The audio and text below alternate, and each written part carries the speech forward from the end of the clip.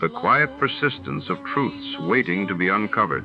Truth till the case is done. Escape radio. Stay. Tonight, in the shadowy alleys of the city, a desperate genius flees the law his inventions, too dangerous to leave unchecked.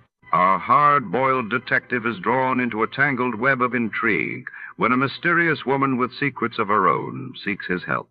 Can he outwit the mad scientist before chaos is unleashed? Or will darkness swallow the truth? Stay tuned for The Mad Scientist Capper. Before we begin, let's see what happened on the day it aired. It was March 12, 1947, that day.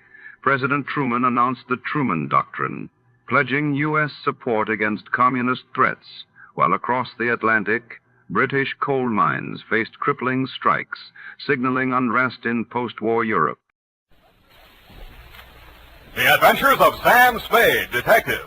Brought to you by Wild Root Cream Oil Hair Tonic, the non-alcoholic hair tonic that contains lanolin. Wild Root Cream Oil. Again and again, the choice of men who put good grooming first.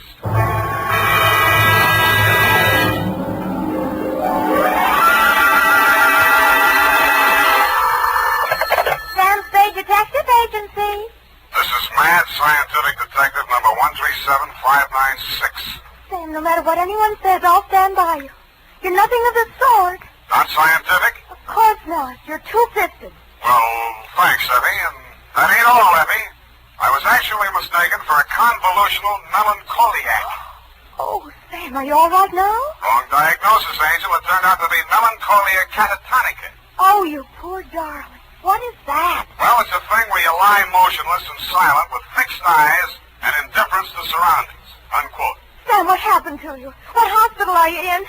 Can I bring you anything? No, Effie, I am now at large. Pull down the blinds, check the corridors for men in little white coats, and set a bottle in the window if the coast is clear. Oh. I'll be right down to dictate my report on the Mad Scientist Caper.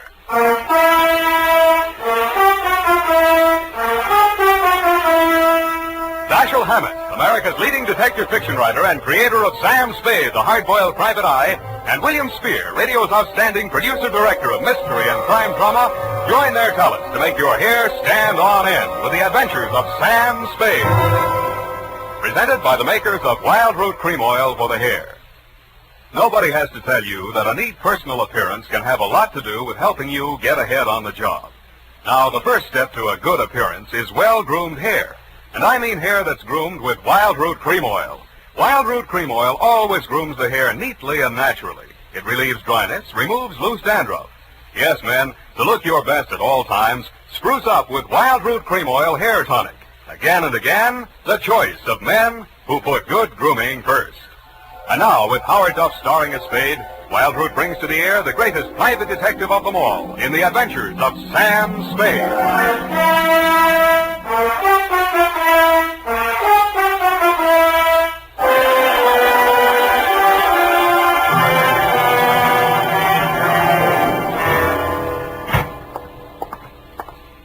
Effie! Come in, Sam. The coast is clear. Where are you? Why is it so dark in here? Well, I had to put the lights out. The blind stuck. I couldn't get it down. The heat's off, Effie. Let there be light. Oh, I'm so glad. Let me look at you. Don't look at me like that and stop whispering. Oh, Sam. Did you get me all upset like that just for a joke? It's no joke, sweetheart. You really sick? Yeah, just sick of some of the types I made in this business. Oh, Sam. Date July 25, 1948, to Detective Lieutenant Dundee, Homicide Detail, San Francisco Police, from Samuel Spade, license number 137596. Subject, the Mad Scientist Caper. I worry so. Dear Dundee, he looked like a mad scientist, and that's exactly what he was. His eyes had a wild gleam in them, his hair was a wild tangle, and he was wearing a wild assortment of clothing that looked as if they'd been slept in shifts. He leaned across the desk at me and said, "They have stolen my secret formula." They had? Gee, that's too bad. Oh, you think I'm crazy? I don't know yet, I just met you. My name is Raymond Fox. Does that mean anything to you? Raymond Fox, yeah, I think it does, but I don't quite remember what. I invented the helioscope. Helioscope. No, that wasn't it. I also synthesized hydroxylamophotocanatone. That was it. Yes, but unfortunately, production costs were prohibitive. But you didn't let that discourage you. Oh, no, indeed.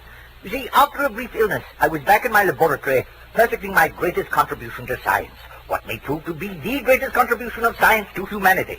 I call it penetron. Penetron? That is what they have stolen, the secret formula for penetron. Penetron, huh? Now, what exactly is penetron, Mr. Fox, and who are they? Well, penetron is a plastic with a molecular structure which repels atomic radiation more efficiently than lead, yet weighs less than aluminium. Oh, that. Do you realize the significance of this? Well, And imagine a motor no larger than a cigar box, with a power potential that even I don't believe, but they do. who's they? Grierson Enterprises. Now, how do I know this? When I applied to the patent office to protect my discovery, I received this letter. Here, come on, read it for yourself. Commissioner of Patents, Washington, D.C. Dear Mr. Fox, your application for patent on formula designated under the trade name penetron is hereby rejected. You see. Both formula and trade name, together with descriptive material identical to yours, have been registered by Mr. Albert Grierson, Grierson Enterprises, San Francisco. Very truly yours, George Sherman, Acting Deputy Assistant Commissioner. Yeah. You see? Yes. You don't need a detective, Mr. Fox. What you need is a good patent lawyer. Lawyer? I have one. A legal ball of fire named Roscoe Manning. You know this scoundrel? Yeah? He's got an okay reputation. And I am paying for it. $3,000 in retainers. And now he tells me he can do nothing. Insufficient evidence, he says. What is this outfit, Grierson Enterprises? Yeah, a snare in a delusion, with rented furniture, unscientific ventilation, and dirty work at the switchboard. How did they get hold of your formula? Well, it must have been while I was ill. They came and took it away. Out of your laboratory? Oh, well, what did it matter where? I've got to start someplace. Start with the man. I promise you he's a crook. If he steals from me, he's stolen from others. If we can prove that, then I have a case. Well, I can't promise you anything, Mr. Fox, but I'll see what I can do. Will $100 be enough for your retainer? Too much. 25 now, and the balance if I can do anything for you.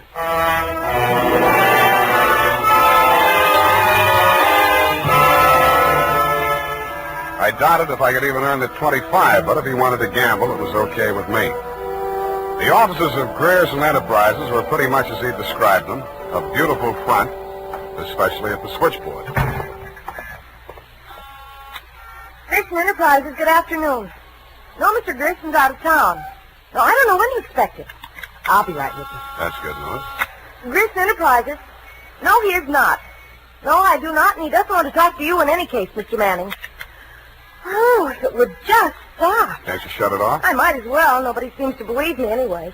You aren't looking for him, too, I hope. Oh, please, just tell me you're selling magazines or collecting salvage or just anything. My card.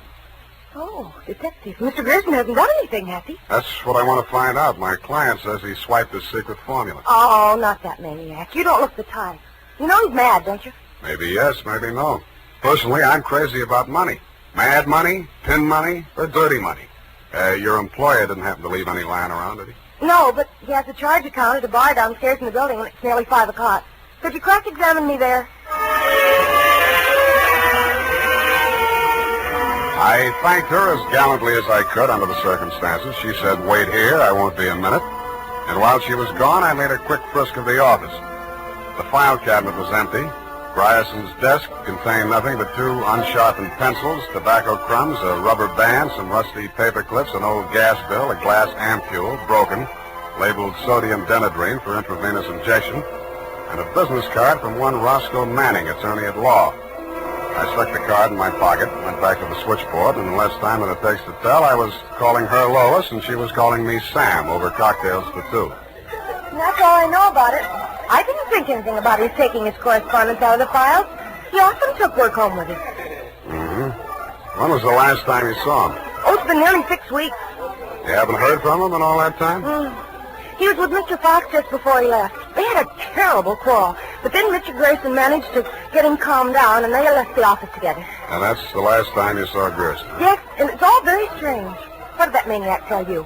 That Grierson swiped his invention. Do you believe that? I didn't even believe in the invention. Now I'm beginning to think it was worth stealing. Oh, Mr. Grierson wouldn't. He's a brilliant man, you know. What else has he invented? Well, I don't know. He always had a lot of projects, but of course he never took me into his confidence. Just exactly what is your job? Oh, it's quite simple, really. I just tell people he isn't in. Yeah. Look, sweetheart, you really mean to tell me it never occurred to you that there might be something slightly fishy about Grierson Enterprises? I know. Why should it? Because there's a smell of red herring up there. It's in the air. You mean Mr. Grierson's a crook? Well, what does that make me? Worry that out on his time. Drink up.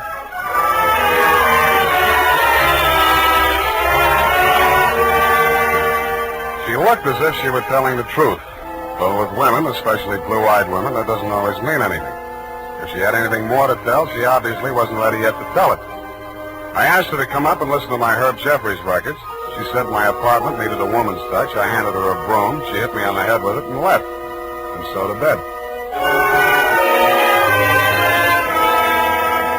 Up the Times and phoned my client. He wasn't in. Then I phoned a guy I know who sometimes knows about things and asked him what sodium denadrine was. He said it was a sedative and or a truth serum, a mental-type drug. I wondered what Grierson had been using it for during office hours. I also wondered what else he'd been spending money for. I phoned another guy who knows about other things, and he called me back with the name of Grierson's Bank, Golden Gate Trust. An hour later, to my surprise, I actually had something to go on. Because in the past 6 weeks, checks totaling $50,000 had been deposited at Grierson's account, all drawn on the Citrus Exchange Bank of San Anselmo, and all bearing the signature of one Carl Birdwell, M.D. He wasn't hard to find. It was a big place in the outskirts, and the sign on the gate said, Mary F. Hotchkiss Hospital for the Mentally Deranged. Dr. Birdwell's cottage was one of 5 without bars on the window. He was spraying his roses. So that cystectomy of Dr. Koba's, how are those convulsions? Coordination all right? Can't complain. Got the use of your fingers back? Good. Pick up those shears. I want all those ragged edges cut off the hedges. Well, why don't you hire a gardener, or did those checks to Grierson use up all your ready cash? Eh? Oh, I thought you were the cystectomy. Good Lord, you're that convolutional melancholiac. You're not allowed out on the grounds. Guard! Guard! Now, wait a minute, Doctor. This one acting up. Take him back. I sent for the cystectomy. This is the wrong man. You're crazy. Come on. Let go of me. I'm not a patient here. I'm a detective. Yeah, and I'm Sherlock Holmes. Come on, now, back to the violent war. Come on, lay off. I got an office in San Francisco. I can prove it. 137596. Okay, Dr. Wharton, but come on, come on.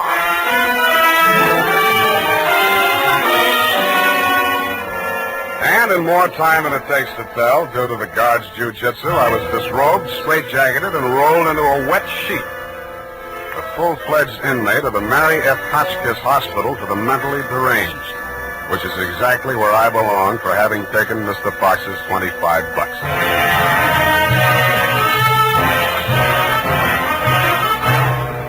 The makers of Wild Root Cream Oil are presenting the weekly Sunday adventure of Dashiell Hammett's famous private detective, Sam Spade.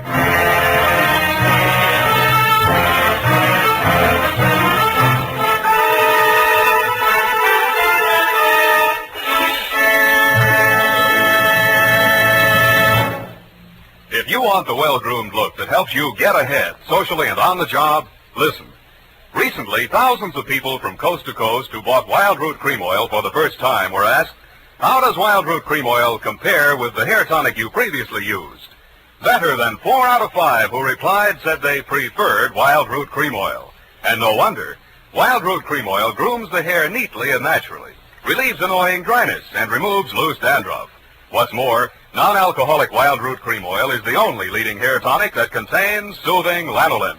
So ask for Wild Root Cream Oil Hair Tonic. Again and again, the choice of men who put good grooming first. By the way, smart girls use Wild Root Cream Oil too. And mothers say it's grand for training children's hair.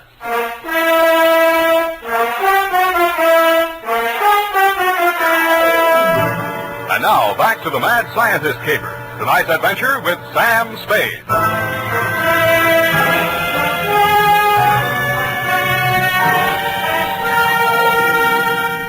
I have been shot, stabbed, slashed, pistol whipped, and sapped into unconsciousness.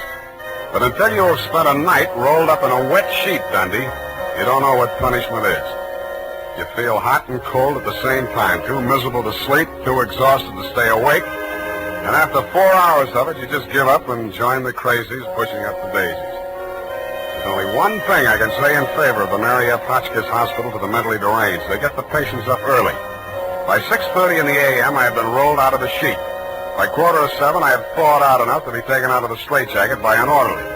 I was glad to be out of it because it was very heavy, and that gave me an idea. I picked it up and swung it. In less time than it takes to tell, I was in the orderly's uniform, out of the violent wing, and shuffling up the walk through Dr. Birdwell's rose garden and through his cottage door. Good morning, Dr. Birdwell. Good Lord, who let you in here? What do you want? I was trying to tell you yesterday when I was so rudely interrupted. Hey? Oh, yes, the detective. Did you say Grierson sent you? I didn't say that. I'm afraid you'll have to be absolutely specific or I can't help you. All right. My client is an inventor who claims that Mr. Grierson stole a formula from him, got a patent on it, and stands to profit to the tune of about $1 million. The last two items check. I don't know whether Grierson's a crook or not. He's into you for $50,000, so you might know. This inventor. Pale eyes, contracted pupils, big mop of hair. That's a fair description. Fox. Raymond Fox. He's a patient, escaped from this hospital. That man, Mr. Spade, is a homicidal maniac. If you'll jog your memory, you may recall the case. Sacramento, 1935. Sacramento. Wait a minute.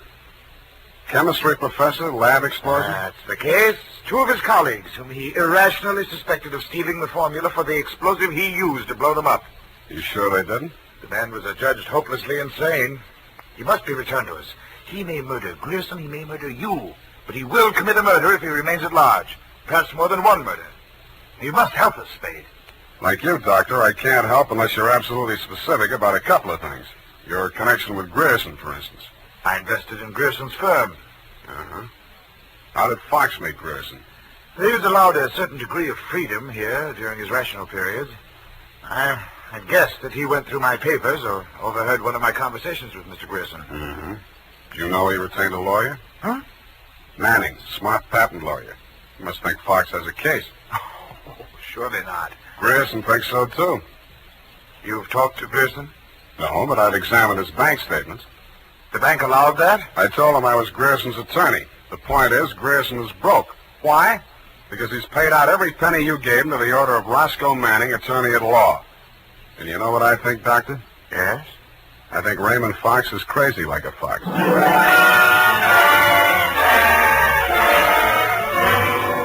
I had the same idea about Dr. Birdwell, but I didn't say so. I didn't feel up to spending another night in a wet sheet.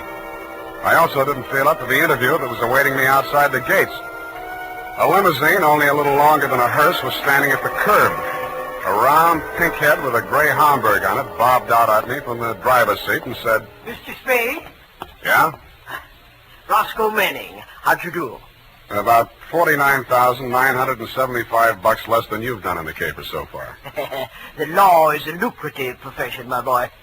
Get in. I'll drive you back to town. No charge? I'll even give you some free advice. Sans retainer. Well, sir, you are an elusive chap. I've had the devil's own time catching up with you. How did you? I won't ask why. And I am not without resources. Now, as to our mutual client, Mr. Fox, obviously you've learned a good deal about him. Dr. Birdwell says he's cuckoo, and it's only a toss-up which one of us is going to blow up first. Just about what you'd expect from a medical man. If you'd listened to as much conflicting medical testimony in court as I have, you'd take them all with a grain of salt. Or should I say soda mint? Or sodium denadrine? That's a mysterious remark. I was just trying it on for size. It didn't fit. Mm-hmm. Well, sir, here is my proposition. As to Fox's sanity, it's of no importance. He has money, and I think he has a case. We can always get a doctor to say he's back in his right mind. Where do I fit into your scheme? You just keep looking for Grierson. And watch that secretary of his. I don't trust her. Anything else? Oh, I almost forgot. Here's $500, and here's your ticket to Chicago.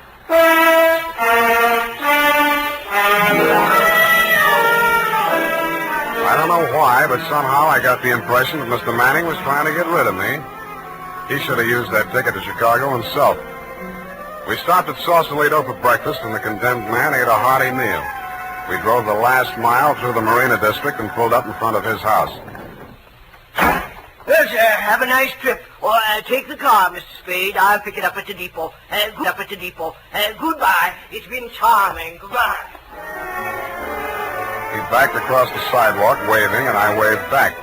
Then he went up 3 steps, put a key in his door, and opened it.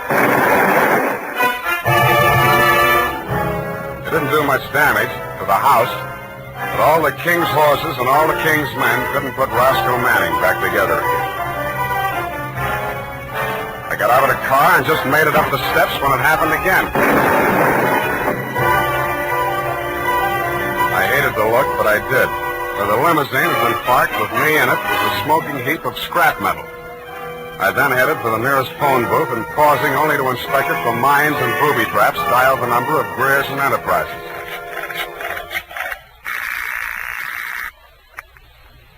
Grierson Enterprises. Lois, Sam Spade. Sam, darling, thank you for the present. What present? I haven't had a chance to open it yet, but I think I can guess what it is. A traveling clock. You mean a package arrived and it ticks? Oh, darling, don't be such a tease. Now, Lois, listen. Oh, all right, I'll open it now. Throw it out the window. No, don't do that. Pedestrians, innocent bystanders. Have you got a metal wastebasket there? I think so, yes. Well, fill it up with water and throw the package into it. And ruin my lovely clock? It is not a lovely clock. It's a lovely booby trap. Oh, go on. I'm serious. Manning just got one of them, and what's left of him is on the way to the morgue. Oh, I think I'm going to faint. Lois! Lois! Wake up! Pour some water on yourself. Hello, hello!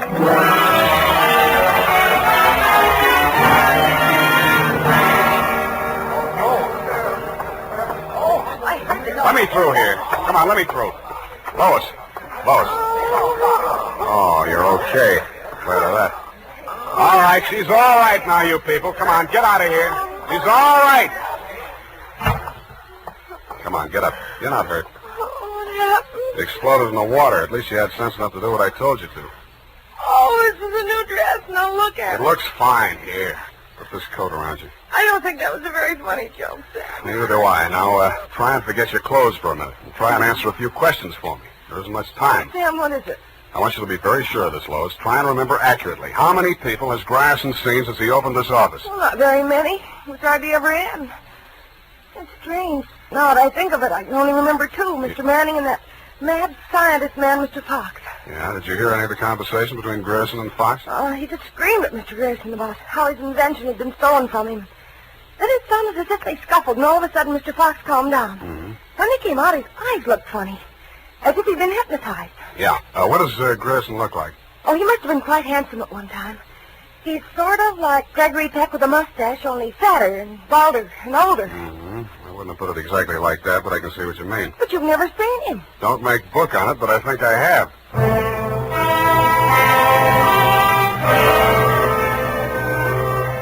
I made 3 phone calls.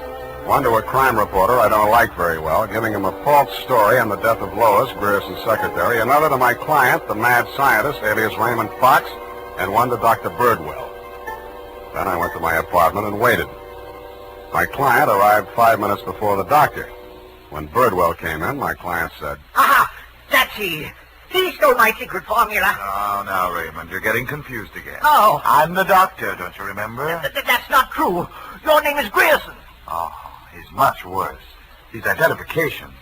You must try to remember, Raymond. Nobody's going to hurt you. But you'll be much sicker if you don't remember. But I do remember. I remember everything. Do you remember setting the bombs at Manning's house and the one you sent to Mr. Grierson's office? No. Grierson isn't dead. You're Grierson. No, Grierson isn't dead. Only that poor girl. No. She didn't steal my formula. It was you. Oh, you're trying to mix me up. I'm trying to help you. Now, roll up your sleeve. I'll give you something to quiet your nerves, and we'll go back to the hospital. "Put it away, Doctor. You've helped him enough." Huh? Now, look here. This man is my patient. He needs medical attention. I won't argue with you, but I think you'd better get it from some other doctor. Right now, he's making more sense than you are. Just keep on the way you're going, Spade, and I'll have you back in that wet sheet. I did it once, and I can do it again. Sit down. You got delusions of grandeur. Stop shaking, Raymond. I said you're making more sense than he is, and I can prove it. You think you're very astute, don't you? No, I'm stupid, but I'm lucky.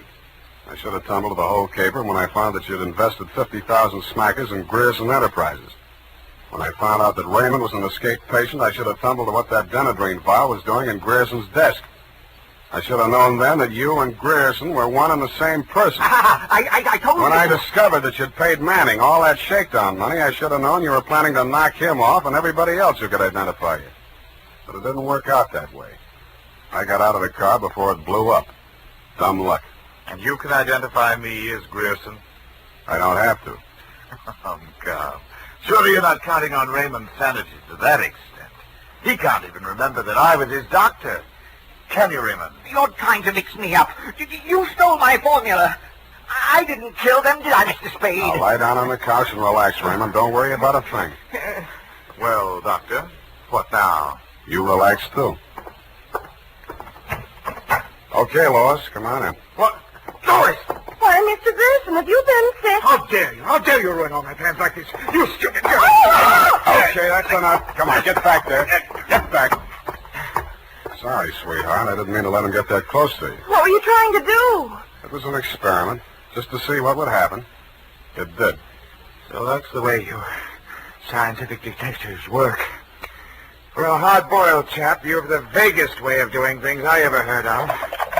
Well, plans are all right sometimes, Doctor, and sometimes just stirring things up is all right if you're tough enough to survive and keep your eyes open so you see what you want when it comes to the top or something. Spade, Dundee. I'm at home. I've got two homicidal characters here, one sane and one insane. Now, if you can tell the difference, I'll let you give the story to the papers.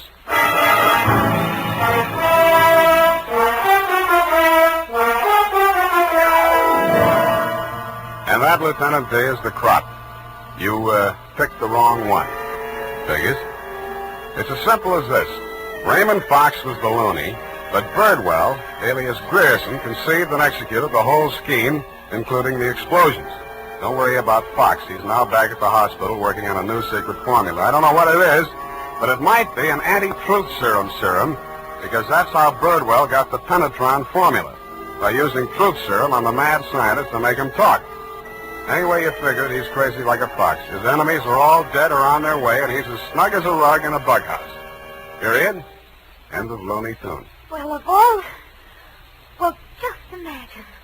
Well, it takes all sorts to make a world, I guess. Well, I guess you never spoke a truer word, Effie, but don't forget a stitch in time saves 9. Don't feel too badly about it, Sam.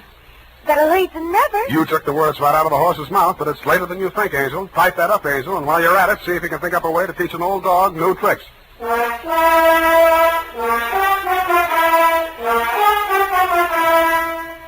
Say, mister, if you haven't tried Wild Root Cream Oil Hair Tonic, why not get it tonight or first thing tomorrow? You'll be glad you did, for Wild Root Cream Oil grooms your hair neatly and naturally without giving it that plastered-down look. Wild Root Cream Oil also relieves annoying dryness and removes loose, ugly dandruff. Simply step up to your drug or toilet goods counter and ask for Wild Root Cream Oil in the big economy bottle and the handy new tube that's easy to pack when you travel. Also, ask your barber for a professional application of Wild Root Cream Oil Hair Tonic. Again and again, the choice of men who put good grooming first. Well, here it is, Sam. I've been thinking over what you said. Which? About teaching an old dog new tricks. Mm-hmm. You're only as old as you feel, Sam. Then send in the application for my old age pension. Oh, Sam, I won't let you talk that way now. You're just tired and nervous and run down. Yeah, backaches, stay up nights, sour racket. You're just feeling sorry for that Mr. Fox. I wouldn't worry about him. As you pointed out, he's safer where he is for all concerned. Mm-hmm. And after all, necessity is the mother of invention. What's that got to do with anything? Well, he's an inventor, isn't he? Oh, that. You see? All's well that ends well. Good night, Sam. Good night, Pollyanna. Pollyanna. Oh, she's a glad girl. Oh, no, Sam, that's Shakespeare, that old... You know best. All ashore that's going ashore. Good night, sweetheart.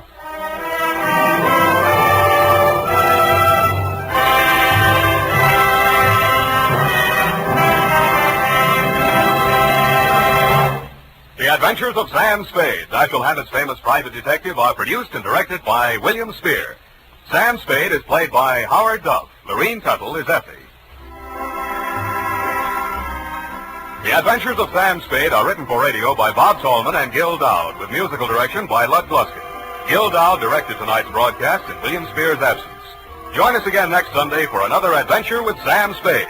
Brought to you by Wild Root Cream Oil, again and again, the choice of men who put good grooming first. This is Dick Joy reminding you to get Wild Root Cream Oil, Charlie. It keeps your hair in trim. You see, it's non-alcoholic, Charlie. It's made with soothing lanolin. You better get Wild Root Cream Oil, Charlie. Start using it today. You'll find that you will have a tough time, Charlie. Keeping all the gals away. Hiya, Baldy. Get Wild Root right away. This is CBS, the Columbia Broadcasting System. You're listening to Escape Radio with special thanks to our friends at CBS. Stay right there. The next episode follows a quick test of your radio knowledge.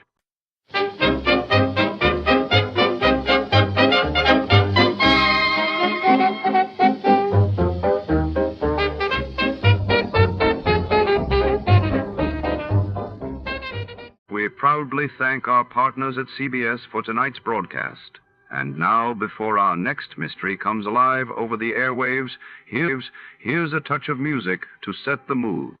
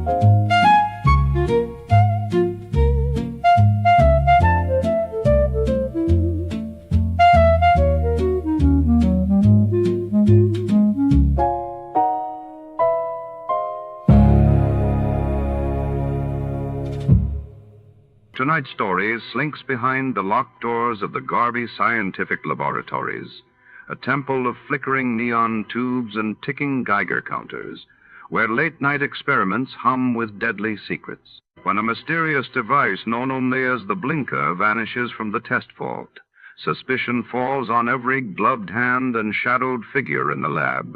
In this world of glass beakers and whispered motives, danger lurks in every corridor. Stay close, the truth may be hidden behind a pair of safety goggles. Before to start, let's see what happened the day it was aired. It was March 28, 1950, and that day the world reeled as the Soviet Union announced the successful completion of its first hydroelectric power plant on the Volga River, while in the United States. President Truman signed a bill expanding Social Security benefits, signaling a historic shift in American welfare. From Hollywood, it's time now for Johnny Dollar. Fred Wills, Surety Mutual Limited, Johnny. Oh, hi, Fred. What's on your mind? At the moment, San Francisco. Oh, nice town to have on your mind. What's new out there? That's what I hope you're going to tell me. What do you mean? Johnny, there's an importer out there, name of Andrew Foreman. We're carrying a $50,000 policy on his life. So? So have you ever heard of an importer getting exported? I don't get you, Fred. I'm afraid that's what's happened to Foreman. Last night he disappeared. I'm on my way.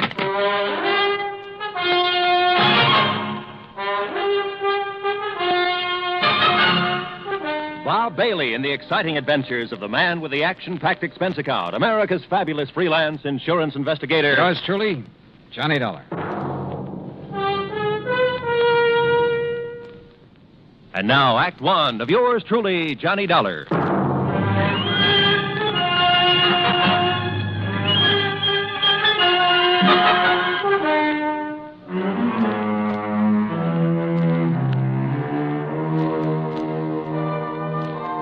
Expense account submitted by Special Investigator Johnny Dollar to the Home Office, Surety Mutual Limited, Hartford, Connecticut.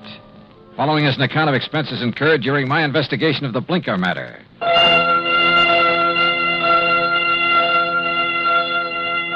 Expense account item 1, $178.50, transportation and incidentals to San Francisco.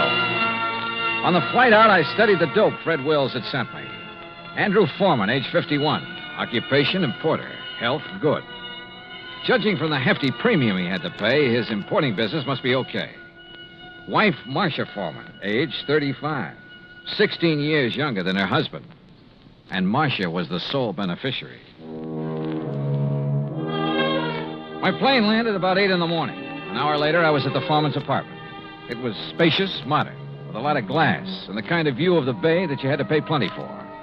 Yeah, there was money written all over the place, and Marcia Foreman looked right at home in it. I'm just having coffee on the terrace, Mr. Dollar. Won't you join me? Oh, thanks. I could use some. Out here. Oh, you've sure got a beautiful view here. Yes. I never get tired of watching the bay, the ships. There's always something going on. Oh, here you are. Thanks. What is it, Mr. Dollar? Oh, I'm just looking up the bay. Alcatraz? Yeah. Such a grim-looking place. Yeah, it's a real exclusive club. But I managed to get a couple of new members into it. I don't think I care for the kind of job you have, Mr. Dollar. Trouble wherever you go. Suppose we talk about your troubles. All right. I told the police all I know when I filled out the missing persons report. But I'll go over it again for you. If you don't mind. Your husband disappeared the night before last. Yes, that's right. What time? I'm not sure. Oh? Around 9 o'clock that night, somebody came to see him. A strange sort of man. How do you mean strange? Well, he was dressed in rough clothes, a seaman's jacket. He said he was an old friend of my husband's. Did he give you his name, Mrs. Foreman? Only Blinker. Blinker? Yes, he said that's what everybody called him. I guess because he kept blinking his eyes very rapidly. I see. Well, I showed this Blinker person into the den where my husband was and left the two of them together. Uh-huh. A few minutes later, my husband came out and told me he was going to drive Blinker downtown and find him a hotel room. So I went to bed. I was tired and went right to sleep. And? Well, my husband and I have adjoining bedrooms. When I went in to call him yesterday morning, he was gone. The bed, it hadn't been slept in. I called his office thinking he might have decided to work late, but they hadn't seen him. Then you called the police? Yes. Mrs. Foreman, had your husband ever mentioned this man Blinker before? No, I'm quite certain he hadn't. Can you describe him? Well, he wasn't above medium height. Age, maybe in the 40s. A scar on his right cheek, a thin nose, and dark, rather beady eyes. I'm afraid that's the best I can do. Well, considering that you only got a brief look at him, I'd say that was a pretty complete description. Mr. Dollar, do you think this person Blinker could have done anything to my husband? I don't know, but I'm sure the police are looking for him. Just one more question, Mrs. Foreman. Suppose Blinker had nothing to do with your husband's disappearance. I'm afraid I don't follow you. Oh, well, what I mean is, can you think of any reason at all, why your husband might want to disappear? No, Mr. Dollar. Absolutely not.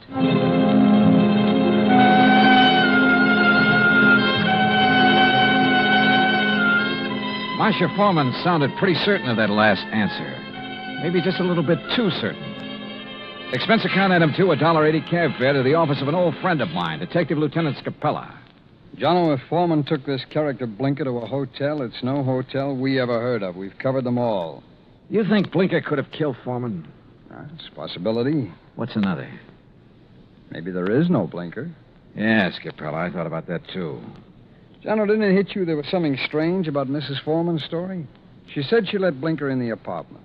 She showed him to the den. Now, she could have only seen him a couple of minutes. Yet she rattled off a complete description of him. Yep. Sure is to me, Scapella, right between the eyes. And the way she described it. Yeah, I know. Seaman's jacket, beady, blinking eyes, scar on the right cheek. Oh, he sounds real distinctive. Real distinctive. Or real faked. Well, the trouble is, smelling a fake's one thing. Proving it's another. What do we got for a motive? For one thing, $50,000. She was Foreman's sole beneficiary. It's interesting. That's real interesting. Excuse me, Jim. Capella. Oh? Oh, yes. What? I see. Yes, okay. Yes. All right, thanks, Mr. Arnold. John, it looks like we better back up and start all over. What do you mean? That was Wayne Arnold. That's Foreman's attorney. He had a telephone call this morning. From Foreman? No, but from somebody just as interesting. Blinker. Yeah, Blinker.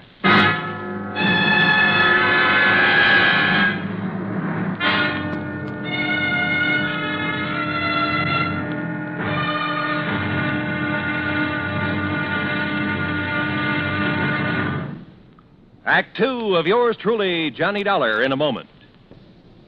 And now, Act 2 of yours truly, Johnny Dollar, and the Blinker matter.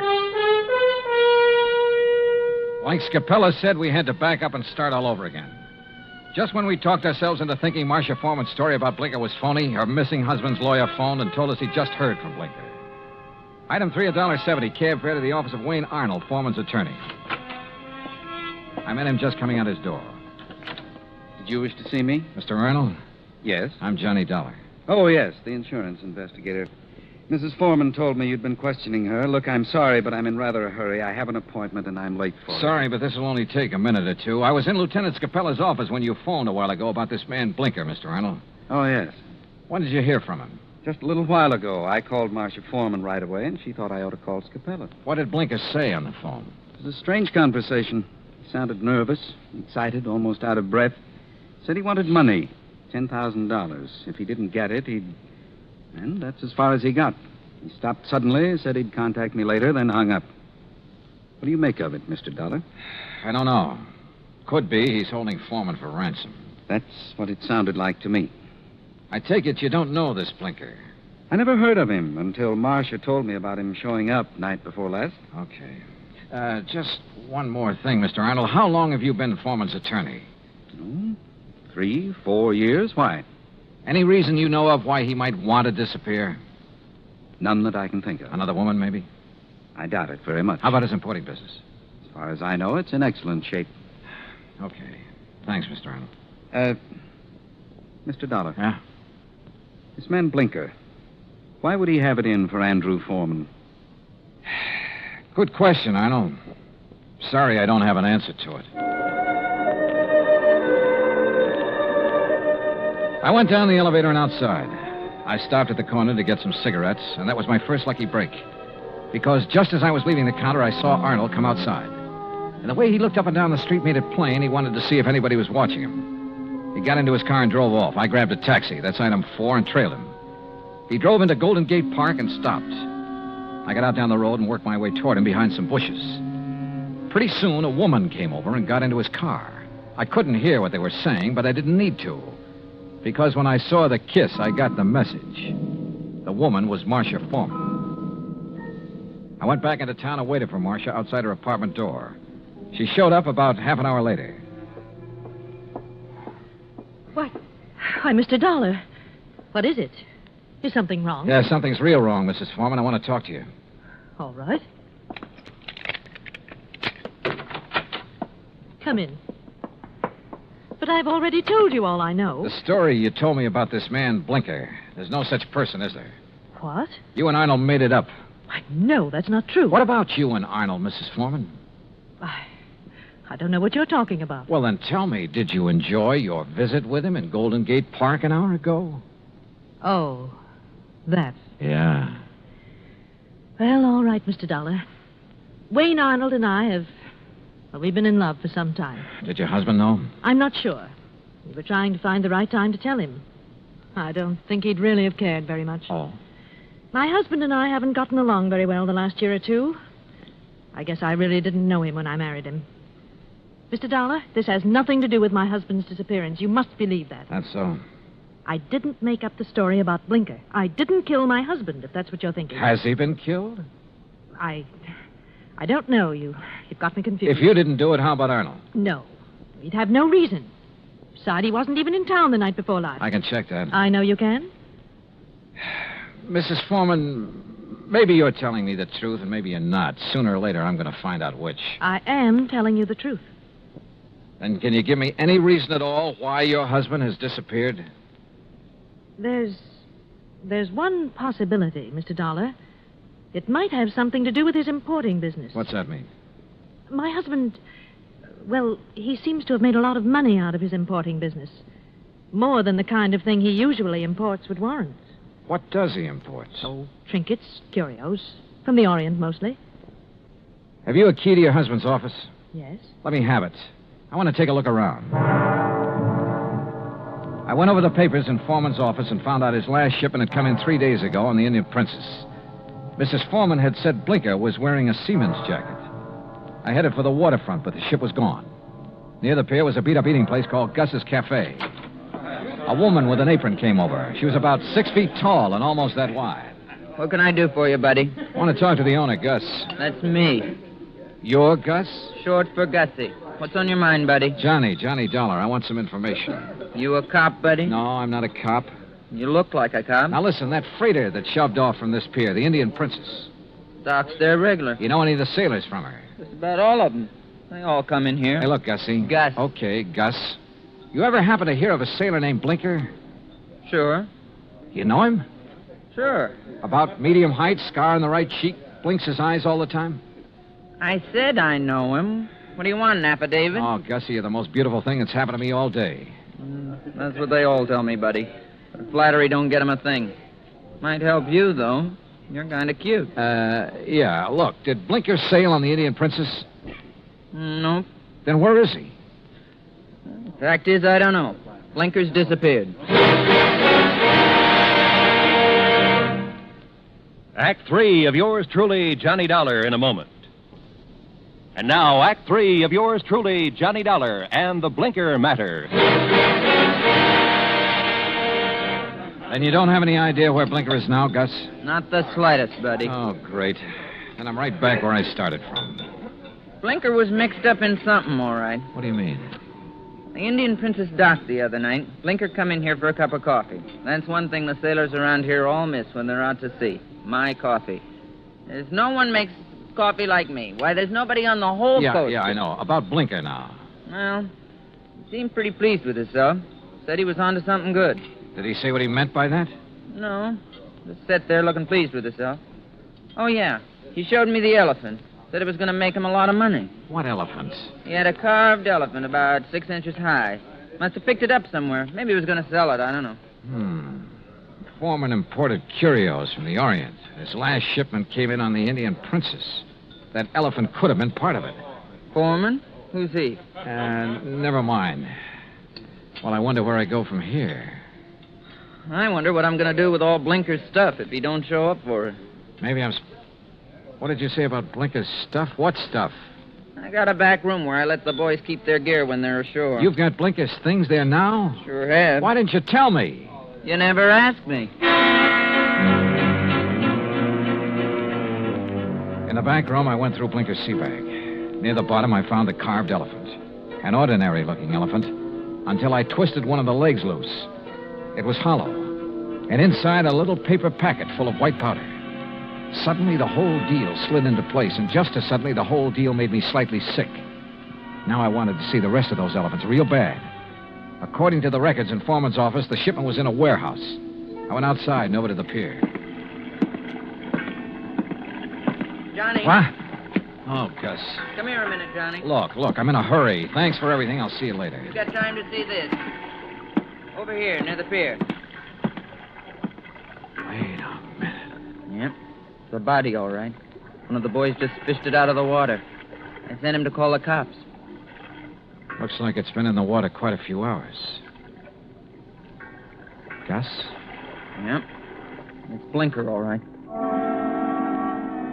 I knew I had to work fast now. I headed out on the pier for the warehouse. Once I thought I heard footsteps somewhere behind me. I stopped and listened. There was no sound.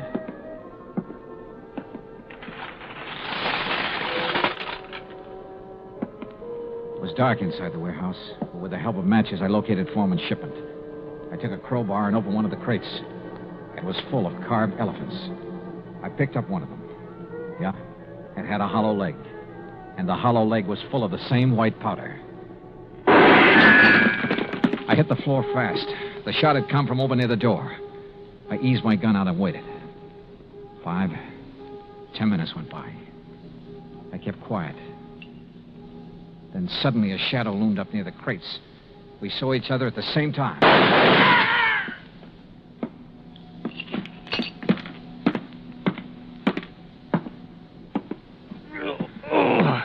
My shoulder. Well. The missing man himself, Andrew Foreman. Look, Blinker found out what you were importing in those carved elephants. He tried to blackmail you. I don't know what you're talking about. Oh, sure. You probably told him you'd pay off. That's when you drove him downtown night before last. Then you tried to kill him, but he must have got away. I tell you... You called your lawyer, tried to put the squeeze on through him. But he had to hang up in a hurry. You were probably getting close. You finally caught up with him, didn't you, Foreman? Look, you've got no proof of anything. Why should Blinker try to blackmail me? Like I say, he found out about the narcotics in those hollow elephants. It was put there without my knowledge. You have no proof I was involved. You know, Foreman, it doesn't much matter. You've got even bigger troubles than that staring you in the face. I don't understand. Blinker's body has been recovered from the bay. I wouldn't know anything about that. You've got no proof of that either. No. There were 2 bullet holes in Blinker. 5 will get you 10. The slugs in him came from this gun of yours. The gun? Yeah. This is something that can be proved. Well? All right. I just didn't have any choice.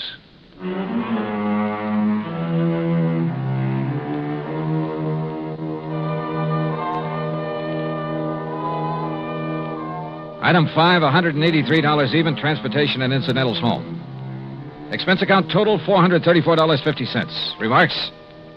Andrew Foreman made a complete statement to the police. The murder case against him is open and shut. So, it looks like he's going to beat the narcotics rap after all. The hard way. Yours truly, Johnny Dollar.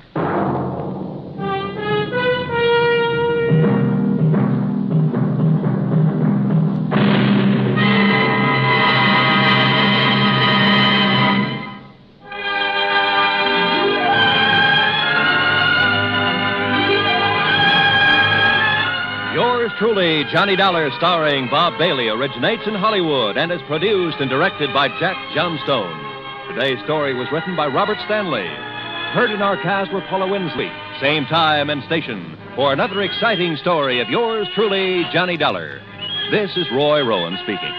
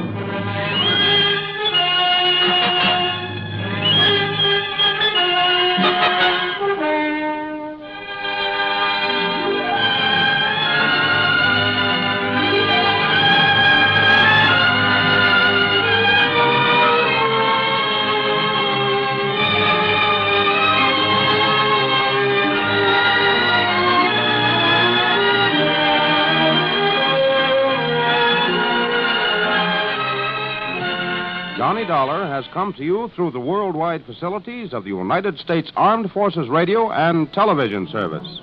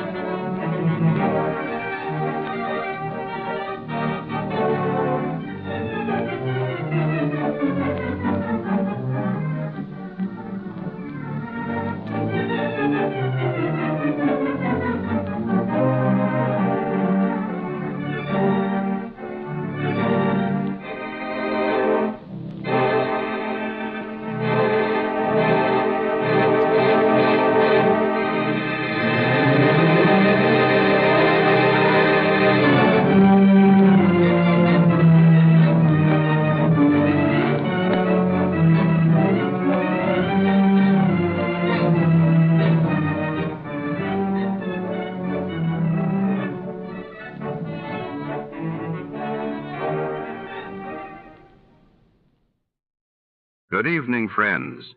With a special word of thanks to our sister network, CBS, we invite you now to test your memory of the great radio adventures.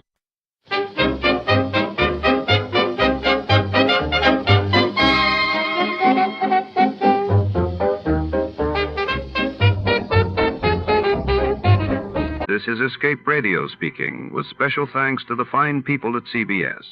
Stay tuned, ladies and gentlemen. A little music first, and then tonight's exciting story.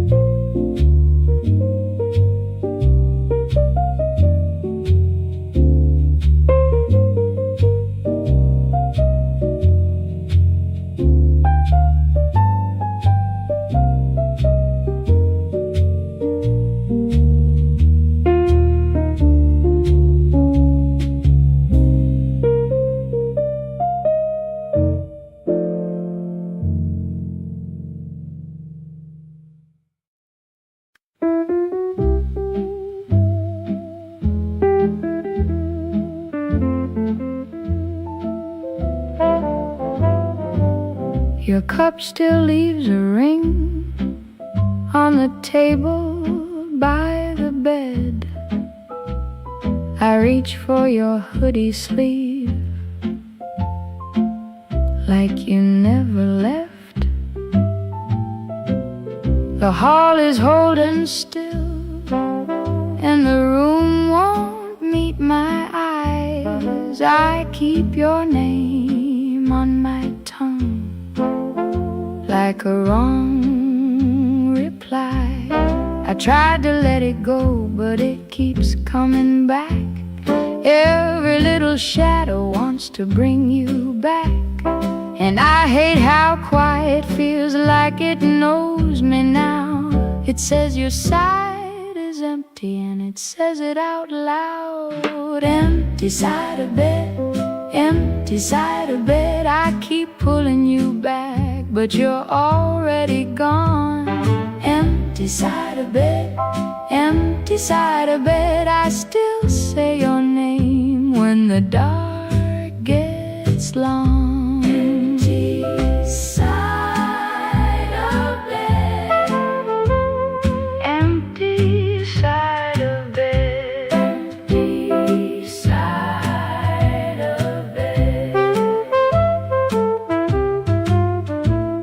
Your keys are in the dish, your scarf is on the chair. I turn the lamp off slow like I'm doing prayer. The mirror keeps my face, but it don't keep your touch. I thought love was a door, now it hurts too much. I tried to let it go, but it keeps coming back. Every little shadow wants to bring you back. And I hate how quiet feels like it knows me now. It says your side is empty, and it says it out loud. Empty side of bed, empty side of bed. I keep pulling you back, but you're already gone. Empty side of bed, empty side of bed. I still say your name when the dark gets long. Empty side of bed, empty side of bed. If I could trade one night for the way you used to stay, I would hand it over, I would give it away. But the door stays closed and the clock won't bend, so I lay here with the shape of the way we were then. Empty side of bed, empty side of bed. I keep pulling you back, but you're already gone. Empty side of bed, empty side of bed. I still say your name when the dark gets long.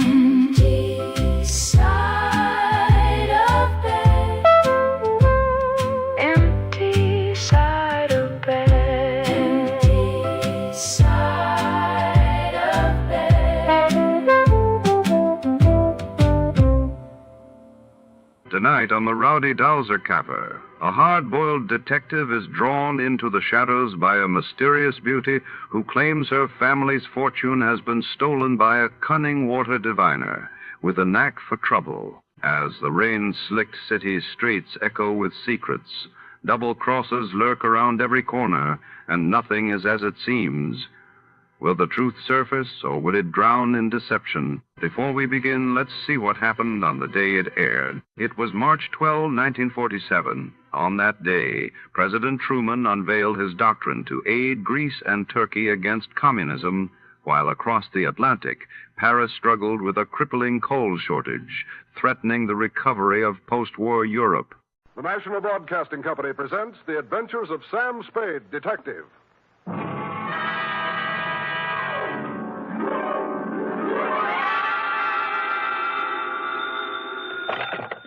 Detective Agency. Hello, hello, hello. Sam? At this hour on this network, you were expecting maybe Mary Margaret McBride? I've been expecting anything, Sam. Well, after all, to have you drop out of sight like that, leaving not a ripple on the surface for 4 whole days. Mr. Livingstone is frantic. Who? Mr. Livingstone, the man you rented the car from. He's ready to send out a search party. Aha! Sammy and Livingstone with a reverse twist. It's no joke, Sam. Nothing, huh? You have no right to worry me like this. It's not fair. Where are you? To the only spot on Earth as yet unvisited by the National Geographic Society, sweetheart, the Vale of Takaloma. And don't try to find it on a map, because it isn't. Set yourself for my saga of a crook's tour of the hinterlands with just a touch of mysticism, which is why I call it the Rowdy Dowser Caper. All right, Murgatroyd, these will do. Sam, where are you calling from? A tailor shop. I had to leave without my pants.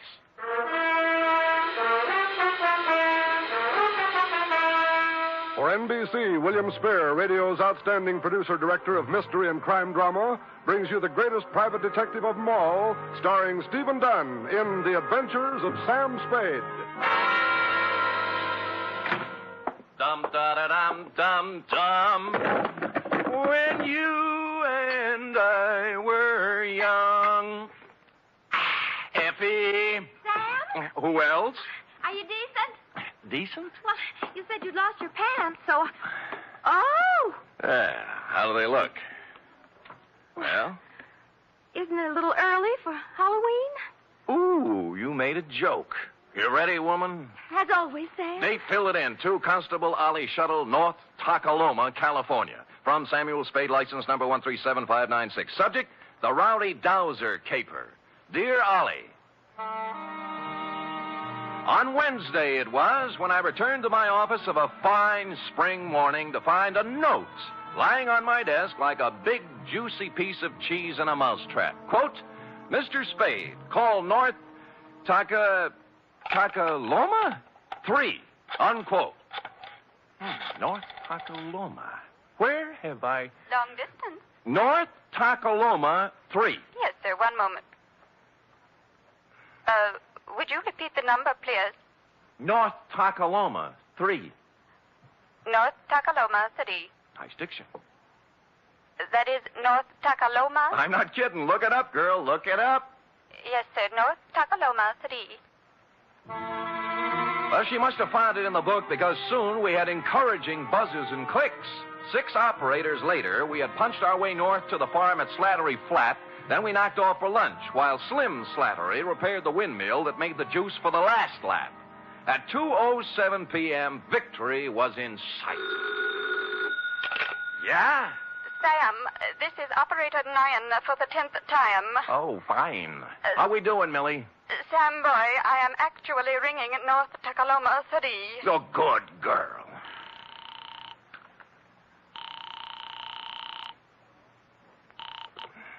Hello? Hello, this is Sam Spade. I have a note here to Oh, call yes, North... yes, Mr. Spade. You were out of town when I came. Perhaps you remember me. Wendell Wisby of Oak Tree Lane, North Tacaloma, California. Wendell? I employed you a year ago to find a girl who vanished. The magician. You made the girl disappear and couldn't bring her back. Correct. Yeah. You may well ask, Mr. Spade, how anything could be worse than that. Well, this is... Oh, there, Wendell. There, boy. Take it easy. I can't talk. I just can't talk about it. Fine, fine. Then write me a nice, long letter. Well, you know, I'd this rather... is a long-distance call, and I... No. I am sorry, Mr. Spade, but this has affected me very deeply. Look, you promised you'd lay off the magic, Wendell. Well, What'd you do? Misplace half a woman this time? No, I have given up magic, Mr. Spade. I am currently employed as 3rd Vice President of the 2nd National Bank of North Tacaloma. All that? Yes, sir. Oh, my star was rising. My future seemed assured, but now a shadow has fallen over my good name. Boot it along, will you, Wendell? This is costing me money. I cannot tell you more on the phone, Mr. Spade. You must come at once. It is extremely urgent. I see. Well, frankly, Wendell, I have a feeling I'll be tied up. But I left There's your a collection retainer I under have your to make, desk, and well, the Blotter. chances are I'll... What was that? I just said there's $100 under your desk, Blotter, for a retainer. I left it when I came with the note. But if you have a collection to make, suppose Wendell, that is the collection. And so it befell that shortly before lunch on the following day, I guided my rented hack across the ford at Clobber Creek, up the high road through Possum Notch, and down into the Vale of Tacaloma, where I muscled my way through a flock of geese in the main street and tied up before the imposing stone facade of the 2nd National Bank. Inside, sitting in front of the door marked Urban Root President, sat a secretary whose facade looked colder and even more imposing than the bank's.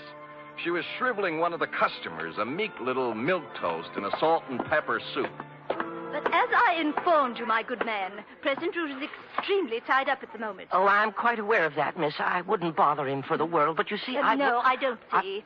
And since you refused to state the nature of your business... Did I refuse? You most certainly did. Oh, dear me, I didn't mean to refuse anything. It's just that, well, it's sort of personal, and may I go in? You may sit down until I tell you to go in. Is that clear? Yes, ma'am, yes, I understand. I don't mind waiting. Don't mind at all. And now you, sir. What do you want? I have an appointment with Wendell Wisby. Mr. Wisby is in conference with the President Root. Thanks. If you'll sit down, I'll... just a minute, sir. Just a minute. And you must understand, President Root, this is a matter of family honor. Yes. I shall... Oh, hi, Wendell. Oh, Mr. Spade. Now, sorry I couldn't get here sooner, but it's a long haul. Well, Mr. Spade is a friend of mine, President Root, from my salad days as a magician.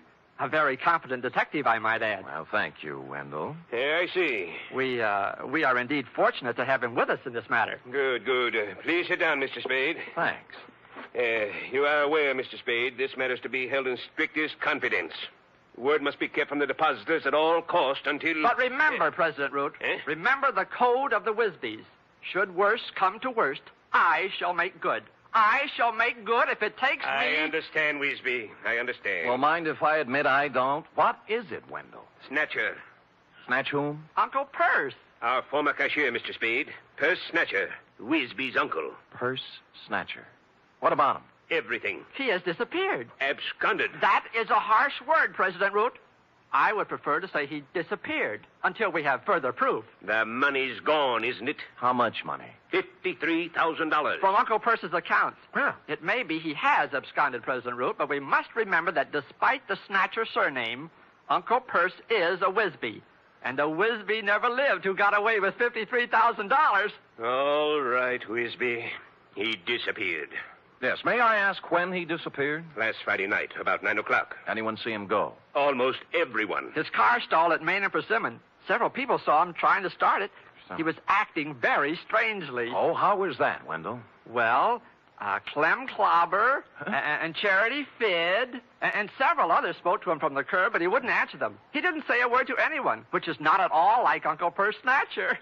Wisby, man to man, would you feel sociable with a satchel full of stolen money on the seat beside you? Well, there you have a point, President Root. I can't blame you for the way you feel, President Root, but I must continue to believe the best of Uncle Purse until Mr. Spade discovers the worst. Oh. And in that dismal eventuality, please know I intend to pay off the $53,000 plus interest on the installment plan. $5.37 per week for 48 years. Oh. You have my word on it, sir. The word of a Wisby. With which solemn pronouncement, Wendell marched out, closely followed by me. Salt and Pepper Suit Milquetoast was still fingering his hat brim, looking hopefully at Miss Icewater for the sign. At Wendell's suggestion, I hustled out to the Snatcher homestead for a word with Percy's wife, a timid little woman with her heart in her eyes, known from one end of the valley to the other as Aunt Wistful. I can hardly think straight these days, Mr. Spade. So full of puzzlement this thing has left me. Of course, Aunt Wistful. Have another dipper of cider, Mr. Spade. Oh, get down, not you. No thanks, Aunt Wistful. Purse wasn't himself since the well run dry. We had a passel of dry winters here in the valley, you know, but never for this has the well run dry. First didn't know which way to turn. The pipe end's 2 miles down the road. Couldn't afford to bring it in here. I see. He took to muttering to himself, saying strange things. Coming home from his work at the bank with a frown on his face. Stayed there all evening. What do you mean, strange things? Oh, I don't recollect very well. He brought a law book home one night, though, and out of a clear sky he says to me, "Wistful, honey, do you know the punishment for embezzlement is 5 to 10 years in prison?" I asked what he meant by that, and he said he thought it might be a good thing for a banker to know. Well, he had something there. It was the night after that. He come home all cheerful. Said he thought he'd figured a way out. Found a fellow to help him. Get down. I had no idea what Purse was thinking. What fella? Urban Root, I suppose. Oh. It's Urban's bank he was fixing to steal from. About then I got word from my sister ailing over to Fogarty Grove, so Thursday I left, and when I got back Saturday, he'd gone. Did he take his things? Mostly. Funny, he did one strange thing for this time of year. He left his corn teeth behind. Corn teeth, huh? A spare pair of store teeth for corn on the cob. Oh. Purse will miss him now with summer coming on. Yes, he will. Bless him.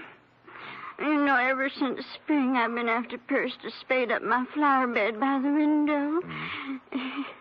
He did it before he left, now that there's no water to grow things with. I loved him so much, Mr. Spade. In this awful way for marriage to him. Get down!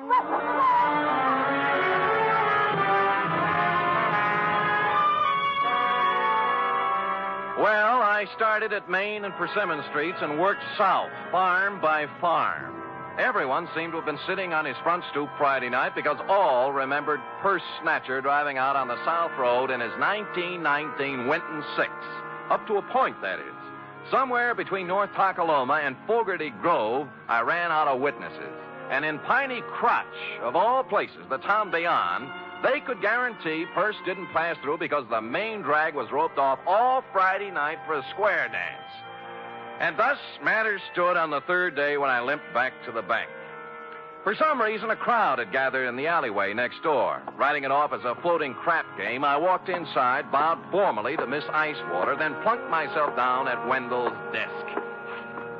Oh, Shaw. I just found I miscalculated on the interest. At $5.37 per week, I won't have this paid off until I'm 134. And who knows, by then you may even have a wife and children to support. Look, don't you think you were a little impetuous with that retainer? What retainer? Mine, the $100. $100?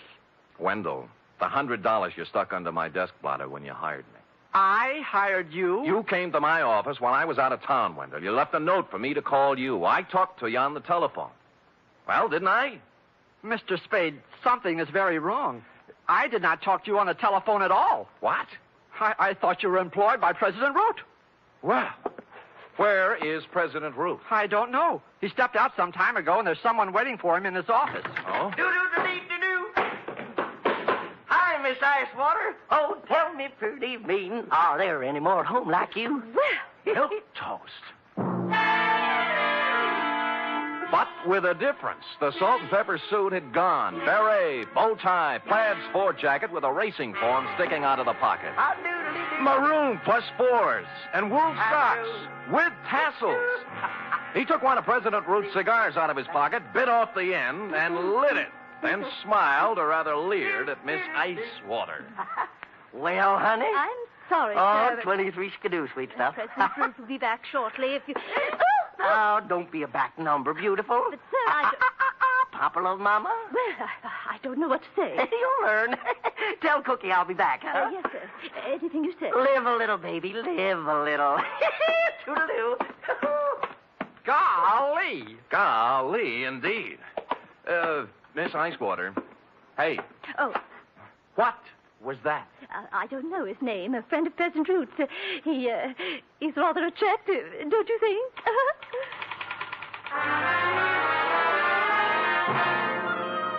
Only now, as I went outside in his wake, did I see what had caused the crowd in the alleyway. The first sport model convertible in Colocoma Valley since Wally Reed came through on location. And the first pink one I'd ever seen. Pondering the new milk toast, I walked into the drugstore, found a phone book, and checked all 25 names. North Takaloma 3 belonged to the Atomic Auto Courts and Restaurant. Charity Fidd, proprietress. She was riding herd on a griddle full of lamb chops when I pulled up at the counter.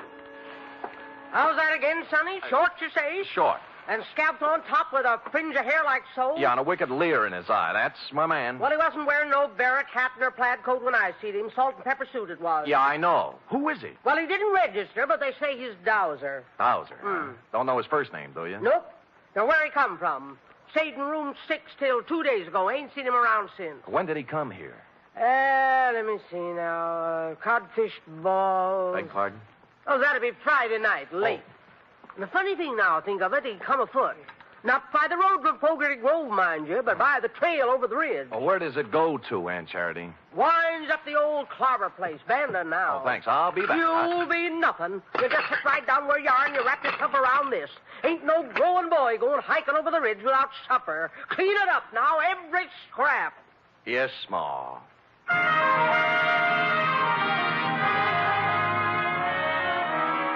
It had been dark about 2 hours when, carrying one of Aunt Charity's best coal oil lanterns, I topped the ridge and looked down on Clem Clobber's abandoned barn, nestling in a grove of ancient oaks at the very foot of the hill. The moon was bright enough to show up the pair of grassy ruts leading from the rear of it down the gully toward the road to Fogarty Grove, a couple of miles away. On general principles, I blew out the lantern, then scrambled down the side hill and up to the barn door. I couldn't make out anything inside at first, and then finally something took shape. A dark hulk in the middle of the floor. Stupid me, I lit a match. It was an automobile. To be exact, it was Purse Snatcher's 1919 Winton 6. His hat and the tweed overcoat everyone saw him wearing Friday night were lying across the front seat. I held the match higher and bent over for a closer look. Whereupon Spade and the match went out together.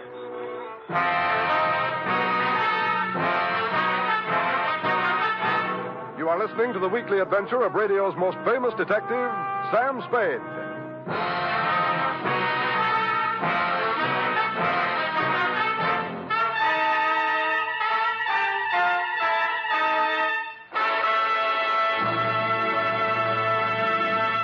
Three chimes mean good times on NBC. There's fun for you Sunday with two of your favorite families, the Blandings and the Harrises.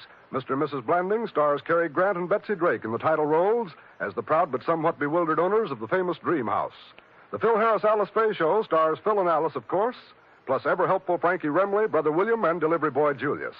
Yes, there are laughs this Sunday and every Sunday with the Phil Harris-Alice Faye Show and Mr. and Mrs. Blandings.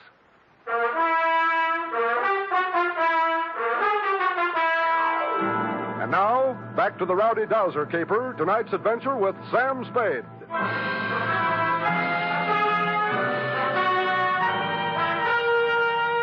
I must apologize, Constable, for succumbing once again to the traditional nemesis of the private eye.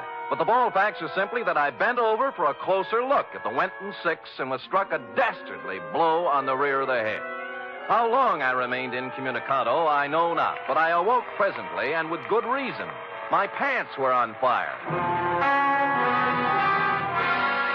As a matter of fact, the entire barn was on fire, and I was lying in the tonneau of the Winton 6 wearing Purse Snatcher's overcoat.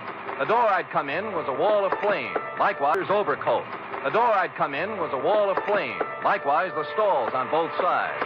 But at the rear were a few square feet of rotten siding that hadn't caught yet. Now, ordinarily, I'd have thought twice, but when your pants are afire, you only think once. So I ran right through it and took a flying header into the creek behind the barn. It was just as well I only thought once, since at this moment the flames reached the Winton's gas tank.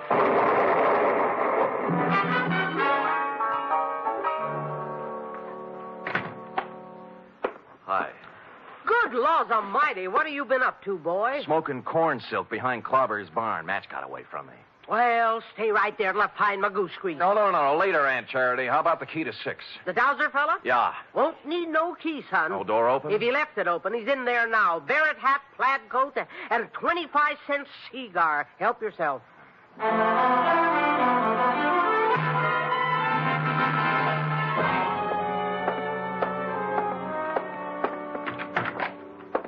Well. Well, hey, Mr. Spade, isn't it? Right, and you're Dowser.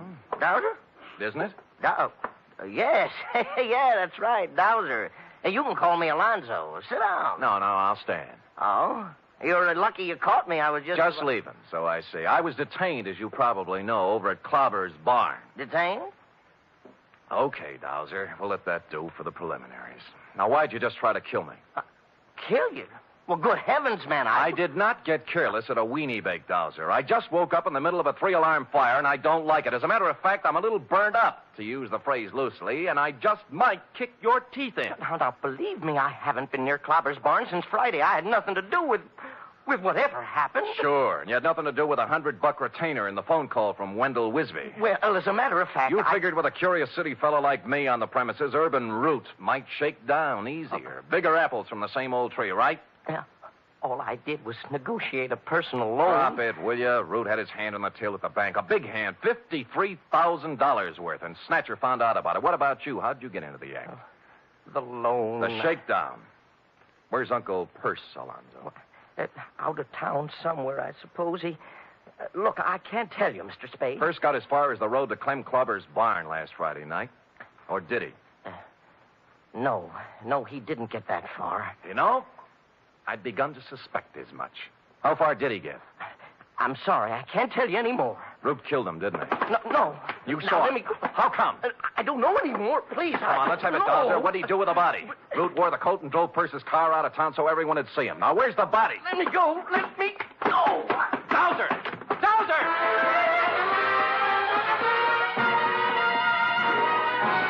He squirted out of my hands like a watermelon seed, leaving me with a plaid coat, and took off down the line of atomic cabins toward the atomic restaurant.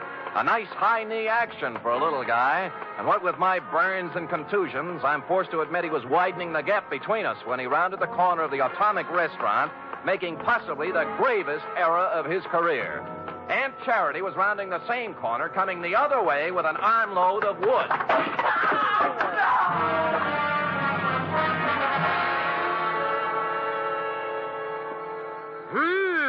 You don't reckon he got himself a brain conclusion, do you, son? I don't know, but he's a weak witness, Aunt Charity, a weak witness. What you got there?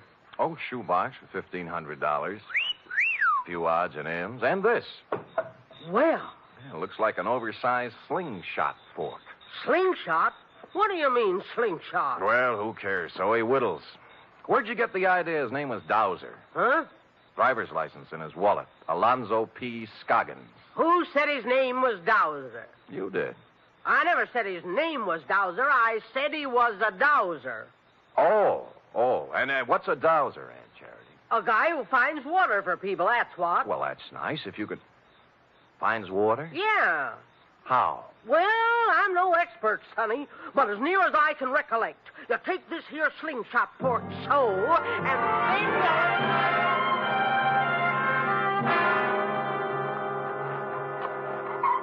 Mr. Spade, I can't go through with it. Get hold of yourself, Wendell. Remember the code of the Wisby. But this sinister revelation has virtually prostrated me, Mr. Spade. And you must remember it is now over a year since my salad days as a magician. Tut, Wendell. Stout fella, stiff upper. And further, even at the peak of my career, I was only sketchily acquainted with the field of dowsery.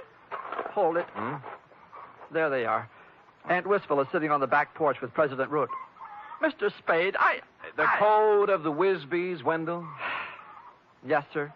Let's go.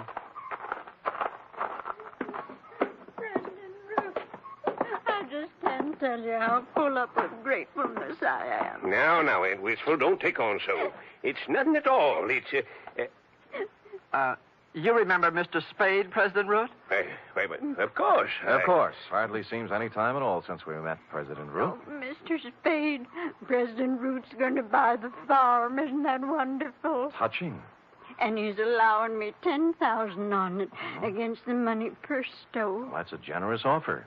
I thought so. Considering there's no water on the farm. Chris said many times it wouldn't be worth $40 an acre without water. Well? Did you say something, Wendell? Yes. Aunt Wistful, I have great news for you. It may not be necessary to sell the farm. What do you mean, Wendell? We've made a deal here. Maybe the signals are off for now, President Root. You recall Uncle Percy said he'd found a man to solve his problem, Aunt Wistful? I am now ready to step forward and bring it into the open. I am that man. You? What do you mean, Wendell? Since entering the banking field, I divorced myself from magic and the allied dark arts, Aunt Wistful. So I wish to keep my other talents sub rosa. What are you talking about, Wisby? President Root, I am a part-time dowser. And he just happens to have his dowsing rod along, right, Wendell? Right. I have reason to believe there is water here, if I can just douse it out. Wendell, you're out of your... Shut up. Douse away, Wendell, douse away. Very well. Now, I hold the dowsing fork before me, thus. Then I turn, thus... Where does it point, Wendell? Let me see. Toward Aunt Wistful's flower bed. This is ridiculous. Shut up. Proceed, Wendell. Proceed with the dowsery. 1 step, 2, 3, 4... Well, the rod's pointing down. Well, I never. Right in the middle of my flower bed. Listen, Aunt Wistful. I'll make that $20,000. $20,000 for the farm. Cash, see? Not credit. Cash. 20? Hold out. 25. 30. Right here is where we dig. 35. 35,000. Well, it's already been dug up. Looks as if Uncle Perce had dug a hole and then filled it back up. Last Friday night, just before 9 o'clock, right, President Root? No. You came down for a showdown on those shortages he turned up. Found him digging the well here and got a better idea. Please, no. I've talked to the guy who saw you do it, Root. All right. I killed him. He's right here. Yes, he's right here.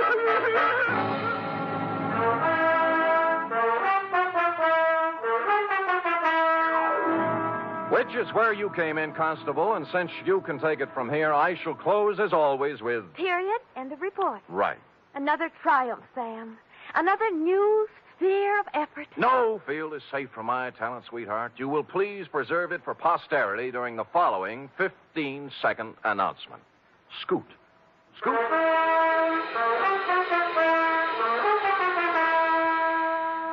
Three chimes mean good times on NBC.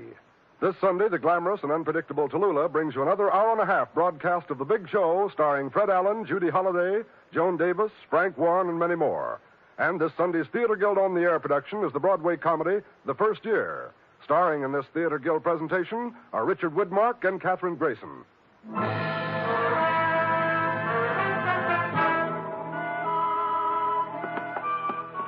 Here it is, Sam. Ah, efficient girl. Yeah? Yeah, Millie, this is Sam, boy. What's up? Oh? Oh. Thanks, Millie.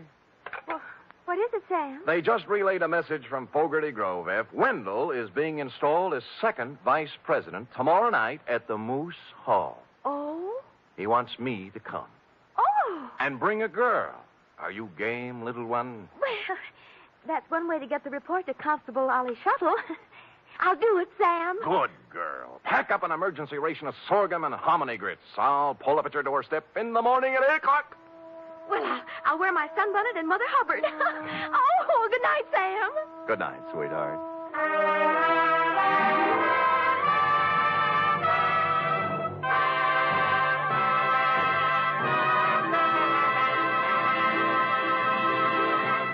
The Adventures of Sam Spade are produced, edited, and directed by William Spear. Sam Spade was played by Stephen Dunn, Lorene Tuttle as Effie.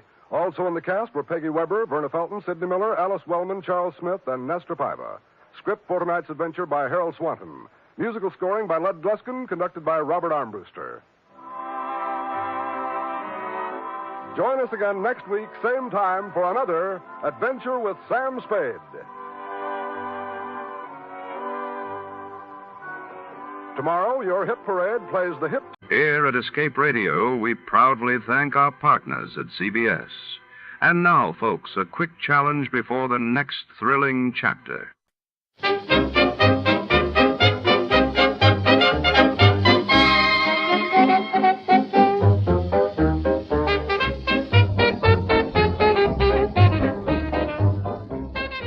Tonight, the shadows creep into the heart of the city's most prestigious ornithology research lab, where secrets are kept in steel cages and canaries sing behind locked doors. When a world-renowned scientist is found dead beside a mysterious unopened can of bird feed, Detective Malone must untangle a web of envy, betrayal, and silent witnesses with feathers. The sterile glow of laboratory lights hides more than test tubes and specimens. It hides the truth. Before to start, let's see what happened the day it was aired. It was April 12, 1951, and that day General Douglas MacArthur was relieved of his command by President Truman, shaking the course of the Korean War. While in London, the Festival of Britain was officially opened with great fanfare, signaling hope and renewal across post-war Europe. Johnny Dollar. This is Jack Price, Johnny. Corpus Christi, Texas? That's right. Try Western Life Insurance Company. No. No. No, Johnny. I've just taken over the office of Providential Property Insurance down here. Oh, that's a good company, Jack. Only I'm beginning to wish I had. Oh, what's the matter? Less than a week heading up this operation, and I get presented with a claim for $465,000. Wowee. But maybe, I hope, you could keep us from having to pay it. Well, I don't know about So, that. Johnny, if you'd like to earn yourself a nice big commission in addition to your expense account, of course. Now, let me see. My commission on $465,000. Tell me all, Jackson. You fly on down here, and I'll be glad to. Right, I'll grab the first plane I can.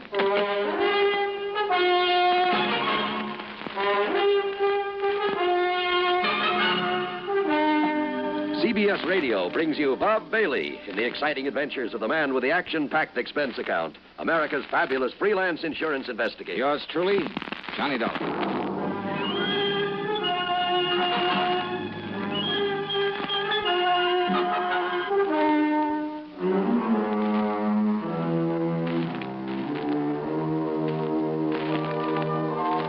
expense account submitted by Special Investigator Johnny Dolar to the Providential Property Insurance Company, Corpus Christi, Texas office.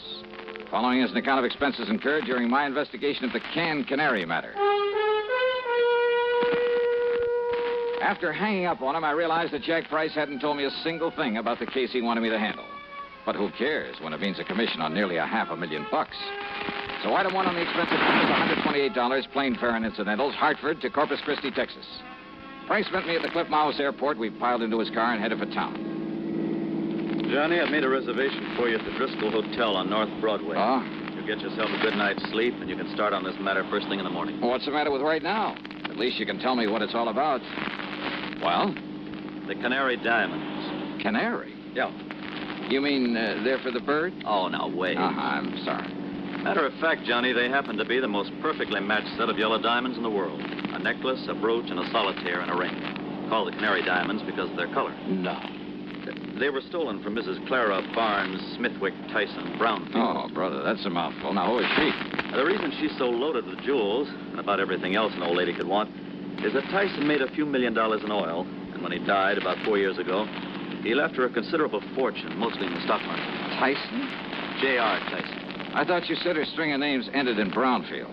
About a year ago, she married young Augustus Brownfield. Oh, I see. Brownfield loaded, too? He's been up and down over the years.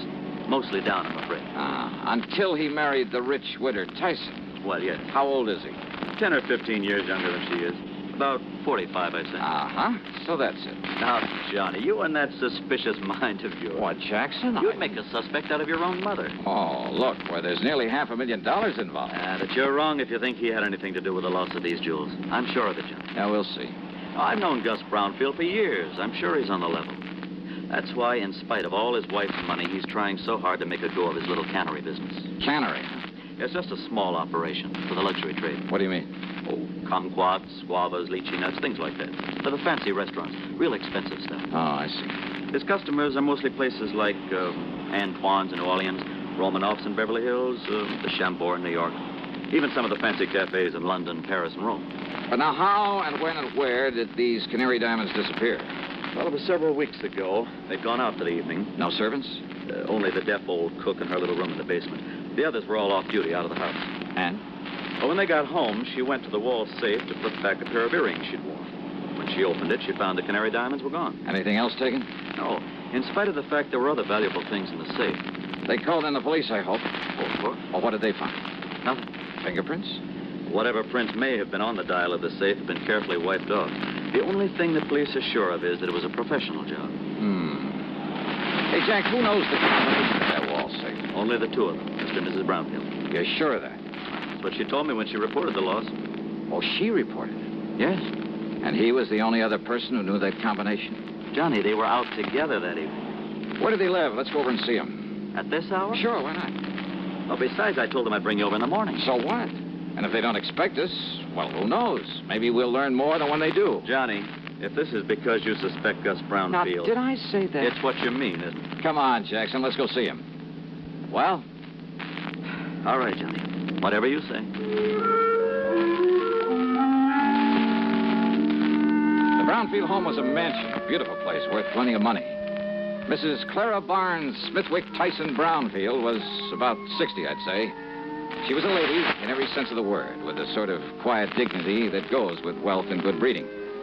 Her husband, Gus, was at least 10 years younger, and, he seemed like just an ordinary, hardworking, nice, good-looking guy, sincerely devoted to his wife. Yeah, I must admit I liked him immediately, but then sometimes that's a danger sign. Anyhow, he pretty much repeated what Jack Price had told me, including the fact the police had gotten nowhere. So, if there's any way I can possibly be of help to you, Mr. Dollar? Not so much the money, Mr. Dollar. Though heaven knows the diamonds do have monetary value. That is the understatement of the week. Well, yes, I suppose it is. But when I think of some thief taking those beautiful stones out of their lovely mountings to dispose of them... Mr. Brownfield, you and your wife were together all the time the night they were stolen? Yes, we were attending a party at the home of... Oh, no, wait. Yeah? Why, yes, dear. You left us for a few minutes to go over to the cannery. Yes. Why? Well, when we passed it on the way to the party... Yes? Well, I'd noticed that someone had left the lights on. Probably someone who'd worked late. Who? Well, frankly, I don't know. Well, go on, please. Well, the party'd been rather dull, so I used that as an excuse to leave for a while. Yeah? I drove on over to the cannery, took care of a few odds and ends at my desk, turned out the lights, and then drove back to the party. Then we came home and found that the diamonds... Mr. Dolar. Yes? If you're thinking what I think you are... That your husband had plenty of time to come here during his absence from the party? Well, now, look here, Plus the fact that he knows the combination to the safe? Young man. No. What? No, Mrs. Brownfield. I was thinking of something you said a minute ago. About the thief disposing of those jewels. But, Dollar, if you think for 1 minute... Just hold your horses, please, Mr. Brownfield. Young man, this is outrageous. I refuse to listen to anything more from you. Yeah? Yes. Well, I think you'd better, Mrs. Brownfield. If you want the Canary diamonds back.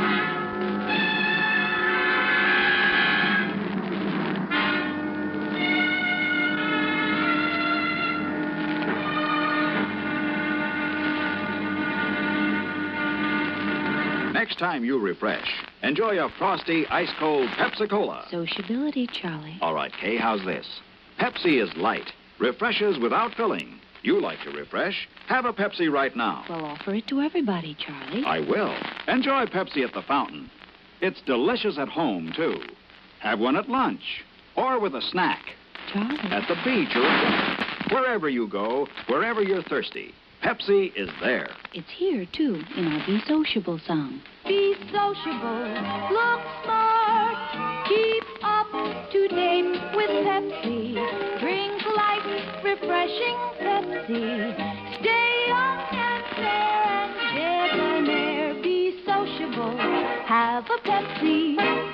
For the weekend, have plenty of Pepsi around. Pick up an extra carton today. CK, I'm sociable. With Pepsi, everyone is. And now, Act Two of yours truly, Johnny Dollar.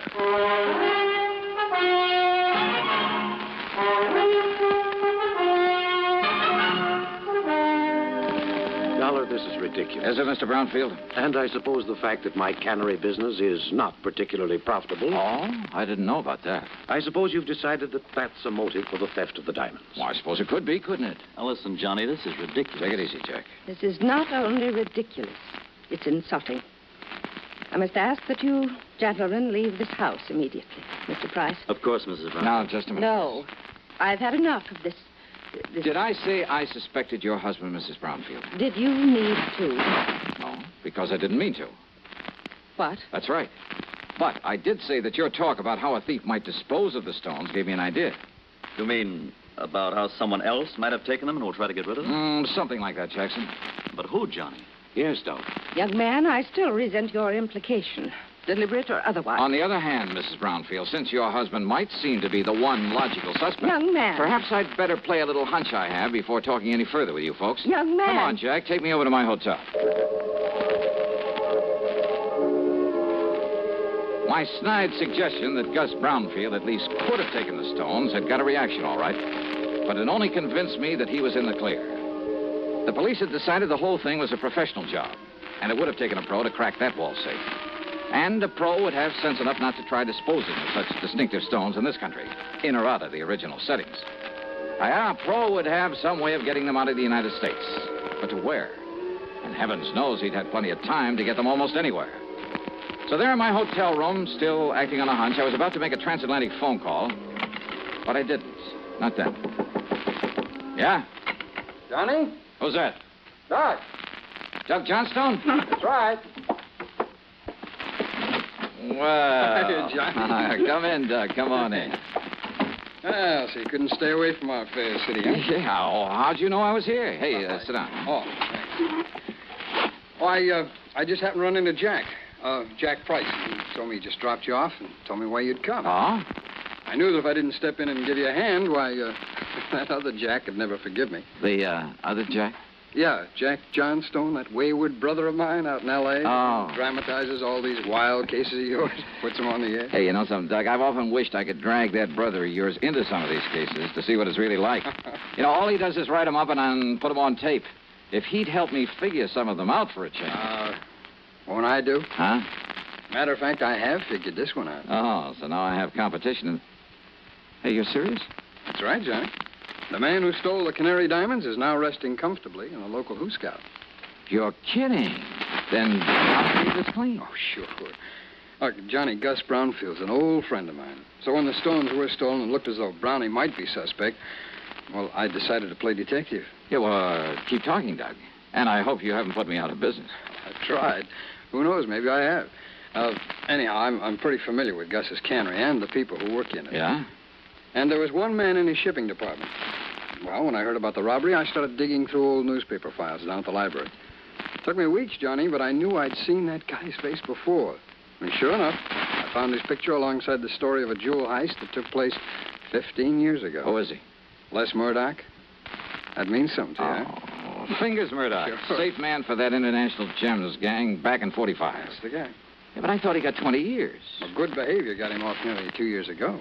And he was working in Brownfield's cannery? In the shipping department. Oh. Well, I told the police about it. We descended on him a couple of hours ago, gave him a cock and bull story about having found some of his fingerprints around, and he confessed. Well, good. Good work. Well, now that I've solved the case for you, you can buy me a drink and be on your merry way back to Hartford. Sure. And the jewels? The jewels. Well? Well, Johnny, the police have tried every trick in the book on him. And he won't say what he's done with them. In other words, my end of this case is only beginning. What do you mean? Bring the dirty criminal to justice? That's for the police, not me. What I'm hired to do is get those diamonds back. Johnny, if Murdoch won't say what he's done with them, and believe me, there's nothing in the world that's going to make him. You got any bright ideas? What'll you do? Well, you want to know something, Doug? You got a good question.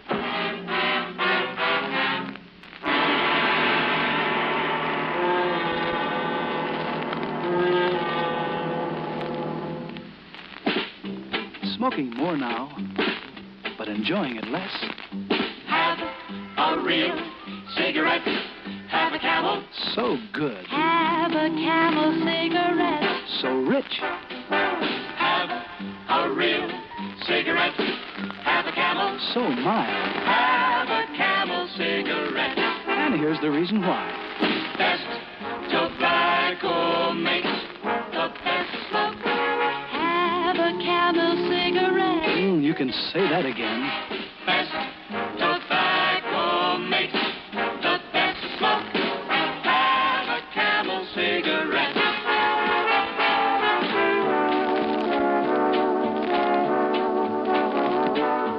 If you're smoking more these days, but enjoying it less, then change to Camels, the best-tasting cigarette of all. Start to really enjoy smoking again. Now, back to yours truly, Johnny Dollar, and the canned canary matter.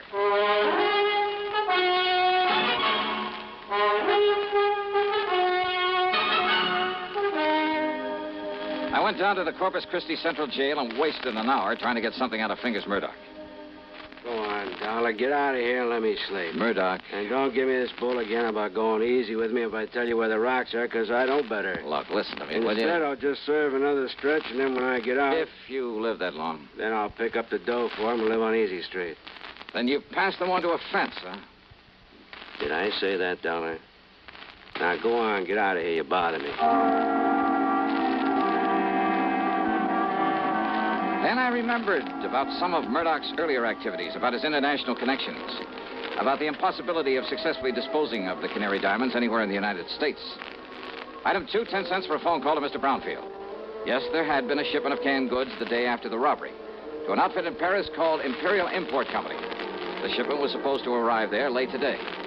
Item 3, $12 for a transatlantic phone call to Paris to a wormy little character named Louis Dumassac, who had another name for himself. Oui, monsieur.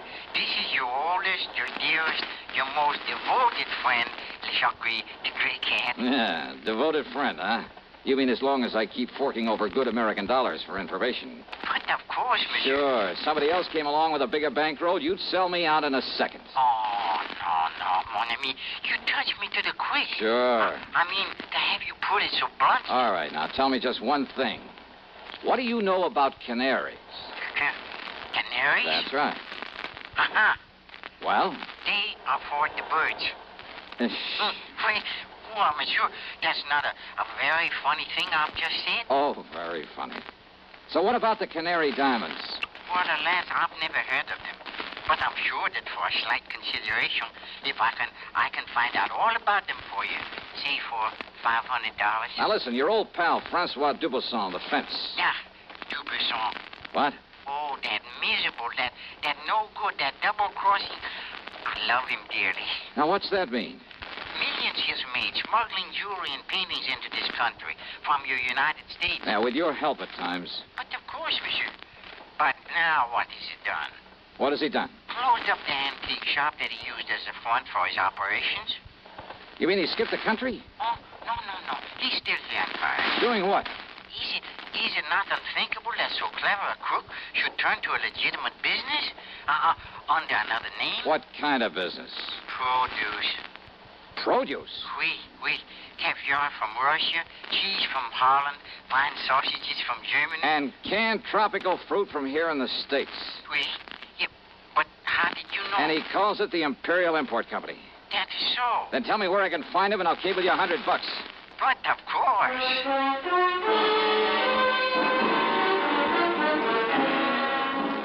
Item 4, a real wild one. $488, transportation to the airport, to Chicago, to Paris, France. Then a cab to the little warehouse called the Imperial Import Company. And somewhere along the way, I picked up a 39-cent kitchen item that just might help solve this case for me. Francois Dubuisson was more than a little surprised to see me. Monsieur Dolar? Yeah, surprise, huh? And what are you doing here in Paris, huh? Well, I want you to help me find some stolen jewels, Dubuisson. I help you? Mm-hmm. After the trouble you have made for me in the past, it is to laugh, monsieur. Yeah, well, you go right ahead and laugh, but maybe I can persuade you. By waving that pistol in my face, huh? I want to look at your latest shipment of canned goods from the United States. Canned goods? Monsieur, Come on now. Where do you store the stuff for this phony import business you're using as a front now? If you will put down that gun... Maybe through this door, huh? Well, we'll see. Monsieur! Well, now, how about this? Will you kindly explain what you mean by this intrusion, huh? Yep. 10 cases of fancy tropical fruits from the Brownfield Cannery in Corpus Christi, Texas. And why not, sir? Only one of these cans doesn't contain fruit. I beg your pardon. As if you didn't know. All right, here you are. Take this and we'll get to work. And just what is this, eh? Well, now, Dubuisson, that's a fine old American institution. It's called a can opener. Yeah, I'll pry open the cases and you open the cans. Monsieur. Uh-huh. Until we find the canary diamonds. All right, here now. We'll start with this case right here. Oh, I know nothing of the canary diamonds. You are going to wield that can opener until you do. Monsieur Dolar. 24 cans to a case, 10 cases. That shouldn't take you too long, though you might raise a handful of blisters. There you are. Get started, brother. Have you forgotten? You have no authority here in Paris. Oh, have you forgotten this 38 might give me all I need? And, of course, I can always call in the police. Police? But I won't unless you make me, Dubuisson. I would not like the police. Oh, I know. And if you want the truth when it happens, I'll kind of hate to see them catch up with you. Huh? Sure, with you in the clink, I wouldn't know where to turn when I'm over here looking for something smuggled in from the States. Then, but all I'm interested in at the moment is watching you get to work with that can opener. Well, go ahead, Dubuisson. No. No? What do you mean by that? It will not be necessary. I shall show you the case, the very can that contains the canary diamonds. That easy, huh? Oui, monsieur. Each of them bears a mark known only to me. And, of course, to the unfortunate fingers Murdoch who stole them. Too bad, Dubuisson. Eh? Well, I'm really kind of sorry to hear that. You are sorry? Yeah. I'd kind of hoped to stand here and watch you sweat some of the rottenness out of your system.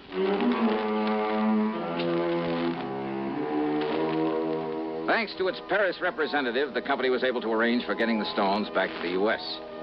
As for Dubuisson, well, I suspect he was long gone when the police arrived at his place. Expense account total, including the trip home, $1,121 even.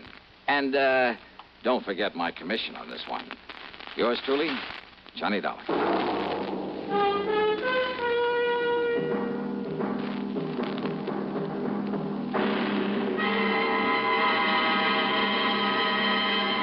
Hi. Maybe you'll recall this tuneful reminder of times past. This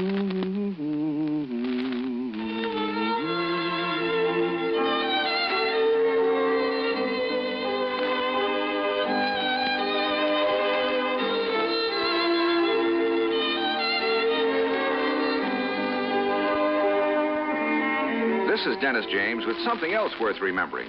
It's this. You're so right to stay regular with Kellogg's All Brand. See, it's the normal, natural way to youthful regularity. The whole brand content of Kellogg's All Brand supplies your system with all the bulk-forming food that you need every day. There's only one All Brand. It's Kellogg's All Brand. So relieve irregularity from lack of bulk, as millions do, with a bowl full of Kellogg's All Brand each morning. ALL-BRAN. It's Kellogg's All Brand. Now, here's our star to tell us about next week's story. Next week, a wild flight across the country after a beautiful girl, and possibly a murder. Join us, won't you? Yours truly, Johnny Dolar.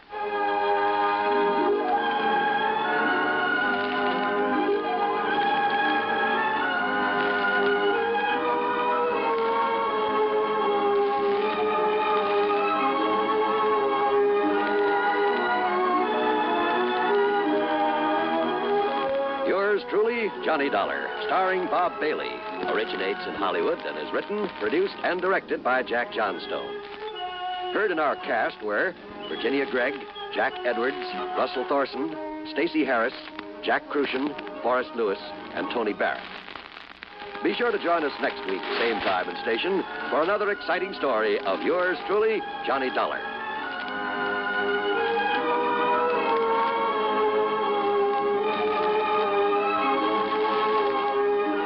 This is John Wall speaking. Greed for gold promises doom from Suspense on the CBS radio network. You know, Dooley, I've been reading up on hypnosis. Come here and let me try it on you. I'm an officer of the law and don't approve of making a man divulge his secrets. However, I'll stand by in case there's criminology involved. I just want to clear up some of his problems, Officer Suds. But I haven't got any problems. I'm the soul of contentment. Maybe that's your trouble. You're too contented. Lie down, Dooley. You're going to sleep. I feel so good. He's under my influence. Now, little tyke, get up. Go straight to the beer of your choice. Astounding. He's heading for Utica Club. 'Cause Utica Club will still take the trouble to age beer the natural way.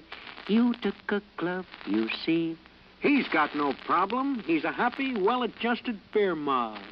Brewed by the West End Brewing Company of Utica, New York.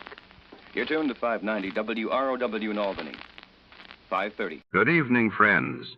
With a special word of thanks to our sister network, CBS, we invite you now to test your memory of the great radio adventures.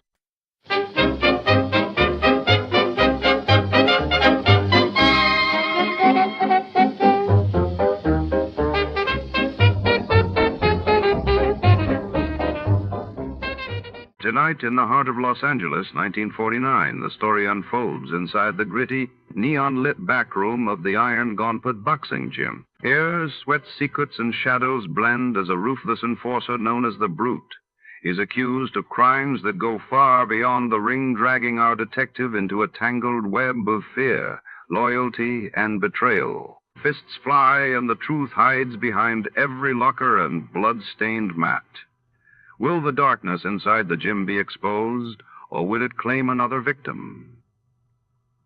Before to start, let's see what happened the day it was aired. It was April 7th, 1949. That day the world watched as the United Nations called for an end to the Berlin blockade while in London. The historic HMS Amethyst incident began as a British ship was trapped on the Yangtze River in China. Getting impatient for baseball season to start? Have a touch of spring fever? Want to get away from it all? We offer you Escape.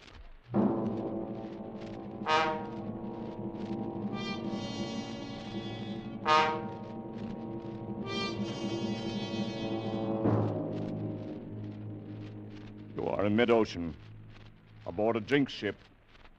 Already 9 men have died. And you know that some malignant force is aimed at you from which you cannot Escape.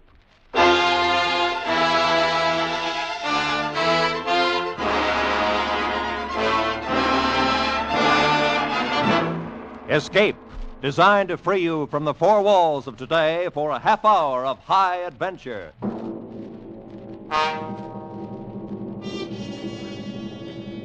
Tonight, we escaped to the North Atlantic in the year 1900, and to a sailing ship whose very name struck dread in sailors' hearts, as Joseph Conrad told it in his famous story, The Brute.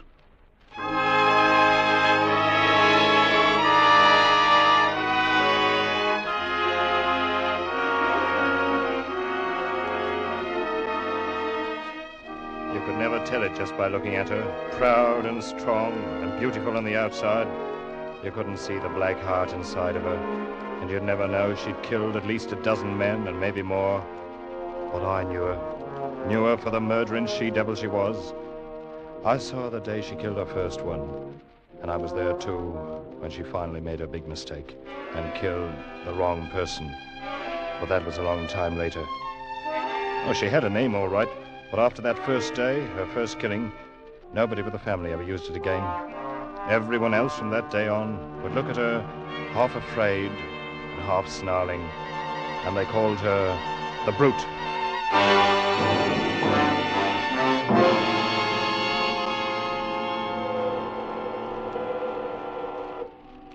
I remember I was 14 the day my father took me down to the South Thames boatyard to watch the launching of the ship. My brother Charlie was there, of course, 8 years older than me and very proud of his one gold stripe, now that he'd been made an officer on the Apps line. Charlie and Father were talking. I just stood and listened to them and didn't say much of anything myself. Look at her, Dad. Ever see a ship in your life with lines like that? I bet she'll outsail any clipper in the China trade. Well, that remains to be seen, Charlie. How soon are they going to launch her? Any minute now. Oh, I'd give a lot to be sailing on her, instead of on the Malcolm Apps. Well, the Malcolm's a good ship, son. As good a ship as any the Apps family owns. Oh, I'm not kicking. I'm glad enough to be through apprenticeship and get my commission.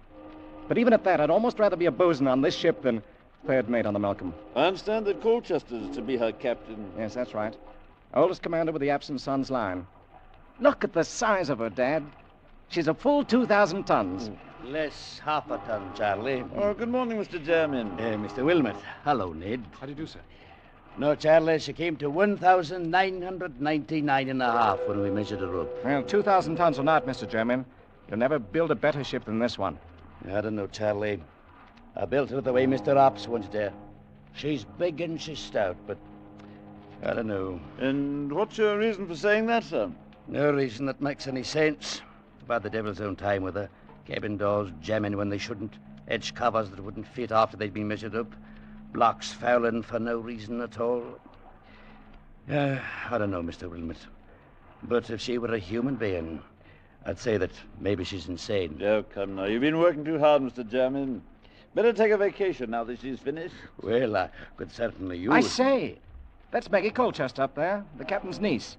Is she going to do the christening? That's right, Charlie. And I'd better get down below now. My own men are going to knock the stays loose and let her slide down into the water. Well, good luck, Mr. Jermyn. Thanks, Mr. Wilmot. Come on board for the celebration after she's launched. Bring the boy. Fine, thank you. We should be there. They'll let it go any minute now. Dad, I'm going to sail on that ship someday. Oh, you'll probably sail on a lot of Apps line ships before you're through, Charlie. Look, they're giving Maggie the champagne now, and she's going to christen it. Listen. I christen the Apps family. The Apps family. So that's what they're naming her, eh? All right, men. Knock out the stairs. Let her go. Look, Dad, she's starting to move. There she goes. Yes, well, look at that speed. I never saw it. Jermyn, look out! Good Lord, he fell right into the waves and she went over him. He didn't fall. The timber rolled off the deck and knocked him under. She slid right over him. Mr. Jermyn, the man who built her. She's launched in blood, if that means anything. She's a brute and a murderess now, Charlie. Still think you'd like to sail on her? It was an accident. It doesn't mean anything. Perhaps not. I'll sail on her someday, sooner or later. I will sail on her.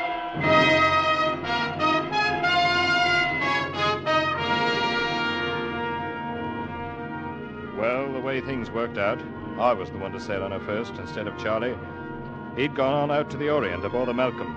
And 6 months later, when I started my apprenticeship, I found the company had assigned me to report to Captain Colchester on the Apps family, or the Brute, as everybody was calling it privately. There was some kind of mix-up in the sailing orders, and by the time I came on board, the tug already had a line on the big sailing ship and was starting to ease her stern first out into the channel. All right now, ease ahead there. Pick up the slack. Captain Colchester was at the taffrail shouting orders to the tug captain, and the mates were forward somewhere, handling the check line. You've got the slack now. Haul away. I stood at the waist, waiting for a chance to report in, and watching a young fellow about my own age who was doing something or other up aloft on the mizzenmast above me. The tug had drawn the line out taut, but the ship hadn't started to move yet. You've got no way on her yet. Turn your engine up to full speed. The tug was churning the water to froth, and the hawser was tight as a bowstring, but we still didn't move. Keep her up. Hold that at full throttle. Then suddenly the ship gave a lurch and started back like a bucking horse. The men forward had no chance to ease the check cable, and a second later it snapped. The ship plunged on back and then sheered over to bring up with a smash against the pierhead that knocked me sprawling on the deck. And at that moment, the lad who'd been working aloft on the mast crashed down onto the deck not 10 feet away from me. And he lay there without moving. Give a hand up here on my waist, mate. Young Hawkins just fell out of the tops. Hey. That's too bad. Is he dead, Captain Colchester? He's dead, boy. You get a hold of yourself. Don't stand there trembling. You never seen anybody die before? Yes, sir. On the day they launched this ship. Oh, Jermaine, eh? You're young Ned Wilmot, I suppose, the new apprentice. Yes, sir. And no doubt you may have heard the ship called by an unpleasant name once in a while. Yes, sir. The Brute. Well, you'll be kind enough to remember while you're aboard that her name is the Apps family, and she's had her share of accidents, the same as any other ship. Is that quite clear? Yes, sir. Now get along forward with you and stow your gear away on the forecastle. You'll take over young Hawkins' duties for the time being. Yes, sir.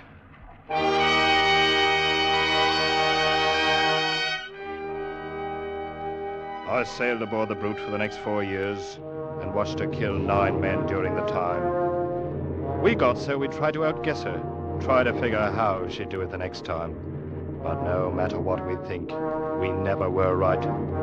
And it wasn't only the killing, it was everything. Most ships have little ways all their own, and you'll learn about them and allow for them. But not her. She was like a crazy woman. You never knew what she'd do next. I remember once off the Gold Coast, she ran before a gale for 2 days as pretty as you please. And then broached to twice the same afternoon. Flung the helmsman clean over the wheel the first time, and the second time swamped herself fore and aft and split out every stitch of canvas. And after we got the decks cleaned up, we found 1 seaman had gone overboard. He was her 5th, I guess it was. Or maybe the 6th. Oh, she was beautiful, the Apps family was. Big and proud and beautiful. And along with it, a killer. A black-hearted, sea-going brute.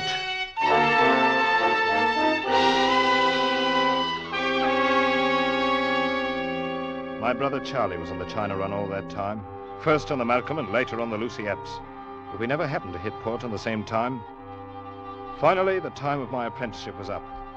We boomed into London at the end of the trip. I went before the board for my papers. I guess they figured anybody who could stay alive for 4 years on the Brute must be a seaman. Anyway, I passed, and Mr. Apps handed me my sailing orders along with the commission. I was assigned as 3rd mate to Captain Colchester on the Apps family. Well, congratulations, Ned. Glad you're going to stay with us. Thanks, Captain Colchester. You've been a hard-working apprentice, and I've no doubt but you'll be a good officer. In fact, we have a man on board who'll make sure of that. Why? What do you mean, Captain? Got a new first mate on this trip. Come in, Charlie. Charlie? Well, hello there, youngster. I say, you've been doing a bit of growing in the last 5 years. Charlie, I didn't even know you were in port. Been in for a week down country, though. I hear you fooled the board. Careful, man. You're talking about your own 3rd mate. Yes, so they tell me. Well, you'll be jumping lively on this trip, my boy. Easy, easy. Don't forget, I know this ship and you don't. And I'll learn it quick enough. Been wanting the chance for a long time. And between us, I think we can even break this jinx. Lads, there'll be no talk of a jinx on this trip. At least not in the cabin as long as Maggie's going along. Maggie? Who's Maggie? Ask your brother. I think he's the one who talked her into the trip. Though she claims it's for her health. I'll leave you two to get acquainted. We'll be about 10 days loading if you've got any plans. What's he talking about, Charlie? Who's Maggie? His niece, Maggie Colchester.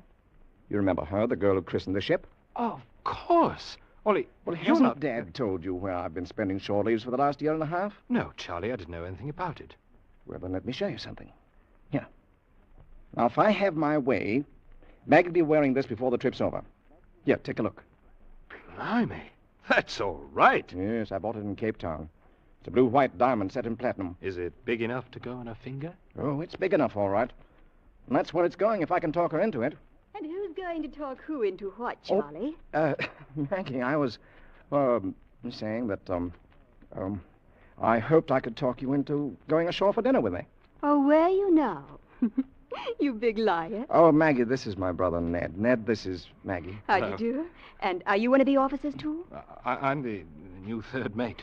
Well, I certainly hope you're more truthful than your brother. Maggie. Whose invitation to dinner I am accepting with pleasure. Oh, really? See you both later. All right, you are. About an hour. Charlie, she's lovely. Well, she's more than that, Ned. She's everything as far as I'm concerned. Well, in that case, good luck. I hope you get her. Well, we'll see about that. Anyway, with Maggie aboard, we've got to make sure this Jinx ship stays on good behavior for once. It'll be the first time if she does. And it's the first time we've had both the Wilmots on board together. We'll tame her down, Ned. We'll make her calm and peaceful as an old workhorse. Just you wait and see if we don't.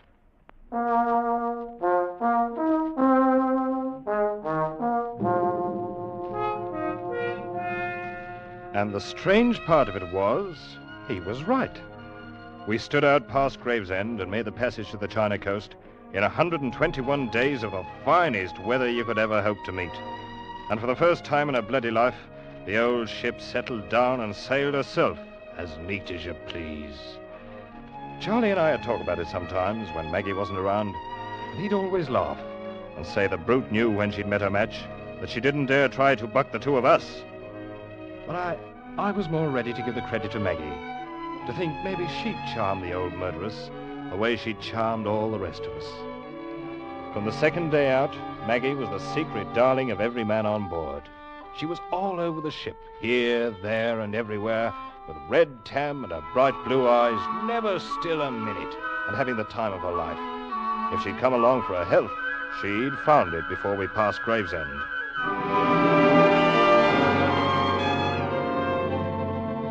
We raised a storm on the passage back and ran 4 days in a heavy gale. I stood by and held my breath, ready for anything, and nothing happened.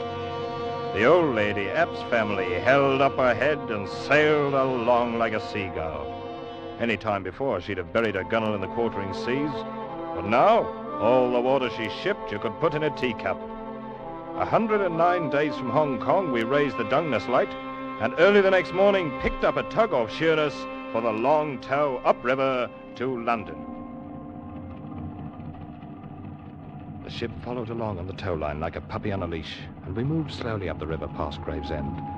All of us were glad to be home, but Maggie most of all, I think, because she'd never been at sea so long before. I had to smile at the way she danced around in the bows, picking out one landmark after another as we came to them, sometimes standing up on the spare anchor we'd taken in on the foredeck in order to get a better look at the riverbanks ahead. She wasn't wearing the ring yet, but I knew she was going to and was only teasing Charlie as long as possible. What's wrong, Ned? That tug stopped her engines. Collision up ahead in the channel, Charlie. Looks like a yawl and a schooner fouled together. Oh, yes. Well, looks like they're clearing it up now. Guess we can move again in a couple of minutes. Maggie, why don't you go on the afterdeck? You're on the way up forward there. Oh, I'm all right, Charlie. Stop worrying. We're almost home. Better save your orders for the crew, Charlie. She outranks you. Oh, I'll take orders from her any day. Yes. We are almost home, Ned. We've had a lucky voyage. It's the first halfway peaceful trip I've ever made in the old brute. Oh, I told you we'd tame her down. She's turned over a new leaf, Ned. Well, it won't last long if she keeps on sheering off there and drifting back down the channel. Huh? Oh, yes. And we're heading straight for those fishing smacks. Better have the tug start up and hold a taut line on her. I've seen her do this before. Yes. Ahoy, the tug! Take up the slack and get her straight in the channel. Hold her against the current. Any other ship would have held steady for the 2 or 3 minutes we stopped, but not the old Epps family. And now, when the tug tightened up in the hawser, pulling at an angle across her bows, she wouldn't respond, wouldn't budge. The old girl wanted her own way. She was just as stubborn as ever. Ahoy, the tug! We're still drifting. Open up to full speed. Confound her. Never saw a ship act like this. The heavy hawser was pulled so tight it was humming, and Tug's paddles with her engines full whipped up the water like a mill race. And then it happened. The heavy towing chock tore loose from the deck. The hawser began sliding across the bow, ripping out rail stanchions like matchsticks. Then I thought it was going to sweep under the flukes of the spare anchor, the anchor that Maggie was standing on. Maggie! Get off that anchor! Look out! Charlie! She tried to jump clear, but she was too late. The great anchor had tipped up on its side, clasped her about the waist like a monstrous arm of steel. It had carried her with it, and swung down and over and smashed against the side of the ship. She went into the water. Take charge of the deck, Ned. I'm going in after her. Ned! Ned, was that Maggie? Yes, sir. She's overboard, Captain Colchester. Maggie. Oh, the dirty, murdering brute. Now it's women she's killing. Let go the port anchor! Hold the ship as she is and get the boats over!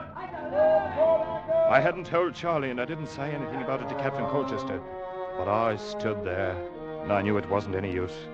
Because I'd seen the way the heavy anchor had carried her over, and then swung in to smash her against the bow before it dropped her into the water.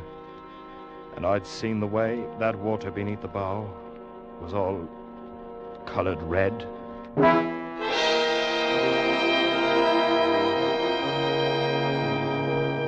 They found her at late afternoon when the tide turned, and she floated clear of one of the mooring buoys. And the next morning, we tied up in the London docks. The men had been happy at coming into their home port, but now they remembered how she'd been happy too, their own darling. I'd never before seen a crew leave a ship so quietly, and some of them, when they reached the wharf, turned back and cursed her under their breath.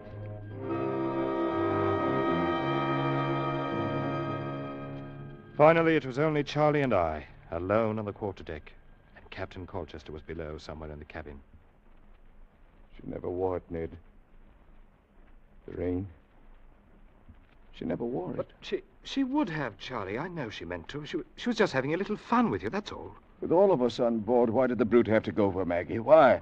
I guess there's not much answer for that. She's everything I wanted. Everything. Yes, Charlie. I know. I talked her into making the voyage. It was my idea. It's no good, Charlie, this kind of thinking. I guess you know that. I don't know. She's everything I wanted. Charlie, Oh, Mr. Wilmer. Over here, Captain. I'm going ashore. The shipkeeper's come aboard now. The two of you are free to go whenever you like. Thank you, sir. Charlie, whenever you like. Thank you, sir. Charlie, nothing. I'm resigning command in the morning. I'll never set foot on board her again as long as I live. I feel the same way, sir. Well, come into the company office in a day or two and sign out for the log. Good day, gentlemen. Charlie, we'd better go ashore, too. We're done here. Yes, I suppose we are. I'll arrange to have our gear picked up later. There's no use of... Captain, look out! Missed him! But yardarm off the mainmast. Fell right behind him. Ah, you missed me, you murdering brute! And that was your last chance, too! Ned, that yard was made fast to Dungeness. And now it falls out of the tops with the ship lying still at the wharf. Yes, Charlie. Come on, let's go ashore. Wasn't the devil satisfied for one trip? Is there no way of stopping her? How many more does she want to kill? Charlie? Oh, Ned. Ned, take me home.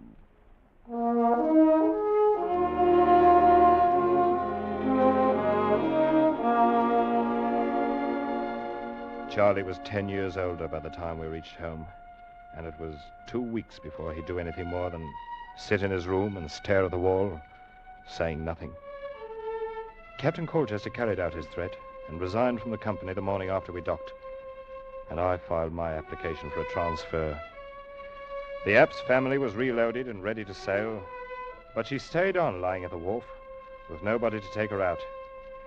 And that's the way things stood for 2 weeks, until one morning a bombshell dropped.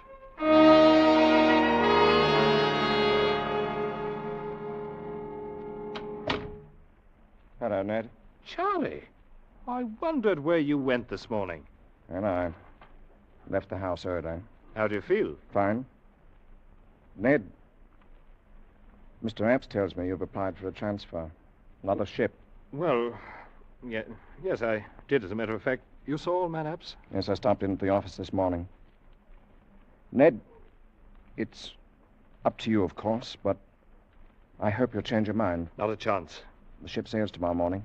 Oh, so they finally found somebody crazy enough to take her out? Yes, they did. Me. You? You're going to skipper the Brute? That's right, Ned. But I it's a short voyage, North Atlantic run. Be awfully glad to have you along. Somebody I could depend on if you feel like signing on again. Charlie! Of course, it's up to you. All right, Charlie. I'll sign on again. Be glad to.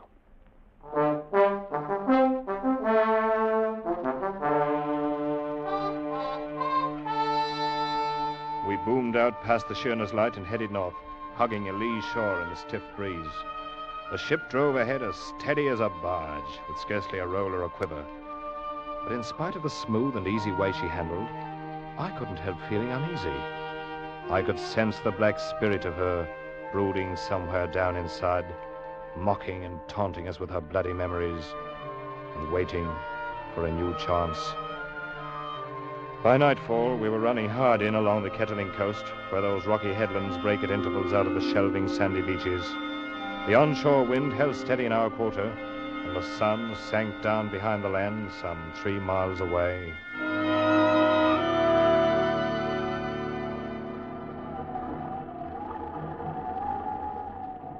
It wasn't quite full dark yet when Charlie sent for me. I came up to where he was standing alone near the wheel. Is that you, Ned? Right, Charlie. Bosun said you wanted to see me. Yes. I did send for you, Ned. Hold her steady as she goes, close to the wind. Aye, sir. I've been standing here, thinking about Maggie, Ned. How she'd scrambled around over the decks, making friends with everybody, having the time of her life. Charlie, you've got to stop it. No, I'm all right. I like to think about her. It's this ship and all the memories around it. It's what I was afraid of. No, it's all right.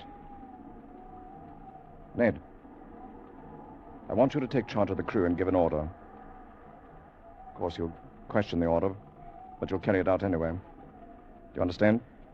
What's the order, Charlie? Have all hands prepared to abandon ship. What? But why? There's nothing wrong. Mr. Wilmot, it is not an officer's place to question an order by the captain. You'll do as you're told. Yes, sir. You can give the order now, Mr. Wilmot. Charlie, I can't let you... Very well, Captain. All hands on deck! Stand by the boats! Prepare to abandon ship! All right, helmsman. Find your place in the boats. I'll take over the wheel. Aye, sir. You don't know what you're doing, Charlie. We're in no danger. There's no reason to abandon ship. You're always in danger aboard this black-hearted brute. I'll put on the quarter now. You can get the boats in the water when she yields. Hurry on. Steady! Going on the quarter! Easy on. All right. Now. All hands! Lower boats! We shouldn't have any trouble running ashore to that beach there at the south. Hey, what about you? I'll hold her steady until everybody's clear. You'd better go over the side. Your boat's standing there. Oh, no, not until you do. I'm staying with you, Charlie. Don't be a fool, Ned. I'm doing this alone. No, Charlie, not while I'm here. Mr. Wilmot, you will abandon ship and take charge of the boats in the water, and that's an order. Charlie, I can't... Mr. Wilmot! Very well, Captain. That's the spirit, lad. Learn to obey orders and step lively, and you'll be a seaman yet. Good luck, Ned. Thanks, Charlie. We'll stand by for you in the boat. Of course, lad. Fine. Bye. I slipped over the gunwale and dropped down into the boat that trailed alongside on a line from the rail. I'd hardly hit the bottom when the line slackened. I knew Charlie had cut us loose from the ship. He was alone on her now, alone in the night sea, with a black brute.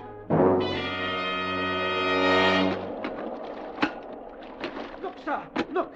He's laid it over, away from the wind. Charlie had put the helm over hard. With a terrible shudder of her dark sails and a smother of white foam from her bows, the great ship heeled about in a sharp turn and then began to drive ahead like some mad thing before the wind. Straight before the wind and straight toward the shore. Look, sir, the rocks on the headland. She's going to smash herself. Faster and faster she plunged ahead through the weltering seas, faster and faster on the back of the gale, while the black-hearted spirit of her screamed in the ratlines. Look, sir, the rocks. What in the name of heaven is he going to do? And now, for one long instant, she hung poised at the top of a plunge and then drove smashing downward onto the rocks.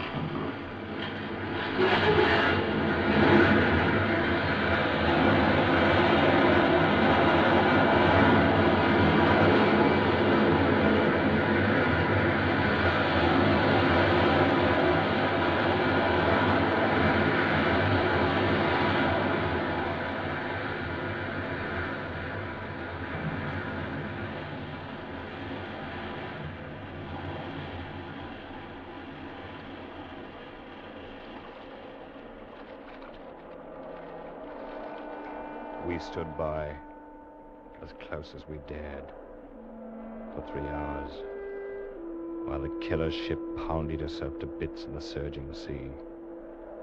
But we didn't find my brother Charlie. And from the first minute, I knew we wouldn't.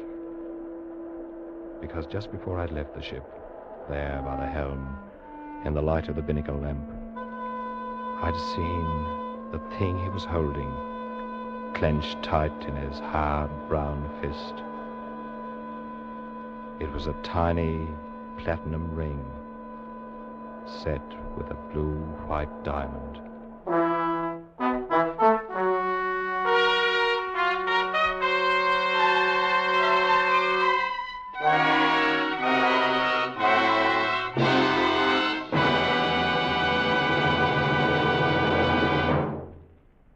Escape is produced and directed by Norman MacDonald, and tonight brought to you The Brute by Joseph Conrad, adapted for radio by Les Crutchfield, featuring Dan O'Herlihy as Ned Wilmot and Eric Rolfe as Charlie Wilmot, with Nina Cowden as Maggie, Jeff Corey as Captain Colchester, Wilms Herbert as German, and Parley Bear as the father.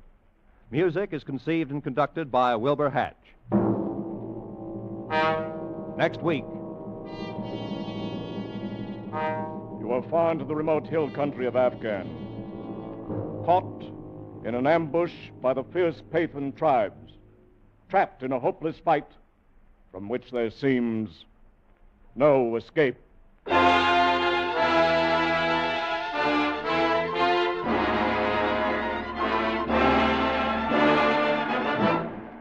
Next week, we escape with Rudyard Kipling's gripping story, The Drums of the Fore and Aft. Good night, then, until the same time next week, when once again we offer you Escape.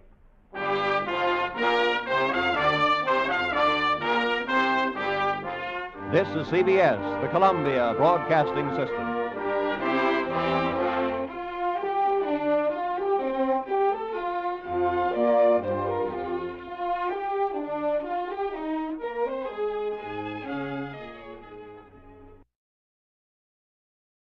You're listening to Escape Radio with special thanks to our friends at CBS. Stay right there. The next episode follows a quick test of your radio knowledge.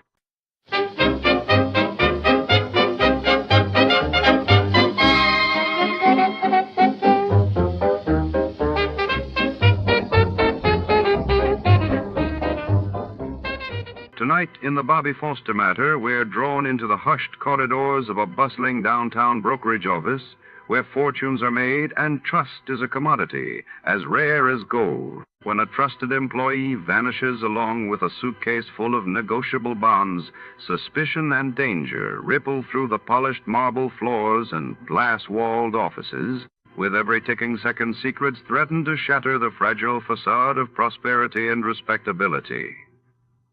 Step inside this world of shadowed ambition and deception. Before to start, let's see what happened the day it was broadcasted.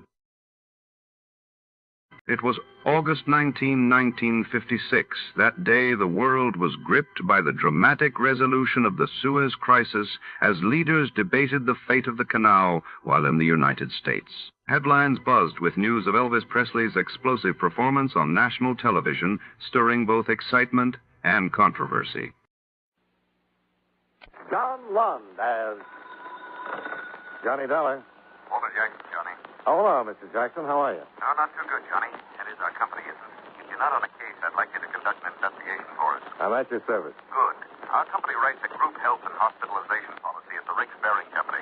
Where's that? In Riggs City, Florida. Employs 3,000. We cover the employees and their families. And? We've just received a claim on behalf of a Bobby Foster, the child of a machinist of Riggs. For what? An operation involving a team of neurosurgeons and technicians that had to be flown to Riggs City by chartered plane from Boston. Now, what do you want me to do? Dr. Grant Howell, director of the Riggs City Hospital, attached a report to the claim. A report which we think bears investigation. Okay, I'll get right on it. Fine, Johnny. And don't spare any expense. If Dr. Howell's report bears out, there's a vicious racket spreading. A racket which victimizes children.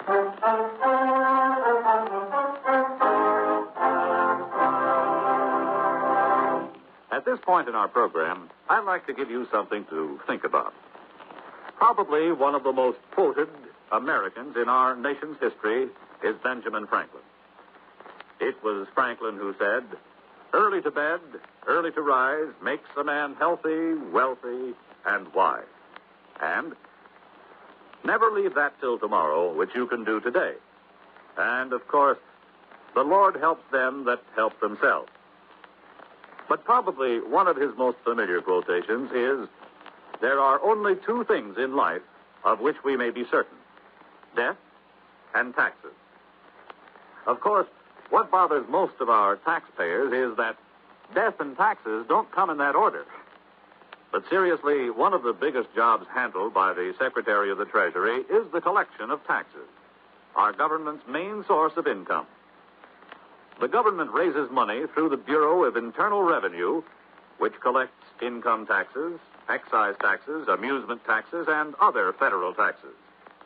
The Bureau also checks to see that you haven't paid too little and, believe it or not, that you haven't paid too much.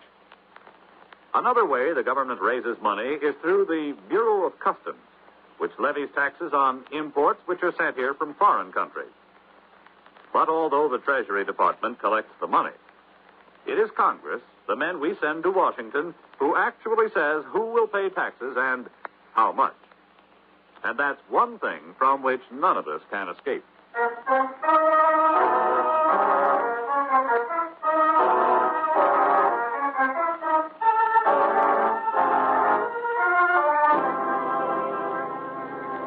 Expense account submitted by Special Investigator Johnny Dollar to Home Office, National Medical and Hospitalization Insurance Company, Hartford, Connecticut.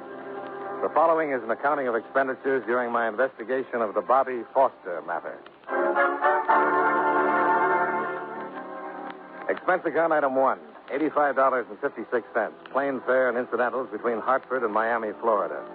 Item 2, $2.60, bus fare between Miami and Riggs City, a spick and span little town with coral white streets shaded by tropical trees. I registered at the Cachubi Hotel, then went directly to Dr. Howell's office in the modern air-conditioned hospital.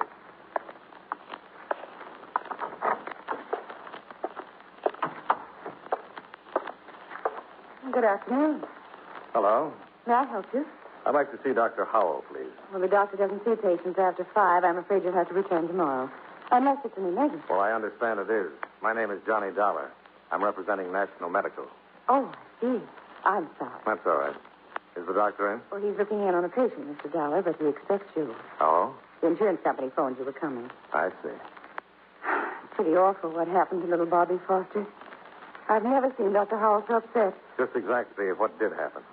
You don't know? Not the details, no. Well, if Dr. Howell is right, it's terrible. But he'd better tell you. Won't you sit down, Mr. Dollar? Oh, thanks. Cigarette? Oh, thank you.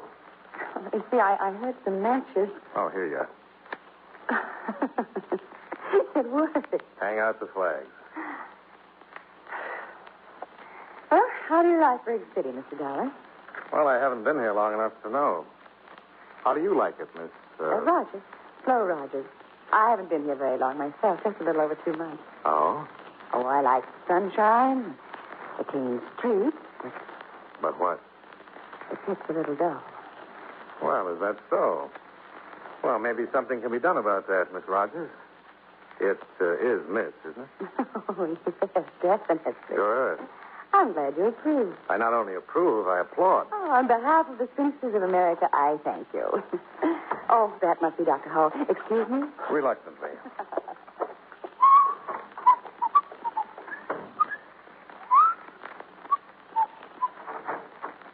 The doctor will see you, Mr. Dollar. Thank you. Oh, come in. Come in. Have a seat. Thanks, Dr. Howell. Well, your company acts fast. Only mailed that claim day before yesterday. National Medical feels it's an unusually high claim, You Doctor. suggesting I padded it? Oh, certainly not. But a team of neurosurgeons flown down from It's Boston... necessary to save the boy's life, I assure you. Well, don't misunderstand, Doctor. National Medical isn't challenging your professional opinion. I should hope not. The report you attached is what interested my company. It should. Should interest the whole country. I didn't have the opportunity to read it, Doctor. Perhaps It's a potential child killer, Mr. Dollar. A vicious, unscrupulous racket, capitalizing on panic, fear. Well, come with me. I want you to see what they've done to an innocent child. Bobby Foster? Yes.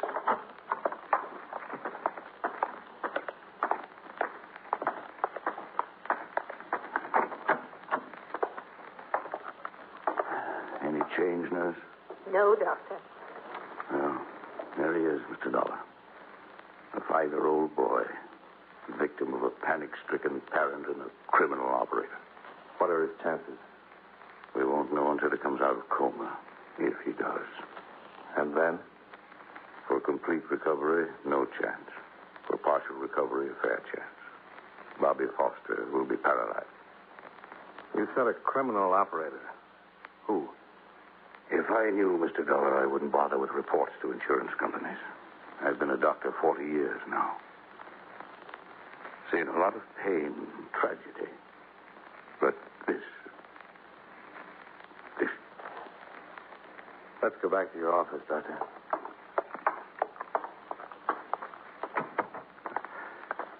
Sorry, Mr. Dollar. I must be overtired. Shouldn't let these things get to me. Well, after seeing that boy, I can't blame you. Cigarette? Yes, thank you. Now, let's have the story from the beginning, huh? Well, we had a polio scare here recently. Some of our children came down with fever, headache, sore throat, symptoms resembling polio. Was it polio? No. But to confirm my diagnosis, I called in a polio specialist from Miami. Meanwhile, epidemic rumors spread through the town. Parents got panicked. He held a mass meeting. For what purpose? They demanded I inject every child in town with gamma globulin. That's the polio preventive? Yes. And did you? Certainly not. Gamma globulin is impossible to get unless a genuine polio epidemic is threatening. The government has to ration it carefully because one whole blood donation is required to manufacture a single injection. You know how many demands there are on the whole blood supply these days. Of course. Well, to get to Bobby Foster's case, I was called to the Foster home last week. Found the boy in a coma. He had all the symptoms of embolism. Of what? Cerebral embolism, caused in this case by an air bubble entering a blood vessel and being carried to the brain. Well, that would cause paralysis, wouldn't it? Yes, and possible death. And so you called in the neurosurgeon? I didn't feel qualified to undertake such a specialized operation. Well, just how did the air bubble enter the boy's bloodstream? Through criminal carelessness, by way of a hypodermic injection. Any proof? Well, the needle mark's still on the boy's arm. And you have no idea who injected Bobby? None. But I know this. Other children in this town have been injected, too. Oh? In their cases, fortunately, no harm was done. Well, surely Bobby's parents know who injected him. That's the wicked stupidity of it, Mr. Dollar. They deny the boy was given any kind of an injection. But you think they're lying? Of course they're lying. The boy was running a fever. The parents thought it was polio. They panicked, took him to some quack for an injection of what they were told was gamma globulin. At a black market price, no doubt. To a frightened parent, price would be no object, Mr. Dollar. Well, I'll see the boy's parents. They can be persuaded to tell who's behind this racket. You're wasting your time, Mr. Dollar. I've tried repeatedly. They refuse to admit their responsibility. Afraid criminal charges will be brought against them? Perhaps. But they have another child, a girl, 7. You're thinking the girl has been threatened if the parents talk? I wouldn't put anything past the ghouls who operate this racket, Mr. Dollar. Yes, it would figure, Doctor. Well, thanks. I'll check with you if I turn up anything. Yes, do that, Mr. Dollar, and be careful. I always am. And you ease up, huh?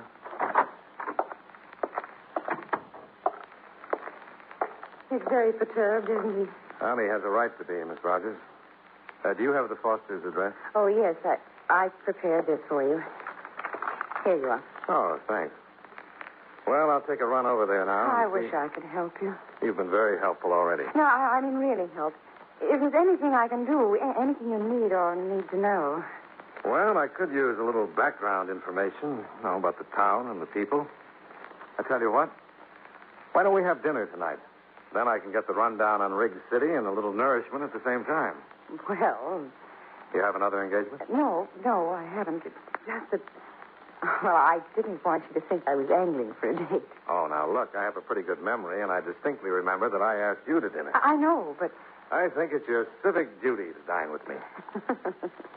Well, if you put it that way. As a good citizen, how can I refuse? That's the spirit. You name the place. Well, there's a restaurant called the Tropics, a bar and grill sort of place. It isn't 21, but it isn't bad either. I'm with you. What time shall we meet? Around 6. I'll be there if I have to crawl. All right, but wouldn't a taxi cab be more practical? See you at 6.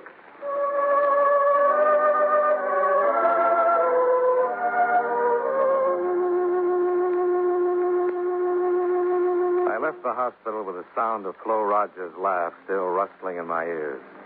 It occurred to me that Riggs City might be a very pleasant place under different circumstances. I hailed a cab and ran up expense account item 3, 75 cents. Fare and tip to the Fosters' bright little cottage, a stone's throw from the beach.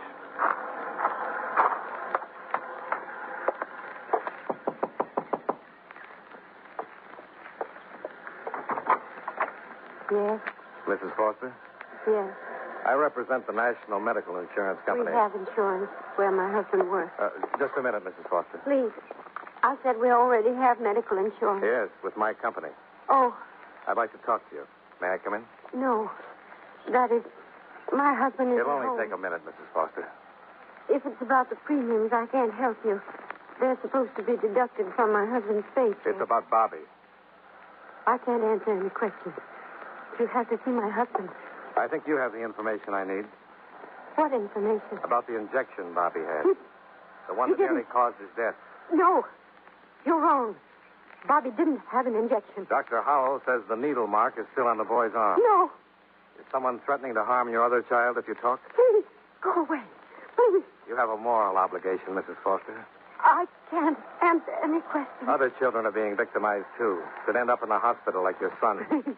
Only half alive because their parents were panicked into buying phony drugs from the black market. We were so worried that Bobby had polio.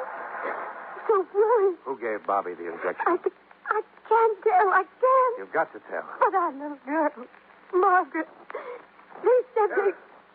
That's enough. I didn't tell him anything, Edward. Get inside. Where's Margaret? Inside, I said. Oh. So you're Bobby's father. That's right, mister. I'm Johnny I know Dollar. who you are, insurance company detective. Investigate. Have it your way, but get off my property. Did they threaten your little girl if you talk? I'm warning you. You can get police protection, Foster. Just name the man who gave Bobby that shot. I don't know what you're talking about. Now, you get off my place. Use your head, Foster. You're covering up for the worst kind of scum. Talk. You owe it to your son, to the other kids that are being victimized. All right, Dollar. I warned you to get out. Now, don't be a fool, Foster. I won't. Get up. I didn't come here to brawl with you, Foster. I'm investigating... I said get up. Get on your feet and clear out of here. Since you asked me so nicely, sure.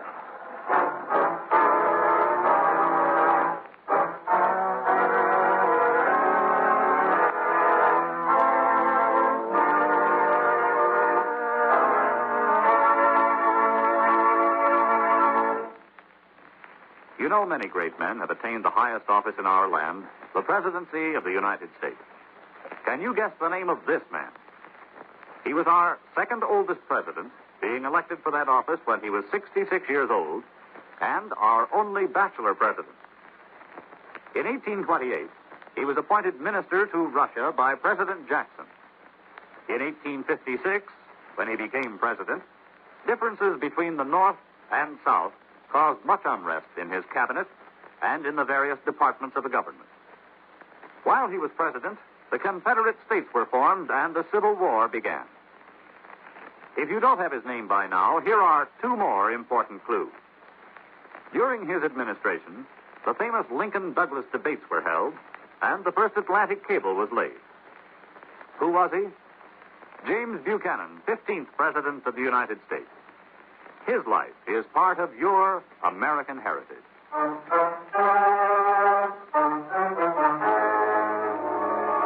And now, with our star, John Lund, we bring you the second act of Yours Truly, Johnny Dollar.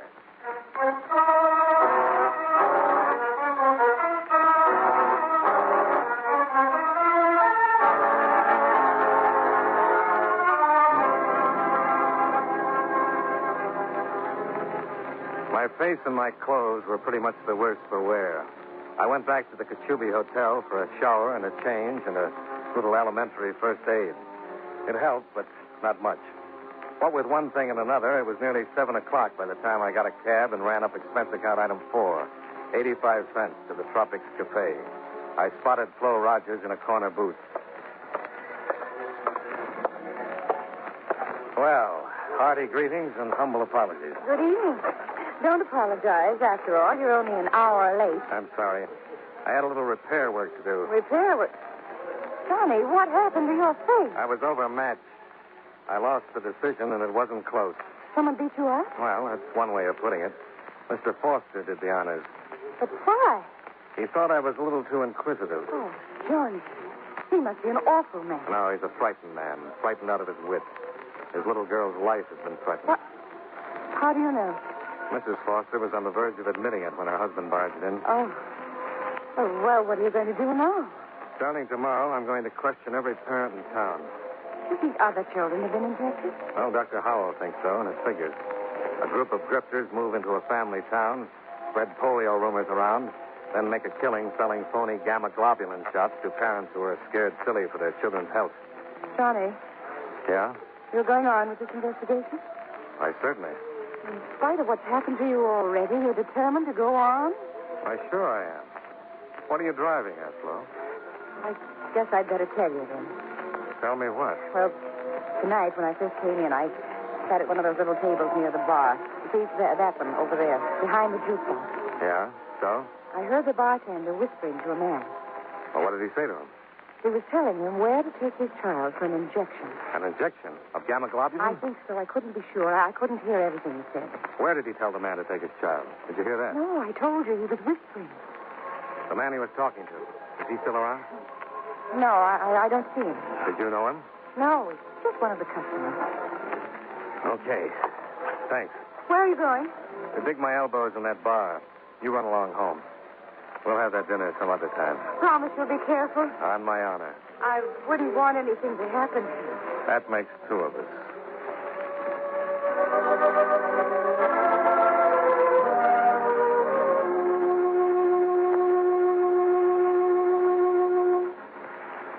I settled on a stool at the bar and ran up expense account item 5, $10.70, for more than a few double bourbons.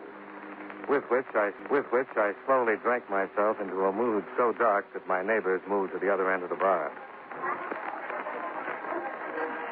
Hey, Skinny. Come here. Name's Mickey, sir. I told you before. Well, I'll show you the so what. Well, don't just stand there, Skinny. Fill me up. I think you've had enough, sir. You need a cup of coffee, black. What I need, you can't get for me, pal. Nobody can. You sound like a man that's got woman trouble. What do you mean, woman trouble? Why, my little wife is the finest, sweetest... Yes, sure. You're crazy about her and the kids, too. How do you know I got kids? Well, you're the type. Family man. No kid. No kid. Now, look, I'll get you that coffee and then a cab to take you home to the kid. Okay? Okay. Hey, wait a minute. Come here. Yeah? You're a swell guy, Skinny. You understand when a man's got trouble. Yeah, sure. Forget it. Just that my kids are sick. Wife is worried half out of her mind. I had to get out of the house. I had to get away for an hour. You say your kids are sick? Yeah. Wife's scared of polio. What does the doctor say? Oh, a lot of mumbo-jumbo. Everybody knows there's a polio epidemic in this town. The doctors are afraid to admit it because they can't get the stuff to stop it. Gamma globulin? That's the only thing that'll save my kids, the only thing. Listen, mister. Maybe I can help you. Huh? Get you some gamma globulin. Where, Skinny? I'll pay anything. Anything. Here. Go to this address. The party there will tell you where to take your kids for the shot. Oh, thanks, Skinny. Thanks. Name's Mickey. Oh, sure. Mickey. Don't worry. I won't forget you for this. I'm not worried, mister.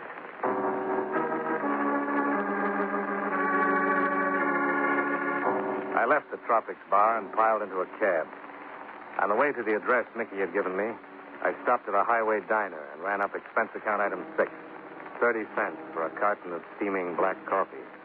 Not that I was in need of sobering so much. I just wanted something to take the sudden chill off my spine. If you've ever had a date with a grave robber, you know what I mean. It was 2 a.m. when the cabbie dropped me at the driveway of what looked to be a deserted beach house. I paid him off. Expense account item 7, $1.20 tip and fare, and started up the drive toward the vine-covered gate. That's far enough, Dolar. Who's there? Oh. Just shut up or I'll snap your neck, Dolar. Foster! That's right. Don't give me any trouble. Okay. Ease up. Whenever you come along easy and no funny business. Yeah. All right. Put your hands behind your head. Clasp them. Don't turn around. Okay. Where's your gun? I didn't bring one. You got less sense than I thought, Dolar. I had my reasons. Let's go out the gate. My car's down the road.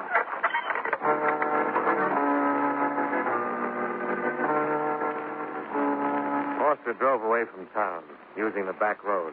A tire iron clutched in one huge hand in case I got ideas. Once, out of the corner of my eye, I thought I saw the big guy's lip tremble, like a scared kid.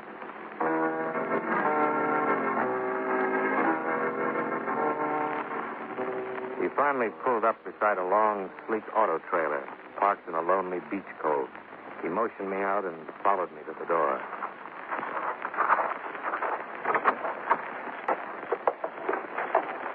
Hello, Donnie. Well, Flo. Surprise. No.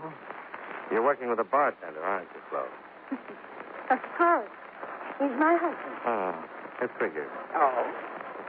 Come in and tell me, Donnie. And please be good. Just as long as you have that gun pointed at me. I'd hate to, but I'd never can. That figures, too, Flo. Foster, wait in your car. Oh. Cozy, these trailers. Mickey and I like this, huh? Sit down, Johnny. I'll get you a drink while we wait for you. No, thanks. Oh, you're pouting. You're disappointed in me. Not very. Tell me, why weren't you surprised to find me here? On the way over here, I got to thinking. This afternoon, when I met Foster, he already knew my name. I hadn't given it to anyone but the doctor and you. Careless of me to have mentioned your name when I warned Foster you were coming. Just what kind of a hold have you got on him? His little girl. You've kidnapped her. Oh, no, Johnny. We're just keeping Margaret for a little while. You see, the Fosters have been very responsive to Mickey's warning. But then you came into town. And drastic measures were in order. We haven't harmed Margaret. How did you get her? Foster came by the hospital after you left. See his son. He left Margaret in the waiting room. And you phoned your husband? Mickey's wonderful with children. She was tickled pink to go for a soda with him. Real sweet people, you and Mickey. We really hate this, Johnny. Believe me. Yeah, sure. What happened to Bobby Foster was an unfortunate accident. Who gave Bobby the injection? Mickey. I can't stand the sight of a needle. Some sweet rat. Oh, we do very well. Traveling from place to place, taking jobs. Following the epidemics like a pair of buzzards sailing astray. Self-righteousness doesn't become you, Johnny. What do you charge for a shot? $50. What's in them? Nothing harmful, just colored water. And once in a while, an air bubble. That was an accident. I'll take the gun, Flo. Oh, Mickey, I didn't hear you drive up. Everything all right? Foster did exactly as he was told. Good. Hello, Dollar. You play a lousy drunken father. I'm usually better, but tonight I didn't extend myself. Huh? I had a hunch you'd want this meeting to take place before I started questioning the other parents in town. Because you knew I was bound to find a mother or father who'd identify you two. Oh. Then you've been willing to make a deal all along, huh, Dollar? Well, let's say I hated to spoil your fun. Especially clothes. What's that correct mean? Ask your lonesome wife. Don't listen to him, Mickey. She plays a very convincing bachelor girl. He's trying to make trouble. A little too convincing. Shut up, Dollar. And she talks a lot. Talk? She told me everything just now. Even that you've done away with Foster's little girl. What? I didn't. I said, Mickey, behind you. Come up.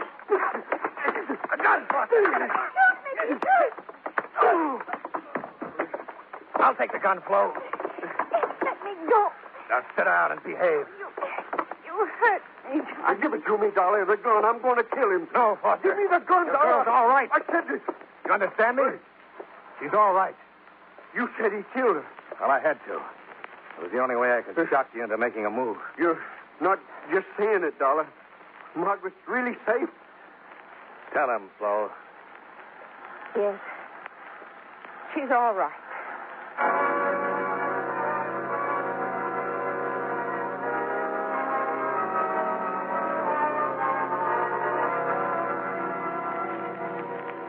This case deserves publicity, Mr. Jackson. Lots of it. Scared parents make easy dupes for operators like Flo Rogers and Mickey. And when innocent kids end up the victims, it's intolerable. Dr. Howell tells me that all the gamma globulin manufactured goes to the Office of Defense Mobilization, where it's distributed to local health departments, who in turn pass it on to MDs only.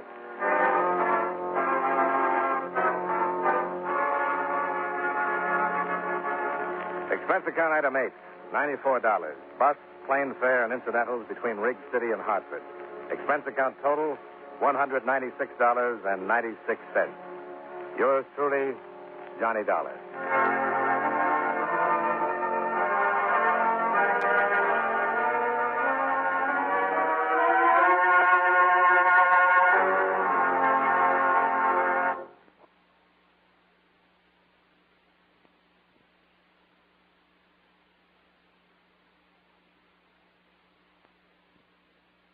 Here at Escape Radio, we proudly thank our partners at CBS. And now, folks, a quick challenge before the next thrilling chapter.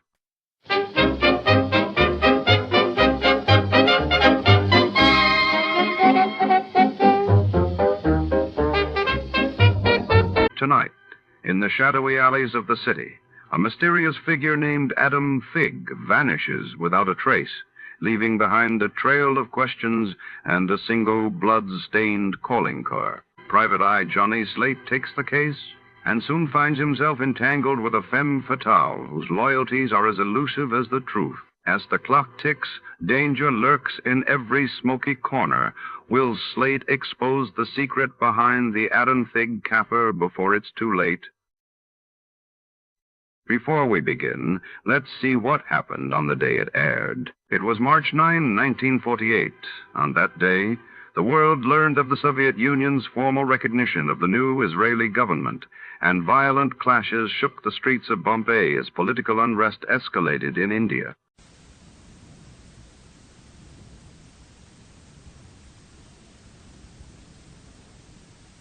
The Adventures of Sam Spade, Detective, brought to you by Wild Root Cream Oil Hair Tonic, the non-alcoholic hair tonic that contains lanolin. Wild Root Cream Oil, again and again the choice of men who put good grooming.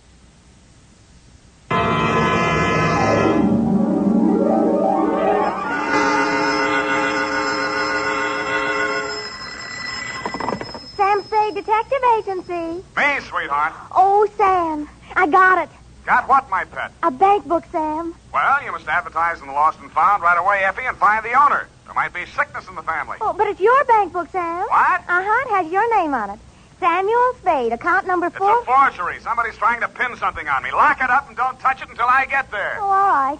Did you make a lot of money on this one, too? Got the check right in my pocket, $500. Oh, Sam, we're making more money than a movie star. Well, almost. And all honestly, too.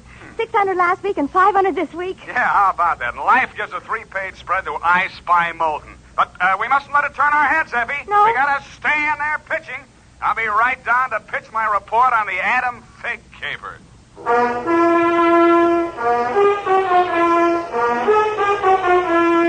Dashiell Hammett, America's leading detective fiction writer and creator of Sam Spade, the hard-boiled private eye, and William Spear, radio's outstanding producer-director of mystery and crime drama, join their talents to make your hair stand on end with the adventures of Sam Spade.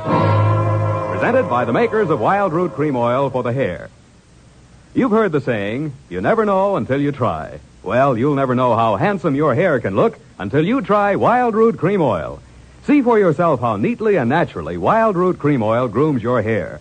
Note how effectively it relieves annoying dryness and removes loose, ugly dandruff. You can get Wild Root Cream Oil Hair Tonic in either the big economy-size bottle or the handy tube. Or you can ask your barber to use it on your hair. But by all means, try it. Don't delay. Get it today. Wild Root Cream Oil. Again and again, the choice of men who put good grooming first. And now, with Howard Duff starring as Spade, Wild Root brings to the air the greatest private detective of them all in The Adventures of Sam Spade.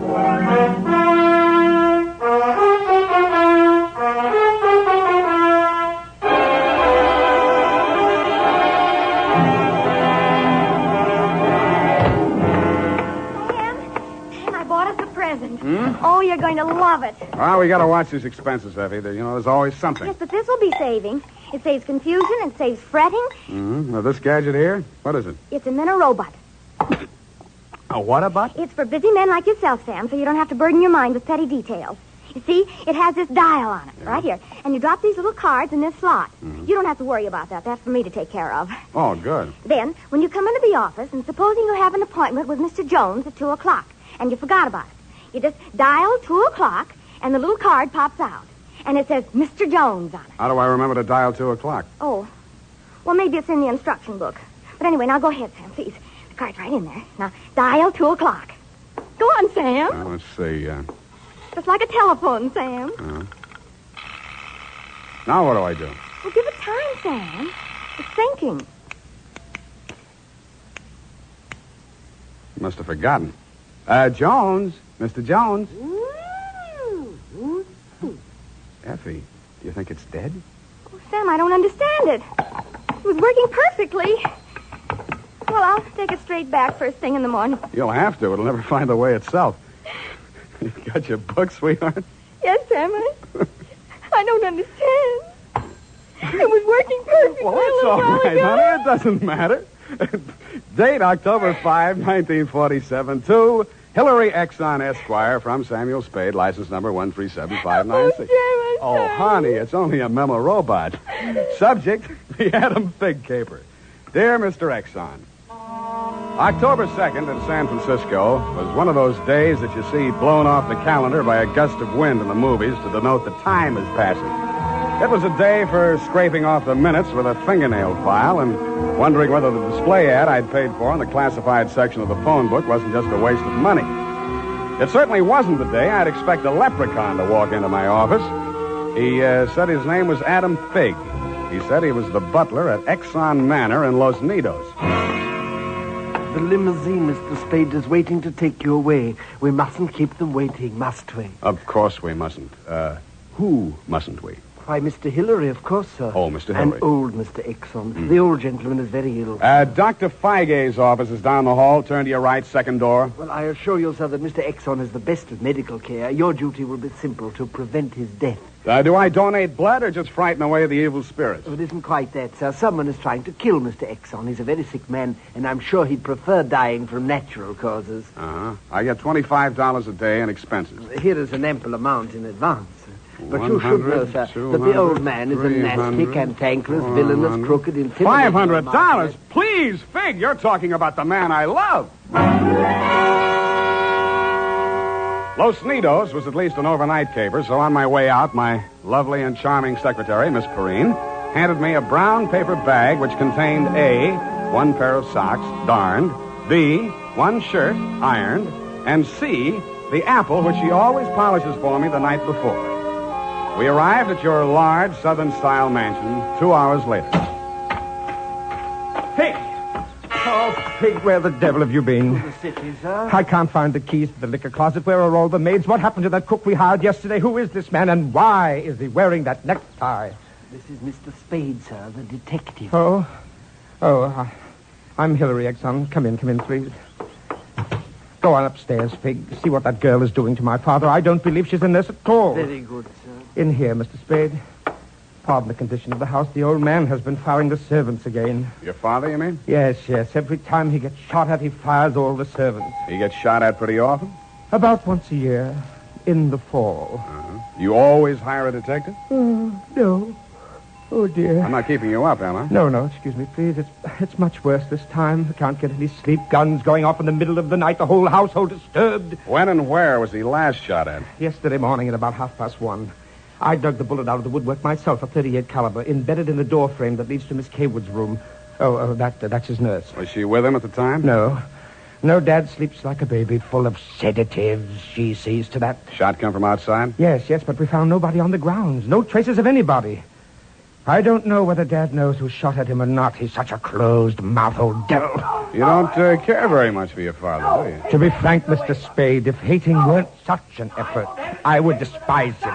He is without a doubt... Well, listen. Get out of here! There, that's just a sample. Well, come on, let's see what's eating him now. All right, now get out! Talk to me like that. I tell you I won't stand for it. Well, you don't have to stand for it. Take that silly painted face out of my sight. Don't you dare! Get out! I'm quitting, Mr. Exxon. I can't stand it another minute. Yelling, screaming, throwing things at You must have done something to set him off. But I didn't, I tell you. I didn't. This is Mr. Spade, Miss Kaywood. Oh, a detective? Will it make you happier to know that I'm a private detective, Miss Kaywood? Well, Mr. Spade, I only hope you can prevent a murder. If there's any way at all that I can help, Thanks. I'll see you downstairs after I've talked to the old man. You'd better go in alone. Of the great Lord Buddha himself. That remained in the temple of... Do you have a throat spray downstairs? I seem to be congested. Oh, go away. Go away! Go away! Oh, well, wasting ammunition. Well, who are you? If you're a total stranger, come on in. Well, don't be afraid, son. Come on over where I can look at you. It's hard to keep my eyes open. Oh, I mustn't do that. Oh, so you're the detective, eh? That's right, Pop. If you want to take a little nap or something, I'll come back later. What did I say just now? Come back later? No. There's no reason for you to come back later. I'll say everything I have to say right now. The shot woke me. I didn't see anything. I don't know anything. I've got a million enemies. I can't remember the names of any of them. Why don't you try to remember? I could have them checked. You're wasting your time, Sonny. In my day, I've wiped out 100 men, and I'll outlive anybody who's gunning for me now. You must be proud of your past, huh? Proud? Sonny, a past like mine is the finest thing an old man can have. I've swindled my partners and betrayed my friends. I've turned state's evidence just to see my associate get sent up for 20 years. And they say my wife died under peculiar circumstances, and I got rich off her insurance. Now I'm done talking. Do me a favor, son, please. I've got to get a half hour, 20 minutes sleep alone. You'll keep them out, everybody. Please, will you? Sure, Pop.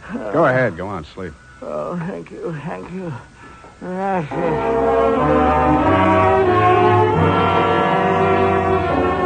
He closed his eyes, rolled over, and fell into a heavy sleep. I stood there a moment, looking down at the frail, wasted old body.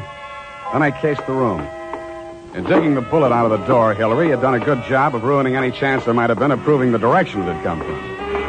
I strolled out on the balcony. It was a pretty night. I lit a cigarette and took it in. Then I heard a door open and close softly behind me. Nurse Kaywood was at your father's bedside. She was filling a hypodermic from a small vial of bluish liquid. He didn't awaken when she jabbed it into his arm. Then she saw me standing in the doorway. She hastily dropped the medicine vial into her uniform pocket and came around the bed to meet me. Oh, Mr. Spade, thank heaven. Why, when I saw you standing there in the half night, I thought you might be... Thought I was who? Why, the man who fired the shot. It was a man? I don't know. I didn't see it happen. I just assumed that... You shouldn't have done it. I warned you, Eleanor. Oh, we're disturbing him. Let's talk outside. Okay. Oh, it's good to breathe something besides sick room air. I thought you got used to things like that in your profession. Why are you so unfriendly, Mr. Spade? Nurses are humans, aren't detectives. Try me, sweetheart.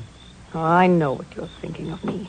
But after a week in this horrible house, that poor old man, he's frightened. He's really frightened. What of? By the shots. 38 caliber or hypodermic? Surely you don't think that He's supposed to be under sedatives. The doctor's orders. Sorry, sweetheart. It's my job to suspect everybody.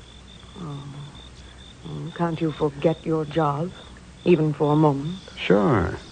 If you don't mind the fact that I know you're a liar, that I'd make book you didn't come here primarily as a nurse, and what's worse, your act's not even convincing. Oh.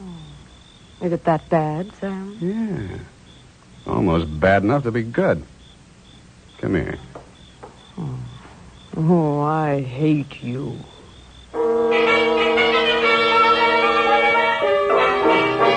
It was a very satisfactory love scene for both of us. For reasons of her own, Barbara wanted to keep me out of that sick room for a while, and she did. For reasons of my own, I wanted to get that medicine vial out of her uniform pocket, and I did. Then, as suddenly as we had fallen into love, we fell out again. After she'd gone to her room, I went back to my sentry duty around the house. Under a light on the front veranda, I examined the bottle from which Barbara had taken the injection for your father. It was labeled sodium thanatol and had been dispensed by a firm called Ibis Chemicals Limited in Cairo, Egypt. A scream filled the house, high and frenzied. I started running toward Barbara Kaywood's room. I slammed the terrace door open and found the light switch. Barbara was sitting upright in the center of a bed. Her face jerked up so abruptly that it seemed a neck had snapped. She clutched both hands to her chest and fell face down among the bedclothes, staining them with her blood.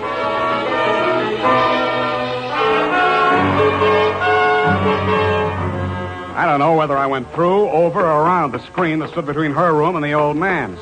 I circled Exxon's bed. He lay on the floor on his side facing the window. I went outside. A .38 automatic lay on the ground a few yards away from the building. I put that into my pocket and listened. No shadows moving. Nothing. Then he was on me before I could be sure he wasn't a medium-sized tree. Break your back. See the light. The warm stuff on my cheek might have been the thing's blood or mine.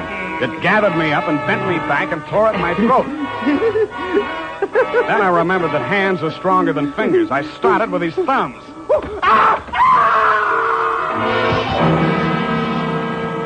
He lay there for a moment, then his huge body began to twitch.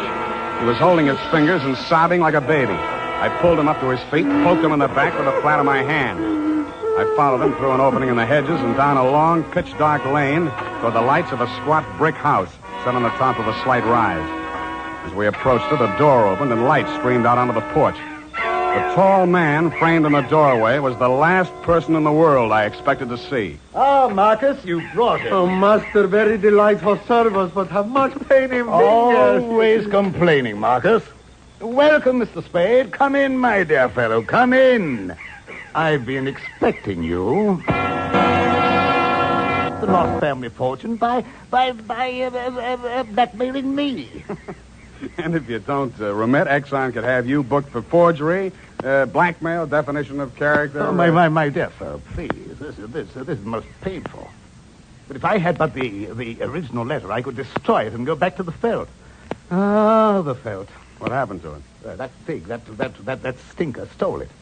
He burgled my home. Are you taking pot shots at old Exxon? Well, don't be a fool, man. I want Exxon to stay alive. I must find out some part of his life which will have an exchange value that will cancel out what he has on me. By the way, old thing, you met Miss Kaywood. Mm-hmm. At the present moment, she's milking me for $150 a day. Oh? She's supposed to goad the old man, by whatever means necessary, into talking about his past. And that information she is to bring to me. Well, that ought to be easy. Exxon brags about his past. Now, so far, I have learned that Hillary Exxon stole 2 heifers at the livestock show in Abilene in 1906. I feel for you, Captain. That wouldn't get much on the current market, would it? My dear fellow, I've a proposition to make to you. Should you ferret out anything that would be of value to me, I'll reward you handsomely. Well, maybe something can be arranged, Captain. Good, excellent. May I have your word on that? Well, there isn't much time, Captain. I'd better trot on back. I'll show you to the door, sir. And let me warn you, Mr. Spade, for your own good, should you ever hear the thrum of Ibis wings, run, flee. I assured him that I would heed his warning, bade him good night, and started back down the lane in the direction of Action Manor. Business was going on as usual. There were no shots this time, only the scream. When I got to Barbara's room, you and Adam were standing at a bedside trying to quiet her down. Well, Mr. Spade, is this the way you guard the house against intruders? Where have you been? Ask Adam. What does he mean by that, Figgs? I'm sure I don't know, sir. I've not left the house, sir. What happened here? Oh, she woke up screaming. She said someone had come into the room and torn off her bandages. A nightmare, of course. Please, I want to talk to Mr. Spade alone. Oh, please go. Adam, you go too. Please, Hillary, you go too. Good. Some questions I want to ask you, sweetheart, alone. But look here, Spade, look here. She just had a terrific shock. She shouldn't be questioned. The code of detective transcends that of the medical, Mr. Hillary. Perhaps he should have a few minutes alone with Miss Kaywood. Oh, very well, Fig. I suppose you know best. Remember what the doctor said, Miss Barbara. Not too much exertion. What happened, Barbara? Well, it could have been a dream. Somebody was standing over me in the darkness and peering down at me. And then he started to rip off my bandages, and I screamed. And when Fig came into the room and he turned on the lights, he was gone. It could have been a dream, Sam, and I could have been clawing at the bandages myself in my sleep. But you weren't. It wasn't a dream. I've been talking to Captain Sherry. And then I thought... Oh, well, how much do you know? That you've been feeding the old man truth serum to get him to talk in his sleep. Oh, How much talking has he done? well, plenty. How much you told Sherry? Well, just as little as possible. Why? Because, Sam, if we can keep that old man alive and out of jail long enough to sell what we know to Sherry for what it's really worth, we'd be fools not to do it. What makes you so sure you'll stay alive long enough to collect, sweetheart? Well, because you're going to help me, aren't you, Sam?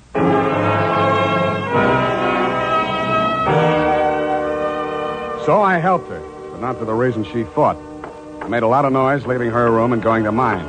Going back, I didn't wear any shoes. I slipped into a clothes press in her room so quietly that even she didn't hear me. I left the door slightly ajar and waited. Time passed, and I was stiff from standing still. It happened at about 3 a.m.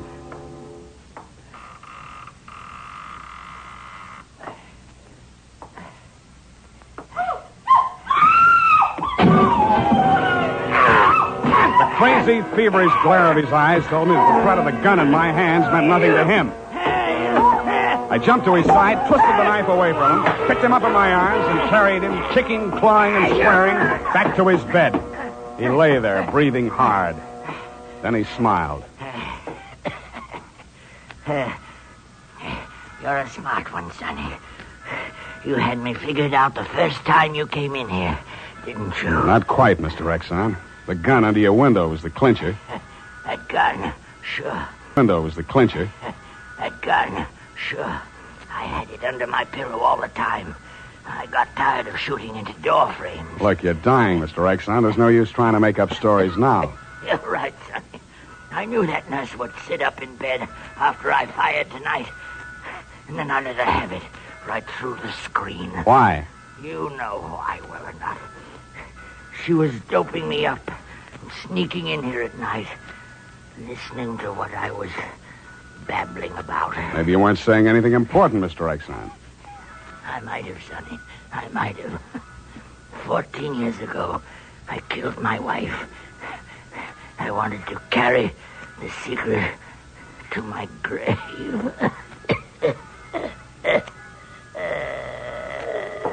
You nearly made it at that. Spade!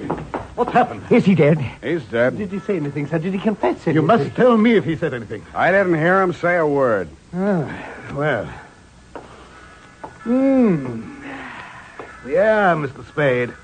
Charged with a certain texture, a significant quality. There's a certain smell, yes. Now, an omen. You can inhale it, sir. Journey thou to Nairobi on the veldt. Tarry 7 days, and you will collect the fabulous golden skull of Wizami, king of the Bojamas. Aha! Marcus! Yes, master. Unhook the hooker. Pack the marmalade. We are off to the veldt.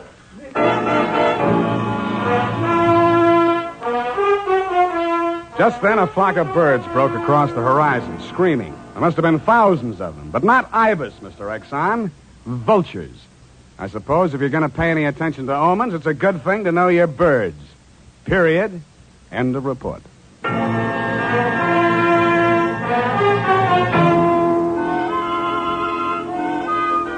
Right now, I have something to say to every man who doesn't use a hair tonic, to every man who says I don't believe in it or I don't need it. That all depends on what you mean when you say hair tonic. If you mean the old-fashioned greasy kind that leaves your hair smelling like a perfume factory, you're absolutely right. But remember, Wild Root Cream Oil Hair Tonic is nothing like that. Wild Root Cream Oil is an entirely new kind of hair grooming preparation. There's not a drop of alcohol in Wild Root Cream Oil, and it contains soothing lanolin that's like the oil of your skin. Most important, Wild Root Cream Oil grooms your hair the right way, neatly and naturally. Never leaves your hair sticky or greasy. Get the big economy-size bottle and the handy new tube that's economical, easy to pack when you travel, and grand for the bathroom cabinet. Don't delay. Get it today. Wild Root Cream Oil Hair Tonic. Again and again, the choice of men who put good grooming first.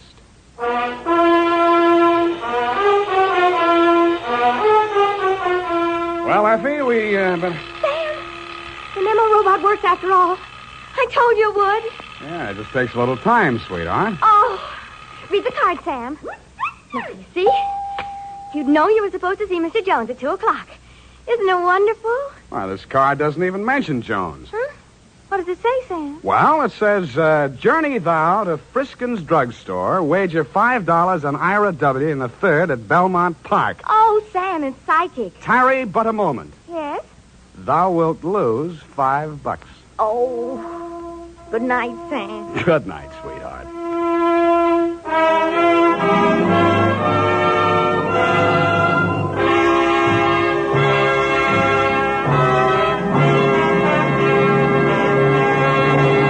The Adventures of Sam Spade, Dashiell Hammett's famous private detective, are produced and directed by William Spear. Sam Spade is played by Howard Duff. Lorene Tuttle is Effie. The Adventures of Sam Spade are written for radio by Bob Tallman and Gil Dowd with musical direction by Lud Gluskin. This is Dick Joy reminding you that next Sunday, author Dashiell Hammett and producer William Spear join forces for another adventure with Sam Spade, brought to you by Wild Root Cream Oil. Again and again, the choice of men who put good grooming first. Smart girls use Wild Root Cream Oil, too, for quick, good grooming and to relieve dryness between permanents. Mothers say it's grand for training children's hair.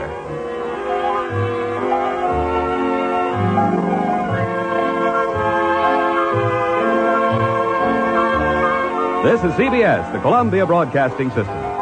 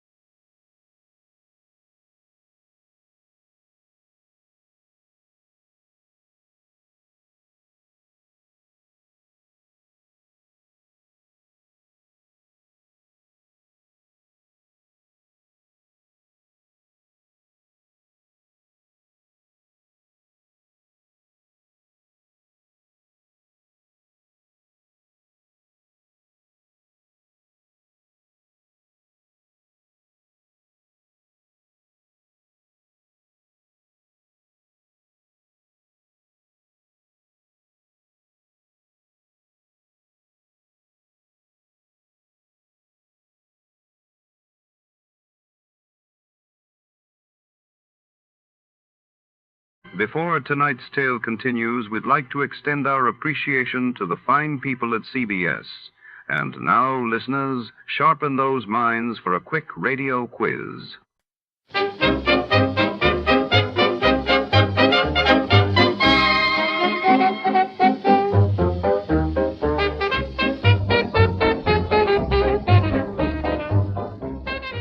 Tonight, under the dim chandeliers and polished mahogany of the city's most exclusive yacht club, scandal is about to set sail. The captain's table, reserved for only the elite, has become the epicenter of whispers and suspicion after a priceless artifact vanishes during a stormy gala. Our detective navigates a sea of secrets among society's finest, where every smile hides a motive, and every toast could be a betrayal.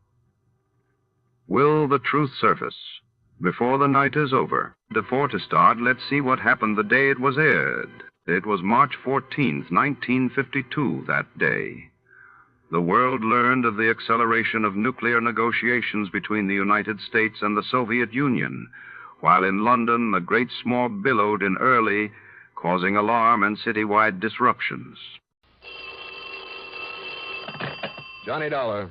Mr. Dolar, this is Barton H.B. Hollister at Greater Southwest Insurance Company. Oh, not Hollister in Phoenix, Arizona. That's right. Oh, here we go again. What was that, sir? Nothing at all. Just go right ahead. Yes.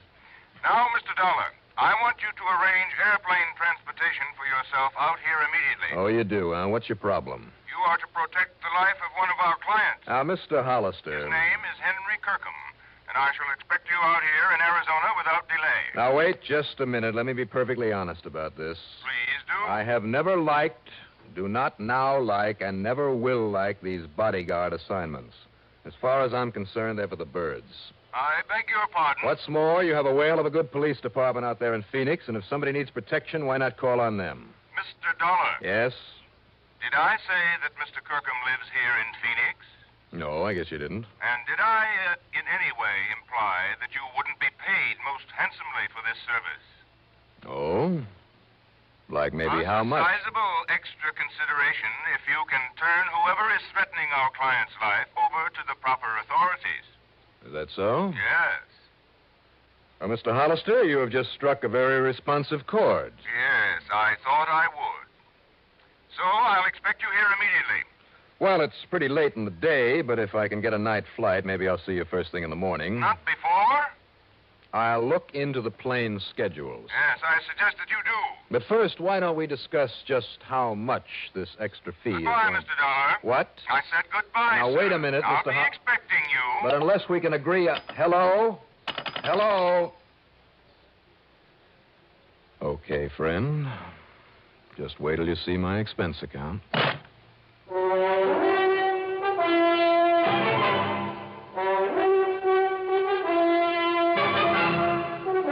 CBS Radio brings you Bob Reddick in the exciting adventures of the man with the action-packed expense account, America's fabulous freelance insurance investigator. Yours truly, Johnny Dollar.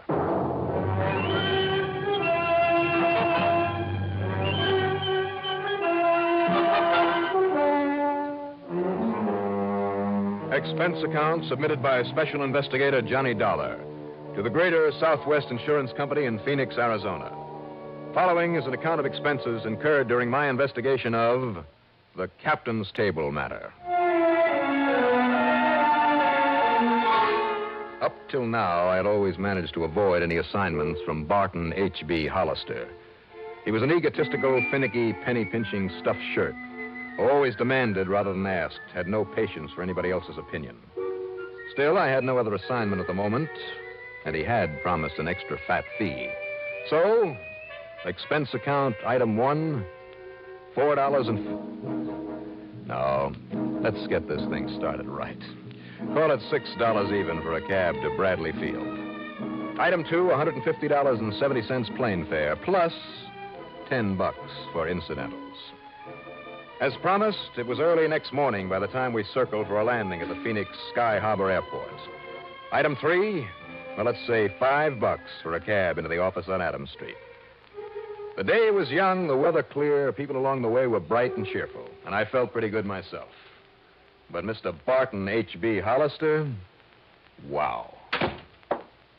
All right now, Dollar, where have you been? Sit down. Where have I been? I might have known this would happen. Sit down, I said. Do you mind telling me what you had for breakfast? What I had for breakfast? Well, it's obvious that something has got you all upset. Quite true, you have. I phoned Mr. Kirkham last night and told him you'd be here right away. I took the first plane I could get. Well, you're too late. Too late for what? A few hours after I told him you were on your way, Henry Kirkham was found dead. No kidding. Didn't need your protection, eh? I didn't say that, Mr. Hollister. You certainly implied as much. All I said But was... that's neither here nor there now. The simple fact is that Henry Kirkham, insured by our company for over $70,000, has been murdered. Or has committed suicide. Oh, now I get the picture. What do you mean? You hope I can prove it was suicide. Of course. Then this company of yours won't have to pay off the insurance. Over $70,000. You said that. There's far more to this matter, Mr. Dollar. Like what? The police apparently believe it was murder. Well, if they can prove it, you're stuck. Wait, please. The only suspect they're holding is a man by the name of Walter Pinkley, who happens to be Henry Kirkham's beneficiary. Well, then what's your problem? If he did kill Mr. Kirkham and they can prove it, you certainly don't have to pay him the insurance. You're quite right. The money will go to whatever other person or persons are entitled to it under the laws of succession. But now, bear this in mind. Go on. Walter Pinkley is also one of our policy holders. That's interesting. So if he did commit this murder, as the police suspect, and he goes to the gas chamber... You're stuck with the payment on his policy, too. Exactly. If it was suicide, you pay nobody. Right. But if it was murder, you stand to pay off on both of them. Correct.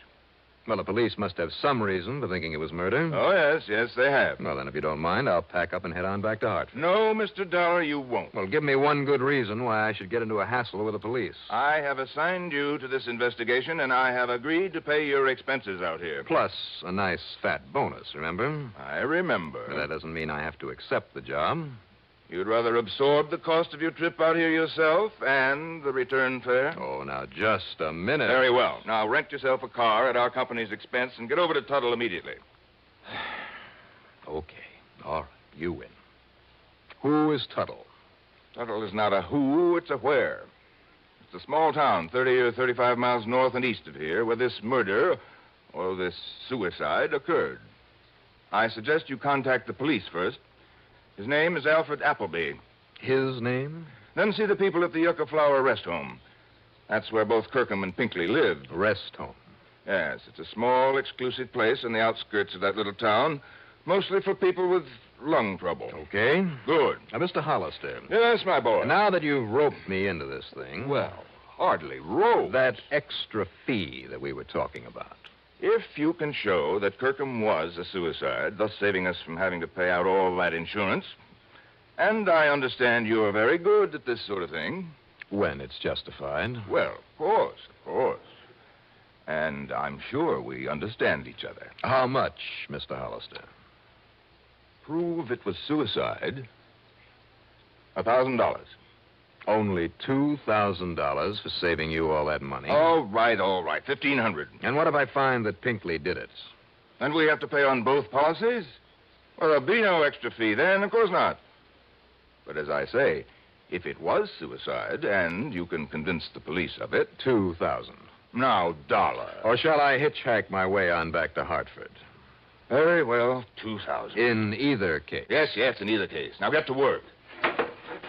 You know, Hollister, a little urging, and you're not such a tight-fisted old coot at that. I beg your pardon. Granted. Item 4, $50 deposit on a rental car. I drove north through Glendale and Cave Creek, and then east and a bit south to the town of Tuttle. There were a couple of general stores, one of them closed, a gas station, and a rickety old one-story building marked City Hall. That's where I stopped. And believe it or not, its only occupant in a small corner room with bars on the door. That's right, young man. My name is Walter Pinkley. The police chief, who's also the mayor, has gone out to the rest home again. Well, I'm Johnny Dollar, Mr. Pinkley. I represent the company that insured the life of Mr. Henry Kirkham. Oh, poor Henry. Oh, it's a terrible thing. Terrible thing. Pretty terrible for you, sir, if you killed him. Now, isn't that the most absurd idea, Mr. Dollar, putting me in jail this way? Is it? But I suppose that policeman, that Chief Appleby, feels he has to point to someone as a suspect. Why did he pick on you, sir? Well, after all, Mr. Dollar, I was the only one to have visited with him there at his cottage at the rest home last night. And I'd told everybody I was going to spend the evening with him. I mean, everybody at the captain's table. Why did you call on Mr. Kirkham? Because he was my friend. Henry was the only one who appreciated my ability as a composer. A composer of what, Mr. Pinkley? Why, here. Let me show you. Here now. Do you see? This is the new concerto I'm working on. This will be my finest musical composition. Concerto. You understand music, Mr. Dollar? Well, not enough to appreciate this, I'm afraid. Oh, that's too bad. So few people do, and now that Henry is gone. By the way, did you know that he left all of his insurance to me? So I understand. That was wonderfully sweet of him. And now I'll be able to buy a piano for my little cottage and compose and compose and compose. I wonder. Oh, there's no need to wonder about it at all, Mr. Dollar. I shall.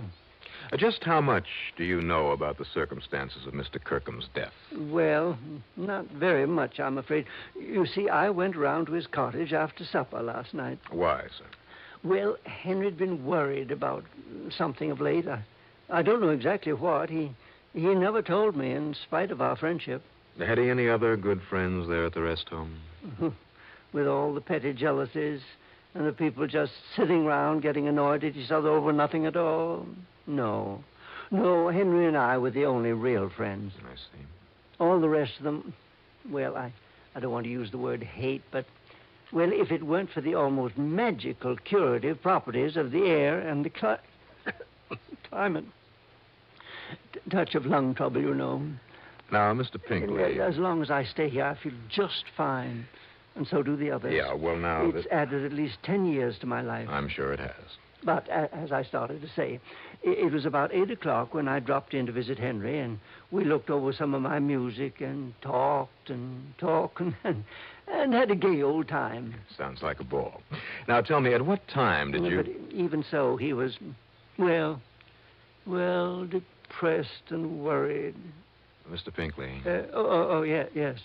What time did you leave Mr. Kirkham? Well, I guess about 10 o'clock. He said he had to write a very important letter in case... In case of what, Mr. Pinkley? Well, I'm not quite sure, but during supper he had mentioned that someone was coming to see him. He'd had a phone call that someone was coming to see him to help him, I think. And in case that someone didn't arrive in time... Well, I'm not quite sure just what he meant. I think I have a pretty good idea. Then this morning, when they found him lying there in his cottage with that horrible pistol beside him, Mr. Dollar, I never dreamed that Henry would commit suicide. Suicide? Surely you don't think that anyone would have killed him? Not even you? Good heavens, no. When he was always so nice to me and changing his insurance to me and all. Well, apparently somebody thinks you did it. Oh, they'll find out. They'll find out, don't you worry. And meantime, it's so nice and peaceful here in this jail, and I can work all undisturbed on my concerto. I've been working 4 years on it, Mr. Dollar, and in another 4 or 5 years, Mr. Pinkley, I sincerely hope you'll be around long enough to finish it. What? What did you say? Nothing. I'll see you later.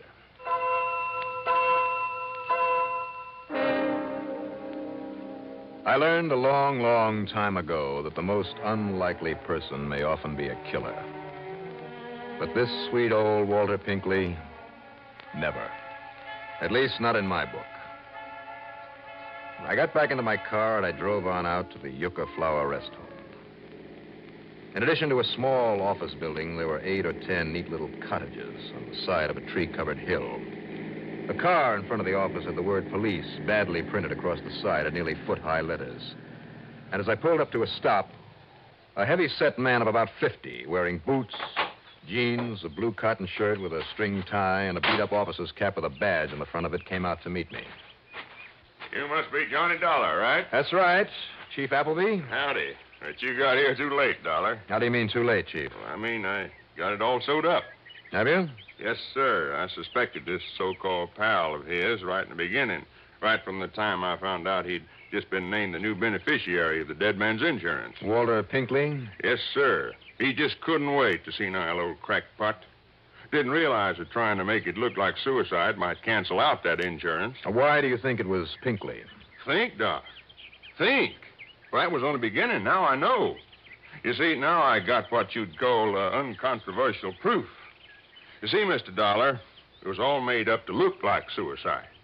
I mean, in there all by himself, just laying there in the middle of the floor, shot right through the right temple, real close up, like as if he'd done it himself. Well, now, Chief. Yeah, and the old-fashioned 32 H&R there beside him, like as if it fell out of his hand. Did you check that gun for fingerprints? Not a sign of any prints on it anywhere. Now, you know he'd have to have his own prints on it if he'd done it himself. Yeah, I guess it would. Only one note to have been in to see him last night was that old Walter Pinkley, right? But, now, Chief, that still doesn't prove that But what Pinkley didn't figure on was that Kirkham was already scared of him and he'd sent for you. And Pinkley also didn't know that sometime last night Kirkham wrote you a letter just in case. Chief, I have reason to believe he wrote that after Mr. Pinkley... Now, wait now. Just let me finish, huh? Go ahead. This letter was there on his desk, and, well, I got to admit I didn't take a look at it until a few minutes ago, but here, look at it for yourself. See? Pins the murder on Pinkley and nobody else. Read it. I mean, if you can, that handwriting's kind of old-fashioned. Mr. Johnny Dollar, honored sir. So is the salutation, Chief. Huh? A bit old-fashioned. Honored sir. Yeah, real formal. There is within this place one who would avenge himself upon my life. How do you like that language? Sounds like an old Shakespearean actor. Well, that's exactly what he was, an old ham actor. Now, let's see now. Nor have I been remiss in my endeavor to assuage the passion that manifestly has provoked his wish for my demise. It means he tried to talk this other one out of trying to kill him. Yeah, fine. Thanks, Chief. But, alas, I had made it only too clear I could no longer abide his ridiculous Concertos? Concertos, that's what he meant. Well, maybe so, but it's spelled Concetettos. Concertos. Oh, it's that handwriting. He meant concerto. He couldn't stand that concerto anymore. That's all that old Pinkley ever talked about. But go on. And so, because of my resentment over his stupid concertos... concerto. All right, concerto, whatever it is. He seeks revenge. Yeah. Unless he seek to destroy me ere you come to afford me protection, I tell you now that his name... turn it over. But hark, there sounds a knock upon my door. I shall finish this anon. That's all, huh? Well, it's all I need. He thought the knock on the door was you. He let the other guy in, got himself killed. I wish he'd had a chance to finish this, to actually name the man he suspected. Oh, now, wait a minute, Dollar. You want anything more clear than that? Nobody else had a concerto. Pinkley's guilty, and that's that. Maybe. Well, sure he is. The others at the captain's table, Pinkley said. What's that? They all knew I was coming here, so if one of them wanted to kill him, he knew he'd have to do it right away. Sure, and one of them was Pinkley. Same group of 5 at that same table. 3 meals a day, week after week, year after year. 5, huh? Who are the others? Did you check on that? Oh, I sure did. They were the only ones that would know the most about not only Kirkham, but Walter Pinkley, too. Well, who are they, those 5, the other 3 besides Kirkham and Pinkley? An old lady named Miss Sarah Sanderson, man who calls himself Captain Howard, another old fella named David Hesher. Well, get them together, Chief. I want to talk to them. What for? As long as we know who did it. Just as a favor. All right. Anything you say. Something had suddenly rung a bell. I picked up a dictionary in the office.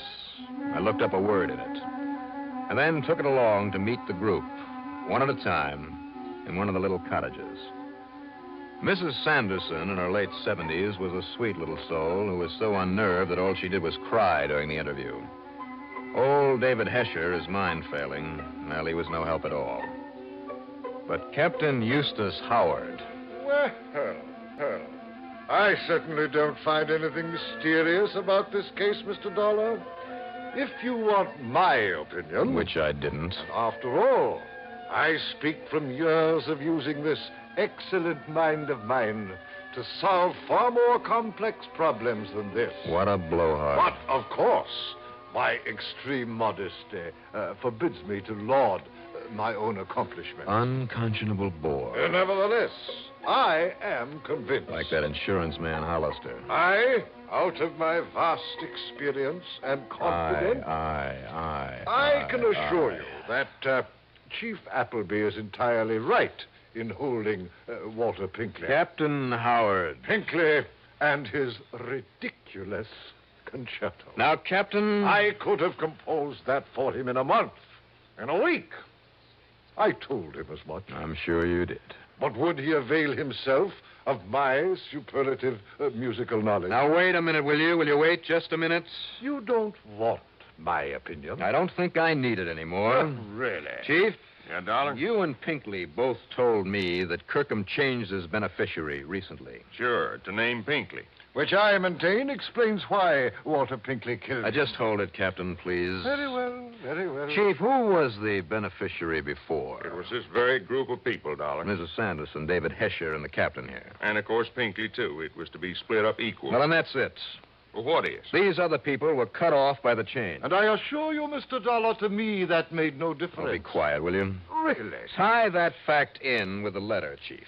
So that letter pins it on Pinkley, and that's that. Didn't you wonder why the killer left the letter on Kirkham's desk? He must have seen it. I am convinced that Pinkley overlooked it in his excitement over what he'd done. Well, I am convinced that the killer misread that letter the same as we did, that he left it there because he felt sure it would convict old Pinkley. And you, Captain, and this dictionary prove it.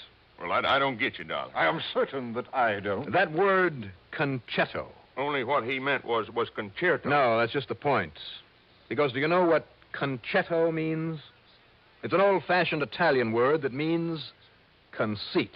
Huh? Unusual term, but so are a lot of others in that letter. Well, sure. Concetto means conceit. So add them up. When the beneficiary was changed, this silly, conceited old Captain Howard here was cut off. I beg your pardon. Along with a couple of others. But I doubt if they cared. Only the captain did. Now, see here. He didn't like the snub that it implied. Any more than he liked being turned down by Pinkley over that music, so he had to get even. Mr. Dollar. If he could make it look like suicide, he not only would get even, but nobody would get that insurance. So he knocked off Kirkham and set it up that way, and I'll bet he made sure that Kirkham's prints were on the gun. Keep talking, Dollar. But then he found the letter, that unfinished letter, and he thought that it put the finger on Pinkley.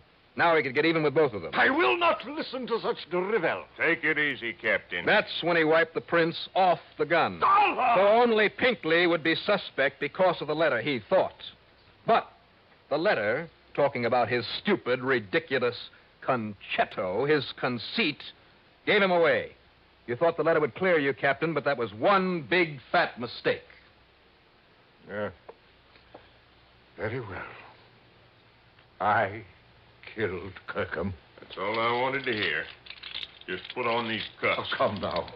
Would you take me off, make me suffer, maybe die, like a common person, for the one very small mistake? Me, Captain Eustace Langhorne Avery Hard, me. Yeah, Captain, you.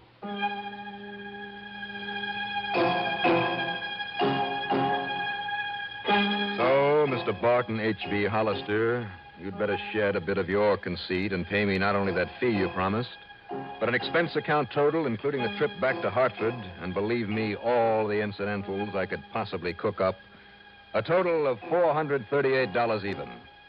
Yours truly, Johnny Dollar.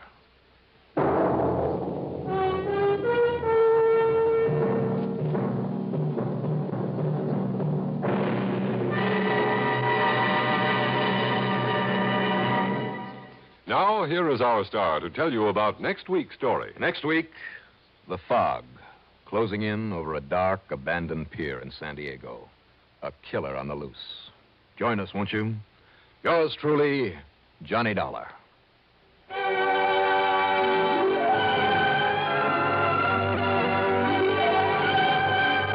Yours truly, Johnny Dollar, starring Bob Reddick, is written by Jack Johnstone, produced and directed by Bruno Zerato Jr., musical supervision by Ethel Huber. Heard in our cast were Edgar Staley as Walter Pinkley, Richard Kendrick as Barton Hollister, John Griggs as Captain Eustace Howard, and Jim Bowles as Chief Appleby.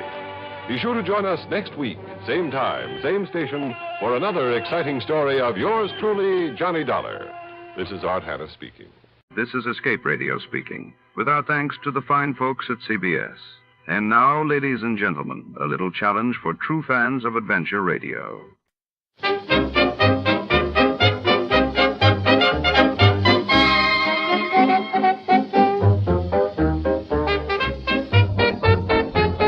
Tonight, under the humming fluorescence of the Wilshire Forensics Laboratory, a single dusty footprint brings the city's secrets to light. In this labyrinth of glass slides and steel cabinets, our detective prowls through chemical scents and cold evidence chasing a phantom whose step may unlock a locked room murder.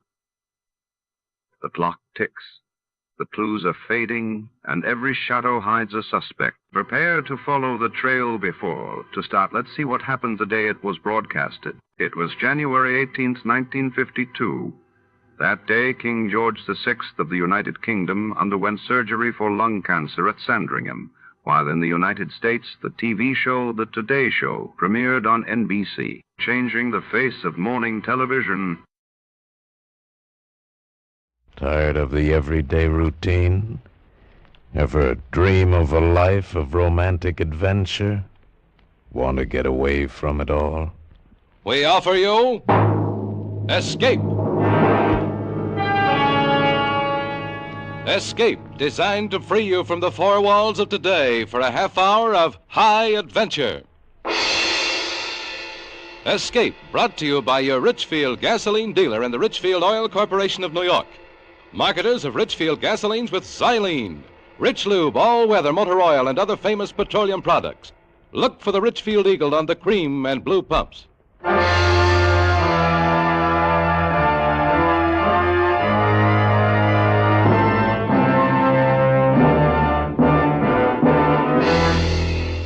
Tonight, we escape with the story of the murderous priests of a weird cult hidden in the barren deserts of Mexico. As Governor Morris tells it in his famous tale, The Footprint.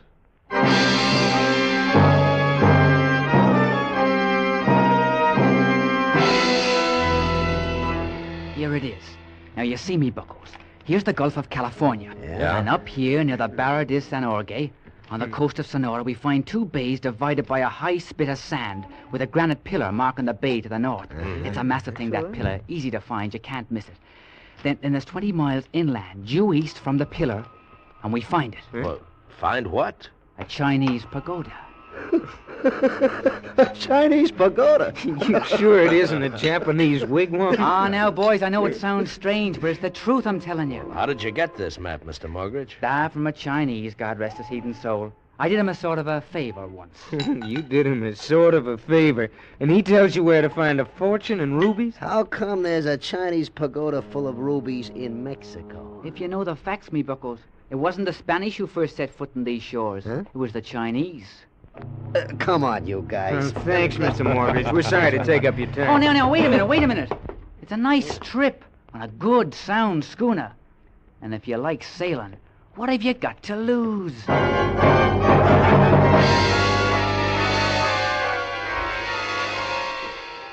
And there was nothing to lose except the $200 a head he charged to outfit the schooner.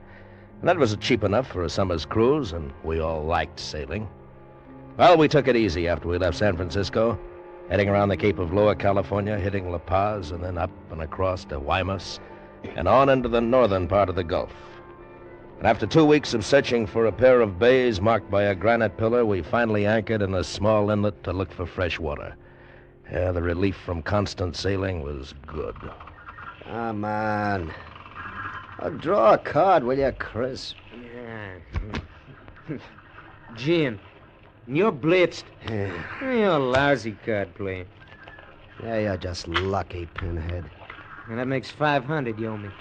Yeah. I'll pay you when we find the rubies. You deadbeat. Chin up, lads. We'll find that pillar yet. Ah, nuts, Morgridge.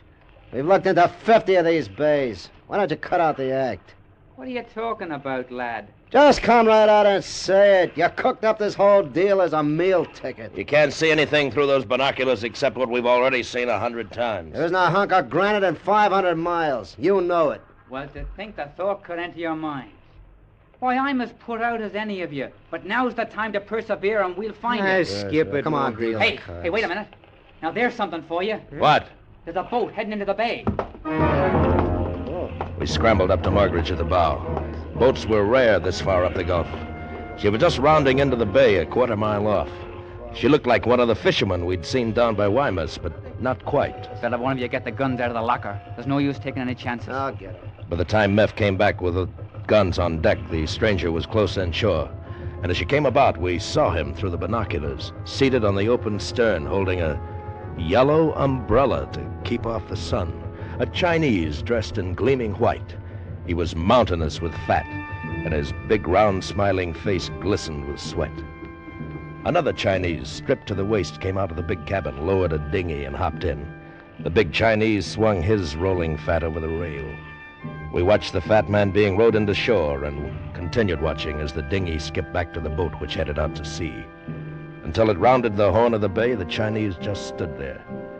And then he picked up his yellow umbrella, turned, and waddled across the beach, lumbered over a dune, and was gone.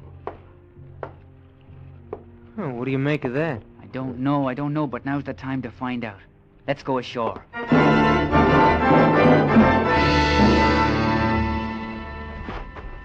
Look at that guy's footprints. He must weigh a ton. You said it, man. Come on, boys, this way. Up the dune. Yeah, I can't run that fast in this stuff. Hey, boys! Boys! Huh? What's got into him? Well, get up the dune and we'll find out. Come on. Call me a liar, will you? What? Call me a cheat. Call the map a phony, will you? Look. What? Why, it's the pillar. The granite pillar. No wonder we couldn't find it. It's almost buried in the sand. Will you look at the size of it? The rubies, boys, we've as good as got 'em. What about our fat friend? Looks like he has the same thing on his mind. We follow him, me buckos. It's 4 with guns against a yellow umbrella. Come on, lads.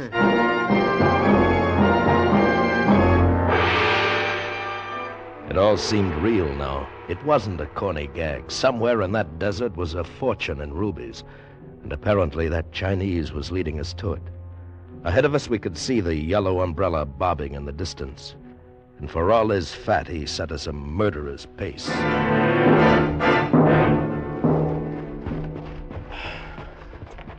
Hey, why doesn't he stop? This is killing me. He will, but we got to pull closer to him. Save your breath. But he didn't stop. He kept it up the rest of the day. And the sun was like a red-hot iron on our backs, and the heat waves danced off the desert like crazy devils. For a while, just before the sun set, the heat threw up a mirage, and the fat bulk of the Chinese seemed to waddle through the sky. And then it was dark, and we lost him. Until... Hey, look. He's coming back. What? It's a Chinese. Huh. I come back to say I go 20 miles without no stop. You like to come all the way, I say nothing. Only tell you all the way nasty sand. You go back. Wish you pleasant halt and return journey. We're not going back. Very well. Only I experienced traveler and put up with no complaints. Pleasant conversation and all good friends at end of journey. You. He means you, Johnny. What? Me? You got nice respectable face. Walk with me. Okay. My name, Sankti. Very fine, rich Chinese merchant. Well, where do you come from? No matter. Where I go is important. Chanchan, very fine holy place to end days in. Holy place? Oh, yes. You see, I am dedicated to high gods by parents when very little boy. They ask high gods I be given very fine, successful life. It is accomplished. Now must pay our promises of parents to high gods. Well, you're very lucky. Luck? On 45th day of 45th year, I kneel before priests of high gods, pray before sacred rubies of holy grey spirit, reflect on insignificance of life, and am soon strangled. What? Strangled? I give you honest word, being strangled at 45 is no joke. But cannot break promises of dead parents. Well, maybe so, but I arrange for you and friends to see ceremony. It is very dignified, interesting occurrence. Excuse me now. Please, I meditate. He folded his hands inside his sleeves, dropped his chin on his chest, and drew ahead. We couldn't keep up with him, and 3 hours later we were still following the black holes the fat Chinese's feet had left behind. It was just an hour before dawn when we finally saw it. Chan Chin, a large stone building with a few smaller ones tucked near it. How there could have been a lake in the middle of this impossible waste was beyond understanding, but there was, a small one, and we ran for it. It was the sweetest sight in the world. We sucked it up with our paws and mouths, lay in it, patted it, kissed it. Oh, it was beautiful. Oh, I don't care if I ever see another French bathing suit again. Oh, you lovely water, you. Where do you suppose they be hid, huh? What? The rubies, me bucko, the rubies. How about that big building, huh? Looks like some sort of a heathen temple. It is temple. What? Temple of high gods. Sang-Ti. Oh, look who's here. Again. You better travelers than I expect. You look a bit, then go home. Priests a very unhealthy place for unbelievers. How many priests? 10 priests. Not many, but enough. Why you come to Chenchang? We heard about it through a friend. Now you see, you go before sunrise. I couldn't move another step. Why you come here? Maybe to steal very high god's rubies? You leave very high god's ruby box alone. You with respectable face, take friends away. I can't, Sang-Ti. We've got to rest. You wait till after interesting occurrence of strangulation, then you go. For a man about to meet the high gods, you're pretty calm.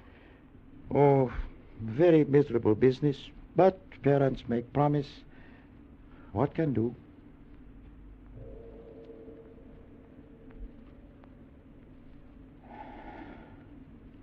It is time.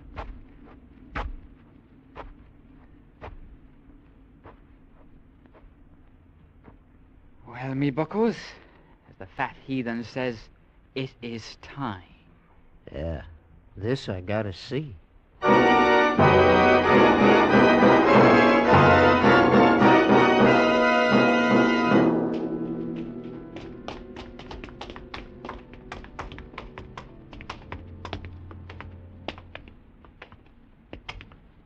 Black as pitch. You see anything? No. Hey, wait. You hear it? Easy. Sounds like it's coming from somewhere in front. Hey, look at that up there ahead. You see? Looks like it's suspended in midair. Holy... It's the rubies, me buckos. Gold caskets studded with them. Look at them glow. Where's the light coming from? From that hole in the roof there. See? Sun's rising. Hey, now look. It's a heathen idol. And it's got the ruby box held in one of its hands. And in the other hand, a snake. A little gray enamel snake. Watch it. Somebody's coming. A row of green-robed priests, eyes closed in silent prayer, began filing into the circle of light. One of them stepped in front of the idol, held up a long gray cord as if for the idol to see. The circle of light widened, and we saw the kneeling form of Sang-Ti. He wasn't smiling now. He looked sad and frightened. Hey, you don't think he's really gonna get strangled? You got me. Mata sa kamantu, mata sa kamantu. As if he'd been waiting for a signal, the priest stepped quickly in back of Sancti, looped the cord over his neck, and jerked. Watch out!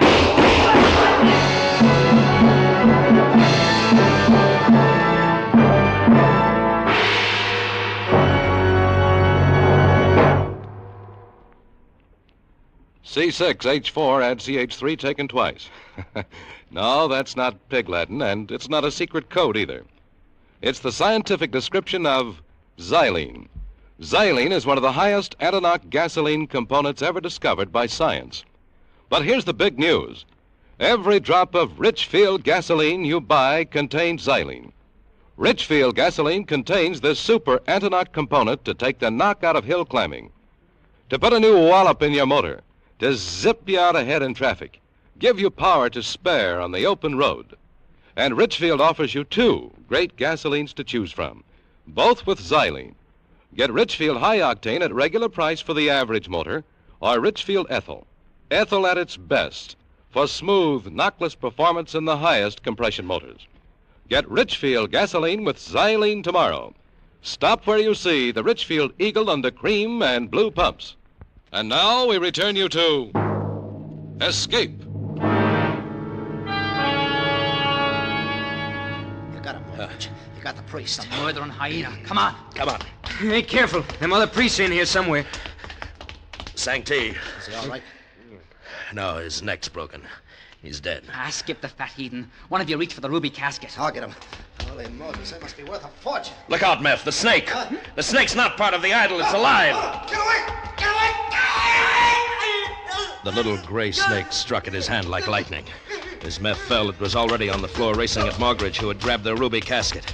He smashed at it with his rifle butt, breaking the tail, and it slithered away under the idol. We looked at Meph. He was horrible, purple, like he'd been dead a week. We ran out into the desert.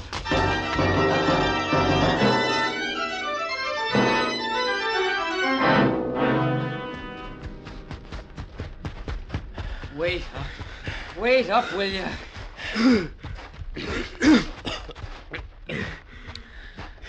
Oh, I can't keep this up me buckles.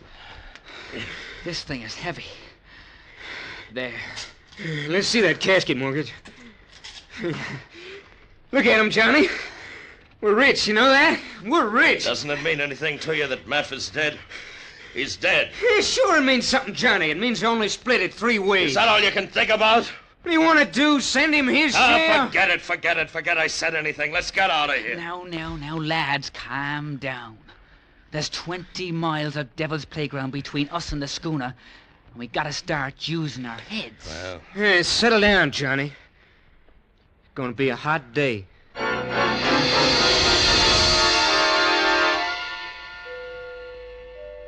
The rubies flamed in the early sun. Crisp leered at them, and Morgridge's face had a look I'd never seen before. All they meant to me was Meph and that sudden, horrible death. I don't remember it getting hot. It just was. It jerks not to get that water out of the lake. You feel like going back? Not me. I got what I came after. Are we going the right way? Yeah. Sun sets in the west. We'll be walking right into it. How far we come? I don't know. I don't know anything except that it's hot. Here, Chris. It's your turn to carry the casket. Oh, it's a job lugging that thing. All right. Here, Johnny. What? You take the rifle. I'll take it for you, me bucko. No.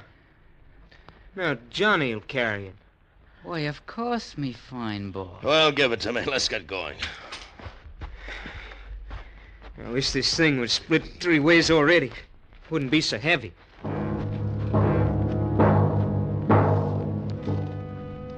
Seemed like the day was endless.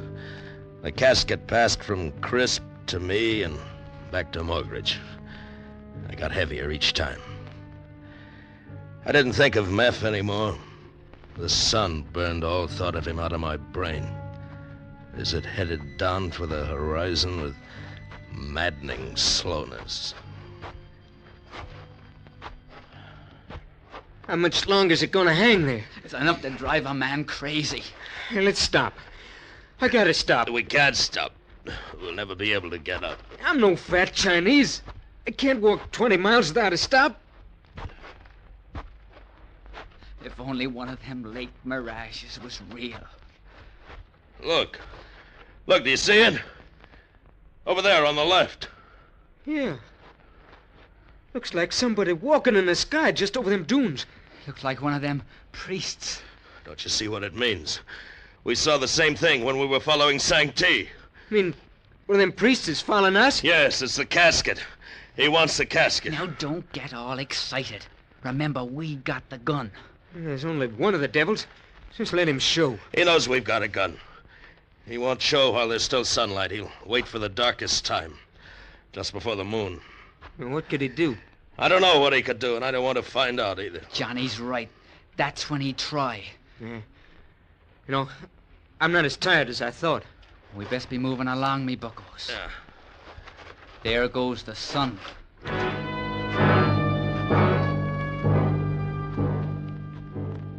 We didn't run. We couldn't.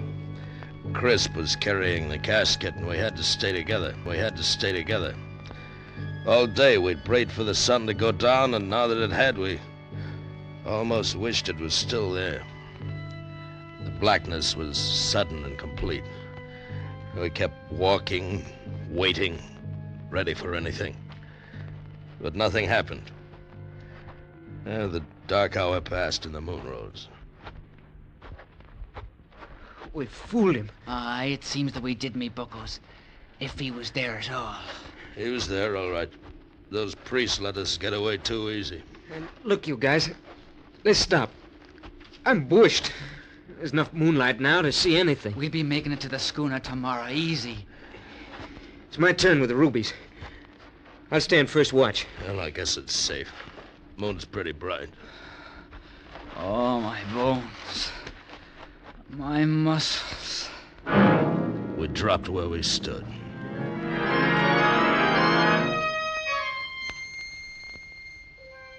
I think what woke me was the moonlight creeping under the brim of my hat.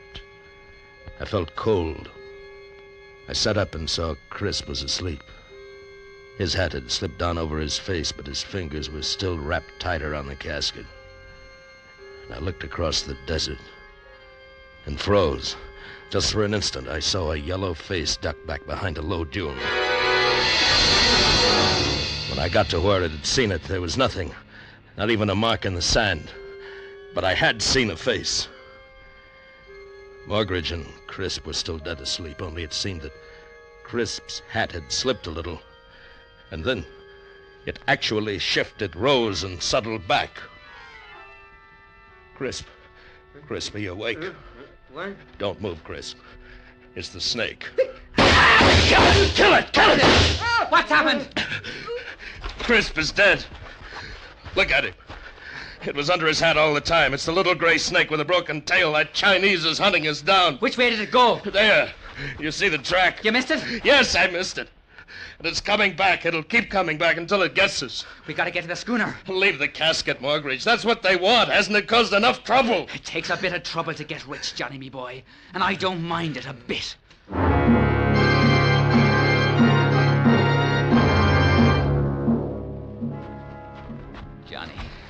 Johnny, me bucko. I got to have water. Oh, help me, Johnny. There isn't any. We've got to get to the schooner. I know the signs, Johnny. There's water out here. Help me look. Don't, Margaret. You'll drive yourself crazy. Crazy, is it? Don't call me crazy. It's you. Look over there. It's bushes. Green bushes. There's nothing, I tell you. It's just sand. Now, don't lie, Johnny. Don't lie. I'll go fetch you, Drop. It'll make you feel better. You watch after the rubies, and I'll fetch you. No, come back, Margaret. We've got to go on. Stay with the rubies, Johnny. I watched him work his way over, stumbling in the sand. And then suddenly I saw it. There was something green. Margaret! Margaret, I see it! I see it too! It's water! It's water! No, Margaret! It's silk! Green silk! He wasn't crazy now, and neither was I. The green-robed priest rose up out of the desert, and in his hand he held the little gray snake. Morgridge was running back. Then there was darkness in my eyes, and I was running desperately with something heavy clutched in my arms. We only stopped when it was broad daylight, and the sense of fear came to an end. Is he following? No. That was a close one, the dirty heathen. Morgridge, do you feel it? What? The breeze. Oh, it's cool. It's a sea breeze. It's the Gulf, me bucko. We've made it. Look, I see it. The schooner. And there's a whole cask of water right in deck.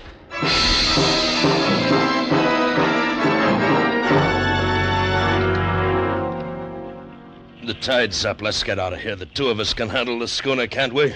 Even one. I done it many times. Johnny. Step away from the rubies, Johnny. What? Johnny, lad, you see the gun. Now step away from the rubies. Morgridge, you're kidding. You don't think I'd cut you in on a fortune in rubies for $200, do you now? Put down the gun. I didn't plan on you getting this far. I needed the three of you to carry the box. But now the box is here aboard the schooner. So step back to the rail, Johnny. Morgridge. Step back, Johnny. That's a fine boy. I realized everything now. Morgridge knew that Sang-Ti would come. He knew where the bay was in the fallen pillar. It led us like sheep. And I was going to die, too, in that desolate place. I felt the rail of the schooner against my legs. But before you go, maybe you'd like one last look at the rubies, huh? I'd hold them up. Oh, ain't they beauties? Then I saw it. The little gray snake slithering across the deck behind Morgridge. But he didn't see it. Ain't they beauties, Johnny? Look at the colors. Red like blood and worth a fortune that won't be divided. Won't be divided at all. And then the snake struck.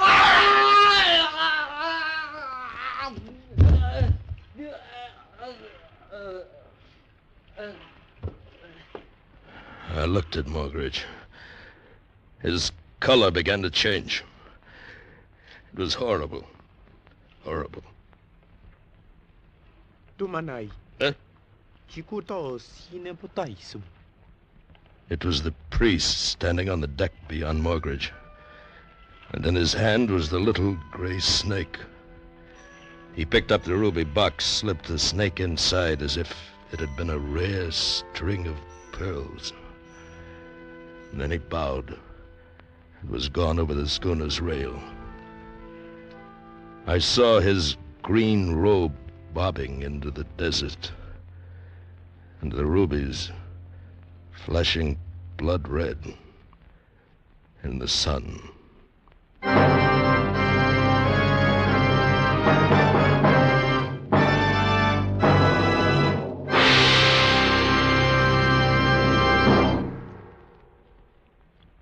You don't need a fortune teller to tell you this. From now on, you'll probably have to wait longer for a new car. So don't neglect the car you've got. See to it that all points have the protection they need to save wear and breakdown in hot summer weather. And to give you that needed protection, Richfield All-Point Safety Service is made to order. Richfield All-Point Service gives your car the sturdy protection of Rich Lube lithium lubricant, the premium lubricant that's better all ways. You'll get expert protection for your motor, chassis, transmission, differential, and wheel bearings. Lubrication that stands up under the toughest summer driving. If you have automatic transmission, you'll get top-rated Richfield automatic transmission fluid. And finally, as an extra precaution, you'll get a safety check on your battery, tires, spark plugs, and radiator. So tomorrow, stop where you see the Richfield Eagle on the cream and blue pumps. Get Richfield All-Point Safety Service. Escape is produced and directed by Norman MacDonald, and tonight has presented The Footprint by Gouverneur Morris, adapted for radio by Richard Chandley. Featured in tonight's cast were Bill Conrad, Charles Davis, Luke Krugman, Tom Holland, and Ramsey Hill. Special music arranged and played by Ivan Ditmars. Next week. You are creeping through the dark streets of Paris in the middle of the night. Ahead of you, the Gestapo is lying in wait, and relentlessly tracking you down from behind is a murderous madman from whom there is no escape.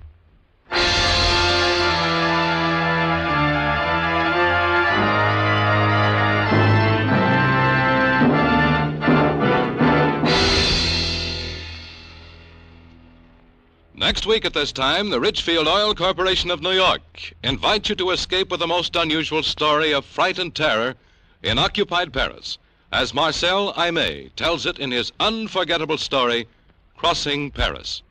Be listening. Goodbye then until this same time next week, when once again we offer you Escape. Tom Hanlon speaking over CBS, the Columbia Broadcasting System.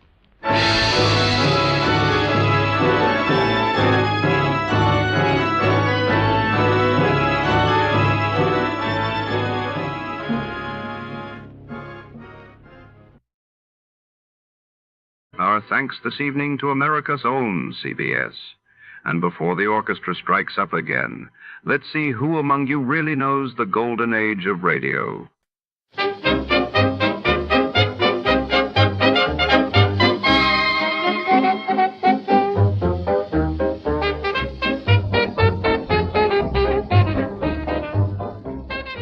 Tonight, in the shadowy corridors of Dr. Merrow's isolated underground laboratory, a chilling scientific mystery unravels.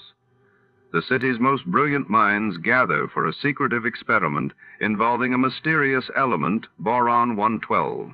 But as flickering fluorescent lights cast long, nervous shadows on the cold steel walls, betrayal and danger lurk with every turn of the test tube. Who sabotaged the experiment? And what deadly secrets does boron-112 conceal? Steel yourself for an electrifying descent into science and subterfuge. Before to start, let's see what happened the day it was aired. It was November 14, 1952, and that day the world watched as the United States completed the first successful hydrogen bomb test in the Pacific. While across the Atlantic, Britain's King George VI's health crisis sent shockwaves to the royal family and the nation. Johnny Dolar. Going to read, Johnny, at Floyd's of England. George, every time I hear your voice on the phone, I shudder. Well, I guess I have asked you to handle some rather out-of-the-ordinary matters for us. George, they have been so wild, crazy, impossible, I sometimes wonder if you ever issue a normal-type policy. Well, it's a very normal-type policy that I'm concerned about now, Johnny. It's the insured himself who has me worried. Okay, tell me all. His name is Joseph, spelled with an F. Joseph Hentler. He's an inventor, among other things. His invention is what we've insured. It's a device, I guess you'd call it, for making some kind of boron-based compound. Boron-based? The sort of thing the government is vitally interested in for its airplane and rocket fuels. Oh? No kidding. I think you'd better run over here and let me tell you about it. Can you? Right away? When you put it that way, George, yeah, I think I'd better. I'm on my way.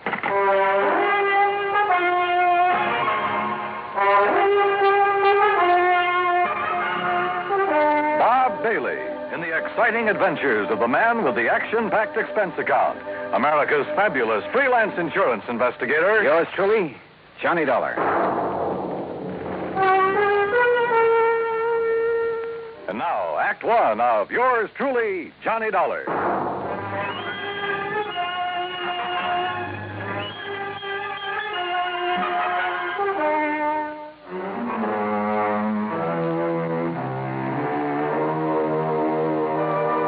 Expense account submitted by Special Investigator Johnny Dolar to Floyd's of England, American office, Hartford, Connecticut. Following is an account of expenses incurred during my investigation of the boron-112 matter.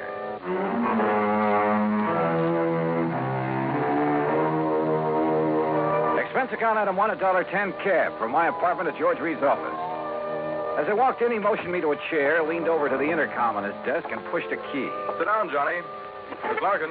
Yes, Mr. Reed. Mr. Dollar is here. Would you come in, please? Oh, yes, sir. Well, George, what's it about this time? Glad to see you, Johnny. I gave you most of the story over the phone. Well, you only told me you've issued a policy to this man, Hantler, was it? That's right, Joseph Hantler. Yeah, and that you've insured some invention of his for, how much did you insure it for? $20,000. It's a piece of apparatus, Johnny, that he has spent over 7 years developing. Sit down, Miss Larkin. Oh, thank you. Apparently, it's a very complicated something or other. I never did know much about such things. For making borax, or more specifically, a compound he calls boron-112 for use in high-powered fuel. Sounds important. It is, at least so far as I've been able to determine. Yeah, been all sorts of government tests and experiments with these super fuels, hasn't there? Exactly. Many things formerly used purely as explosives, remember this, Johnny, many things formerly used as explosives are now being developed as fuels. Well, the perfect example is atomic fission and hydrogen fission or fusion or whatever it is. Exactly. All right, now let's get down to cases. You've insured some apparatus that's supposed to make boron-112. What kind of apparatus? I've never seen it. It's all very secret. Well, now, wait a minute. How do you know this machine or whatever it is even exists? Looks to me like you've insured a pig in a poke. No, Johnny. For $20,000. Wow, Lee. No, Johnny, I'm not that much of a fool. One man, a recognized physicist, has, at my request. And mind you, this was before I'd agreed to issue the policy. Understand? Go on. His name is Dr. Hugo von Brauer. Oh, I've heard of him. Yes. Well, Hantler permitted him to see enough to convince von Brauer that he has something mighty important there, that he's on the right track to, well, whatever it is he's out to accomplish. Okay. I'll take your word that you were right in issuing him the policy on it. But now what's happened? The thing blow up in his face or something? No, as I told you over the phone, it's the man himself I'm worried about, because of something I've just learned. Like what? Miss Larkin, this is Mr. Johnny Dollar. Now, will you please... Yeah, I know. Gee, Mr. Dollar, this is a real thrill. I've heard so much about you. Hi, Miss Larkin. Gee, won't you just call me Louise?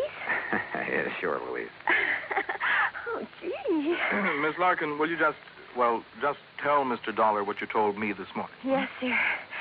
Oh, gee. Well, it was like this, Mr. Dollar. A couple of years ago, well, you know, when I was just a kid, not very mature, you know what I mean? Oh, sure. Go on. Well, some of the kids I traveled around with, some of them were awful immature, compared to me, that is. Miss Larkin. Well, a couple of them had some pretty funny ideas about the government, things like that. You know what I mean? I'm afraid I don't. Well, like, they used to think they were very smart attending a lot of secret meetings. The kind the FBI likes to keep tabs on. Now, you know what I mean? Go on, Miss Larkin. Well, anyhow, this one night, we didn't take all their talk very serious, mind you, and that's the truth. We didn't think there was anything in it, just a lot of talk. Will you please get to the point? I am, Mr. Reed.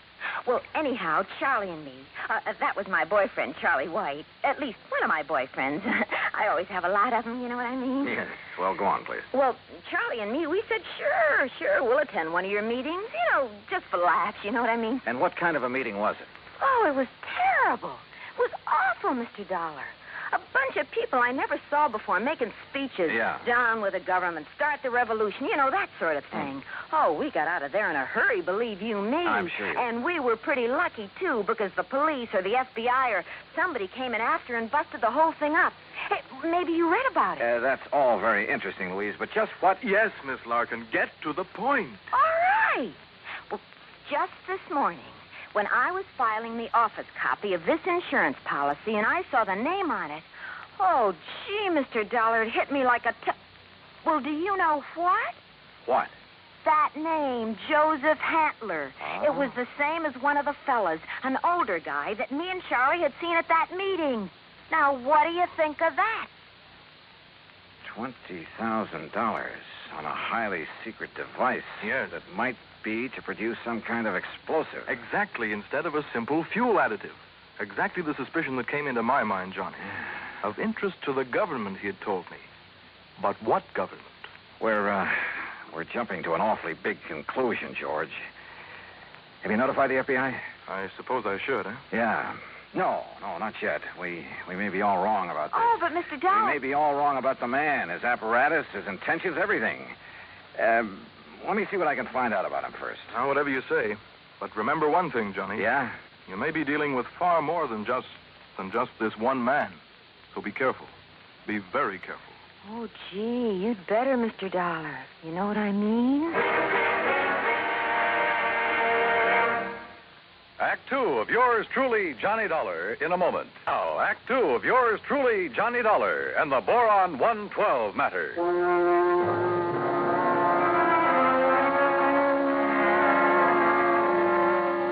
Louise Larkin, secretary to George Reed at Floyd's of England, was certain she would recognize Joseph Hantler, the inventor who had ensured a secret process for making Boron 112. If, that is, he were the same Joseph Hantler she'd met at one time at a meeting of a subversive group. Expense account item 2, $50, deposit on a rental car. In it, Louise and I crossed the Connecticut River to East Hartford, went south to Hockenham on Route 2, then south and east on a seldom used gravel road that took us a few miles to the edge of a stream called the Salmon Branch. There in a little grove of trees, we found a windowless concrete block building, the so-called laboratory of Joseph Hantler. Gee, those directions Mr. Reed gave us were pretty good, weren't they? Yeah. Hantler certainly picked himself an isolated spot. Come on. Boy, this is exciting, isn't it? Now, just remember what I told you. If this is the man you met at that party line meeting, don't appear to recognize him. Just give me a slight nod to say yes or no. Yeah, but what if he recognizes me? Yeah, we'll cross that bridge when we get... Stop! Stop right where you are. Do you not see the signs on the fence? Keep out! Keep out! Yeah, Johnny, it's him. You're sure? Yeah, gee. Where did you hear me? I'd like to talk with you, Mr. Hantler. It is Dr. Hantler. Who are you? My name is Dolar, insurance investigator. And who is this woman? Just a friend of mine. So, what do you want with me? Well, I want to see the machine, the apparatus that Floyd's of England has insured for you. No, you may not. I'm engaged in highly secret work here. Work that is worthy only of my own great talents as a physicist, chemist, and inventor. Work for the government. Yeah? What government? What are you talking about? The United States government, of course. Suppose you let me see whatever contract you may have with them. I let you see nothing. I have no contract. Oh? And I do not have any patent on my converter. And why? Because either one would reveal the secret of this amazing device before I can turn it over to the government of this fine and glorious country. Yeah, sure. So that is also why I will not permit either you or anyone else to see inside of my laboratory. So leave. Immediately. Go, get out of here. Dr. Hantler, if you'll just let us... No. Do you understand me now? Mr. Dollar. Oh, hey, now, wait a minute. What's that thing for? You are trespassing on my private property. If I shoot you, I am within my rights. Now leave. Now! Do you hear me? Come on, Louise. Gee, yeah. And do not come back here. Do you hear me? Never! Same man, huh? Oh, he sure is. Gee, that gun he pulled on you, I was scared, you know what I mean? Yeah, I know what you mean. Well, what are you going to do, Mr. Dollar? You know something, Louise? I'm not sure. But I was sure by the time we got back to Hartford. I took Louise back to George Reed's office. George was out to lunch, but I stopped long enough to telephone an old friend of mine, Lee Houck, at the local office of the FBI. Asked him to meet me for a bite to eat. Sure, Johnny. How about the Hearthstone? Anywhere you say. 1 o'clock? I'll be there. Well. Yeah, I know what I'd do, Johnny. What, Louise? I'd tell the FBI. That's exact. Yeah, well, we'll see. I know what Charlie would do, too. Charlie? My boyfriend, I told you, Charlie White. Oh, yeah. Well, I'd better be on my way. He'd go out there and he'd kill that crazy old man.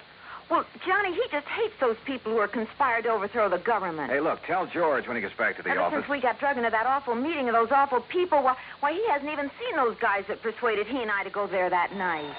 Louise. He says if he ever does see any of them, boy, what he'll do to them. Yeah, I'm sure. Now, look, I got to keep a luncheon date. Tell George Reed when he comes back that I'll see him later, huh? Then I'll see you again, Johnny, huh? Hadn't you better answer that phone? Huh? Oh, yeah. Oh, goodbye, Johnny. See you. Floyd's in England. Oh, Charlie. Hey, Charlie, what do you think's happening? Who I've been talking to? My dream man.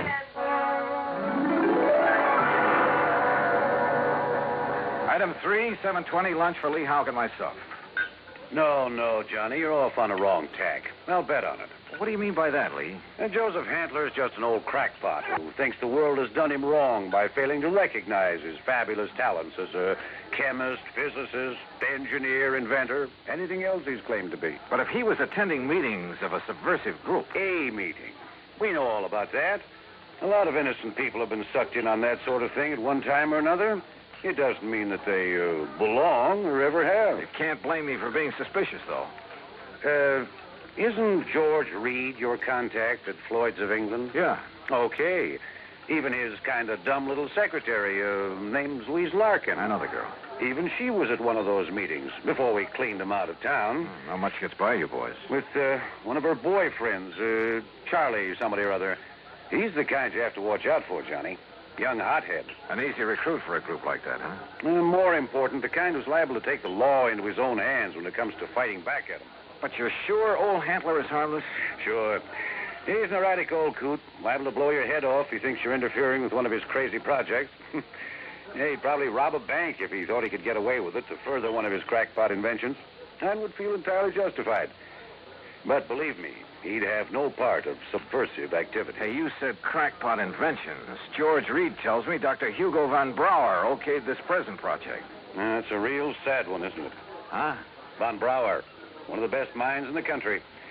Until that breakdown last fall. You mean that he's no longer...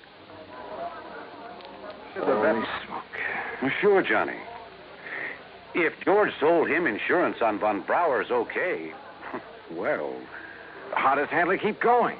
Does he ever sell anything he develops? No, he probably lives off an old trust fund, something like that. Want me to check on it? No, wait till after I've seen him again. Somehow I've got to see that machine of his, see how badly the insurance company stands to get took. Yeah, Johnny. I think you better. Maybe he was right.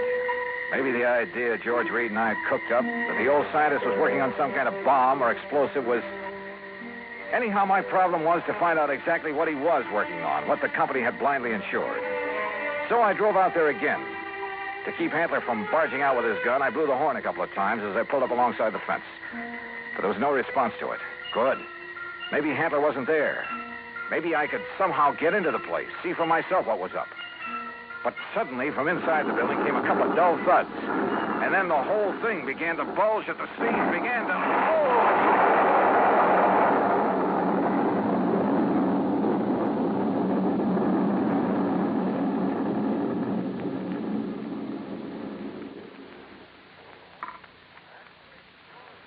Act 3 of yours truly, Johnny Dollar, in a moment. 3 of yours truly, Johnny Dollar, and the Boron 112 matter.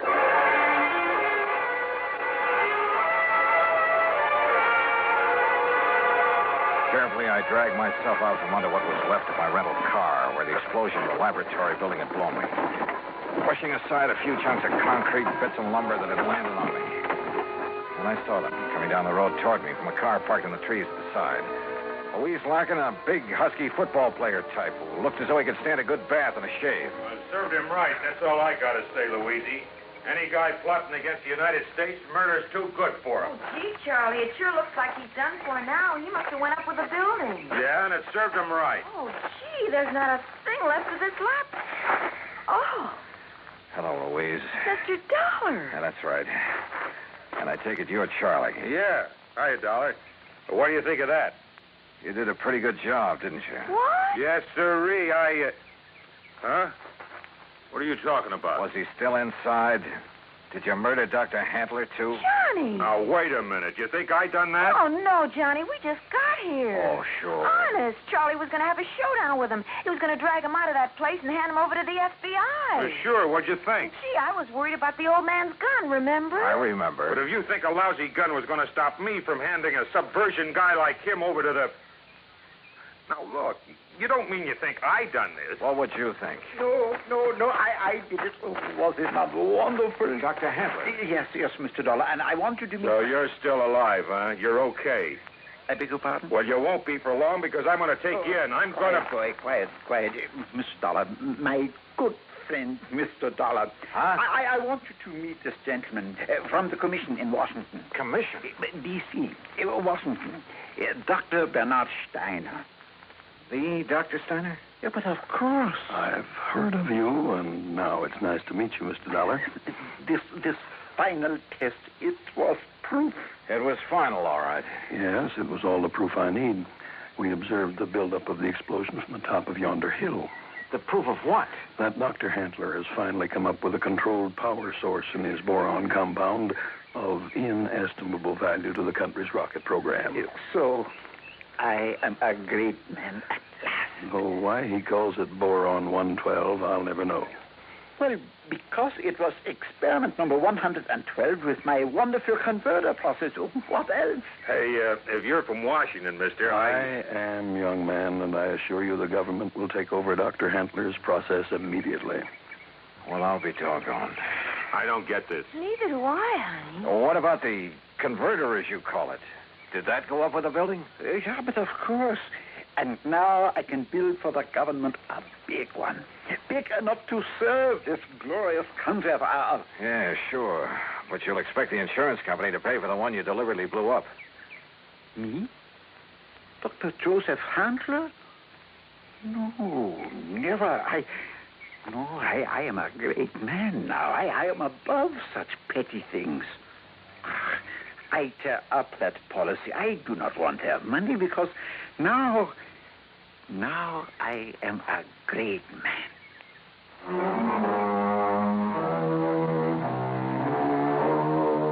There you are, George. Full report. Payment on the policy is up to you.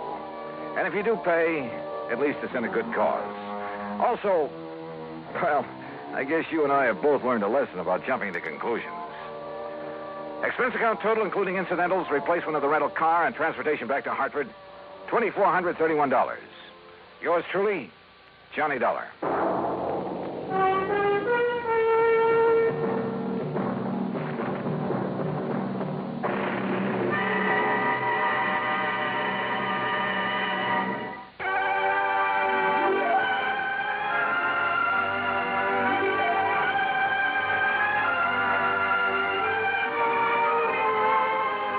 Truly, Johnny Dollar, starring Bob Bailey, originates in Hollywood and is produced and directed by Jack Johnstone, who also wrote today's story.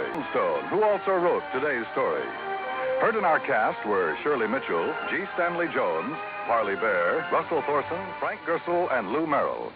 Be sure to join us next week, same time and station, for another exciting story of yours truly, Johnny Dollar. This is Dan Cubberly speaking.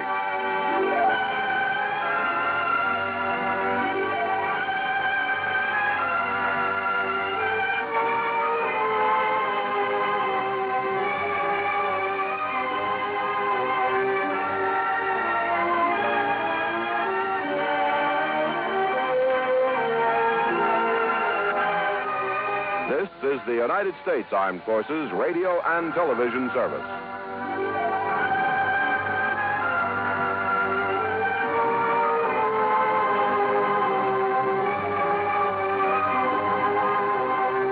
Tonight's broadcast comes to you with special thanks to our friends at CBS.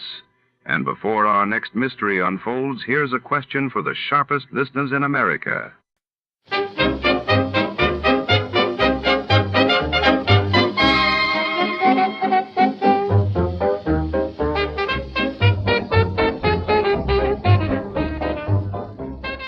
Tonight, in the shadowy alleys of the city, a trembling turkey vanishes just days before Thanksgiving. Our hard-boiled detective is on the case, joined by a mysterious woman whose secrets are as deep as her crimson lipstick. As the clock ticks, hidden motives surface. Who's behind the terrified turkey capper? Stay tuned as we peel back the layers of this feathery mystery.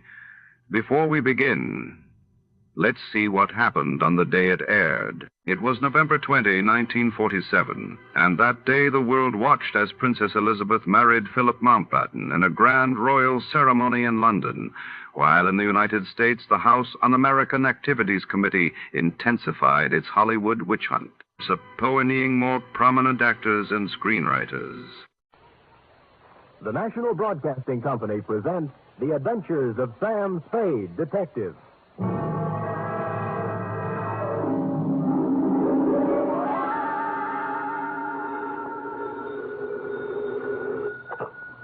Detective license, sir. Here's I, sweetheart. Sam!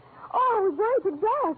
This office. Glass all over the floor, holes in the wall. That was just business going on as usual during altercations, F. Well, what was it all about, Sam? They tried, Effie, just tried to pluck my feathers and cook my goose. On Thanksgiving, too. How could they? Oh, they were a mean lot. Are you all right? Hale and hearty, every giblet in place and not a feather ruffled. Did you have a nice Thanksgiving? Oh, it was heavenly. Mama had a turkey dinner, sage dressing, cranberry sauce, candy jams. Hard cider? A little. Come clean, Effie? Well, I had 2 glasses. Everyone was there. Cousin Gertie, Dwight, Mrs. Floss. I was disappointed when you didn't show up, Sam. Did you have Thanksgiving dinner? Sure. Where? At the Helping Hand Rescue Mission, where there's plenty of free parking and never a cover charge. For further details, consult the report, which I will presently be down to dictate on a tasty chronicle of foul play.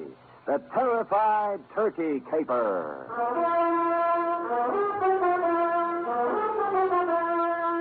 For NBC, William Spear, radio's outstanding producer-director of mystery and crime drama, brings you the greatest private detective of them all in The Adventures of Sam Spade. Sam Spade!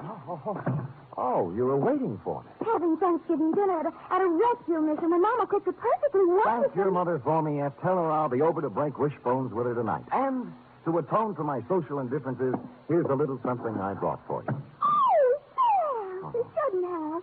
It's beautiful. What is it? A blunderbuss. A blunder what? Bus, as in step to the rear of. Oh. Well, what does it do? Shoot, Seth. It's a gun. Our founding fathers used it in foraging for feathered food when they settled this abundant continent. And it's mine. To do with what you will. Where'd you get it? Pencil point? Yes, Sam. Who gave it to Pad me? open? Oh, yes, but I don't know. Knees crossed? Did you mean the founding fathers? Don't peek. Date, November 24th, 1950. To Detective Lieutenant I.C. Kelsey, Homicide Detail, San Francisco Police. From Samuel Spade, license number 1375596. Subject, Turkey. Dear Kelsey, this was a big week for the cranberry pickers, the butchers, the sage makers, and the stomach pill people. But for private detectives, it was strictly from hunger. My office door opened only twice a day, once to let me in and once to let me out. And when on Wednesday I heard a knock on the door, I went into a paroxysm of delight. Come in! Come in! Come in! Entrez-vous! Entrez-vous! Arise! When I ran out of languages, I got up from behind the desk, walked to the door, and opened it. Standing there was a small, middle-aged man with a pink, bald head. His blue serge suit needed pressing, and he was nervously fingering a strawberry birthmark under his left ear. Mr. Samuel Spade? I am. May I have a moment with You may have several, but not in the corridor. It's not in my lease. Oh, I'll come in. Good. Well? Well, you'll have to excuse me, Mr. Spade. I've had so few dealings with private detectives. I find it hard to begin. Well. Oh, perhaps I shouldn't have come at all. Goodbye. No, wait a minute. Maybe I can help you. Well, you see, Oh, what's the use? You won't believe me. Nobody does. I'd really better... Oh, now, wait. I'll believe you. All I ask is a chance. Now, let's start with your name. Oh, what, my name? Yes. Yes, my name. To begin with, you won't believe that. Oh, but I can verify it. Yes, I can. It's on the registration book of the old Colony Hotel, in the 1943 phone book, and on my old driver's license. Well, I'll have to know it before I can verify it. Yes, of course you will. It's Tom. Well, now that's not so hard to believe. Oh, you haven't heard the rest of it. It's Tom Turkey. Well, you see, I told you wouldn't believe it. I'd better go. Oh, now, let me be the first to believe you. Now, Mr. Tom, what's your problem? Oh, dear, that's even harder to explain. Well, now that I don't believe. But take a breath and jump into it. Breath, yes. My name's Tom Turkey, and they're going to kill me for Thanksgiving.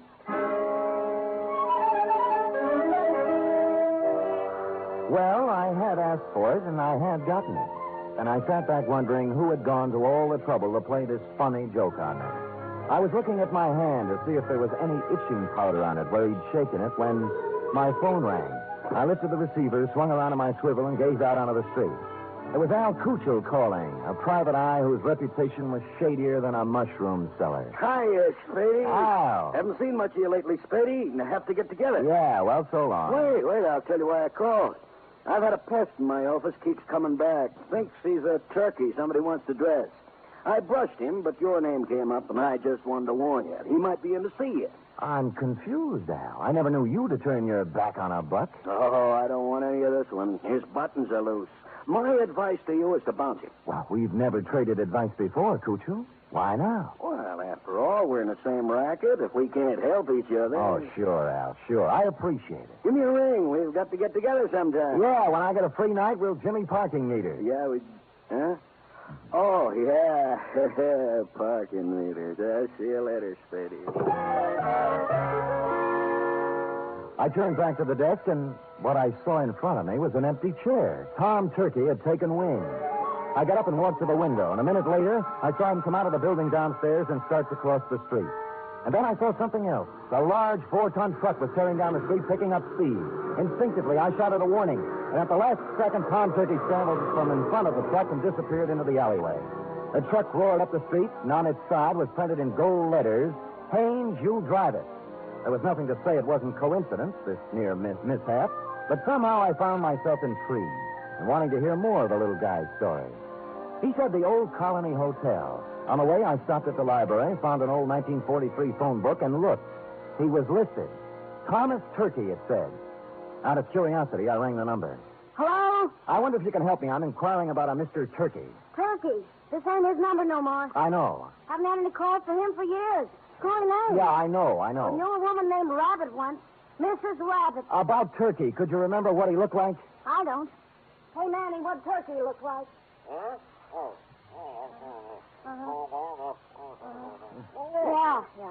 Small man, around 50. Nice fellow, Manny says. Strawberry under his left ear? Strawberry under his left ear, Manny? Yeah, strawberry under his left ear. Well, thank you, madam, for your information, and thanks to Manny. Well, you're welcome, but I don't know what you're going to do with it. Old man Turkey's dead. Been dead for years.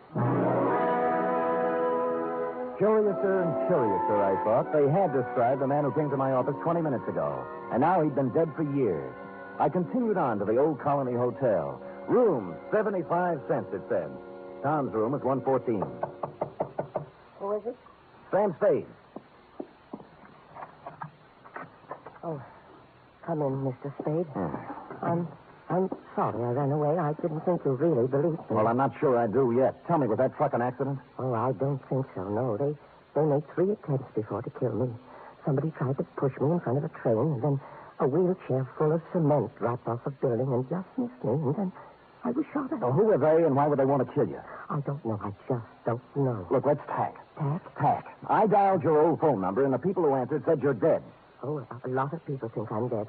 Yeah. Look, do you still want me to work for you? Oh, yes, please. Well, you'll have to tell me more, then. I can't...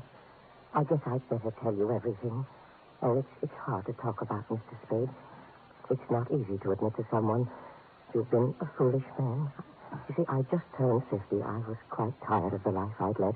Proper, dull, and unfruitful, except in money. My business was wearing, and so was my wife, Henrietta. This has a traditional ring. Anyway, to make it short, I decided to run away. One day I drove to work. I parked my car in the middle of the Bay Bridge where the suicide note left it and disappeared. Where did you go? Oh, all over the world. I took a job on a boat. I did.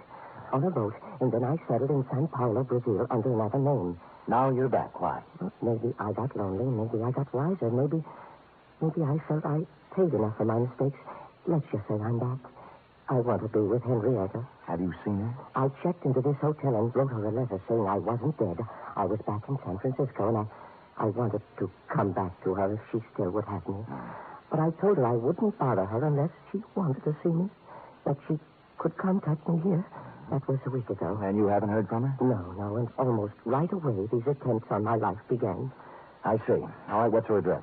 3118 Monroe. Oh, she's taken her maiden name again. Black. Henrietta Black. Well, come on, let's go. No, I'm not going to see her until she asks me. Well, look, you're going to my apartment. Nobody will bother you there. And you're going to see Henrietta? That's right. Oh, thank you. Thank you, Mr. Spade.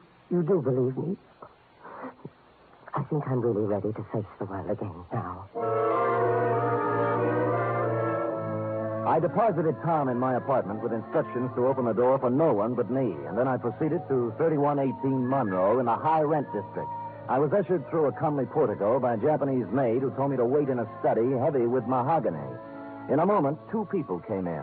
The woman wore a black dress, silver pendant, flat shoes, and a complexion the color of apple meat.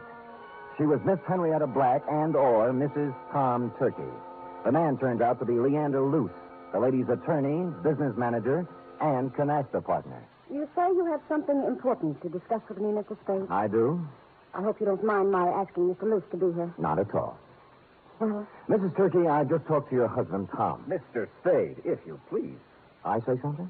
a rather feeble attempt at comedy, Mr. Spade. Well, I wasn't trying for a laugh. You are Mrs. Turkey, aren't you? I was. You undoubtedly still are. I'd expected to hear another one of these cruel jokes about my name. At Thanksgiving time, Mr. Spade, someone was always going to stuff Tom, baste him, dress him, slice him. This season, they're going to kill him. They are not going to kill him. He is already dead. He's not dead, Mrs. Turkey, and you should know it. I should. Yes, he sent you a letter saying he was back in San Francisco and wanted to see you. Mr. Spade, this has gone absolutely far enough. Not quite. What about the letter? I know of no such letter. I see. Well, thank you for your time. I'm sorry I bothered you. Oh, you used bad judgment in coming in the first place. Yes, maybe you're right. There was falsehood in this someplace, Lieutenant, and it stuck out like a fat girl in slacks. The only thing to do was to go back to my apartment, get Tom Turkey, and confront Mrs. T with her husband in the flesh. But when I got back to my apartment building, I spotted in rapid succession, 1, an ambulance, 2, a police car, and upstairs, outside my half-opened apartment door, I spotted 3, you. I've been expecting you. What's going on, Kelsey? Yes, serious, Sam, serious. Who's that bald-headed man moving around the apartment? That's McCracken, the new medical examiner, checking a stiff on your rug. I stepped around you, Lieutenant, and pushed the door all the way open. I saw McCracken kneeling over the body and a couple of men from homicide taking photos. I moved into the room feeling nothing good. A little guy had given me a job, and while I was yakking with his wife, somebody got to him. And in my apartment, where I'd stashed him. McCracken stood up, and I looked down at the body. Then I looked again. Who I saw wasn't Tom Turkey at all. It was the late private eye, Al Kuchel.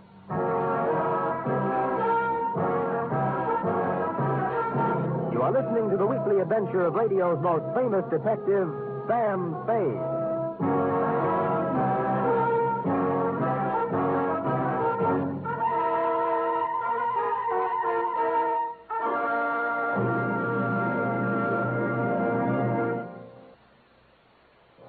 You Friday fans of Sam Spade, there's mystery on Saturday evening, too, on NBC. Tomorrow, the man called X sets out on another mission of danger and intrigue in some far-off corner of the earth. Herbert Marshall stars as the man called X, a man without a name who travels the world over protecting his country's interests. He lives by his wits, and his business is danger. He's the man called X, tomorrow over most NBC stations. For Top Sunday listening, it's another broadcast of The Big Show on NBC. This Sunday, your stars include Fred Allen, Jack Carson, Mindy Carson, Ed Archie Gardner, Ed Wynn, and many, many more. And Tallulah is your MC as usual. This Sunday, it's The Big Show on NBC.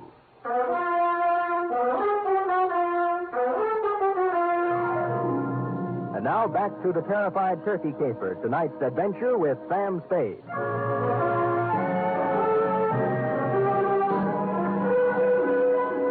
While the men from homicide were taking pictures, etc., you and I, Lieutenant, were going round and round on the question, if I didn't kill the man found in my room, who did?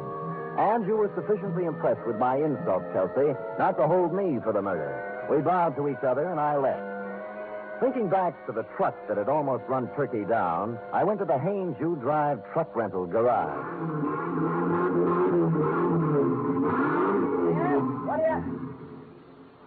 What do you want? I'm a detective. Could you give me a list of names for everybody who rented a truck from you during the past few days? Sure.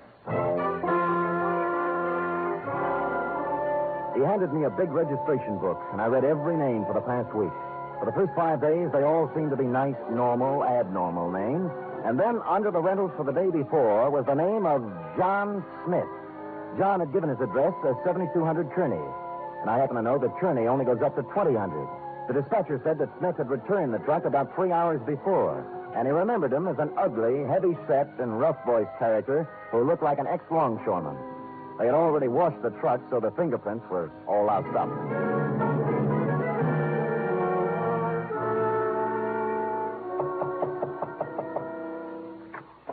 Well, it's Mr. Spade again. Look, I'd like to speak with Miss Black, if you don't mind. Come in. Come in. Thank you. This way, into the den. Right. Well, I was sure you'd look into this affair a little more and realize that it was just a blind alley, a hoax of some kind. Where's Miss Black? Oh, she's upstairs lying down. The whole affair has upset her, and she asked not to be disturbed. I think the wisest course of action for you, Mr. Spade, is just to let the matter drop. You can't let a murder just drop, Mr. Luce. The police wouldn't hear of it. Huh? Murder? Who? An unfrocked private detective named Al Cuccio. Well, what does this have to do with Henrietta Black? Al Cuccio called me earlier today and said that Tom Turkey was a crackpot, a little man with delusions. He tried to top me off taking his case. He sounds like a perceiving man. Well, he didn't perceive ending up in my apartment with a bullet in his head. Well, that's too bad, but I still don't I left see... Tom Turkey in my apartment for safekeeping, and when I returned, he was gone and Cuccio was dead. Well, that explains itself, obviously. This detective knew that Tom Turkey was a phony, and Turkey killed him. It can figure that way, and a number of other ways. Mr. Spade, I have no desire to sit here trading subtleties with you. As yet, no one has demonstrated that the real Tom Turkey actually exists, alive. Now, until you do have something more concrete and less mythological, Miss Black requests that you do not come around opening up old wounds. You've made an eloquent point. Just tell me one thing. If I can. When did Tom Turkey disappear? I mean, what month, what day? It was, 1943, November. But I'm not sure of the exact day. I think it was in the third week. Could it have been on Thanksgiving? Very possibly, very possibly. I returned thoughtfully to my office and did a little rapid mental arithmetic and came up with the number 7. From November 23rd, 1943 to November 23rd, 1950 was 7 years to the day. And I pondered this. What did the number 7 mean to the life or death of Tom Turkey? I had just hit upon the answer and was crying Eureka when my office door opened, unknocked, and a visitor came in unannounced. He was ugly, heavy-set, and looked like an ex-longshoreman. I waited to see if the voice checked. You, Spade? Who shall I say is calling? Yeah, Captain John Smith. And here's my calling card. The first bullet grazed my shoulder and tore the padding out of my coat. The second bullet hit the water cooler and it crashed over, water and all on top of me. Where the third bullet hit, I wasn't sure at the time because darkness came mushing through my head like a freight train.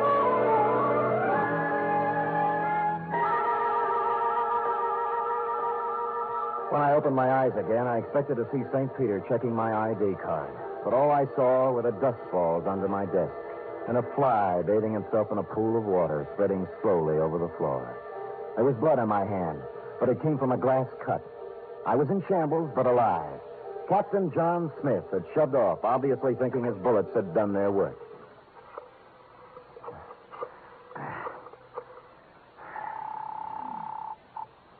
Homicide, Lieutenant Kelsey. Sam, Kelsey, have you found anything more about Tom Turkey? Nothing, Sam. Frankly, I'm beginning to wonder if there is such a guy. Well, clever, Kelsey. A few minutes ago, a gorilla by the name, believe it or not, of Captain John Smith just tried to kill me in my office. Oh, go on, Sam. I find it hard to think. You find it hard to think, period. Really, Sam? Did you get him? No, but my office is a wreck, and there's a hole blasted in my wall big enough to put a basketball in. Well, what did he use, a bazooka? I figured dum-dum bullets. Dum-dum? Well, that's illegal, ain't it? Kelsey, doesn't it strike you as significant that every attempt on Turkey's life has been vicious, as if someone not only wanted to kill him, but also mutilate him? Yeah, now that you mention it. Somebody probably wanted to make identification difficult. Even dead, they didn't want anybody to know who he was. Now, listen carefully, Kelsey. This is real deep. Tom Turkey disappeared on Thanksgiving of 1943.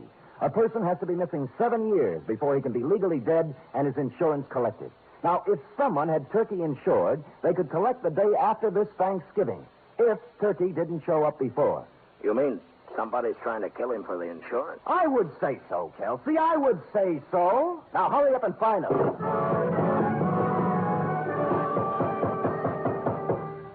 When I put down the phone, I heard a heavy pounding. For a minute, I thought it was in my head, until I turned to face the door, and standing there was a small pilgrim with bandy legs in black stockings, pantaloons, white-collared coat, and stovepipe hat. Hallelujah! He wore silver buckles, and what he was pounding on the floor was an 18th century blunderbuss. Hallelujah!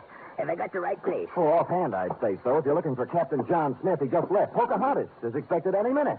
Now, don't you go trying to confuse me. I'm too thirsty. What's on your mind? Well, I'm looking for a fellow named Dan, oh, I'm so thirsty I forgot.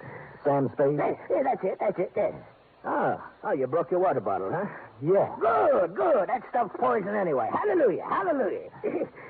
Hey, say, do you happen to have any hard cider around? Fresh out. Oh. And I'm kind of thirsty, you know. Any type of corn squeezing?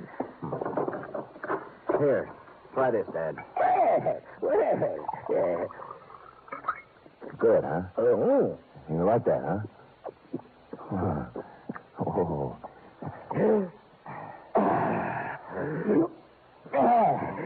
Follow me. But before we go, do you suppose we could have a little something for the road? It's bitter cold. I gave him a little, but not too much, because I didn't want him to lose his way. He walked me right down Market Street so he could look in the liquor store windows. He said it gave him a comfortable feeling to know there was so much good in the world. And then we turned right a few blocks until we came to the Helping Hand Mission. Across its gray front, a banner promised special holiday food and comfort to the unfortunate. And on the street in front of it, there was a brass band sending out signals to the fraternity that any minute the great feast of Thanksgiving would begin. The band members and other volunteer workers were all dressed as pilgrims with quaint conceit. My pilgrim led me to a dark corner of the clubroom, and sitting there unhappily was none other than Tom Turkey. Hello, Mr. Spade. Oh, well, Tom, what happened to my apartment? And why did you run away? Oh, I was afraid. You told me not to answer the door until you came back. Well, somebody knocked on the door and said it was you, so I opened it, and two men came in. Tell me, was one of them Al Cuccio? Yes, the detective. The other man was a big, ugly-looking fellow, and when they saw I was alone, they started arguing. About what? Well, the detective said that now that he'd brought the ugly man there, he wanted his money. Yeah? The ugly man pulled a gun, and they started to fight. Oh, dear, I slipped out the door, and when I was halfway downstairs, I heard a shot and kept on running. Well, Al Cuccio is dead. Oh, my. I thought so. This was the only place I could think of to hide. Oh, when Henrietta finds out I've been mixed up in a murder, she'll never take me back. Henrietta. Hey, tell me, did your wife ever have any insurance on you? Oh, before I ran away, she did. A $50,000 policy, but, oh, that would have lapsed by now. Maybe. Did it have a suicide clause in it? A suicide? Yes. Well, no. No, it didn't. I remember. Yeah, you'd like to talk to Henrietta, wouldn't you? All right, here's her phone number. Call her up and tell her where you are. Oh, dear, I don't think I could. I'm too frightened. You've got to do something to help yourself. If you don't, by midnight, you might be a cold turkey. Oh. I'm sorry, it just slipped out. All right, I'll do it.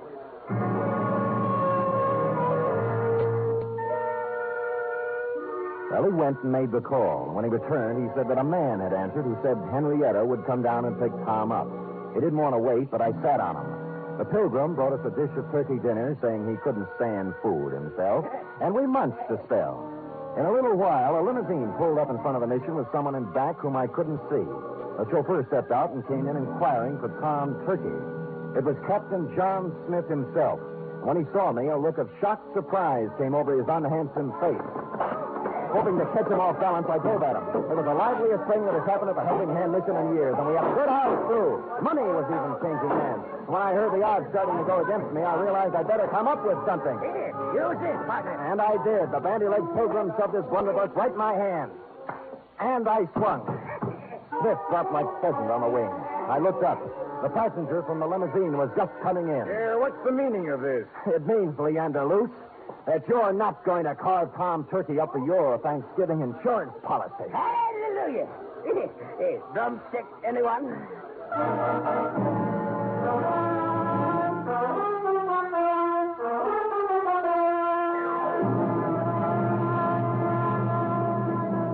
Period. End of report. Sam, I don't understand. Well, it's as plain as the cranberry stain on your dress, huh? Lou says Henrietta's business manager had her power of attorney, and secretly he kept making the payments on Tom Turkey's insurance policy. Oh, and then he'd collect for Henrietta and keep the money himself. Effie, sometimes your lightning mind frightens me. Now go type that up. 3 chimes mean good times on NBC. There's fun and laughs with the chimes later tonight when Ed Gardner stars in Duffy's Tavern. As usual, Duffy won't be there, but Archie the manager will definitely be on hand to serve his blue plate special of grilled English language. This Sunday, the big show comes your way again. Tallulah will be your hostess, and the stars include Fred Allen, Jack Carson, Ed Wynn, Meredith Wilson, and many, many more. It's the big show, Sunday on NBC.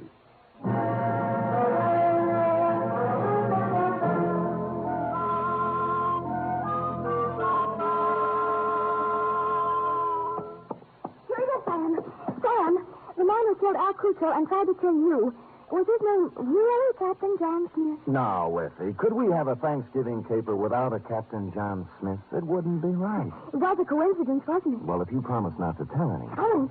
His real name was Michael Giuseppe Yablonsky Smith. I called him John for short. You're so kind. Are we going over to your mother's for cold turkey snacks? Well, all right, but I don't think there'll be much left. Oh?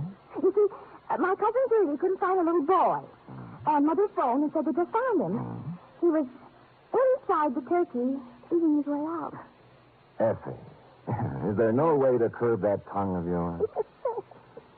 There's one way. Well, come here. Oh.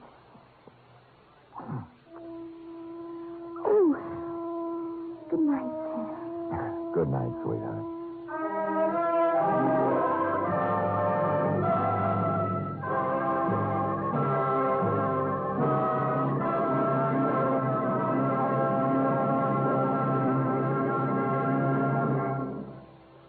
The Adventures of Sam Spade are produced, edited, and directed by William Spear. Sam Spade was played by Stephen Dunn. Lorene Tuttle is Effie. Script for tonight's adventure by Larry Roman and John Michael Hayes. Musical scoring by Lud Gluskin, conducted by Robert Armbruster.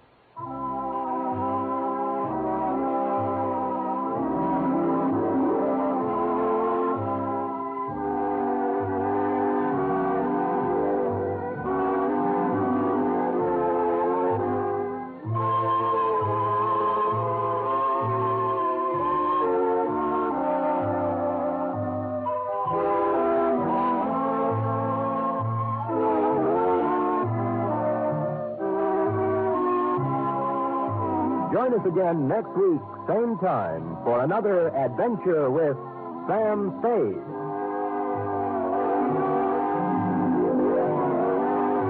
America's airwaves shine a little brighter thanks to our friends at CBS. And now, ladies and gentlemen, let's see if you're ready for tonight's radio quiz.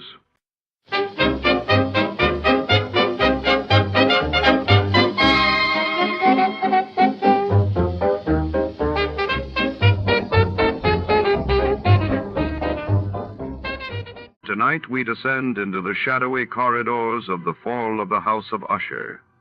Our story unfolds within the somber halls of a decaying Gothic mansion on the outskirts of Boston, Massachusetts, in the late 1940s. The Usher estate, once a symbol of prestige, now shrouds its last heirs in secrets, madness, and the relentless grip of a family curse. As an enigmatic detective is summoned to unravel the mysteries haunting these ancestral walls, every creak and whisper hints at something far darker lurking within. Before to start, let's see what happened the day it was aired. It was October 9th, 1950. That day, United Nations forces captured the South Korean city of Wonsan from North Korean troops, while across the globe, the Nobel Prize in Physiology or Medicine was awarded to Edward Calvin Kendall Teus Reichstein and Philip Scholter Hensch for their discoveries relating to hormones of the adrenal cortex.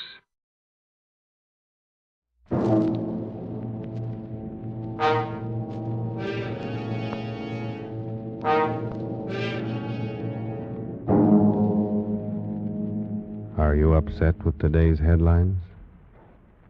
Worried about the high cost of living?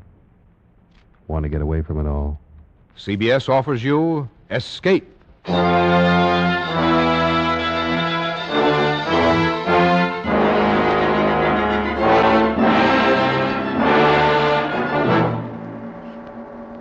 are the friend of a man living in death, confidant of a ghoul, witness to a nameless terror. You are a guest in the House of Usher. The Columbia Broadcasting System and its affiliated stations present Escape, produced and directed by William N. Robeson, and carefully plotted to free you from the four walls of today for a half hour of high adventure.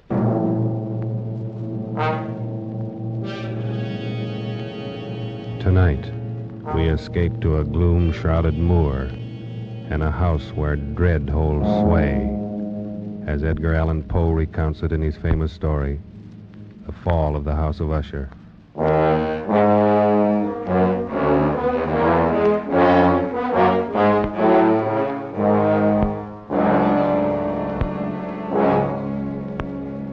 It is with some regret, but I believe advisable that I identify myself only as a friend of Roderick Usher.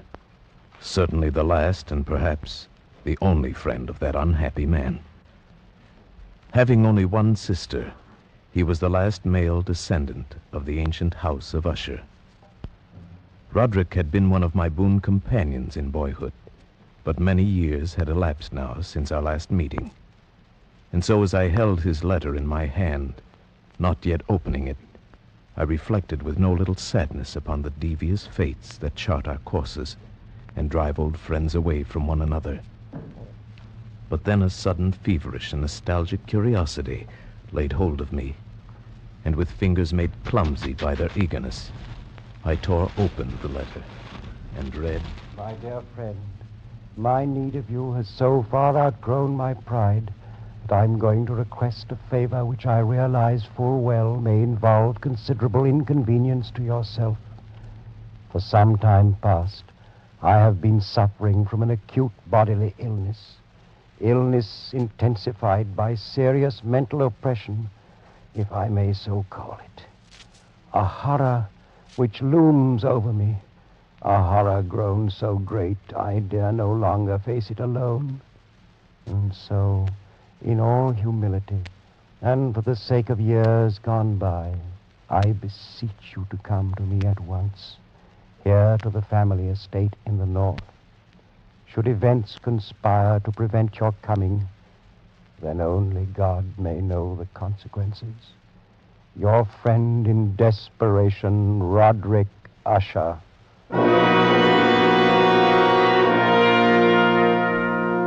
And so it happened that at the end of a dull, dark, and soundless day in the middle of October, I found myself as the shades of evening drew on, within view of the grim and melancholy House of Usher.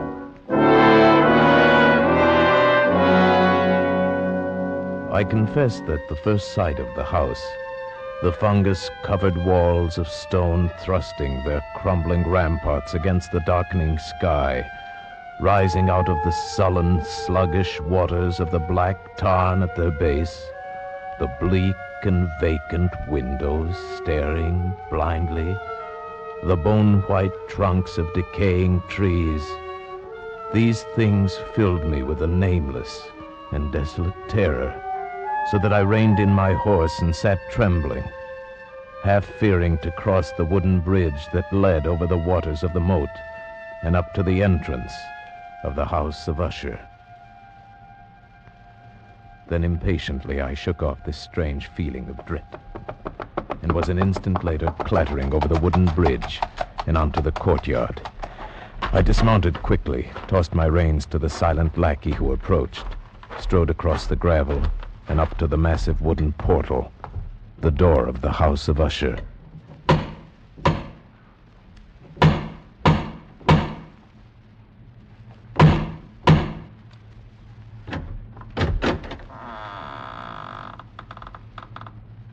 Good afternoon. My name I is... know. You're the friend of Master Roderick. Please come inside, sir. Thank you. But may I inquire how it happens you know me? You have been expected for some time, sir.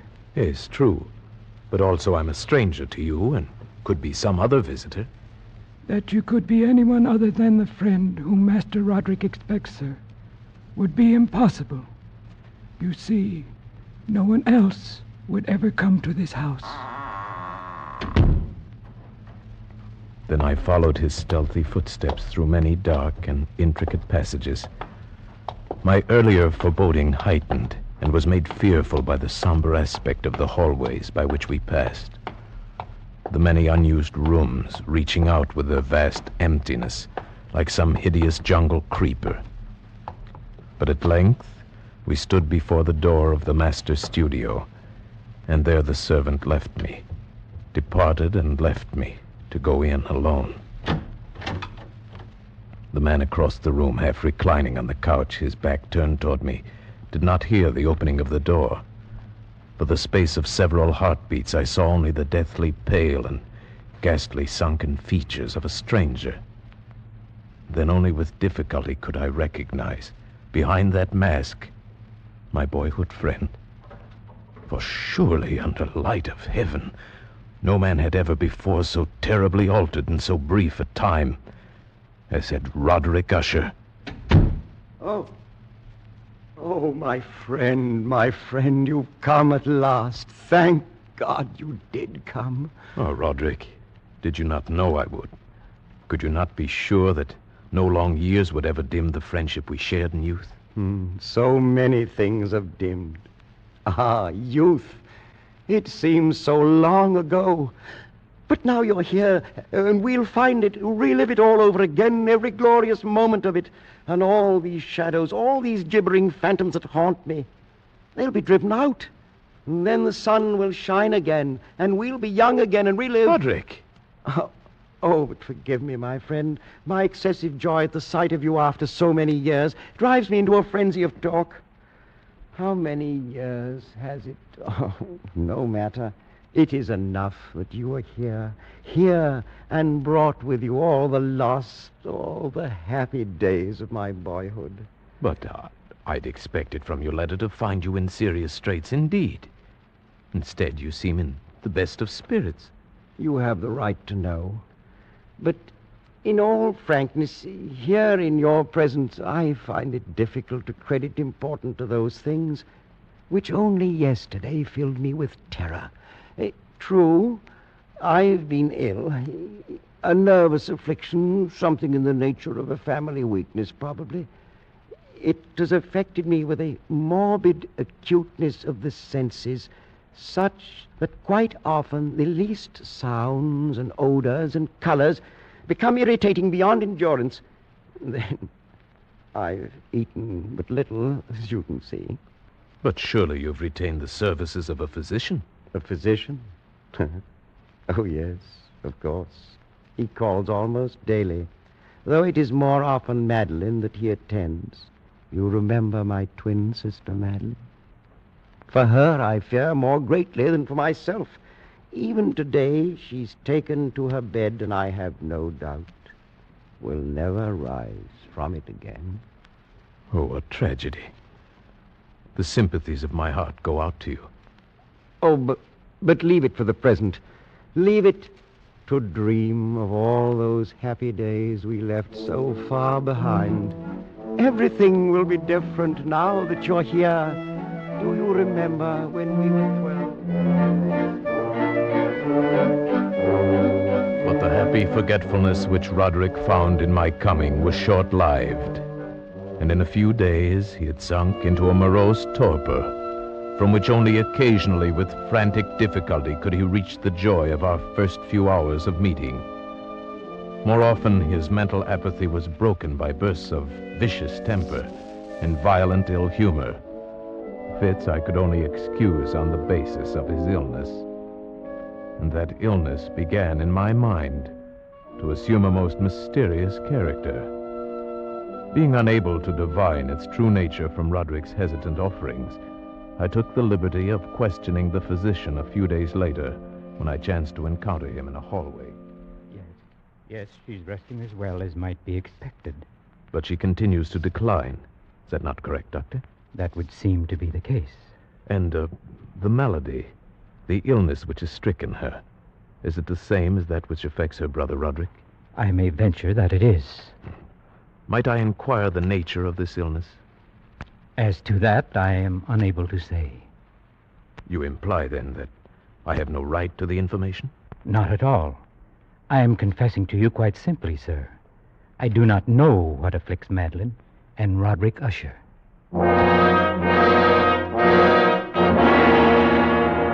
And so a week passed. A week in which the sullen, leaden skies darkened into deeper oppressiveness, in which Roderick's deathly pallor and creeping mental dissolution grew more apparent. A week in which the monstrous atmosphere of this ancient mausoleum began to crawl insidiously within my own consciousness, stirring into life a formless, unknown dread. Then one evening, we were sitting in the vaulted studio, while the first shadows of night began to flow together into pools of darkness. Roderick had been unusually troubled during the day, and had been trying to find some solace by playing on the violin. Of a sudden, there came a knock upon the door. Stop it! Stop that infernal pounding, do you hear? Do you wish to drive me completely mad? Open the door and come in, come in! It's the doctor. Well, what is it? What do you want? Master Usher, I regret that I must say this, but it is my sad duty to inform you that your sister Madeline is no longer living. Madeline, my sister. Then she's dead? She breathes no more. Dead? And perhaps, my dear doctor, you can tell me what caused her death. Unfortunately, I can only take refuge in the term heart failure. Heart failure?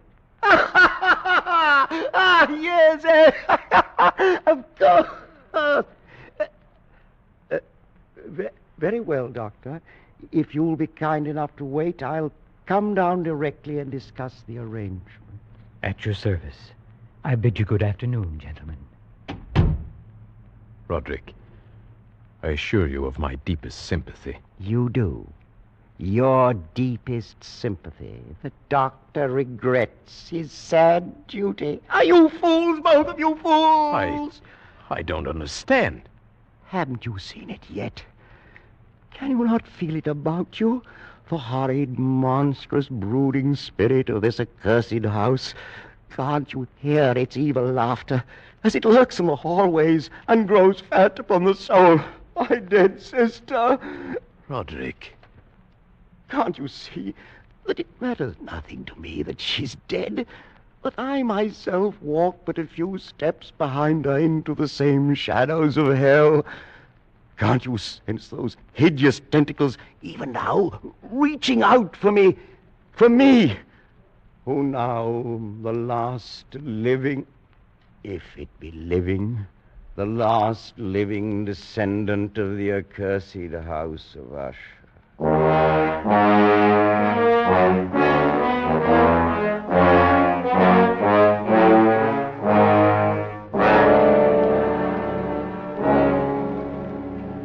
Such was the passing of Madeline Usher, once living, now dead.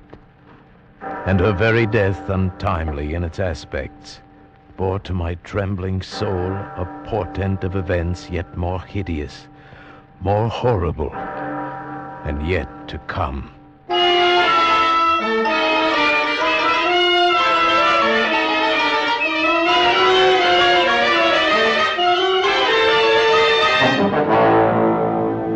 At a later hour of that same sad night, Roderick came into my chamber to voice an intention so morbidly unnatural that for the moment I could only feel that his tottering reason had at last failed him entirely. Then you refuse? But Roderick, this is madness. I tell you, before this night is over, the coffin body of my sister shall rest in the vault beneath this house, and if you will not help me, I shall do it myself. But why? Why? I could not stand to think of her buried out there in the dark graveyard, alone among the dead. Roderick, She, too, is dead. It's fantastic how little we know of death or of life. The doctor says she no longer breathes. She is dead. She was so lovely, was my sister. Roderick. I must keep Madeline near me. Nothing but evil would come of such an act. I can trust no one.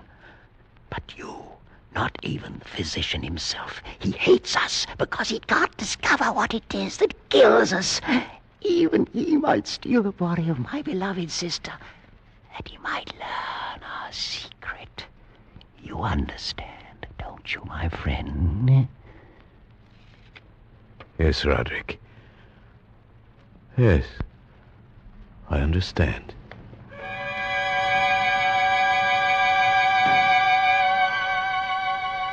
And so it came about. Near midnight, we two alone made our way to an upper chamber of the house. And taking up the black coffin between us, in the shuddering light of candles, we walked the tortuous passageways, slowly descended the curving stairs of stone, passed beneath the moldy level of the earth, forced open a massive and age-rusted door of iron, and stood at last, with our ghastly burden, in a subterranean, dank and musty crypt, underneath the house of Usher. Over here, my friend, on these trestles. Now, a trifle higher with the head. There. Oh, may you sleep in peace and dream, sweet sister, from I who tread the same path soft behind you. Come, Roderick. The thing is done. Oh, wait. Stay a moment. We've not yet affixed the coffin lid. See? I've left it loose so it can be turned back. No, I beg you. A last farewell, no more. Look. Is she not beautiful? Yes, she was very beautiful. Was? Yes, of course. The look of her confused me. But do you not see it, too? The warm glow of the cheeks, the eyes shut softly, those lips half parted. Does it not seem that she may rise up and speak to us at any moment? This gruesome place inspires those morbid fancies. Morbid fancies? That now dead she seems to live, and living seems already dead? Man, you seek out madness. You court it with your very thoughts. And if I do, what matters? What value can there be in reason without the hope of life? Dead, you say to me, she is dead. But what certainty? Why not with equal reason say instead she lives? And that I, the last of Usher, am the one who is already dead.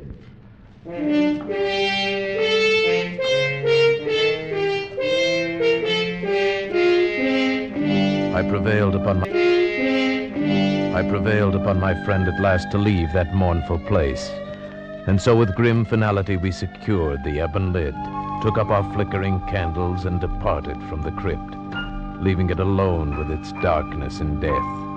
The ponderous portal closed behind us, and then my soul for one brief instant felt the dread and awful meaning of eternity.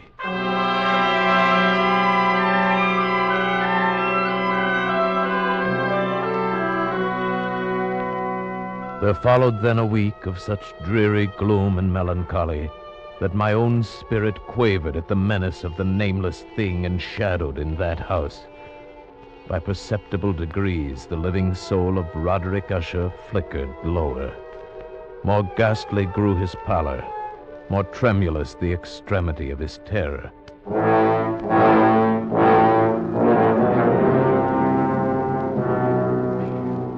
The 8th day following the death of Lady Madeline fell upon the last day of grim and gray October, and brought with it, as the curtains of night descended, the fitful breath of a rising tempest, uneasy gusts of sodden rain, and the sound of sullen, thunderous rumbles born of the dim flares of sheet lightning somewhere behind the lowering pall.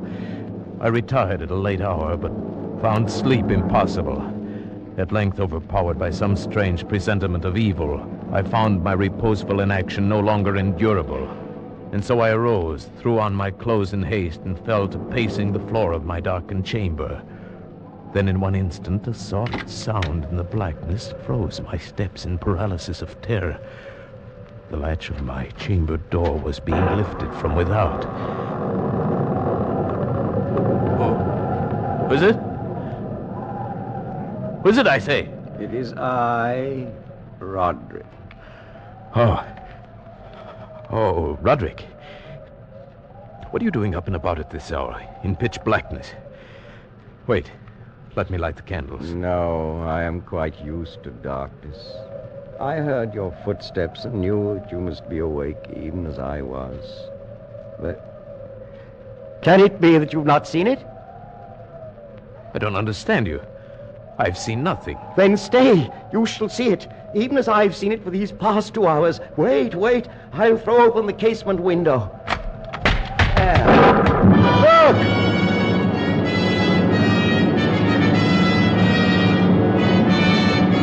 It was indeed a tempestuous yet sternly beautiful night, and one wildly singular in its terror and in its beauty. The exceeding density of the clouds which hung so low as to press upon the turrets of the house did not prevent our perceiving the velocity with which they flew careening from all points against one another. We had no glimpse of the moon or stars, but terrible to behold, the undersurfaces of the huge cloud masses, as well as all terrestrial objects immediately around us, were glowing in the unnatural light of a faintly luminous and clearly visible phosphorescence, which hung like a shroud about the mansion itself. You see, my friend, tonight the thing grows bolder, gathers strength from the storm and from the dead soul it's eaten. No, Roderick, you must not look at this. Here, I shall close this window and pull these curtains. And now, candlelight. Such darkness is the very mother of evil fear. There. Now come, sit here. Suppose I read aloud from some book or another. As you wish. I presume it matters little which. Oh, here's a volume of The Mad Tryst by Canning. Will it serve? As you said, it matters little. I've always found the scene to be quite entertaining, wherein Ethelred dreams of fighting a dragon. Now, let's see. Oh, yes. Here it is. And so Ethelred waited no longer to hold parley with the hermit who mocked him from inside the hut, but feeling the rain upon his back and fearing the rising of the tempest, uplifted his axe and quickly made a hole in the plankings of the door for his gauntleted hand. And now, pulling sturdily, he so cracked and ripped all asunder that the noise of the dry and hollow-sounding wood alarmed and reverberated throughout the forest. Why do you stop? Why, that's strange. I fancied I just heard the very sound I read about. Let us say it was caused by the storm. Pray continue. Oh, yes, the storm. Of course. But Ethelred, upon entering the door, was amazed to perceive no sign of the evil hermit, but instead a dragon of prodigious and scaly demeanor, which sat on guard before a shield of shining brass.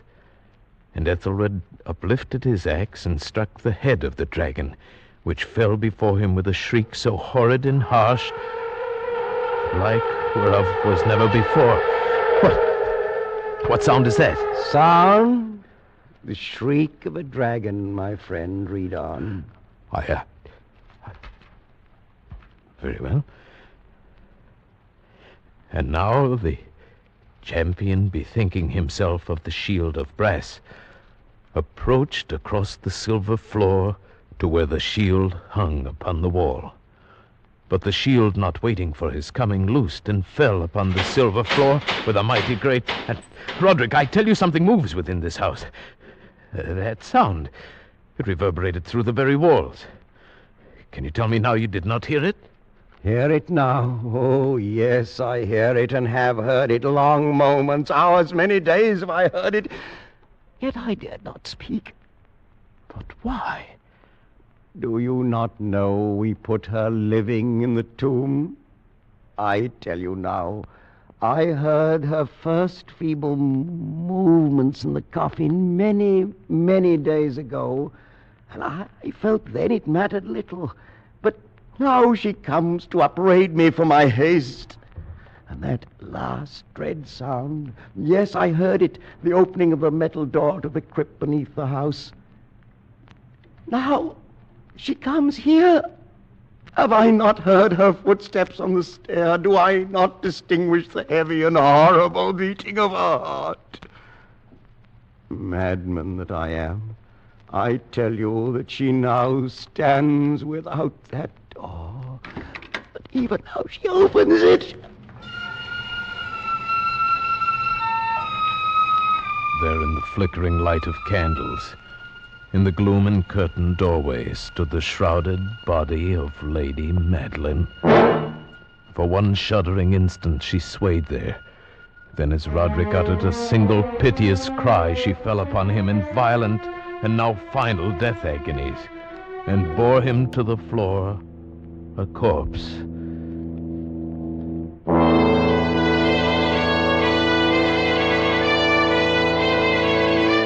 From that chamber and from that mansion, I fled aghast out the massive portal over the causeway into the night. Suddenly there shot along the path a wild light, and I looked back in heightened terror, for the vast house and its shadows were alone behind me. The baleful gleam came from the setting full and blood-red moon, which now shone vividly through a widening crack in the walls of the house itself, and even as I gazed, its vision opened rapidly. There came a fierce breath of the tempest. The entire lunar orb burst at once upon my sight. My brain reeled as I saw the mighty walls rushing asunder. There came a long, tumultuous, shouting sound like the voice of 1,000 waters.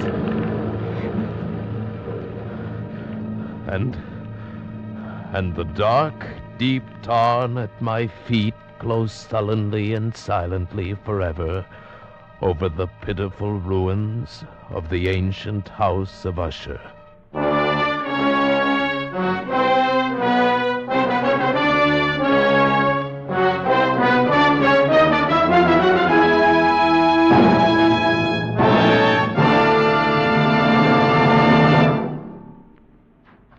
Escape is produced and directed by William N. Robeson, and tonight brought you The Fall of the House of Usher by Edgar Allan Poe, adapted for radio by Les Crutchfield, with Paul Frees as the narrator, Ramsey Hill as Roderick Usher, and Sheridan Hall as the physician. The special musical score was conceived and conducted by Cy Fuhrer. Next week... You are the victim of a poorer man, pursued from the west coast of Africa to the west end of London by a dead man's head, which grins at you upside down.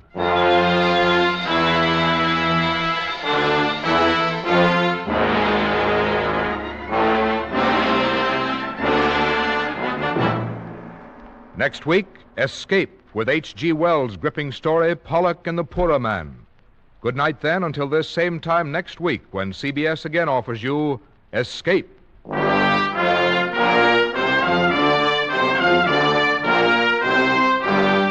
This is CBS, the Columbia Broadcasting System.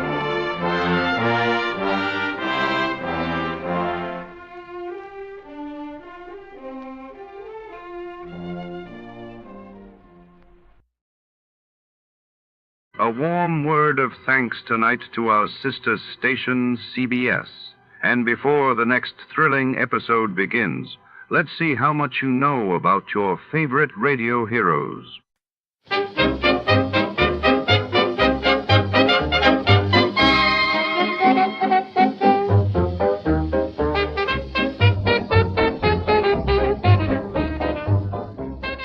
Tonight, under the shadowy glow of city lights, $100,000 vanishes without a trace.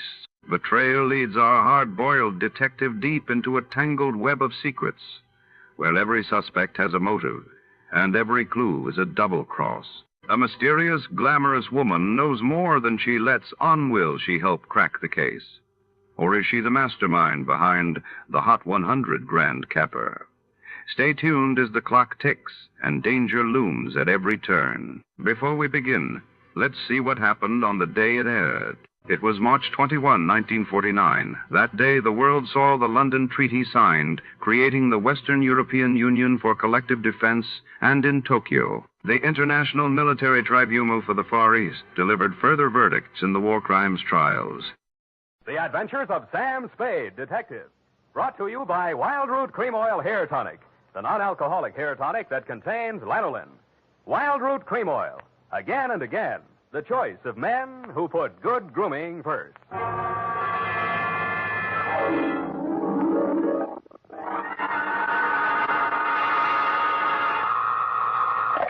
Sam Spade Detective Agency. This is Sam, Blackleg Spade, the third most dangerous gambler on the Barbary Coast. Oh, Sam, not horses again. Horses, women, and the gaming tables, Effie, the versions of the elite. Well, divert yourself with this, Sam.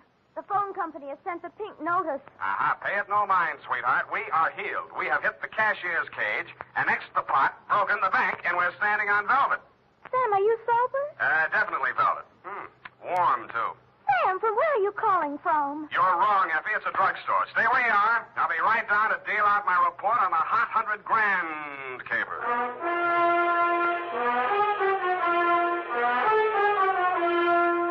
Dashiell Hammett, America's leading detective fiction writer and creator of Sam Spade, the hard-boiled private eye, and William Spear, radio's outstanding producer-director of mystery and crime drama, join their talents to make your hair stand on end with the adventures of Sam Spade. Presented by the makers of Wild Root Cream Oil for the hair. It's smart to buy things the whole family can use, isn't it? That's why I say it's smart to buy Wild Root Cream Oil Hair Tonic. To Mom, to Dad, to the children. Wild Root Cream Oil is really a friend indeed. Non-alcoholic Wild Root Cream Oil with lanolin grooms the hair neatly and naturally, relieves dryness, removes loose, ugly dandruff. I hope you have a big family-sized bottle of Wild Root Cream Oil in your home. Get Wild Root Cream Oil Hair Tonic. Again and again, the choice of men who put good grooming first. And now, with Howard Duff starring as Spade, Wild Root brings to the air the greatest private detective of them all in the adventures of Sam Spade.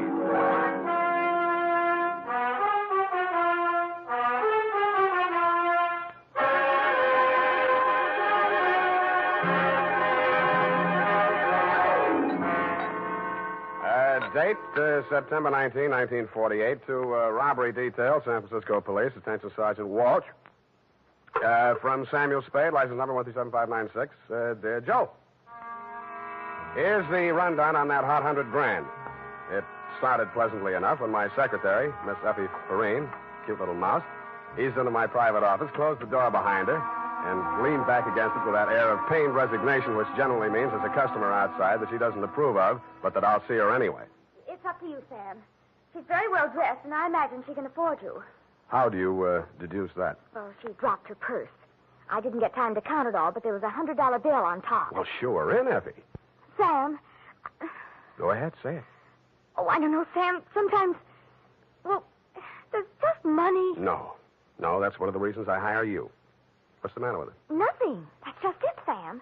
She's very good-looking, cultivated, and very kind and considerate. And she seems sincerely troubled. You mean her act is a little too good? I felt that too, Sam. Thanks, Angel. I'll keep that in mind. Tell her to come in. All right, Sam. Mr. Spade will see you, Mrs. Gilcoy. Thank you. Thank you for seeing me, Mr. Spade. My pleasure. Won't you sit down? Oh, thank you. I'm Lorraine Kilcourse, Mr. Spade. It's about my husband, Leonard Kilcourse. Husband? Oh. We've only been married a short time. It was a quiet ceremony at the San Sidro Mission. Leonard didn't want to subject me to any publicity. The difference in our ages, you know? You mean you want me to keep it a secret? Oh, no, except for the newspapers, of course. Naturally, all of Leonard's friends know. No, he doesn't have many, from what I've heard. I've thought it strange, too, that such a prominent man should have such a small circle of acquaintances. I met him only a short time before I married him. He's been very kind and absolutely devoted to me, and I suppose I should feel ashamed of myself for coming to you. But there are so many things about him that mysterious that sometimes I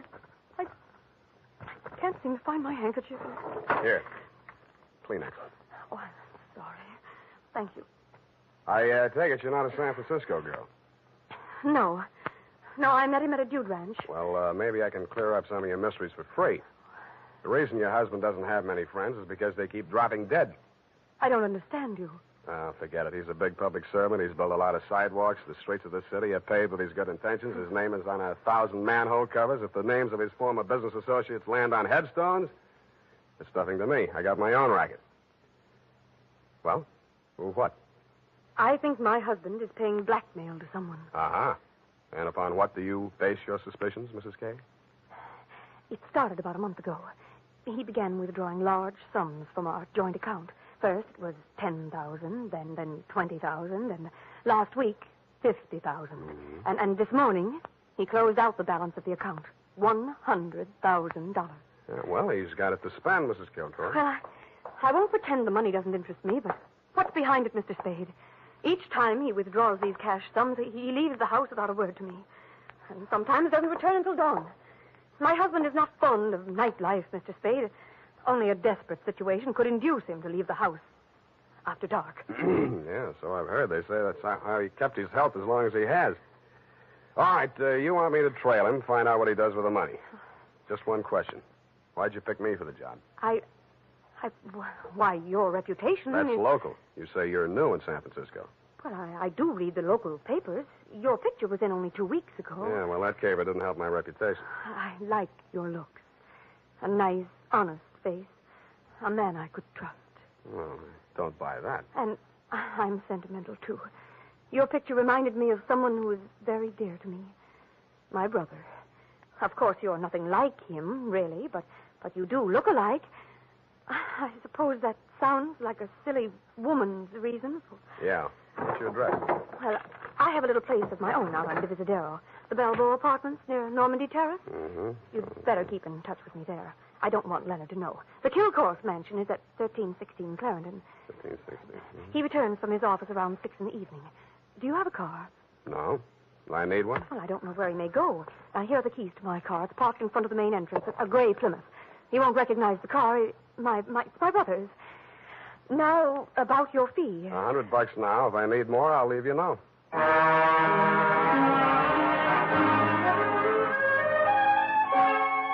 had an uneasy feeling I would need more. The last detective that tried to follow Leonard Kilcourse had hospital insurance. I don't. But I'm a gambler at heart, so I parked Lorraine's Plymouth across the street from the Kilcourse mansion and waited. At 9 p.m., Mr. Kilcourse, much too old for her, came out the front door and flagged down a taxi. I made an illegal U-turn and followed.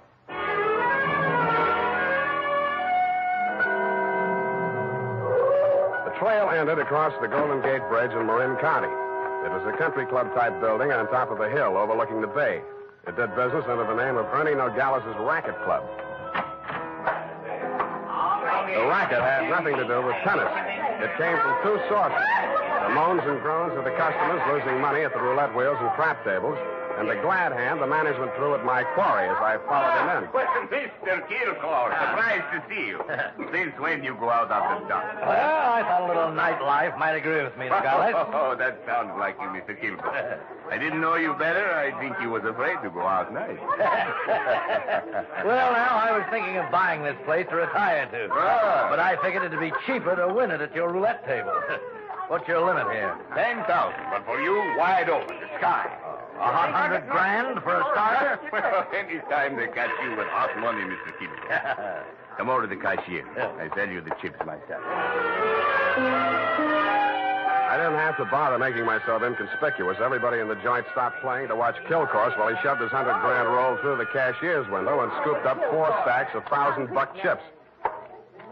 Make your bets, please. All right, you. Spin that wheel. Huh? How much you got there? $25 grand. Any objections? Is that okay, Mr. Nogales? Spin it, Joe. I'm covering through the table personally. Okay, sir. Around and round the little ball goes. 15 pays 15 and the red. Maybe next time, Mr. Kilcourse. Why don't you double up, play the red and the black? It's safer. I'll stay with the numbers. 50,000 on 15. There. Spin it. It's okay, Joe. I'm still covering. Well, it's your money, Mr. Nogales.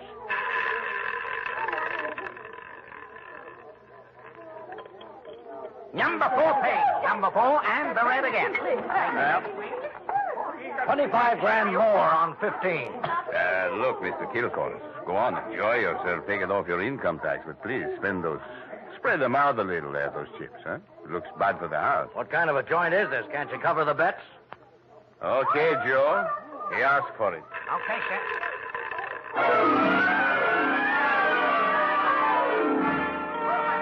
I didn't wait to see where the little ball went on the last spin of the wheel. I would have made a side bet with any taker that Kilcourse wanted to lose that $100 grand. I would also have made book he knew I was following him. As I left the table and walked out of the club, I braced myself for what usually comes next. There would either be a dead body in the car or somebody would crease my noggin with a sap. But nothing happened.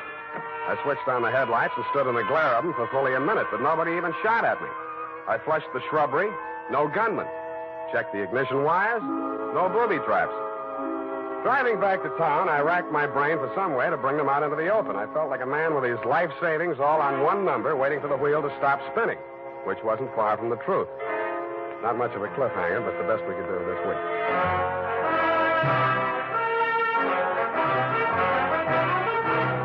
The makers of Wild Root Cream Oil are presenting the weekly Sunday adventure of Dashiell Hammett's famous private detective, Sam Spade.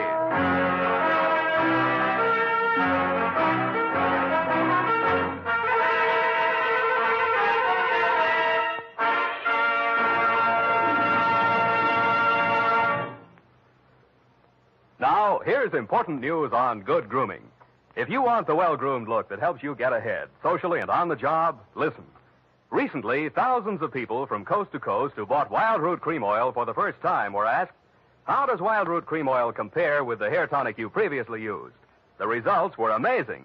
Better than 4 out of 5 who replied said they preferred Wild Root Cream Oil. Remember, non-alcoholic Wild Root Cream Oil contains lanolin. It grooms the hair naturally, relieves dryness, and removes loose, ugly dandruff. So if you want your hair to be more attractive than ever before, get the generous new 25-cent size of Wild Root Cream Oil, America's leading hair tonic, on sale at all drug and toilet goods counters. It's also available in larger economy bottles and the handy new tube. Get Wild Root Cream Oil, again and again, the choice of men who put good grooming first. By the way, smart girls use Wild Root Cream Oil, too. And mothers say it's grand for training children's hair.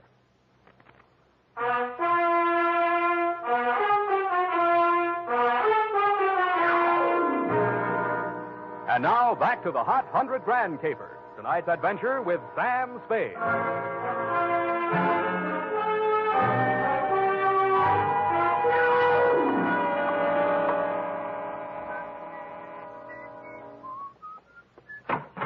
Yeah? This Mrs. Kilcourse's apartment? Yeah? She here? Yeah? Well, can I come in? Yeah? Tommy? Yeah? Who is that, Mr. Spade? Yeah. Oh, this is the detective I was telling you about, Tommy. Remember? Yeah? The one who looked so much like you? Yeah? No. Oh, excuse me. This is my brother, Tommy Lane. Yeah. I mean, Tommy, won't you run down to the corner and buy me some cigarettes for about 20 minutes? I have something to talk over with Mr. Spade. Yeah. nice boy, your brother. Small vocabulary, but big feet. Well, he's shy. Now, what did you find out about my husband, Mr. Spade? He dropped $100 grand in a gambling joint. Ernie Nogales' racket club. You know it? No, but I know Ernie Nogales. I knew him in Reno before I met Leonard. He lost his license there for running a crooked wheel. The way Kilcourse was playing tonight, that wheel didn't have to be crooked. He was trying to lose that $100 grand. But why? Why would he do a thing like that? One of 2 reasons. Either he's paying off to Nogales or he's paying off to somebody else, and Nogales is the go-between. Well, I don't believe it. Ernie is a crooked gambler, but he doesn't touch blackmail. And your husband isn't stupid enough to drop $100 grand in 3 turns of a wheel. Anyway, I'm not tangled with him and or the Ernie Nogales mob for $100 of your money or anybody else's. Here, take it. Well, and here are your car keys. No, wait, please. You can't desert me now. Why not? Well, I haven't told you everything. I'd hoped I wouldn't have to. About your brother? How did you know? The only place you get a green suntan is in a pokey. Besides, he acts kind of stir-crazy. Spent a little time in solitary, didn't he? He won't talk about it. But that's it, Sam. That's why Leonard is paying that blackmail money to Nogales. You just said Nogales wouldn't touch blackmail. Any other corrections you'd like to make in your copy before we proceed? Yes. Well, I might as well tell you everything. Why not? I knew when I came to you this morning that my husband was paying this money to Nogales. I knew because I asked him to. You and Ernie Nogales are working together? I'm not that rotten. I didn't say you were, but you're a rotten liar. There's that much in your favor. But I'm telling the truth now, Sam. You must believe me. Everything that has happened is my fault. I persuaded Nogales to give my brother a job in his place in Reno. Mm-hmm. They quarreled, and when he got closed down, he blamed Tommy. He swore he'd kill him when he got out of prison. That's why I begged my husband to pay him to save Tommy's life. Who did rat on Nogales about that crooked wheel in Reno? I did. That's why I feel responsible. Leonard is so fine, so generous. But I can't let him go on paying for my mistake. Yeah, like you said, he's going to run out of money. Look at me, Sam. Do I look like the kind of a woman to whom money means everything in the world? No, but you're looking at me, not at Kilcourse. You're laughing at me. Oh, I know what you think. Perhaps I did make a mistake in marrying Leonard, but he was so kind, so considerate, like my father. Everybody reminds you of your relatives. You don't believe my story? Well, since you asked. Well, all right, then here's the truth. I'm really Jack the Ripper's granddaughter. My parents were terribly wealthy. I harpooned my mother in her Beverly Hills swimming pool, set fire to my father with a $50,000 negotiable bond, and eloped with John Wilkes Booth. That brings us up to 1865. Shall I go on? Don't stop. It's great. Oh, get out of here. Get out of here and leave me alone. After you've told me all your secrets, I'm not that rotten. You won't help me. You never intended to. Why go on torturing me? Oh, now, stop that. Please. I believe you. I believe all your stories. Now, what is my next smart move? Sam, the only way to stop Ernie Nogales is to prove that he's running a crooked wheel. And then he'd pay back all that blackmail money, and he wouldn't dare lay a hand on Tommy. Well, it's going to be hard to prove and expensive. Oh, but I'll have to lose a little on that wheel before I can figure the way it's rigged. How much can you invest? Well, I have about $1,000 of my own. With you? Yes. Here. You take it. Smells nice. Sam. Yeah? Sam, after all this is over, and after I've put things to right with Leonard, I should have told him before this, but I owed him so much. Oh, Sam, I'm so glad it's you. Yeah. Me too, Angel. Go now, darling, before I beg you not to. What time does that joint close? Well, it runs all night, I think. Good. Let's stay up late and raid the icebox.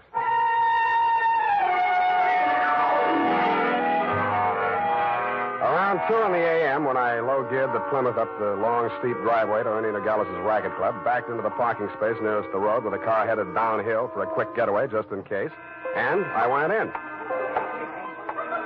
The joint was still going full blast. I bought $500 worth of chips, swaggered over to the table where Kilcourse had dropped his $100 and nonchalantly flipped the blue chip onto the red. Appalachia, ladies and gentlemen, make your game. Okay, that's all. Around and round the little ball goes. I didn't look to see where the little ball went. Most of the money was on red, so it was bound to turn up black. A red, please. What? Number 15. Place your bets, please. Make your game, ladies and gentlemen. Around and round it goes. The chips were spread around more the next turn, so I stacked 100 at the bottom of the 1 to 34 column. With a crooked wheel, my 100 made it the best bet to lose. And 19, and the red wins again. Hey! I plunked 500 down on number 5 and raked in 17,500. I left my original bet on the table. When the little ball fell into the pocket, I was $35,000 to the good from my point of view, but not for my clients. I doubled my bet and looked apprehensively around. There were no surly characters edging up behind me. In fact, the only surly character in sight was Ernie Nogales, and he looked happy. That didn't make much sense. When my bankroll got to $105,000, I played a hunch. I threw $5,000 of it back on the table and lost it. That made a kind of sense. I cashed in the rest of my chips and squeezed the $100,000 U.S. currency into my inside pocket. If anybody aimed for my heart, it was thick enough to stop the slug, which was some comfort. But what I saw when I walked out to the parking lot was no comfort at all. I'd gotten just a glimpse of it through some trees. The sedan backed into a driveway halfway down the hill. It was blacked out except for 5 glowing cigar ends that showed through the windows. I could think of only one reason for 5 cigar smokers to be parked in that particular spot at that particular moment. The Plymouth was where I had parked it, pointing straight down the hill. I slammed the door but didn't get in. Then I listened. The car down the hill was getting ready, too. I cracked the door of the Plymouth wide enough to get my arm inside and pressed the starter with the heel of my hand. I switched on the lights, pushed the clutch with my left hand, used my right to shift it into low. Then I pulled the hand throttle out all the way and let it go.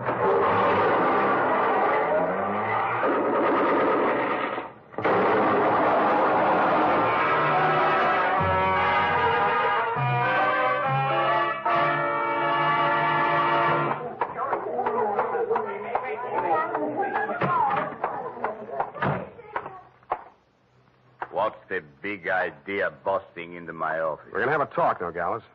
Please, don't wave that heater at me. Makes me nervous. I don't like guns. I don't either. That's why I'm here. Put your hands on top of the desk and keep them there. All right.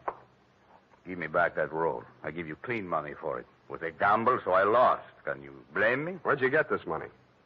I buy it. 50 cents on the dollar. I don't ask where it came from, but I read the papers. I figured it was that shipyard payroll job a few days back. Like it just fell in my lap. I figured it'd make 50 grand instead of Kilcore's 5. I guess that was dirty trick you just out of stir, Tommy, huh? I got news for you, Nogales. I didn't know this money was hot, and I am not Tommy Lane. No? Then what? Private Dick. Tommy's sister hired me to take the fall for him. Look, I've got most of the caper. Kilcourse wanted to pay Tommy $100 grand. You rigged the wheel so Kilcourse would lose it one night and Tommy would win it back the next night. Now, what was Kilcourse paying him off for? No caper, legitimate. He was sent up for bribing a public official. You mean he was the payoff man for Kilcourse's contracting firm? Sure, legitimate business. And the grand jury went out after Kilcourse. Tommy took the rap, that's all, for a price. Yeah, $100 grand. Thanks, Nogales. That's all I needed. I was afraid I might be too late. You are, Oh, I sweetheart. have so many things to explain. Where can you talk? Right in here. Who's this man? Why, that's your old sweetie from Reno, Ernie Nogales, remember? What's the matter with you two? You crazy? Oh, Sam, I should have told you the truth from the beginning. Check. The Nogales yarn, I can understand, but why did you tell me you were Kilcourse's wife? I was desperate. I had to say something. It was the only explanation I could think of for my interest in this case without telling the truth. But you were making a pigeon out of me. I don't know about such things, Sam. All I know is I'm here in time to warn you. You mustn't walk out of here with that money. Listen, They may kill you to get it back. They already did. They're combing the wreckage of that car right now, looking for my body. Then Tommy was right. They did mean to kill him. How'd he get the rumble? While he was in prison, from another man that Kilcourse framed. He was in for life, so it was safe for him to talk. Hey, you two. Yeah, Nogales? That car that just drove up. I think that's Mr. Kilcourse. Oh, Hey, what's your hurry? Let me go! Come on, what's your hurry? Tommy's out there in that cab. I've got to warn him. Or tip off Kilcourse. Which is it? No, Sam, you've got to believe me. Sit down. Stop that. You two have fun. I'm getting out of here. Go ahead. Now, listen, sweet Lorraine, you may as well save your breath for those explanations. You're staying right here until the caper's all wrapped up. Here he comes. Have you got a gun, Sam? Yeah? Well, you'd better have it ready. But Sam... Where's Nogales? I want to see him. He was called out of town, sir. I'm in charge. You Mr. Kilcourse? That's right. I want to know why you people have been interfering with my business. It might interest you to know that this building site's on an old Spanish land grant. Title's very shaky. I'll run an 8-lane highway straight through the middle of it and turn the rest of it into a game preserve. That's what I do to people who double-cross me. I tried to tell Mr. Nogales that, sir. He wouldn't listen to me. He tipped Tommy off for a split of $100 grand, but I knew sooner or later we'd have to answer to you, Mr. Kilcourse. Oh, well, what's that? Here's your $100 grand, sir. Count it. Well. What's your name, son? Sam Spade, sir. Well, I'm glad to meet an honest lad. Well, come along. You too, young lady. We'll all walk out together. Sam, what are you... What? Spade, huh? Yes, sir. I'm a private detective, but I'm ambitious. Politics? Yes, sir. Well, we'll run you for assembly. In the meantime, I believe there's an opening in one of the public services. Garbage disposal. Executive end, of course. Where the devil is that man with my car? Oh, there he is. You drop around to my office in the morning. Thank you, and good night, Mr. Kilcourse. Drive on, Horace. Back to the city. Oh, Sam. How could you? All those lies and just handing over the money like that, it wasn't yours. It wasn't Tommy's either, sweetheart. Get in. Well, Tommy, Are you all right? Yeah. Drive us across the bridge, Tommy, will you? Yeah. Tommy, Yeah. Tommy, I'm afraid we'll have to do without the money. Yeah. Sam gave it to Mr. Kilcourse. Yeah. Now, don't get excited, Tommy. I'm sure Sam had a reason. Didn't you, Sam? Yeah. I mean, that was marked money from a payroll job. Oh, then it won't do him any good. It'll send him up for a good long stretch if the eyewitness story that goes along with it is good enough. And you're just the girl to tell it, sweetheart. Am I right, Tommy? Yeah.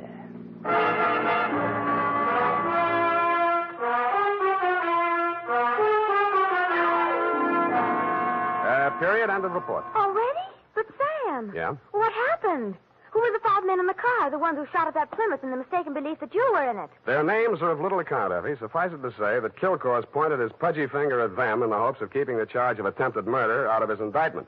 But I was too clever. I identified them. But Sam, you didn't see anything but their cigars glowing in the darkness. Have you never heard of Sherlock Holmes' monograph and the 49 varieties of tobacco ash, you fool? Oh, but Sam, Sherlock Holmes is only the segment of someone's imagination. He's a fictional detective. Well? You mean... Oh, Sam, you're tired. Yes, I am. It's affected your mind, winning all that money.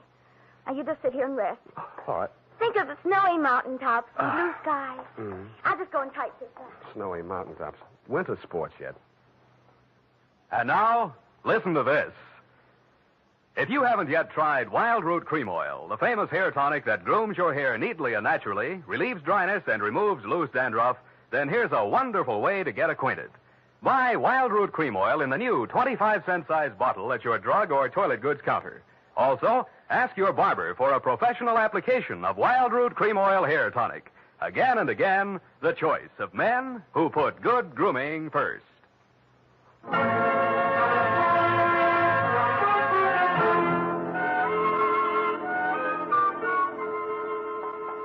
Well, here it is, Sam. And not that it made any difference, but how did you guess that she wasn't Mrs. Kilcourse? Simple. Kilcourse didn't recognize it. But, Sam, that was after you denounced her. I did no such thing. From the report, Sam, in black and white. Quote, why did you tell me you were Kilcourse's wife? Unquote. At that point, you assumed that she was not Mrs. Leonard Kilcourse. I did not. I merely wondered why she had told me. Well, with all the lies she told, you might have assumed anything she said was totally devoid of truth. And I did, sweetheart. I did. Oh, well, that's a relief. I was afraid for a while she'd taken you in. What's that got to do with the truth? Good night, Sam. Good night, sweetheart.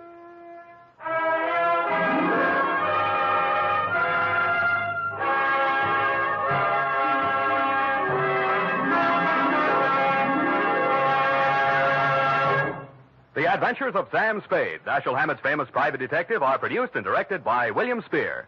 Sam Spade is played by Howard Duff. Lorene Tuttle is Effie. Sadie Thompson appeared as Lorraine Kilcourse. The Adventures of Sam Spade are written for radio by Bob Tallman and Gil Dowd. Musical direction by Lud Gluskin. Score composed by Renee Garrigang. Join us again next Sunday when author Dashiell Hammett and producer William Spear join forces for another adventure with Sam Spade. Brought to you by Wild Root Cream Oil. Again and again, the choice of men who put good grooming first. This is Dick Joy reminding you to... Get Wild Root Cream Oil, Charlie. It keeps your hair in trim.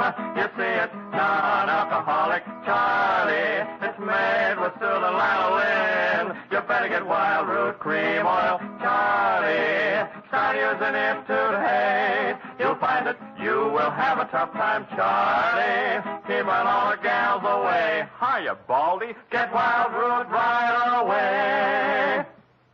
This is CBS, the Columbia Broadcasting System. Our thanks this evening to America's own CBS. And before the orchestra strikes up again, let's see who among you really knows the golden age of radio.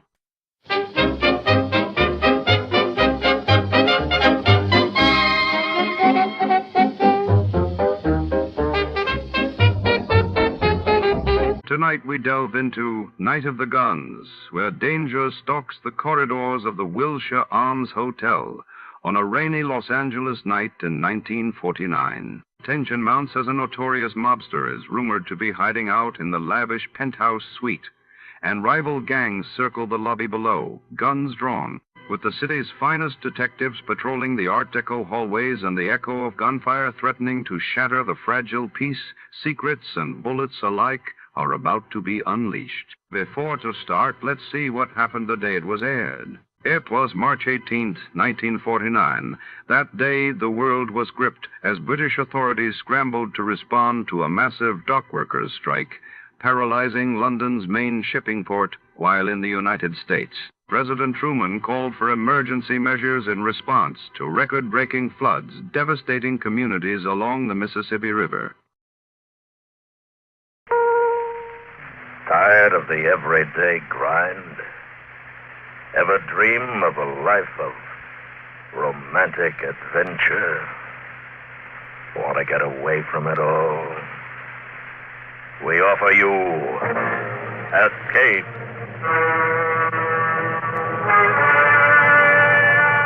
Escape, designed to free you from the four walls of today for a half hour of high adventure.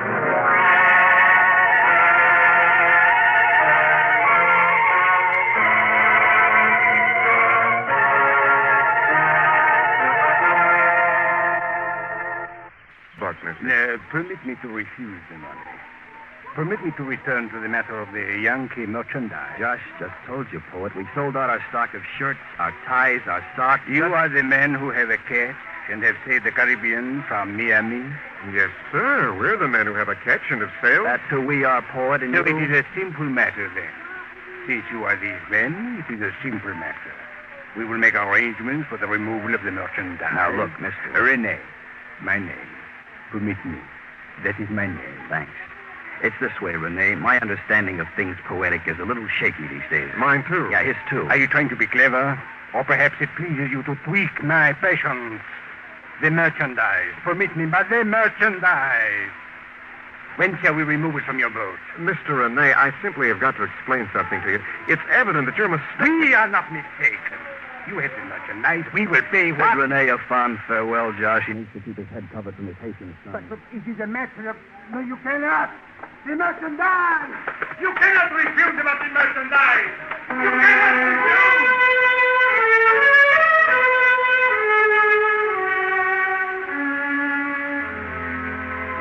Josh and I walked down. I looked over my shoulder and saw Rene's face become suddenly gray, suddenly old, and then a blur fading into the crowd that swarmed the narrow street.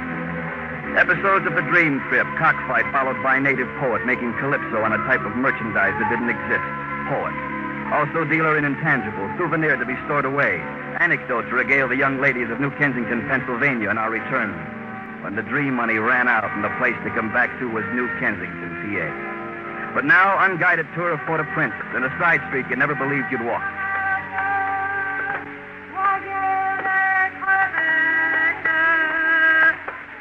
Monsieur? No?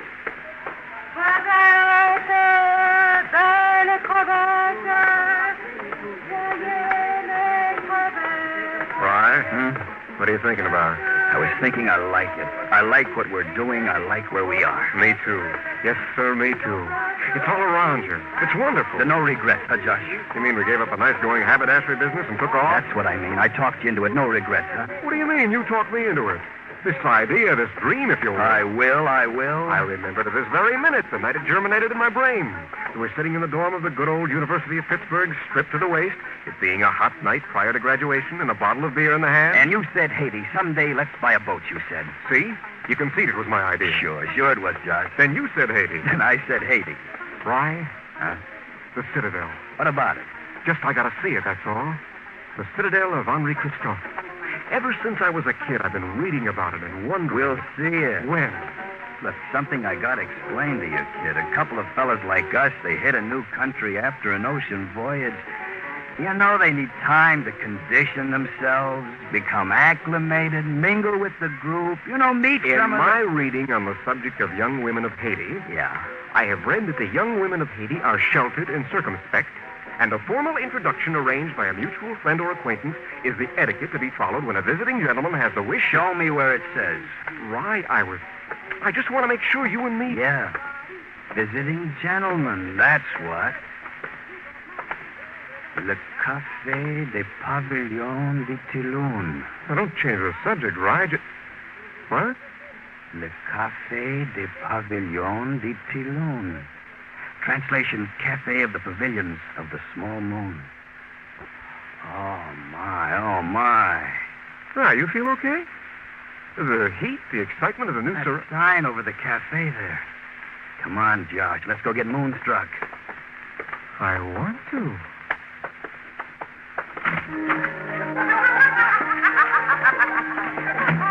Oh, my.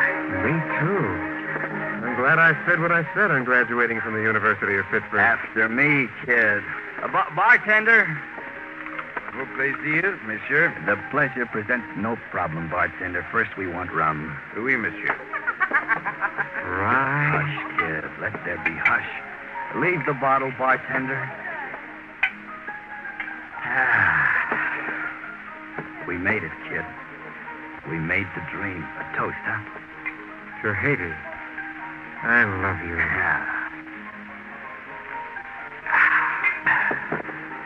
Dessalines, Toussaint, and the jeweled Bay of Gonaives. And to the jungle mysteries and the delights of them. And to the jungle mysteries and the delights of them. Hey, you turn a phrase, monsieur. Then may I propose still another toast? Be our guest. To the young lady who sits there. Where? At the table in shadow. And the fall of carried sunshine across her cheek. There, you see? I see. Oh, my, oh, my. Where? I don't see her. Where, Rye? Show me, too. You could look upon her with nearness? I could. I'm just a chap who could. Come then. She has whispered it to me. Bring them to me. Bring the voyageurs to me what her whisper. Rye, where? The lady whispered, Josh, and it's a call I've been waiting for. Rye? Bring the bottle, Josh. Oh, now I see her. Oh.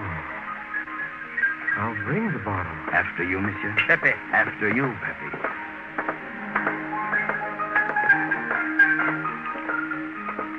Vivi, the voyageurs for whom you have whispered.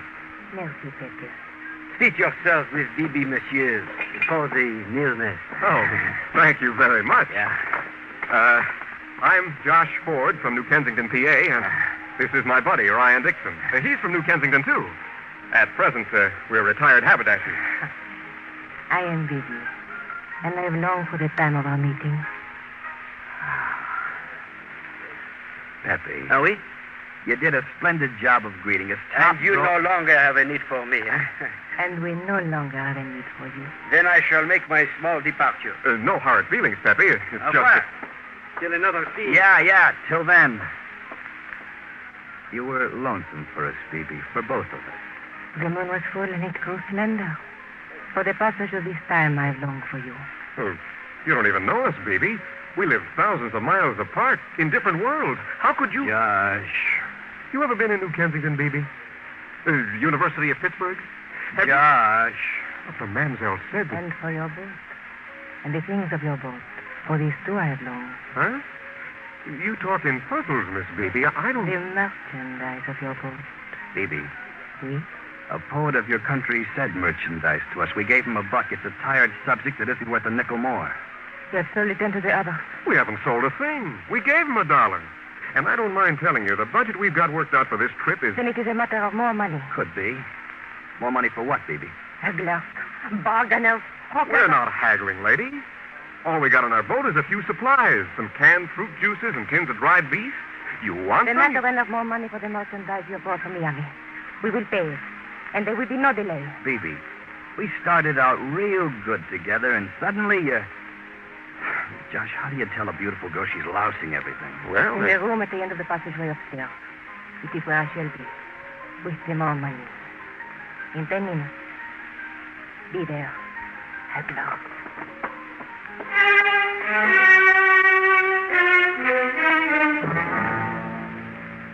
She moved away from us, and she moved like some uncoiling phrase of primitive melody. It took her maybe a half minute to cross the floor and vanish behind a glass bead curtain that made small songs as she moved through it. That left maybe 9.5 minutes to toast the many things about Bibi that were worth drinking to. And then all that was left was to find out what it was all about. The room at the end of the passageway upstairs, she said. Uh-huh. You know what I think? No, I don't. I think she's got us confused with somebody else. A couple of entirely different fellas. I said I heard you. It's funny, you gotta admit. Uh-huh. Funny. First a native poet, big song and dance about some merchandise we haven't got. And this BB. What merchandise we're supposed to have, right? Right. Yeah. That noise. It's already happened to us once today. But now it's inside. Hey, that came from down there. That's where... Come on. It's locked, Rye. BB! Open it! Open! All right, you lead here. Yeah.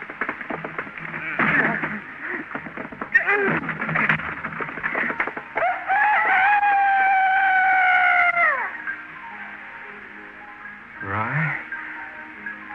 Look. What lay on the floor wasn't worth looking at. Thin lines of blood crisscrossed BB's face and throat like some abstract design in horror.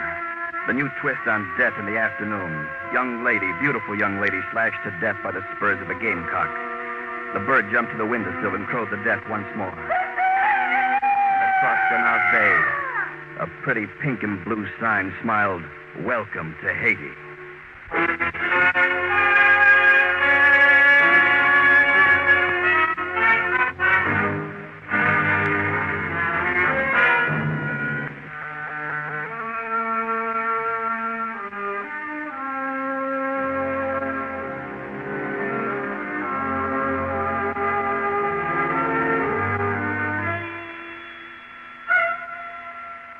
One thing about being in the haberdashery business in New Kensington, Pennsylvania, is that you've got the world ahead of you. Keep in mind that anything is possible when you finally get to Haiti and come across a beautiful woman slashed to death by a fighting bird bred to kill. Accept it and then run. Like Josh and I did, 3 blocks until a sign said Hotel of 7 Sisters, fans in every room. We paid for 1 night in advance. The sign wasn't kidding. There was a fan. This one you grasped in the hand, waved back and forth under the chin, creating refreshment, and letting the sound of the island drift in through the open window. Rye? Huh? We shouldn't have run away. We're strangers in a strange country, baby. Who knows what we're supposed to do? Anybody who dies is a concern of... I'll get it. You meet me. Hey, Josh. Look who, the poet. Come in, come in. How'd you find us? I inquired of 2 Americans running in the noonday heat. Why are you looking for us? An explanation of the events at the Café de Pavillon de Teluna. The killing of the girl Bibi was a mistake. Permit me, what is the hour? Almost 2:30. Good. An excellent time. For a punctual compatriot of mine will arrive in a moment, and the deal will be consummated. You're doing it again, Rene. You're talking riddles. Oh, forgive me. Like so. The merchandise you have brought, those of us across the water there, the small way across the water, we wait for the guns, so... Guns? The final way to purchase human dignity. Boy. Huh? Get the picture? This guy's a revolutionary. Hey, you're a real revolutionary, aren't you? You think we've got guns for a revolution or something? You know what they're going to say in New Kensington? They're going to... Josh. Rene, what about the girl? Why did that beautiful girl have to die like that? Bibi. Unfortunate. Like so. She was killed because, permit me, the compatriot whom we are expecting. Well, tell him it's like so. Somebody's got our boat mixed up with somebody else's, huh? Hello,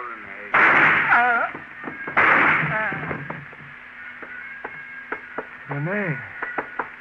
He's dead. My intention.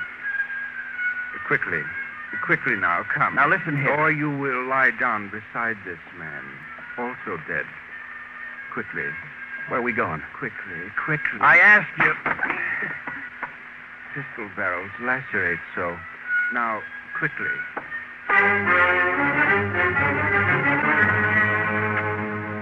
The front sight of his gun had cut my cheek, and there was nothing to do but put my hand to it.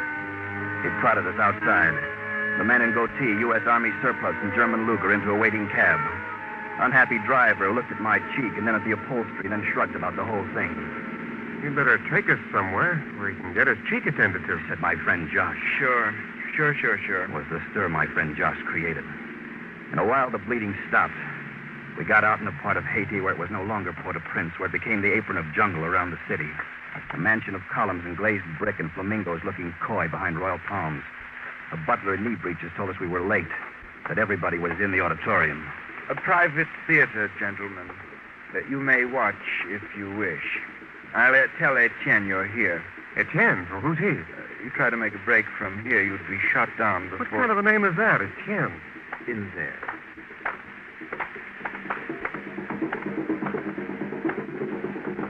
Golly. Voodoo. Native dance, Haitian type. Boy. Frankly, gentlemen, I wouldn't be that impressed. As you appear to be, I mean. They're all of them professional dancers, $20 each for the performance. Who are you? Your host. Etienne? Yes. This way, please. And you're the man who can tell us. About Bibi, about René, you. It's about guns. It's all a mistake. I know. Somebody got our boat mixed up with... I know. In here. Now.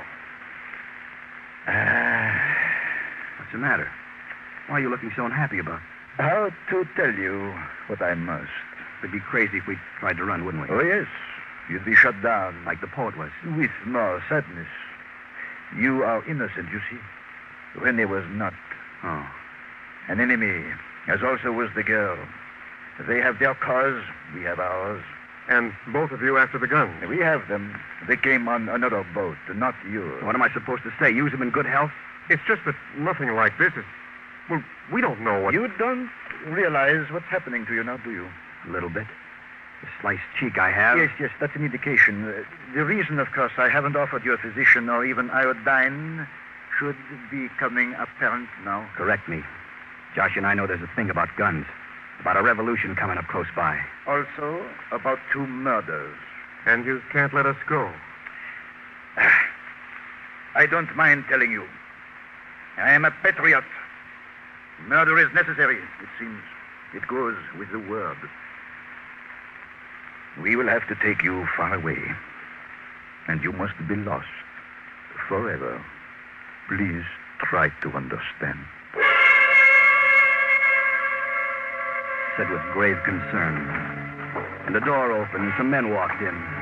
The man who had picked us up at the hotel and 2 others, also looking grave, also looking concerned. Tight-fitting dark suits, so tight you could almost tell the caliber of guns the Boches made. We went then on a boat ride. A boat called Bumba. Look there. The Citadel. Floating on a sea of tropic moon. The Citadel of Henri Christophe. Ever since I was a kid, Ryan. Ever since you were a kid. You admire our citadel? Listen, Etienne. Of course. The Citadel is practically all we came to see in Haiti. We're getting a fine view now. Really, all of it we want. So why don't you say the word to turn this boat around? There is a saying, the dead are silent. Now, look. And yours will be privileged. You will die a hero's death in the cause of human dignity. Human dignity. The poet used the same words. On opposite sides, and both of you using the same slogan. Regretful. Ormelu. Joanneau. Par ici. The both of you now onto the ground. And this is where... Quickly. Move quickly. Friend, if you didn't have that gun, I have it. Straight ahead. One thing I'd want before this is over. The tour through the Citadel. Yeah. Josh. Uh-huh. We can't just let them shoot us down and leave us here to rot in a sinkhole like this. You think we ought to make a break for it? I would say so. Listen, just before we hit that clearing up ahead. You there. You two. If you are discussing running away, you will be shot like pigs. Right. I still think we ought to try. Uh-huh. Like now? Right.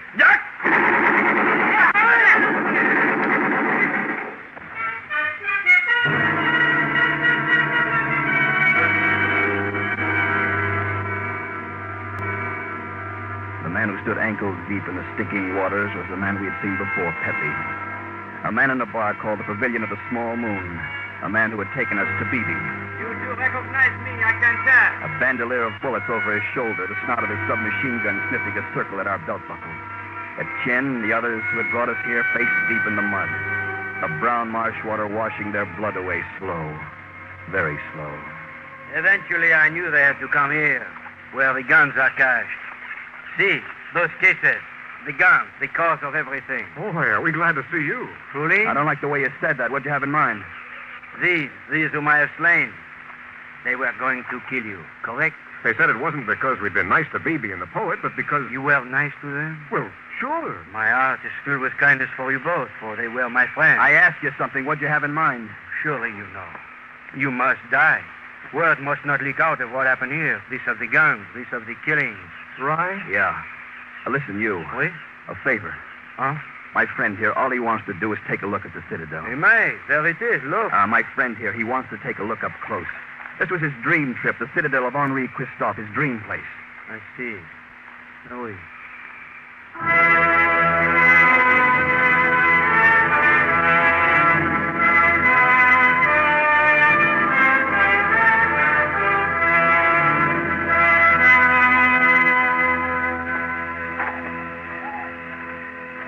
Crazy monument built by a crazy king.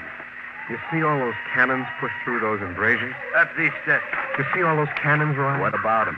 Not one ever fired. You know what else? What else, Josh? This was built on an exact line with the Great Pyramid of Egypt and a Great Pyramid built by the Mayas of Central America. That way.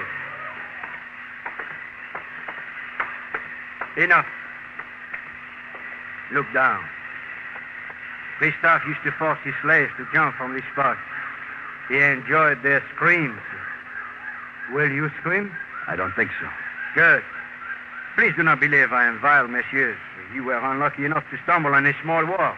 Neither side can afford your staying alive. Pity. Some pity. Now, alive or dead from a bullet.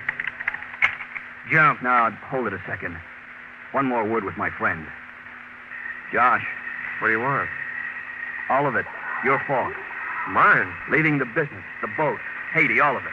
Oh, how can you talk like that? And the Citadel, what is it? Brick and moss. Hope you get a nice view of the East Wing on the way down. You know what you are? What? A child, a bird brain of a child. You're not going to talk to me like that. A real square sod-kicking knucklehead. Why, you miserable... You got to do better than that.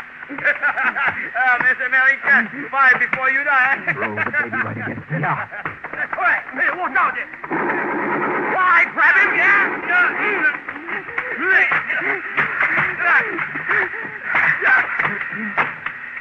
Fry? Fry? Yeah, I'm okay. You? Okay. What about him? We'll tie him up, leave him. I don't know, something. Right. What? You see that over there? See what over there? That slab. Well, what about it? That's Henri Christophe's tomb. He was buried there. Right when he was killed. Right over there. Something, isn't it? Really something. Boy.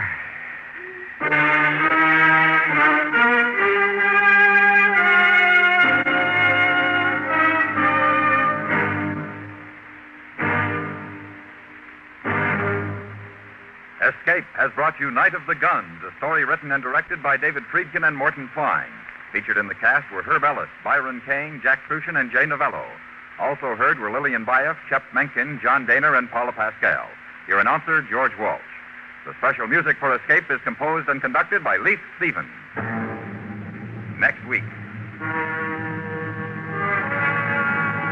You are adrift in a native canoe somewhere off the Solomon Islands.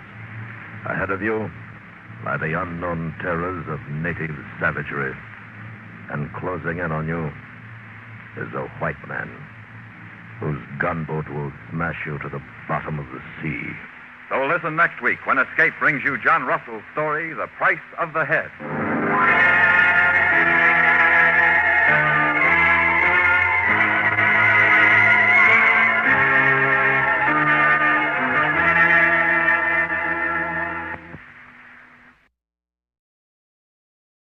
Tonight's broadcast comes to you with special thanks to our friends at CBS. And before our next mystery unfolds, here's a question for the sharpest listeners in America.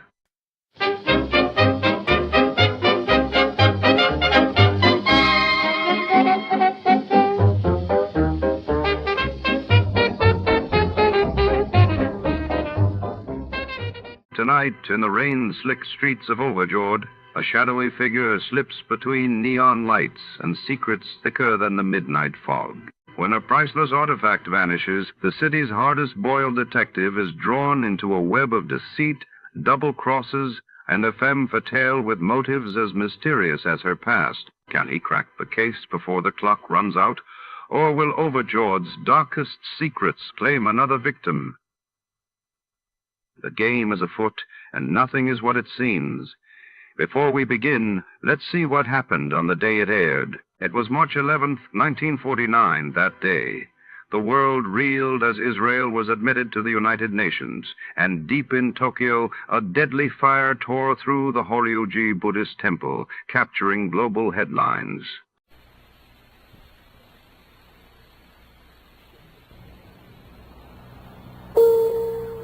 The Adventures of Sam Spade, Detective. Brought to you transcribed by Wild Root Cream Oil Hair Tonic, the non-alcoholic hair tonic that contains lanolin. Wild Root Cream Oil. Again and again, the choice of men and women and children, too.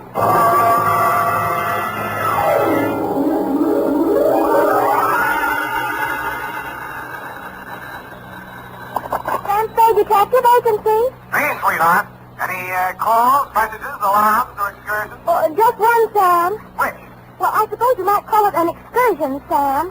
He left from literature. Travelation, eh? Well, a little trip somewhere might be nice. I feel as if I could sleep forever. Oh, Sam! Well, I'm not going yet. Oh, Sam, you mustn't talk like that. I've been sitting here reading this booklet, and it says it's later than we think. It can't be. My watch says 3 minutes to 9. Now, there, you see, it is later than we think. I was slow, too, so I said it by the radio. Well, pick it up and set it in your favorite chair. I'll be right down to dictate my report on the overjoyed caper, or Bessie's Folly, or who put the corpse in the mercy pit. What?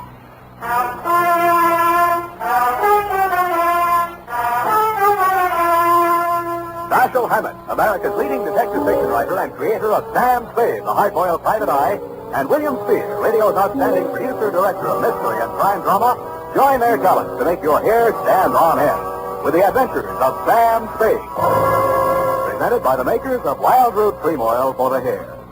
Ah, June, the month of vacations for all the family. Here's hoping you've planned yourself a good one, and that you'll remember to take along plenty of Wild Root Cream Oil Hair Tonic. In spite of heat and winds, Wild Root Cream Oil grooms your hair neatly and naturally, relieves annoying dryness, removes loose, ugly dandruff. Ask for it in a big, economical family-sized bottle and handy tube that's easy to pack in your suitcase. Be sure to ask for it by name. Wild Root Cream Oil Hair Tonic. Again and again, the choice of men and women and children, too. And now, with Howard Duff starring as Spade, Wild Root brings to the air the greatest private detective of them all in the adventures of Sam Spade.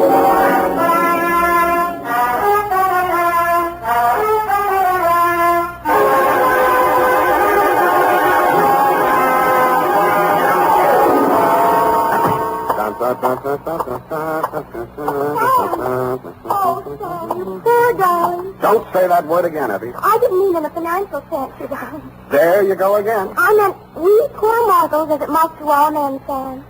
We're all clay-footed, after all, merely leaving footprints in the sands of time. You need a vacation, huh? Maybe you better take that excursion. Oh, no! Now, don't act like that. I'll hardly miss you. Oh, Sam! Now, come on. Let's see those travel folders. Where are they? Oh, Here we are. Plan now for that long, long journey. Our carefree layaway plan relieves the burdens of those left behind. Well, nice of them to think of me. Luxurious accommodations. Funny-looking stateroom. Why does that bunk have a lid on it? Let's see if I'll explain here somewhere. Our special nylon-tufted, couch-type model with chrome-plated magnesium handles and lightweight alloy liner has been called by many satisfied customers the pallbearer's friend. Well, of all the... Who brought this into my office? his name was Converse Etheridge. What? He's with the Dardanelle Mortuary. Don't mention his name in my presence. That man has no live friend. Now, Sam, don't be too rash on him. After all, it's his living. He is a worm in the apple of contentment, a roadblock in the highway of life, a meter in the taxicab of happiness. Are you ready, Sam? No! I already have the date, Sam. To whom is this addressed? To Mrs. Joy Overjoyed. No, you better make that George Overjoyed, Mrs. I'll make it your mind, Sam. I said Mrs. Yes, sir. But is it Joy Overjoyed? Joy Overjoyed? Or is it... It is Judge Overboard. Now, wait a minute. Just let me get this straight, Sam. I have Judge George. Mrs. Oh. Well, to avoid any further confusion, Sam, wouldn't it be just as clear to address it as Mrs. O.G. Judge? The name is not Judge F. It's Overgorge. George. Now, wait a minute, Sam. Now, wait a minute. Let's be very, very quiet for just a minute. Now, look here. I won't have you putting the blame on... All right. Mrs. George Over George. Hyphen? If it'll make you happy, Thank you, Sam. From, Yes, Sam. License number 137596. That you can get. Subject, your jewelry. Dear Mrs. Overjoy. Enclosed, you will find my statement for services rendered, which you will no doubt be as surprised to receive as I am to be sending it. It started, as such things often do, with that curse of civilization, that broken spring in the couch of privacy, the telephone. Yes? Mr. Spade? Speaking? This is Mrs. George Overjoy. That's Overjord. I have it. I'm staying at the Hotel Belvedere, Mrs. Spade. Mr. Stover, the house detective, was good enough to recommend you. Oh, then he's good for something. I beg your pardon? A good friend of mine, Mr. Stover. And what was it you had in mind, Mrs. Overjoyed? George. But Joe Wolf, that's my first name. I beg your pardon. Joy. Oh, I got it wrong. When you spell it out, I thought... I think you better come over here right away, Mrs. Spade. I have a rather serious problem to place before you. These little details can wait. Of course. And come right up. I'm in room 315.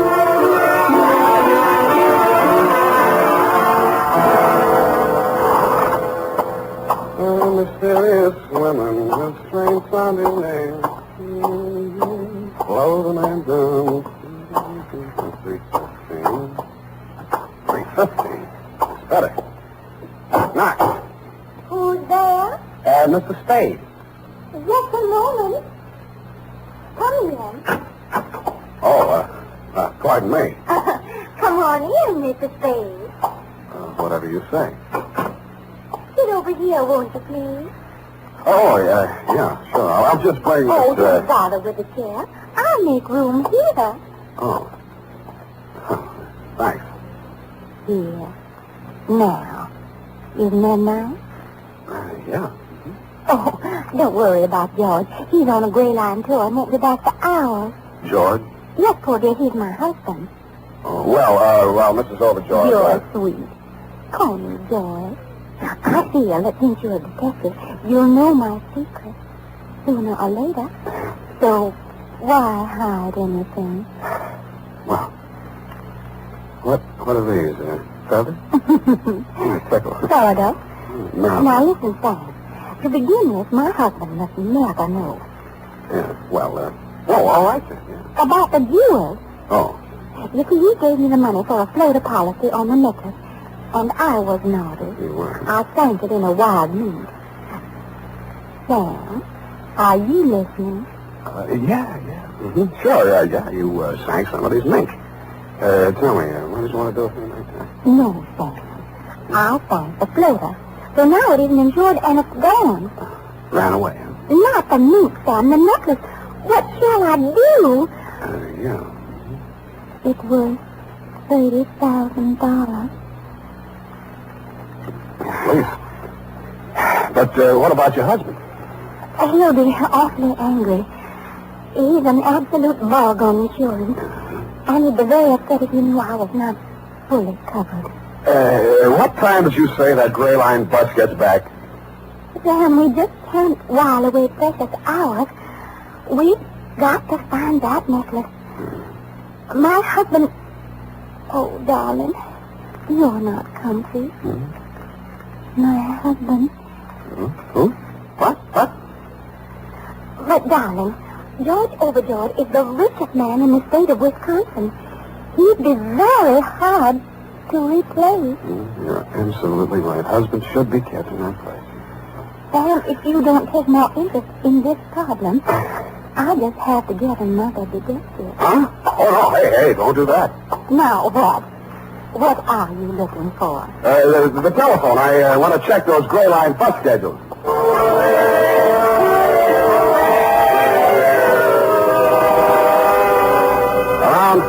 12 p.m., after we phoned room service with some sandwiches and a pitcher of martinis, I got my assignment.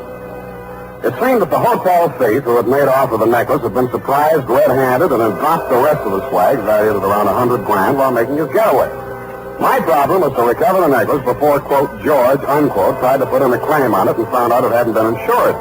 I agreed that it might be smart to put the rest of the jewels in the hotel safe under my name. This I did. About then, somebody breathed down my neck and said, "Hello, darling. Hello. I froze. A second ticked by before I even had courage to turn around and face it. It couldn't be, but it was Pfeffy Valeriu Eminescu, a con merchant so slick that he finally swindled most of his competitors out of business and even succeeded in selling himself in the oldest con game of them all, the Spanish prisoner game.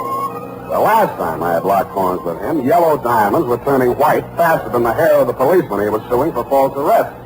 Pfeffy's hair was still very black and very oily, and the big smile he wore was very white and very oily. And, darling, do not look so shameful. I am angry on you. You're not angry on me. You can fool with part of the people some other time, but you can't fool Pfeffy for long. You did a trick on me to lure me out from San Francisco. A gold mine, you promised me.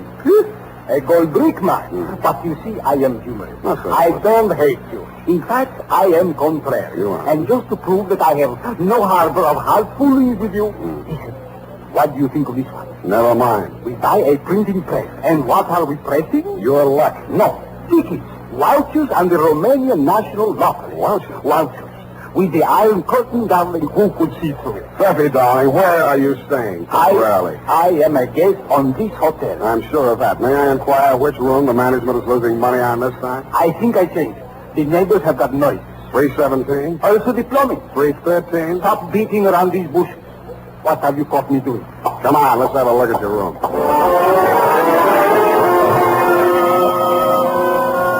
On the way upstairs to his room, Pfeffy gave me a rundown on the noises in the room adjoining his, 315.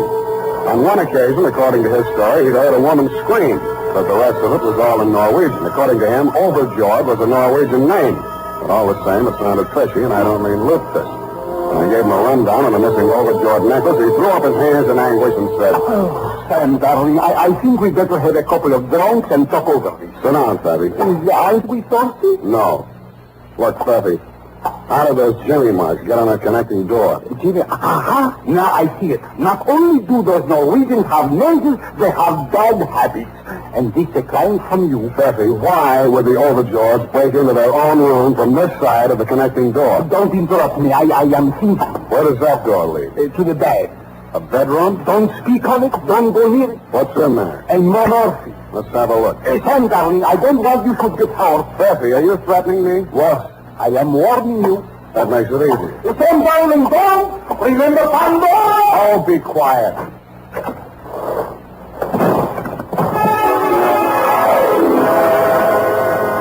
And that, Mrs. Overjoyed, is when if I had to live over, I wouldn't have taken the case for all the fish in Norway. The Murphy bed that flew out at me as I opened the door was occupied. The occupant was wearing a dark blue suit, a conservative tie, a small white chrysanthemum in his lapel, and a peaceful expression on his face. He had a very healthy color for a dead man.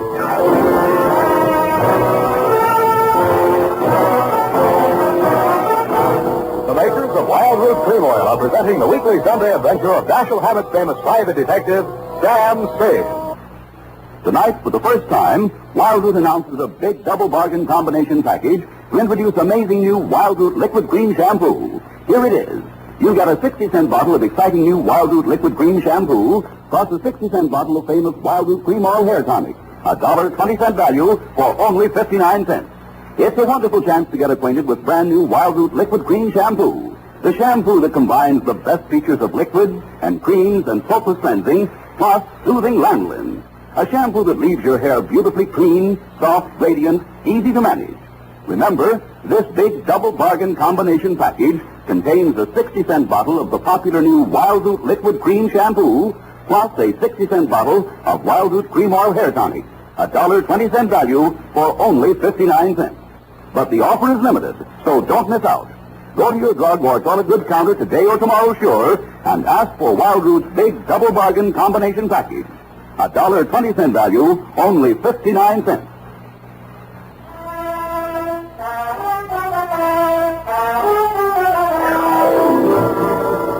And now, back to the overjoyed caper, or The Corpse in the Murphy Bed. Tonight's adventure with Sam Spade.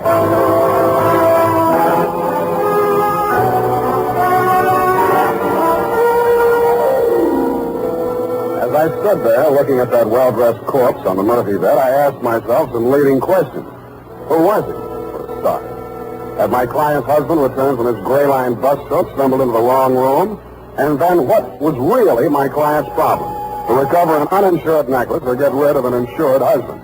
And what was the function of Pfeffy? Was he an accomplice, a goat, or a body snatcher? At that moment, he was in no condition to tell me because he had fainted dead away. When I had revived him... Where am I? In a bad spot, Pfeffy. Now stop clowning and try to make sense. Make sense? Why not? You never saw a man so sensitive.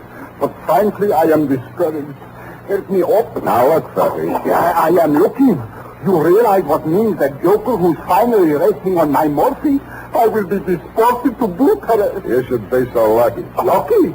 A Romanian in Romania? At the mercies of thieves, gypsies, and Hungarians? Okay, Pfeffy, you don't want to go home. I do. The ticket for both of us is my client's missing necklace. Did you swipe it? Necklace? Who necklace? Darling, talk about him and I listen. Don't worry about that stuff. He'll keep. What about I? He is comfortable, but where will I sleep? In another city if you're smart. Now, don't bother to check out. Just drop your bags out the window, hang the Do Not Disturb sign on the door, and dissolve. That should give you about a 24 hours head start. But that would be dishonest. I know, but it's a sacrifice you have to make. Okay. Here. Take the necklace. That's better. And you better take my advice, Pfeffy. Start packing. Like I told you, that corpse is in good shape, but you're not.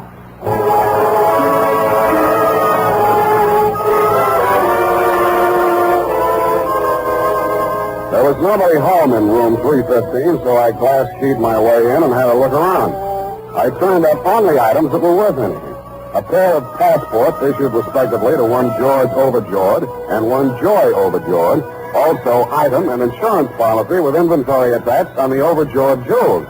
What made that interesting was the fact that the necklace, which my client had told me was uninsured, was there in the inventory. After that, I wasn't at all surprised at what I found in the closet. Okay. Take it easy. I'll get you loose just as quick as I can. Here, I'll get these gags out first. Yours. Are you all right? Yeah, yours. There you are. Here. Let me help you up. Oh, my back. 4 hours in that place. Oh, the villains. Who did this to you? You don't know. They jumped on us when we are coming home backward. What? Yours.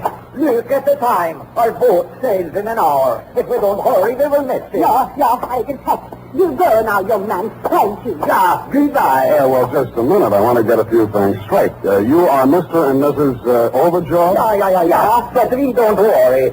Insurance will take care of all. Goodbye. I'm sorry if I'm annoying you, but I'm just not quite ready to leave. Now, if what you had in mind was picking up a little ready cash from the insurance company, I'm afraid I'll accept your caper. Boris?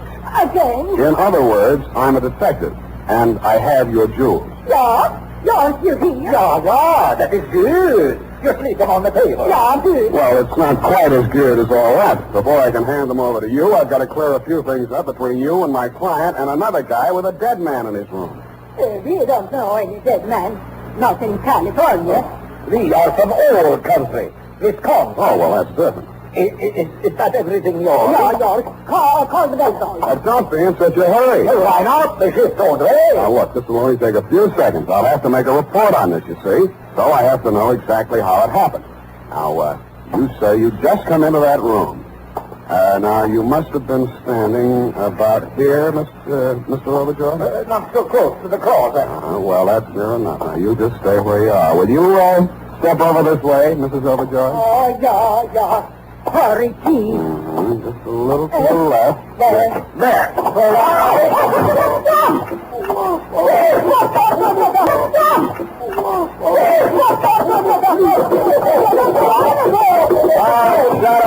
What can I have for some bad dialect? Oh!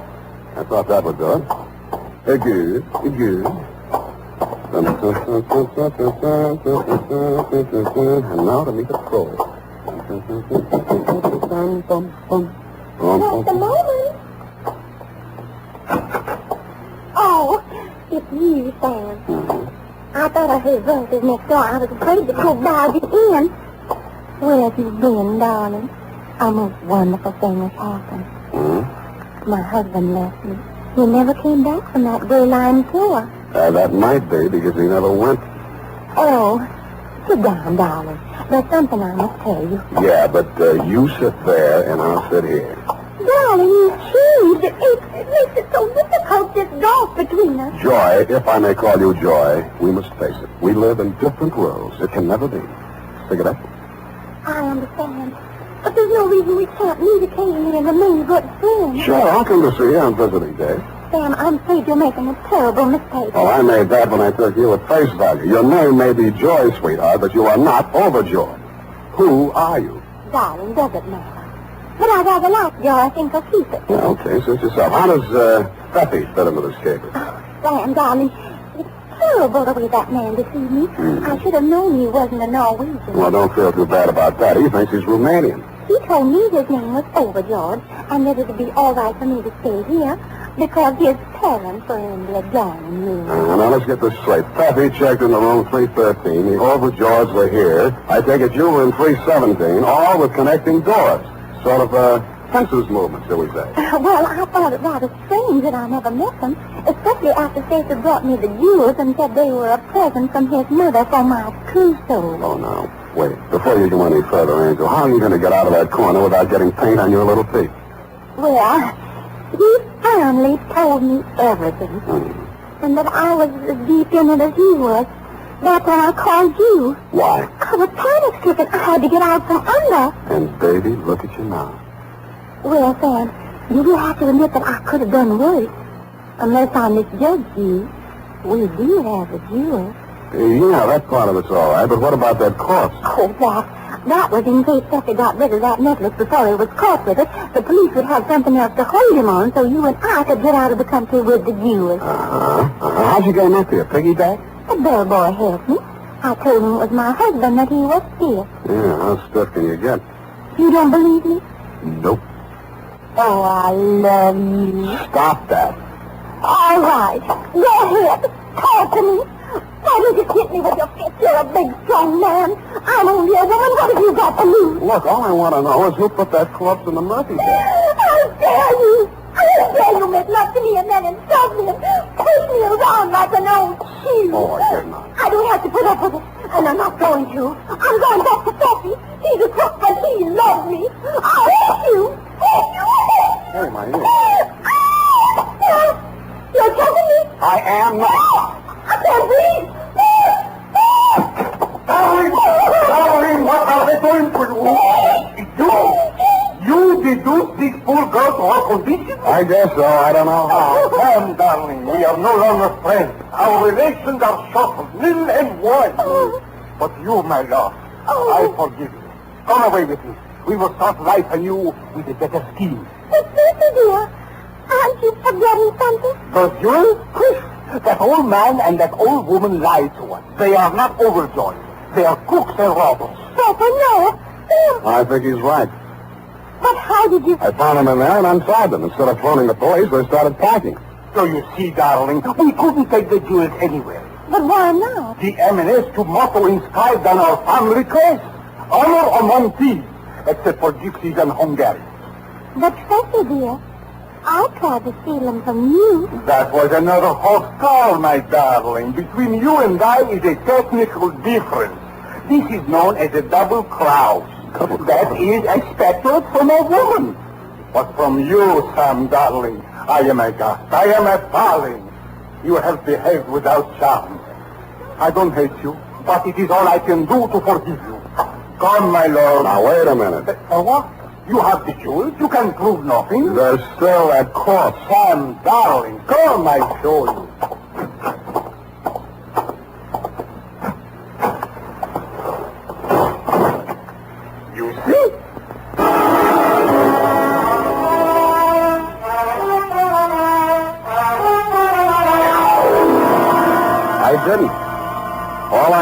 was a well-made Murphy bed. The well-dressed corpse was gone. When I turned around, so were Feffy and Joy. Period. End of report. Next week, Sweetie's dialect. But Sam! Yes, Effie? Oh, I hardly know where to start. Oh, P.S. I have turned you, Jules, over to the robbery detail of the San Francisco police, together with Sven and Martha Lagerson, who was still in the closet when the police arrived. But Sam, don't you... Oh, yes, add this. The Lagersons told the cops here that they had worked as household servants in your home in Wisconsin and had hit on their bright idea of making off with your jewels while you were away on a month-long canoe trip through the Chain Lakes, which gave them ample time to make their getaway. They switched passport pictures and used your name to justify their possession of the jewels in case they were questioned. That, plus the insurance policy, complete with inventory, was good enough to fool even the nefarious Effie. But Sam... One question, Effie, no more. But if it's about that corpse, save your day. Hello? Go type that up, Angel. I'm still working on it.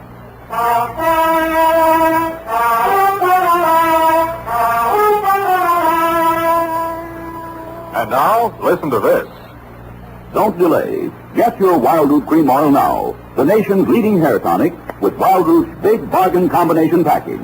For a limited time, you can get a 60-cent bottle of Wild Root Cream Oil hair tonic, plus a 60-cent bottle of Wild Root's sensational new liquid cream shampoo, $1.20 value, both for only 59 cents. Get it today for the whole family.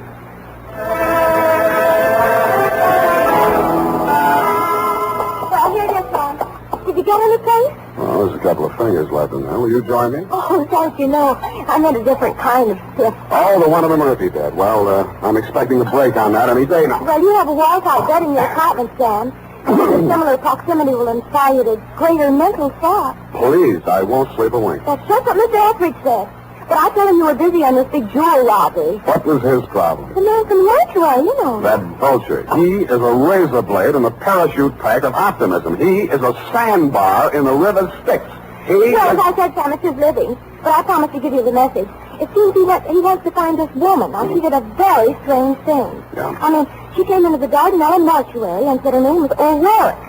And her husband was there and that his parents had arrived from Ireland right when he caught death. And the Irish relatives were mad because she sent him out for embalming before they got out of wake. And she wanted to know if Mr. Etheridge could sneak him into the hotel before they found out. Why didn't you tell me this before? Well, Sam, I didn't want to clutter up your mind when you were busy on a big jewel caper. And besides, he learned that she was a practical joker and got his value. Sam. Yes, Ed. Sam, what is... the one in the Murphy bed, I mean. Is it the short arm of coincidence, Sam? Yeah, probably is. You know, everything that happens in hotels doesn't get in the papers. Hardly a day goes by that some joker doesn't plant an embalmed body in a Murphy bed. If it isn't that, it's frogs, there's salamanders, sometimes it used to be crackers when so many of them were on the American plan, you know. Crackers? Oh, yes. Good night, Sam. Good night, sweetheart.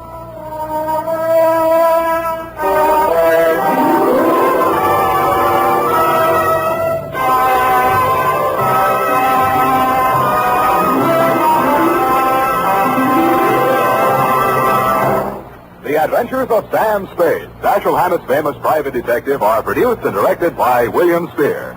Sam Spade is played by Howard Duff. Lorene Tuttle is Effie. The Adventures of Sam Spade are written for radio by Bob Tallman and Gil Dowd. Musical direction by Lud Gluskin, with score composed by Renee and Pierre Garrigank. Join us again next Sunday when author Dashiell Hammett and producer William Spear join forces for another adventure with Sam Spade. Brought to you transcribed by Wild Root Cream Oil. Again and again, the choice of men and women and children, too. This is Dick Joy reminding you to get Wild Root Cream Oil, Charlie. It keeps your hair in trim. You see, it's non-alcoholic, Charlie. It's made with silver lanolin. You better get Wild Root Cream Oil, Charlie. Start using it today. You'll find that you will have a tough time, Charlie. Keep on all the gals away. Hiya, Baldy. Get Wild Root right away.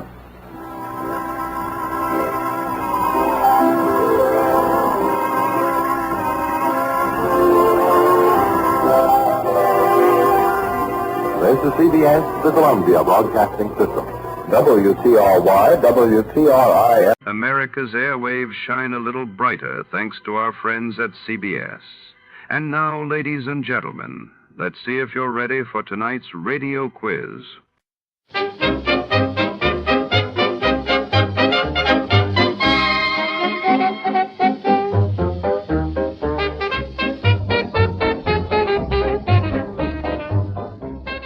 Tonight, we enter the shadowy corridors of 15th century France, where a young man named Denis finds himself trapped by fate within the oppressive walls of the Sire de Maletroit's ancient manor. The heavy stone halls echo with secrets as a single mysterious door seals his destiny. Set against the looming backdrop of medieval architecture, this episode unfolds in a candlelit labyrinthine chateau where every creak spells danger and escape seems impossible. What brought Dennis to this night of peril, and what secrets lie behind Maletroit's door? Before to start, let's see what happened the day it was aired. It was March 17, 1951. That day, the world was gripped by news of the United States testing its first thermonuclear device in the Pacific, while in the United Kingdom, King George VI opened the Festival of Britain, signaling a new era of post-war optimism and innovation. Escape. Escape tonight to Paris of 500 years ago.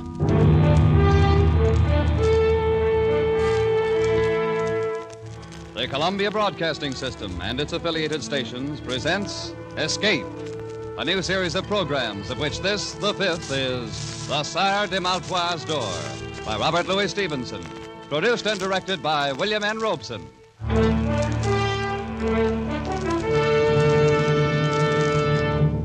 The pen of Robert Louis Stevenson has been an avenue of escape for 3 generations.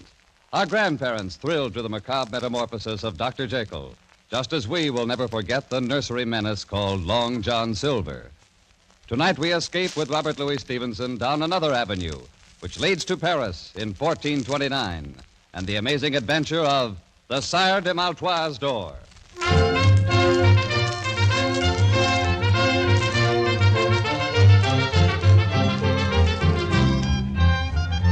Dark of the moon, 1429, Paris. The House of Burgundy holds the throne of France, and English men-at-arms patrol the narrow streets. Troublous times for any man to be lost on foot at night. Psst! You there! Over here by the wall. What's this? Now the shadows themselves are speaking. I'm no shadow. A real live human being. I've managed to get myself lost in these confounded alleys. Can you tell me where I am? Well, now, a fine young cavalier, no less. And he's lost. I'm trying to find the Beaucent Inn. Will this street lead me there? Ah, lad, one street is as good as another, and none of them will ever lead a man anywhere. Oh, come now. You must know something about this part of Paris. Think, man, a patrol may pass at any moment.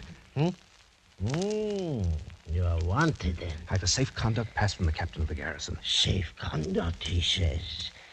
And to find what a good that'll do you here in the dark of the night. Well, you're certainly not helping my chances any.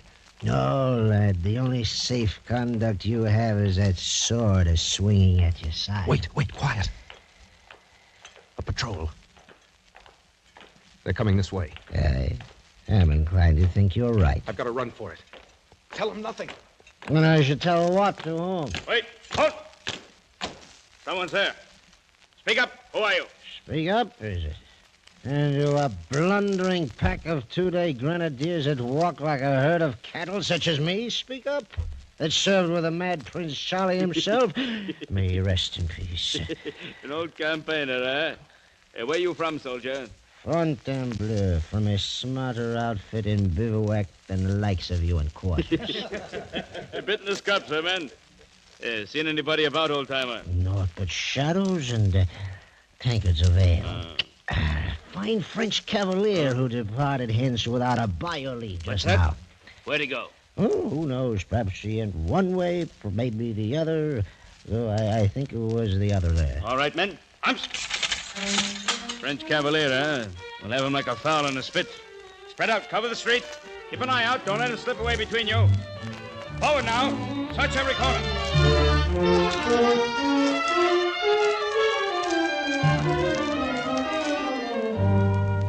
Oh, the fool. The drunken fool. I'm for it now, all right. This cross street. There's a bare chance they'll pass it by. If I can only get through here. Oh, no. Oh, no. It's a dead end, unless this leads... No, it's only the door to a house. Caught like a rat in a trap. All right. If it's so written, then so be it. With a bit of luck, there'll be 2 or 3 go with me. Huh? The door. It's unlocked. I can push it open.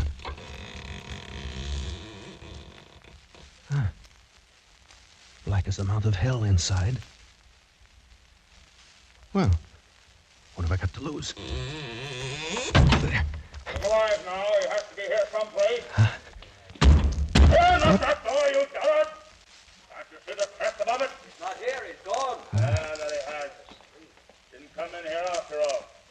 All right, back to the corner. He's a sly one for sure. That was close. Too close. Now to get out of here, and no one in the house will ever be the wiser. Huh? What's this? What? The door's locked. Oh, it's a trap. But why? Why would such a thing be done? I came in here by chance, 1 chance against 1,000,000. Wait. It's a light. Somewhere inside the house. Well, by all rights, I should be dead at this moment. So...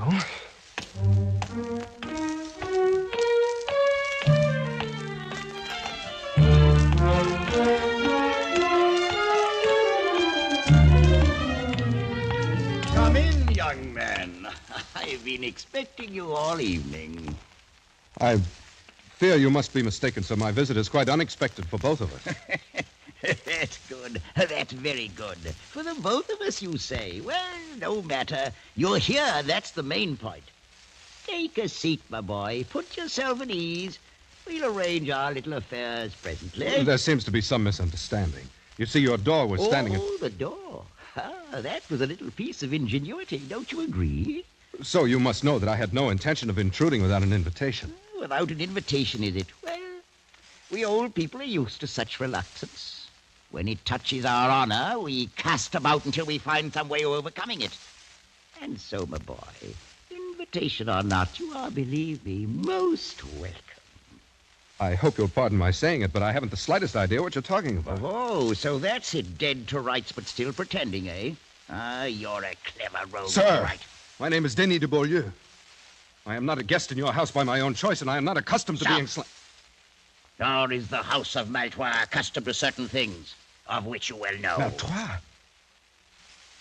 I should have expected better treatment at the hands of one of the most honored families of France. Honored indeed, until you, Monsieur de Beaulieu, took it upon yourself to dishonor us. Sire de Maltois, I have attempted to explain that I took a stand before your door to fight off a patrol which I'd encountered in the street.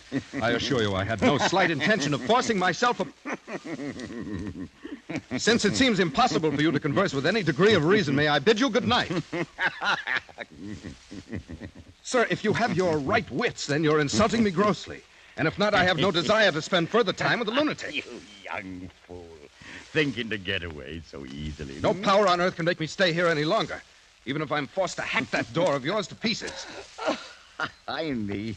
And now, will you please sit down, my dear nephew? Nephew? You lie in your teeth. I said sit down. You think for a minute that I made a little contrivance for the door and stopped short with that? If you want to be bound hand and foot till your bones crack inside of you, then get up. Try to get away. But if you'd rather stay a free young buck, agreeably conversing with an old gentleman, sit where you are in peace. You mean, then, I am a prisoner here? I stated the facts. Draw your own conclusion. Ah, Père François, come in, come in. Thank you, Messiah. Tell me, how is she? A little better frame of mind, I hope. She is more resigned, at least, Messiah. Well, now, isn't she hard to please? A likely stripling such as this, well-born, and her own choice. What more would the jade dwarf have, If you'll pardon, the situation is not usual for a young damsel. It is somewhat trying to her blushes. Trying, is it? Ha! She should have thought of that before the dance began. She called the turns, and now she'll do the paying. At the risk of being presumptuous, may I ask who she is? Ha! You hear that, Père François? Monsieur de Beaulieu wishes to know who she is. I heard, Messiah. I am pleased that you find my most casual remark so amusing. So, you'd like to know who she is. Very well. After all, you really should know, young fella. It's only fitting for you to be introduced properly. Come along. I'll take you into she, all right. Why, that's the reason I planned the whole thing. You stubborn young scoundrelly blackguard.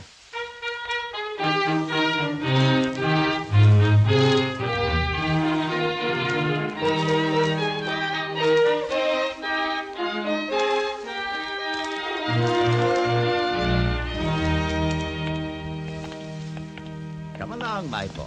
Right through this door. After you, sir, if you don't mind. Oh, no. It's not that kind of a trap. Here we are. How are you, my dear? Oh, please, Uncle. Please have some pity on me. Pity? But I do a great deal more than you've shown for the name of Malfoy. Come now, up off your knees and look at the friend I brought you. It's good to be devout, but it is also necessary to be polite. I have no understanding how you can be so vicious. Oh, that's very unkind.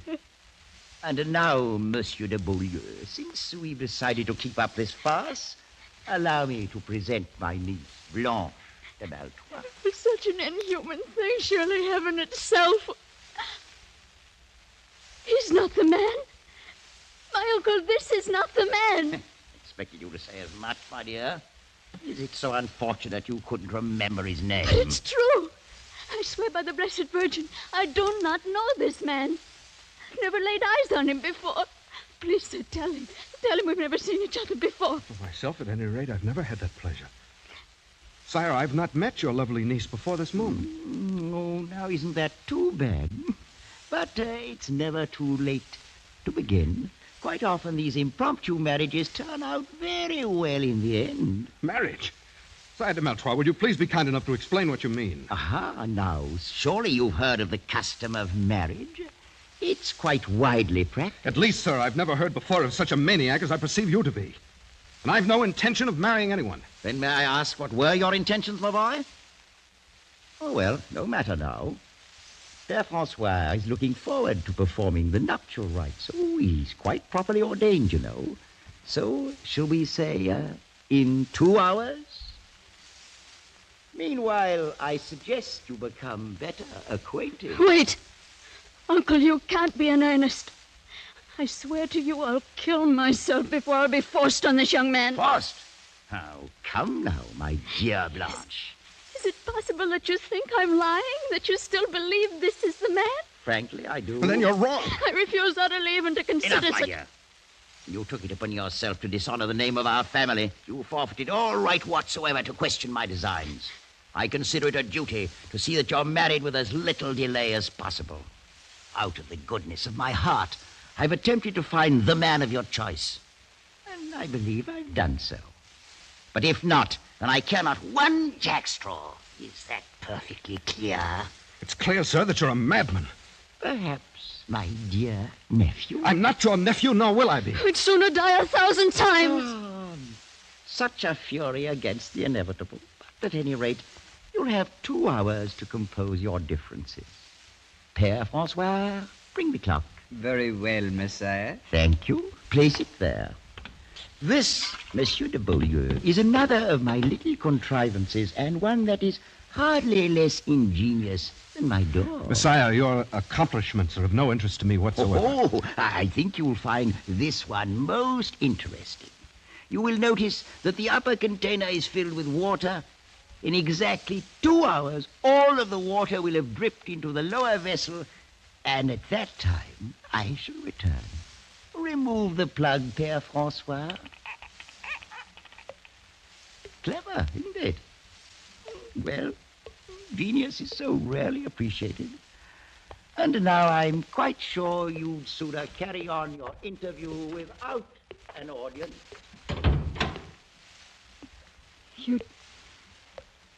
You'd never met my uncle before? He didn't arrange this with you? I'd never laid eyes on him. And certainly nothing was arranged with me, else I wouldn't be here.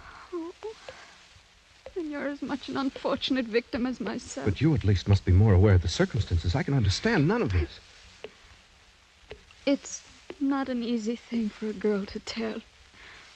Whatever you may think of me now, I fear you shall think the worse when I've finished. Words are but words. But your manner encourages respect. Thank you, monsieur. I've lived all my life with my uncle, and I've not been happy. 3 months ago, a young captain of the guard began to stand near me in the church. Oh, you must understand. I gave him no encouragement to do so. Oh, quite so, I understand. He was handsome, of course. As a matter of fact, very. Mm. After a while, he began to pass me notes. He found me pleasing, wanted to meet me, and seemed most interested in me for some reason. I can believe that. This morning, he passed me a note urging me to leave the outer door open tonight so that he could speak a few words with me on the stairs. Oh, this is most difficult for me to tell, monsieur. I'm sure he meant no harm. I've no idea how my uncle came to suspect. Sometimes his shrewdness becomes almost diabolic. After church, he took that note from my hand, read it, gave it back to me. I've been kept in my room all day, knowing nothing of what he might be planning. So that's it. By pure accident, I've blundered into a trap set for someone else. Had my uncle brought the captain himself, the thing still would have been confusing. How should I know that he may not have been trifling with me all along? But to be forced into a situation with you, a perfect stranger... Your regard for me is quite clear, mademoiselle. I regret appearing as a disappointment to you. I believe you said he was very handsome? If that were all. There's more? I mean, monsieur, that you yourself are quite handsome. But it's so... Oh, no, it's really no use. Well, please understand me. I'm not urging you in any way. Urging, monsieur? I'm accustomed to meeting young ladies upon occasion who are quite ready to accept me as something beside a convenient substitute for some handsome captain of the guard. I've no doubt of it, monsieur. And to correct a mistaken impression you seem to have, I'm well aware that you're doing no urging. And were you to do so, I should neither listen to nor give it any consideration whatsoever. It's well that we both understand one another. Quite so. And that being the case, Mademoiselle de Maltroit, I wonder if you'll be good enough to conduct me to your uncle. With the greatest of pleasure, monsieur. I've no doubt but what this little matter can be settled very quickly, and with as much honor as possible to everybody concerned.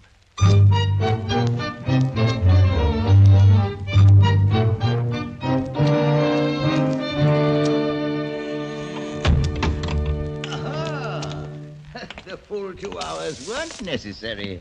Already harmonious accord rises triumphant. On the contrary side, de Maltroit, your assumption is entirely false. Oh, what a pity. Well, Père Francois, there's nothing to it. We'll simply have to wait a while longer. As you say, Messiah. I fear it may be much longer than you think. In fact, forever. That's a very long time indeed. And you, my dear niece, what are your sentiments in the matter? I will not marry this man. Do what you may, uncle, I will not marry him. Right back where we started. Can it be that our young friend is lacking in perception, Père Francois? It is possible, Messiah. I'm not at any rate lacking in a sense of honorable conduct. Dragged in here against my will, I've addressed your niece in the manner of a gentleman. I found her charming, lovely, delightful. Monsieur. But now I have the honor of declining your offer of her hand. Let that end the matter. It's not as simple as that. Take a look from my window there, and tell me what you see on the wall beneath it. What do you mean? See for yourself. Whatever it is can have no bearing on the matter.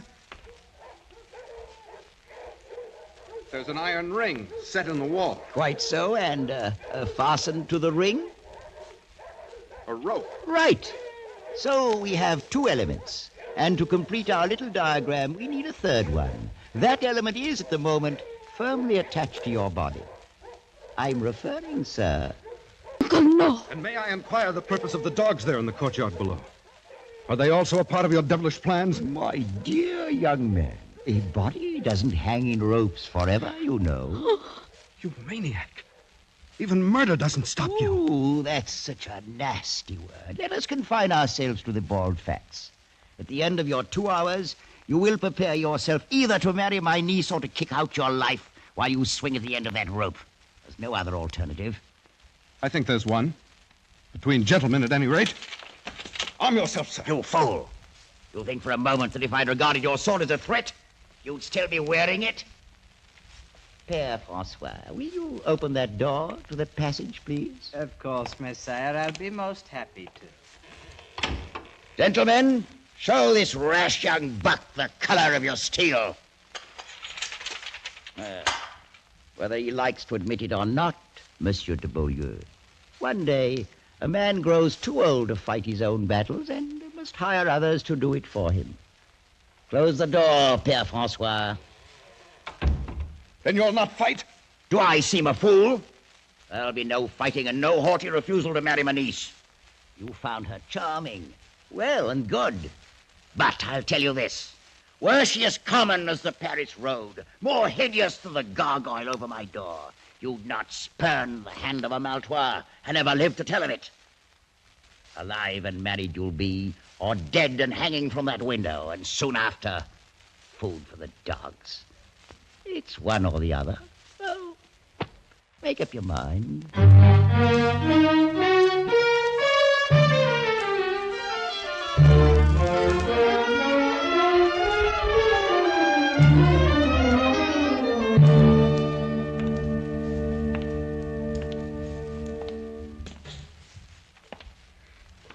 Please, Monsieur de Beaulieu, why do you not sit down? Your concern is most gratifying, mademoiselle. Since I have such a short time to live, I doubt that I'll grow very tired. If the time be short, then why do we waste it in formal speeches? As you will. Listen to him. Drip, drip, drip. That devilish clock like an artery opened and life's blood itself dripping away. Well, I've sat here and thought until my whole mind's in a great whirl. Please, you really shouldn't trouble yourself so much. I can't bear to have you slain for my sake. Monsieur de Beaulieu, I will marry you gladly. You must think, then, that I stand very much in fear of death. Oh, no. I've had reason to see that you're no coward. I've asked for no pity. If a thing has to be, then that's the end of it. Oh, sir, you misunderstood me. Why, the great nobility with which you faced my uncle should have removed all question about your bravery had such doubts existed.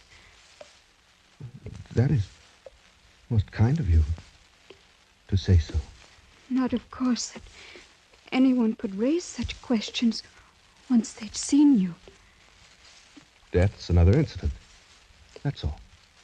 Oh, but life's a better one. You'll agree, then? I'm afraid you underrate the difficulty. What your generosity offers me, my pride prevents accepting. In this moment of noble feeling toward me, aren't you forgetting what you already owe to someone else? Monsieur! He never really mattered. Mademoiselle, my very life's the forfeit here. One I'll pay gladly if it be of service to a lady, but to tell me it's for something that never really mattered. Please don't be so cruel. Cruel, you forget. I'm the one who's going to die, not you. I've not forgotten, monsieur. Yes. You'll enjoy tomorrow's sun like any other days. And tomorrow night, perhaps you'll see him again. And of course, I'll be forgotten. Oh, no, never. But it's all a man can expect when he's born into the world, death at last. And some piece of ironic misfortune. Oh, don't say those things.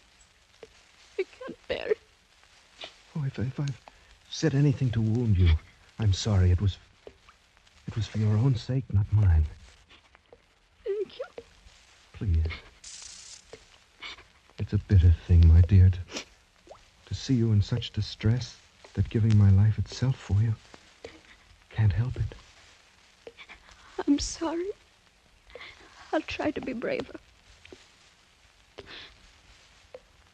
Is there no way at all in which I can serve you?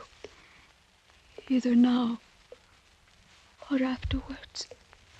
Only by letting me think of you as a friend for the brief time that's left to us.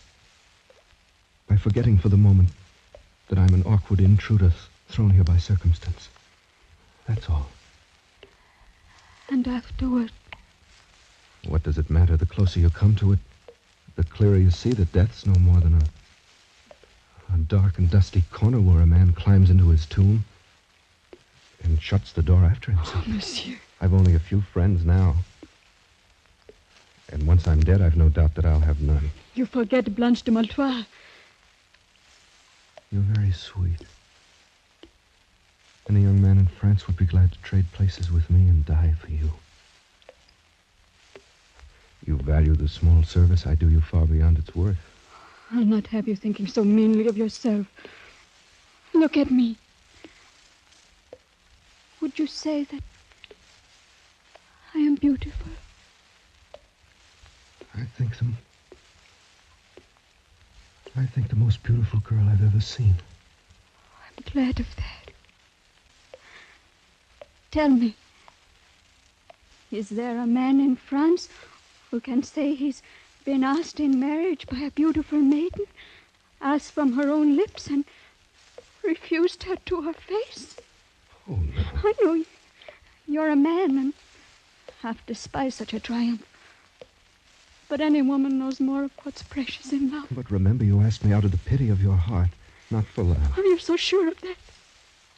Must I bear my very soul like a merchant showcase? You're very good. As good as you're beautiful. I'll not forget it for the time that's left me. Very well. I, too, have a pride of my own. If you'd turn back now from your word, I'd no more marry you than I would any stranger off the street. It's a small love that shies at a little pride. The dawn's starting to break. Yes. My uncle and his men would come here any moment. What shall we say to him? Anything you will.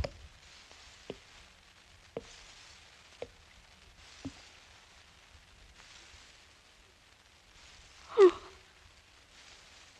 All of my life I'll weep for you.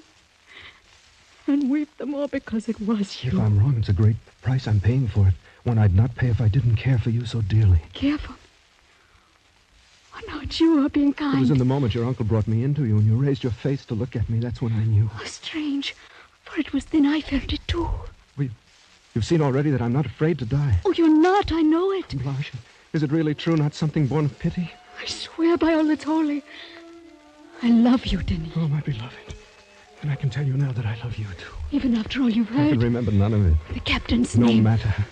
I love you. Oh, my darling. I love you more than my life and my soul. Blanche, my darling, I love you. I love you, Blanche. Well. Uncle. Well. It's most gratifying to see this little matter settle in such a congenial fashion. Good morning, my dear nephew. I have nothing to say to you, sir. You're a vicious and unprincipled old man. Oh, that's most ungracious of you. No.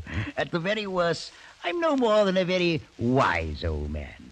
One who's lived a long time and seen a great many remarkable things. An old man who's learned all about such mysteries as the love of life and love.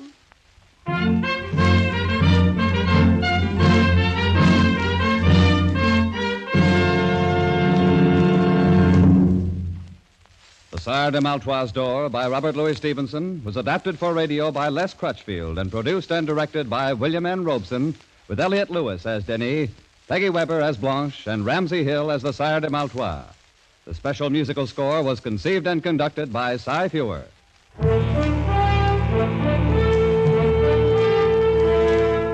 Escape is presented by the Columbia Broadcasting System and its affiliated stations each week at this time. Next week, we invite you to escape to Egypt of 3,500 years ago with Arthur Conan Doyle's fascinating tale of the Ring of Thoth. And so good night until next week at this time, when again it will be time to escape.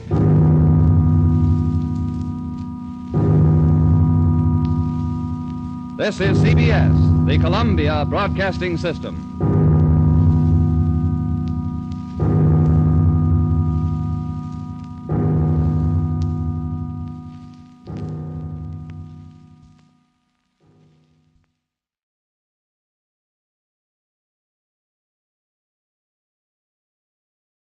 Good evening, friends.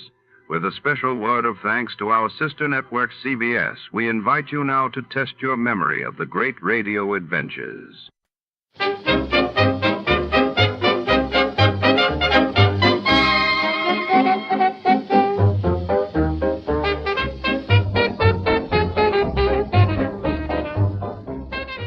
Tonight, under the flickering neon lights of the city's most exclusive jeweler, a priceless sapphire, the infamous Blue Rock, vanishes during a glamorous gala. Amongst champagne flutes and whispered secrets, a hard-boiled detective must untangle the web of deceit, charm, and hidden motives before the culprit slips away into the night. Shadows lengthen between velvet-lined display cases and diamond-studded suspects. Before to start, let's see what happened the day it was aired. It was March 15, 1952, and that day the world saw the ratification of the peace treaty with Japan officially ending World War II hostilities, while in London, King George VI's funeral procession brought thousands to the streets in solemn remembrance.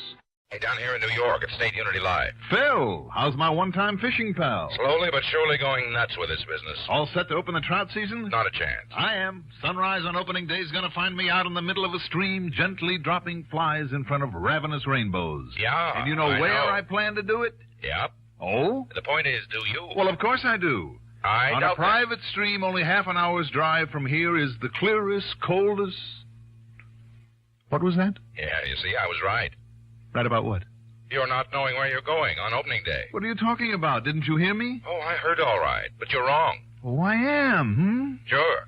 Because, Johnny, you're going to do your trout fishing on the Esopus River.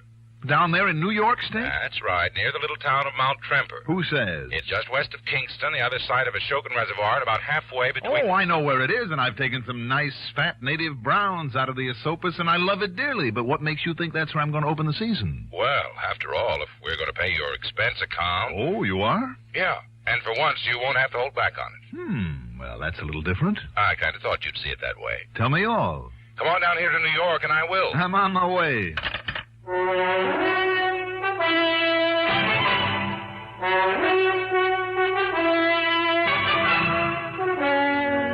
The CBS Radio Network brings you Mandel Kramer in the exciting adventures of the man with the action-packed expense account, America's fabulous freelance insurance investigator. Yours truly, Johnny Dollar.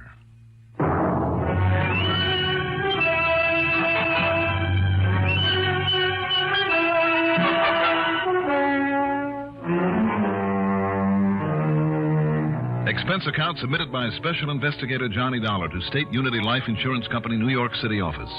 Following is an account of expenses incurred during my investigation of the Blue Rock matter.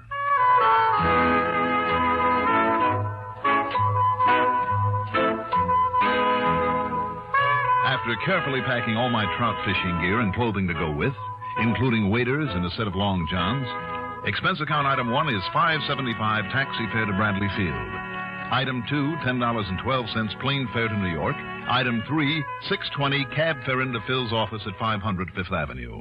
Sure, Johnny. And I know that old saying just as well as you do. The time that a man spends in fishing is not deducted from his lifespan. Right. Right. But I just haven't had the time these last couple of years. Well, why don't you unchain yourself from this desk and join me there on the Esopus? Nope, I'm afraid it's no-go. Why not? I wouldn't dare show my face up there where you're going. Why not? Because the man I want you to keep an eye on knows me. Oh, who might that be? Thomas Gerald Aspinwall. And who's he? A man who would stop at absolutely nothing to get his paws on the Emery Archibald fortune. Archibald? Big stockbroker? The same. I thought he was dead. He will be within a matter of weeks. One of those incurable things. Oh? Well, where does this Tom Aspinwall come in? He was married for a while to Nancy Archibald, Emery's daughter, and last of the line, except for little Barry. Who's Barry? Barry Aspinwall, Nancy's 5-year-old son. By Tom Aspinwall? No. No, in spite of the last name, he's by an earlier husband who died about the time little Barry was born. I see. Go on. Now, in his original will, the old man left half to Nancy, half to Tom. Mm-hmm. But in a brand new will, that's all changed. When old man Archibald goes, and that could be most any day now, the whole of his estate, including nearly $1 million of insurance, gets divided 50-50 between Nancy and the boy. I see. And Tom doesn't like that. Unless, Johnny... Yeah? Unless the youngster dies before the old man does. In which case his share goes to Tom Aspinwall as in the earlier will. Ah. Don't ask me why, but that's the way it is. In any event, Tom would like nothing better than to see the youngster out of the way. Right. Before the old man dies. And that's why I suddenly got worried when I learned that Tom's taking the child away for a few days. Do you think he'd try to kill him, his own stepson? I think he would. All right. Now, what's all this have to do with my opening the trout season on the Esopus? Or was that just a gag to get me down here? No, not a bit of it. Now, I've made a reservation for you up there at Mount Tremper at the farmhouse of Mr. and Mrs. Fritz Hornblock. It's only a couple of 100 yards from the big pool below the bridge over the Esopus. Blue Rock Pool? Yes. Where I've wet many a line, Phil. Oh, but not many people fish that spot anymore. Because unless you know every inch of it, and with the high, roily water this time of year especially, it's about as dangerous a place as there is. Right. So, when I tell you that the only other guests the Hornblocks will have for opening day... Tommy Aspinwall and the boy? Yes. Wow. If there's one place on that river to fake an accident and make it look legitimate, that's it. Yes. You, like to run on up there and keep an eye on things? Maybe prevent a murder? What do you think?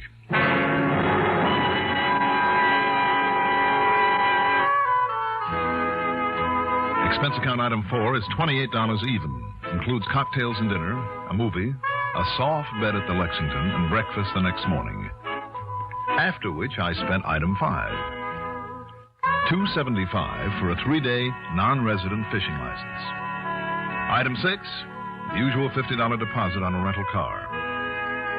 I drove north on Route 9, crossed the Hudson at Poughkeepsie, north on 9W to Kingston, then west around the Shokin Reservoir to Mount Tremper.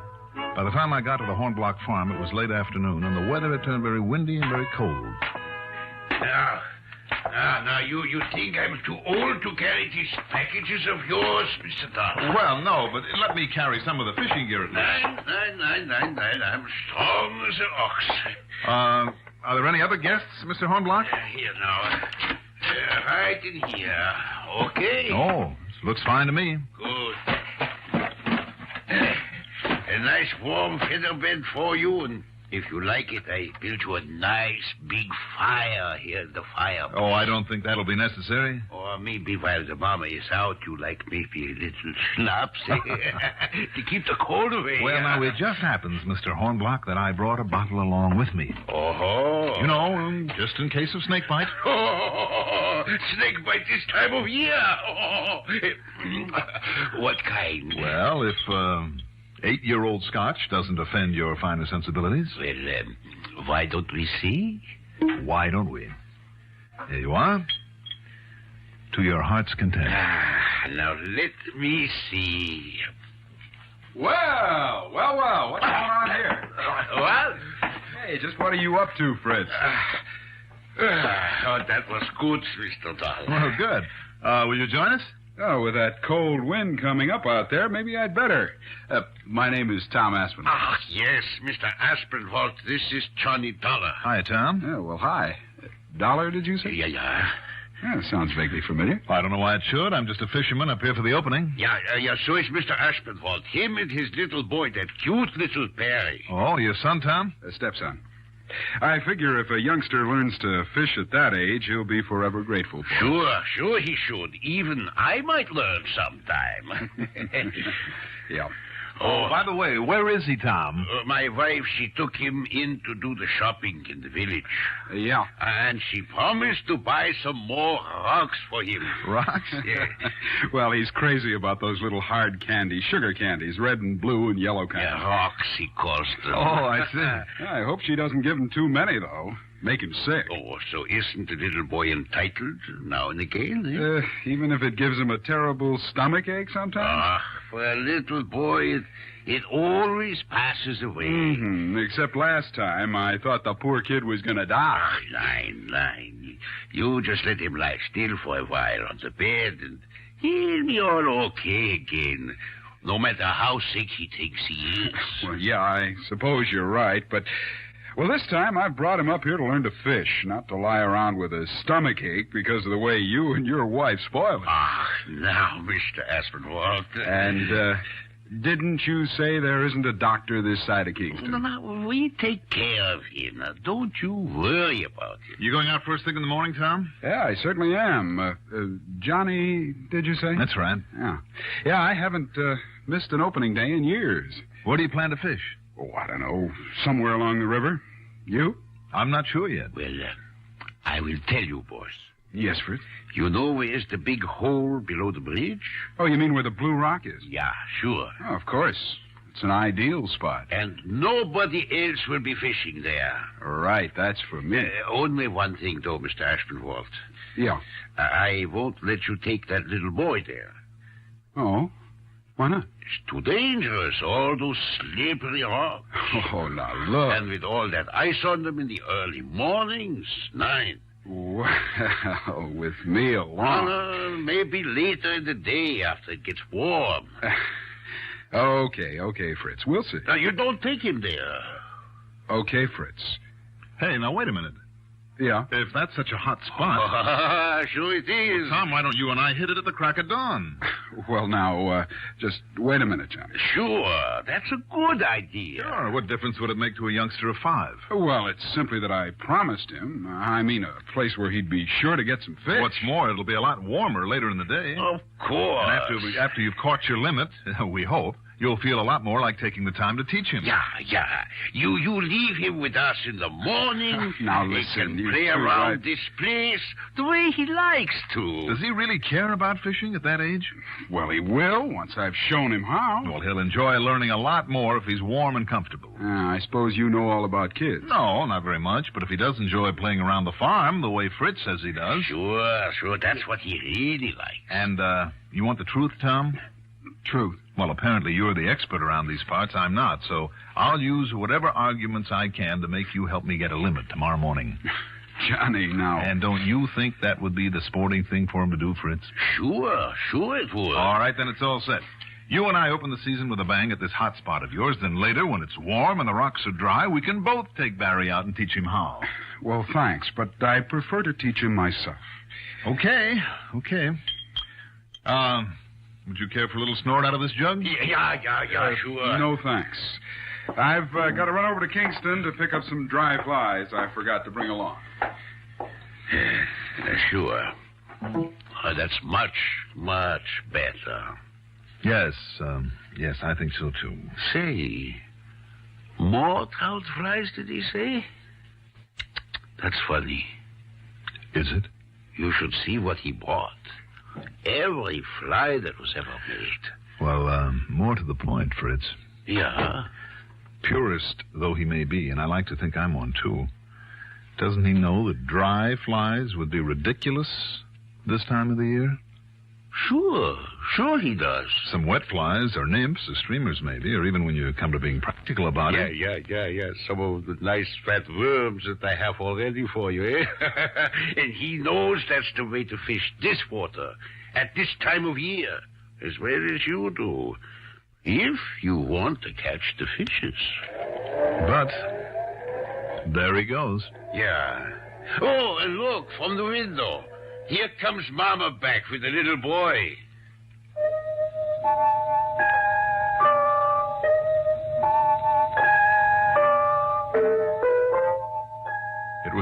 obvious from the way he spoke of him that Barry wasn't overly fond of his stepfather.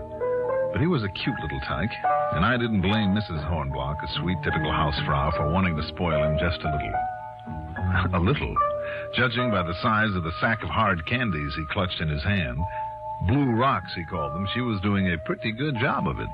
The kind he likes the very best, his steppapa says. There was something about those candies, though, that vaguely reminded me of... I wondered... Yeah, and the blue ones, those are his favorites. Any kind that's blue, he loves it. But, Fritz, where's the steppapa? Oh, just to Kingston to make a nail. Tell me, Barry, Uh-huh. you looking forward to fishing tomorrow? Oh, I'd rather stay here and play with the pigs and chickens. Sure you would. I'd eat rocks. You want one, mister? No, thanks. Now, come, Liebchen, you must wash off all the sticky. So much happier the boy is with the pigs and chickens. But he's bound he teach him how to fish. And so he will. Willie. Huh? I wonder.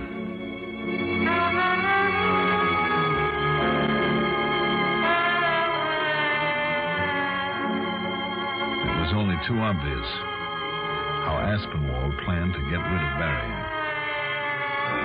And I made up my mind to be among those present whenever he headed for the river with the youngster in tow. But you know something? That turned out to be a nearly fatal mistake. For two people.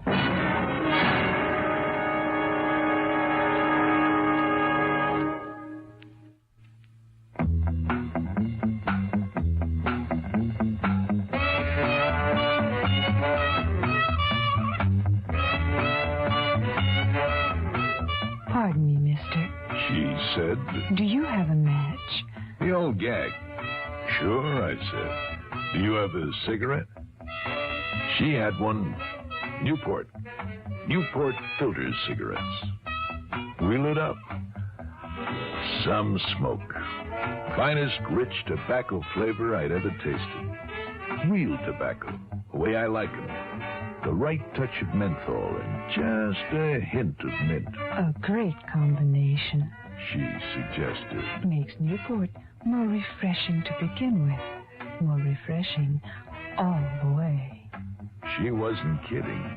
Been smoking 'em ever since.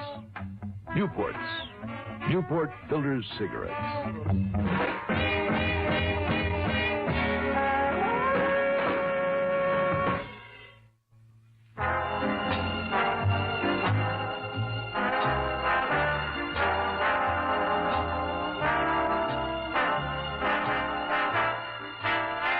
Shortly before dinner, I beg your pardon, I mean supper, Aspinwall returned from Kingston decked out in a new fishing jacket. And judging by the way one of his pockets bulged, he'd added to his collection of flies and lures. During the meal, his annoyance, a couple of hours earlier, seemed to have disappeared. You must really like the new coat, Mr. Aspinwall, wearing it to the table, huh? Would you like some more pig's knuckles? Oh, no, thanks. No, I just want to make sure it's broken in, Mrs. Hornblock, before Johnny and I hit the river in the morning. Oh. That's a good-looking jacket, Tom. I like those bellows pockets. Yeah, they're nice and roomy. Mm-hmm. Looks like you bought a pocket full of new lures, too. Oh, nothing of any consequence. Mama, please, some more sour. Yeah, here you are, Papa. And did you buy me some more rocks? Now, Barry, don't you think these folks gave you enough of that hard candy? Oh, no. Well, it seems to me that everywhere I turn, there's some of it lying around, waiting for you to find it. I know, and I look for it. And every time I get a stomach ache, too. You sure do. Well, I don't care. No, of course you don't, And Liebchen. he always gets over it. You're still set for the crack of dawn, aren't you, Johnny? I sure am. But just the two of you. Why, sure, Fritz. Just the two. Yeah. And, Barry, while we're gone, you can fool around the barnyard. God. Can I have my dessert now? Yeah, in a minute. Papa. Yeah. When you go to the village in the morning, you'll buy my little boy some more blue candy. More blue candy. Yeah. Sure. Oh, Oh, there isn't enough of it around here. Oh, and I must take some butter over to Mrs. Hilger after breakfast. And I'll stay here and watch your chickens. That's right. You'll leave him alone? Oh, just for a little while. He will be all right. Sure. If you say so. Oh, by the way, Tom, I'm guaranteeing that we'll bring in the limit tomorrow. You mean if we're lucky? Oh, luck won't even enter into it. Oh, no? No. Papa Hornblocks promised me a secret weapon. Haven't you, Papa? Yeah, that's it. A secret weapon. Like what? You just wait. I'll show you tomorrow morning after you're through beating the river to a froth with no results.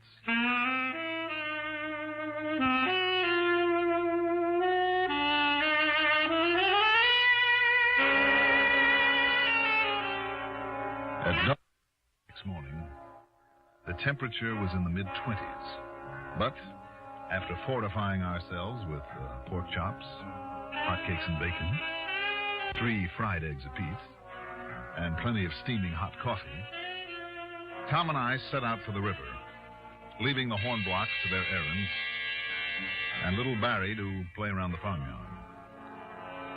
We crossed the bridge, then worked our way down to the Blue Rock Pool. Fritz had been right. There was a slick coating of ice on all the rocks and ledges. And, incidentally, I noticed the pocket of Tom's jacket wasn't bulging the way it had the night before. And I meant to ask him about it. I wish I had. I wanted to Papa Hornblock's secret weapon, a can of fat, sassy earthworms. Then, precariously perched on a slippery rock, I tied into the first trout of the season. Yo-ho! Hey, good boy, Johnny. Looks like you've got one. Oh, I sure have. This one's a dilly. Well, and here I come for some of that secret weapon. Just watch your footing, Tom. Oh, don't worry. My hand's free. I can hang on to bushes along the side. There he goes again. Oh, he's a good one. Yeah. Johnny Dollar, huh? What? You think I didn't know why you came up here? Now, wait a minute. Oh, look at him go. Yeah. Yeah, well, look at you. Go. Hey!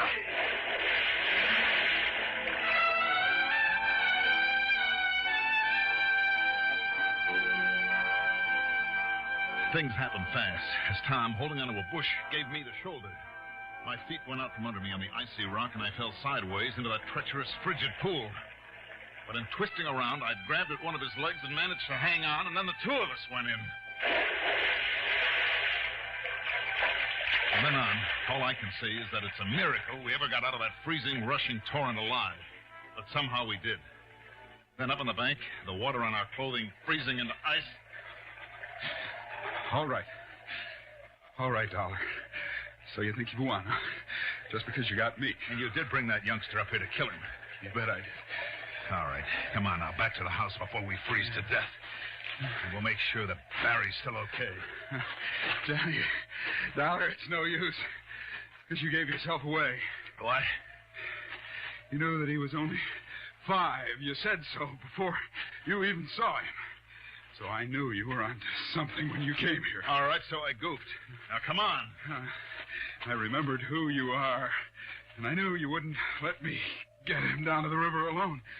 So that's why I made other plans. You what? Yeah. Wait a minute. That pocket on your jacket. Yeah, that's right, Dollar.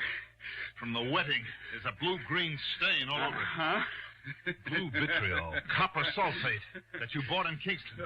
Oh, so you're smart now, huh? And the little chunks of blue vitriol look just like the chunks of the hard candy that kid likes. Yeah, and they both have a kind of sour taste. You see? Yes, I see. Come on. No, it's too late, Dollar. Because I left enough of that stuff around for him to find to kill him 10 times over. Come on. When he sees it, he'll think the Hornbox left it for him. And even if they're there, you think they'll worry over his stomachache before it kills him? Barry! Barry! You're too late, Dollar. You're too late. Barry! So, maybe you caught me, but at least that lousy kid will never get the money. Barry! Barry!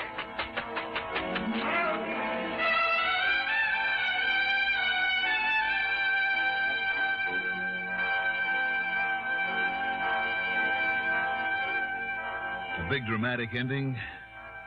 Oh, I'm sorry. Not this time. Thanks to the fact that Mrs. Hornblock had changed her mind and had taken Barry along on her morning errand.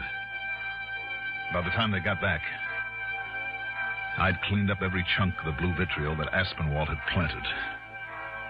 Mostly around the chicken coop. So the only casualty? Aspinwall, who'd nearly frozen to death in his wet clothes on the frozen ground where I'd knocked him out. And he was a very docile prisoner when I handed him in at the Kingston Hooskow. Expense account total, including a bit extra for the Hornblocks? Oh, call it 200 even. Yours truly, Johnny Dollar.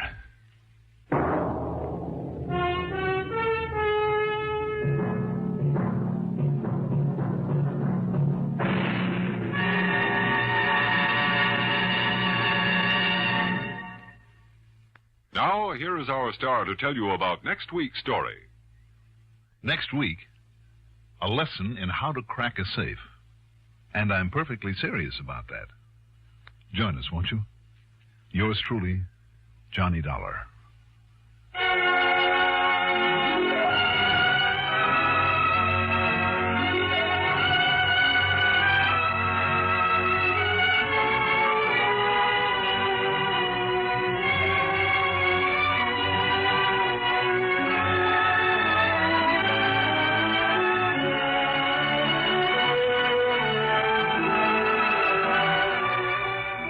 Yours truly, Johnny Dollar, is written by Jack Johnstone, produced and directed by Bruno Zerato Jr., music supervision by Ethel Huber. Johnny Dollar is played by Mandel Kramer. Also featured in our cast were William Mason as Tom Aspinwall, Carl Weber as Phil Taylor, Louis Van Ruten as Fritz Hornblock, Bryna Rayburn as Mrs. Hornblock, and Sarah Fussell as Barry. Be sure to join us next week, same time, same station, for another exciting story of yours truly, Johnny Dollar. This is Art Hanna speaking.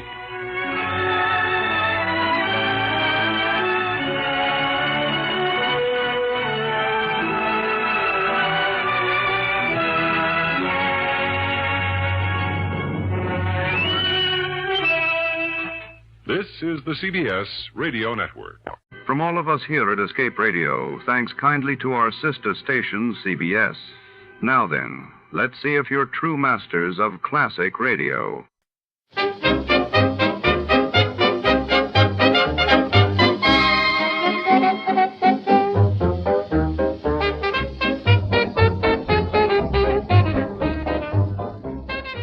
Tonight, under the flicker of neon in a rain-soaked alley, a priceless relic, vanishes the legendary Kimberly Cross.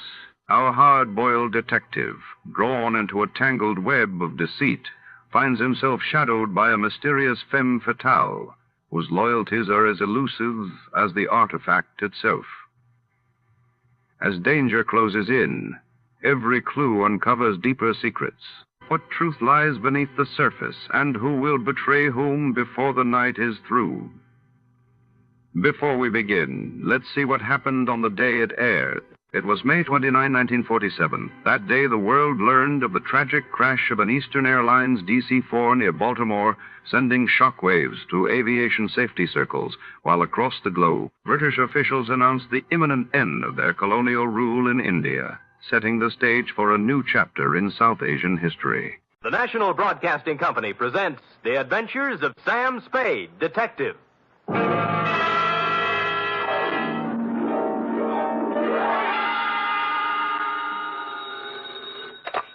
Detective Agency. This is Miss Bergamot. Oh, Miss Bergamot, I'm so sorry, but Mr. Spade isn't in. He ought to be back any moment, however. That is, if you wish to employ him. This is his secretary, Miss Perrine. Well, as a matter of fact, Miss Perrine... Oh, he'll be available, I know. The matter he's attending to is purely routine. What he calls a humdrum number. Humdrum? Well, it's a private detective version of babysitting. You see, all Mr. Spade had to do was sit on a chair for 24 hours. And that's why I say he'll be back any minute. His last words to me were, take anything. So if you desire his services... I do not desire Mr. Spade's services. As a matter of fact, he's using mine. What? I'm his nurse at the Harbor Emergency Hospital. Nurse, another shot. Please, this time, bourbon. You must lie quietly, Mr. Spade. He's coming along quite nicely. The bullet didn't enter the cranium at all. Bullet? Cranium? Both. Mr. Spade wants to... But I Now, Mr. refuse, Spade, nurse. I refuse. But, Miss Nightingale, I am. F.F. Wonder Girl. Sam! Ah. Oh, Sam! Dry those big brown eyes, Cherub. Fluff up the sofa and spread out some lamp for me to lay my poor bullet-ridden head on. In practically no time at all, I'll be staggering in to gasp out a humdrum report on the Kimberly Cross caper.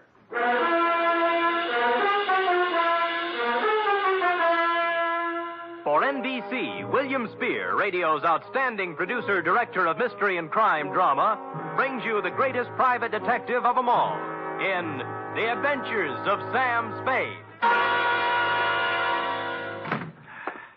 Hospitals, milk. Enough to break down your whole constitution, give you fits.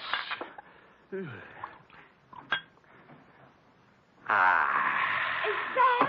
Who else? Oh, Sam. You look like the drummer man in the Spirit of 76. Nothing. As you know, Angel, no profession is without its hazards, least of all this tawdry one of ours. Now, sit down now. Oh, yes, Sam. Now, may I put my poor wounded head in your lap? Oh. Comfy? Mm-hmm. Oh, poor Sam. They're stupid, too, honey. Let's see now. Hey, new filling. High twos, huh? Date, fill it in to G.J. Runcible, Claims Manager, Sunset Indemnity Company, from Samuel Spade, license number 137596. Subject, the Kimberly Cross caper. Dear Mr. Runcible.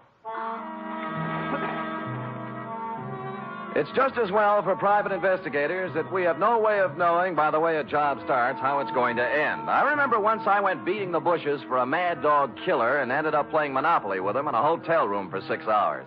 And I remember, too, the time I agreed to take a box of homemade candy to an old lady, wound up with a double murder and a case of arson. Yours, Mr. Runcible, belong to this species.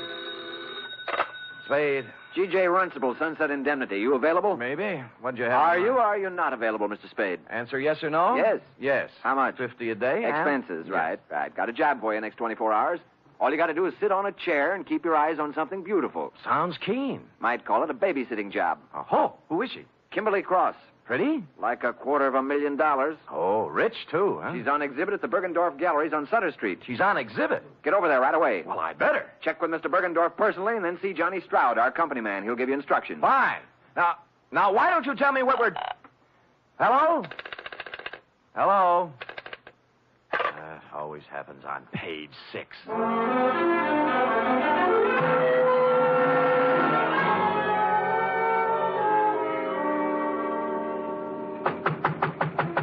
Mr. Bergendorf! Mr. Bergendorf, you! Sorry, sir.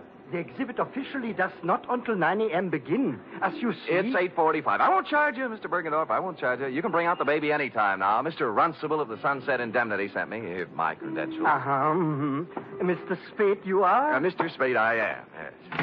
Now, what's with this Kimberly Cross? To a single-horse gallery such as mine comes such an honor only once. Yeah.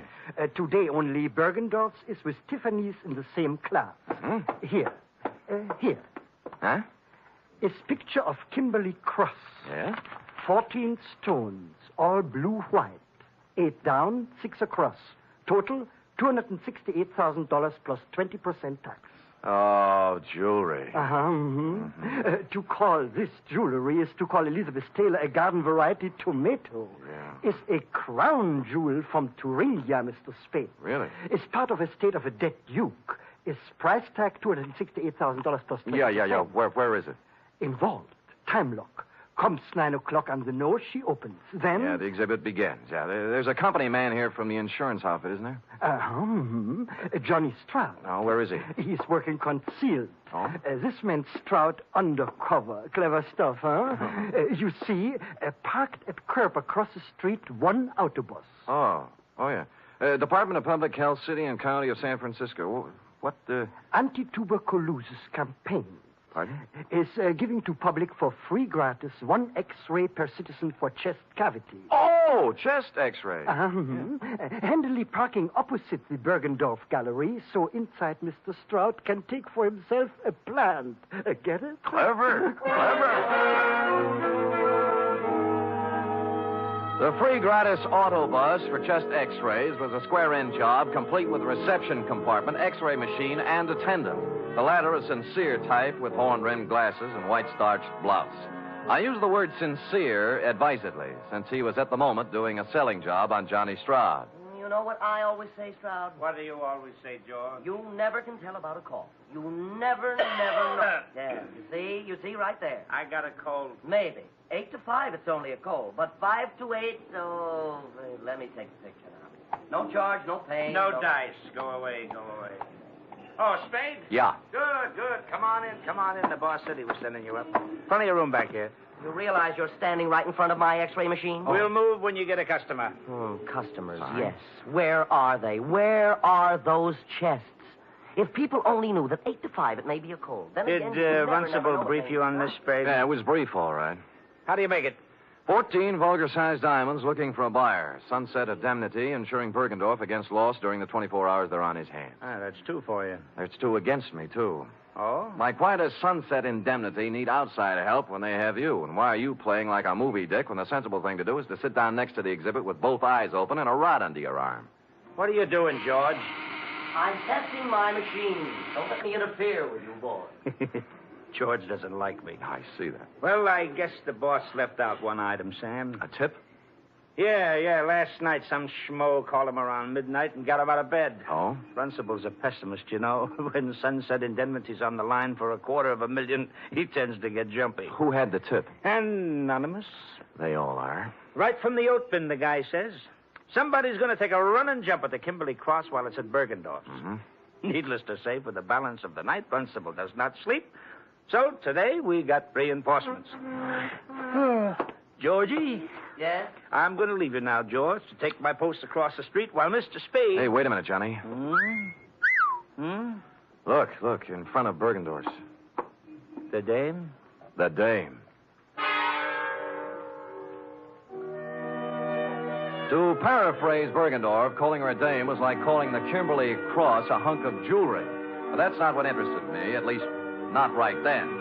She was walking back and forth in front of Bergendorf's like a kid at the dentist door trying to get up the nerve to push the button. Quoting from my notes, it says 9:02 a.m., girl, 5'2", blonde, early 20s, gray tweed suit, spent a few indecisive minutes in front of Bergendorf's, finally went in. She came out almost immediately, started west on Sutter, then evidently saw a patrol officer approaching on same side of street, hurriedly crossed toward our post in Public Health Department Mobile Unit number 2 and entered. Hello. Well, good morning. Am I too early for the... Oh, you're just in time. First customer of the day. Let's see now. Name? Martin. Martin. First name? Bernice. Address? 826... She wasn't a very good liar. While she was telling him her name was Bernice Martin, she filled with a leather handbag with the initials PC on it, big enough to read from across the street. George filled the form out, then moved her around to the machine. By now, the cop she was ducking had walked by and turned the corner. Shall I... No, it won't be necessary to take off your coat. Is this all right? That's good. Stand right there. Hold still now. Take a deep breath. Hold it. There. That's all there is to it. You're doing a wise thing, lady. You think so? Certainly. 8 to 5, it's only a cold, but 5 to 8, you never know. Here's your stub with your number on it. We'll notify you in a few days. Thank you. Thank you.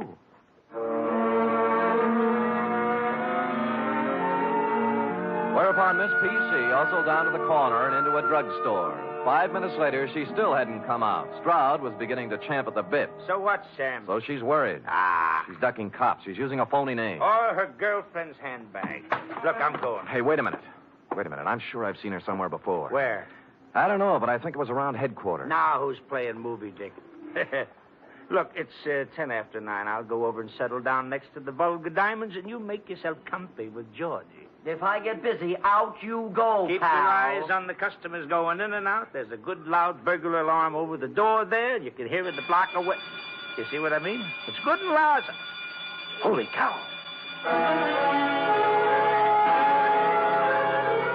Stroud took the gallery, and I set sail for the corner drugstore, pulling up in 20 seconds flat. She was gone, of course. The druggist was at the fountain mixing a Coke, which he spilled when I reached across and grabbed him by the lapels. Blonde, you say? Yeah, young, gray suit. I told you, Jack, she just came in here. I know. What do you want to know about her? What'd she do, telephone? No, she was just like you. Asked me about a guy. What guy? Larry Galliano, his name is. Wanted to know if I'd seen him come by this morning. Who's he? I don't know. Did she describe him? Didn't have to. His picture's on page 1 of the morning paper. Here, take a look.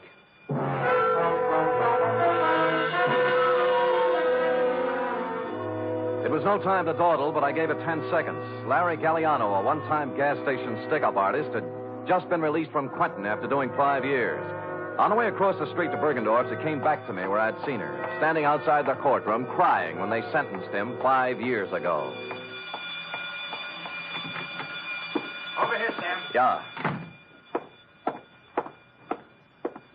Oh, no.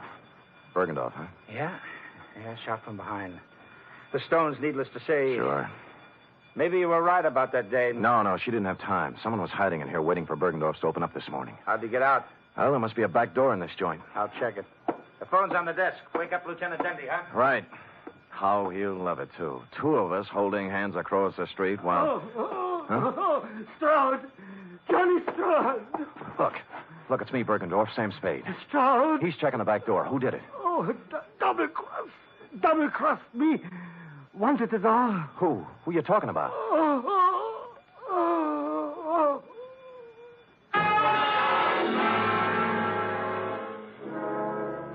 It was as plain as a man in his condition could have made it. Obvious to anyone with average intelligence. But for stupid Sam, it was still a long voyage home.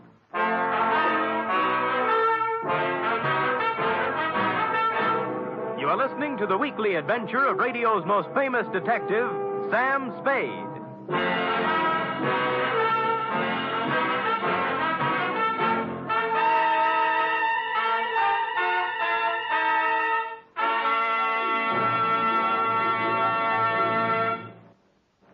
Three chimes mean good times on NBC. There's music for you tomorrow on NBC with the distinctive 4-keyboard styling of the First Piano Quartet. This widely acclaimed and unique musical organization brings you a melodic blend of classical and light classical selections in 4-part harmony every Saturday. And tomorrow there's also a 1-hour concert by the NBC Symphony Orchestra under the baton of Walter Duclos. Featured in tomorrow's symphony performance are works by Sibelius and Schumann. It's the best in music every Saturday with the NBC Symphony and the First Piano Quartet.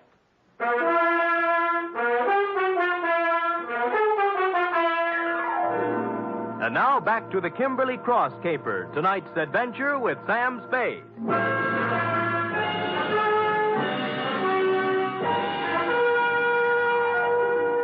It was a dirty, selfish trick, but I left Johnny Stroud at the Bergendorf Gallery to play Porchese with Dundee and Company, knowing in advance pretty much how the patter was going to run. Then called the Chronicle and found the picture of Larry Galliano had been taken yesterday as he walked out of a flea bag on Mission Street called the Aeolian Hotel. You're, Galliano? Yeah. Sure. I know him. Stayed here night before last. Until I found out about him. Oh, found out what? That he was an ex-con. Wow. This here's a respectable house, mister. Uh-huh. We don't cater to felons, misdemeanors, or any other members of the demon. Demon? Yes, indeed. So, when I found where Galliano come from, why... Yeah. Now, look, did he give you a forwarding address? I don't know. Let me see, son. Yes. Oh, yeah. Christopher Apartments on Jones. See, you're in luck, young man. Yeah, my girlfriend's a landlady over there. Now, looky here. Don't you sweet talk her now.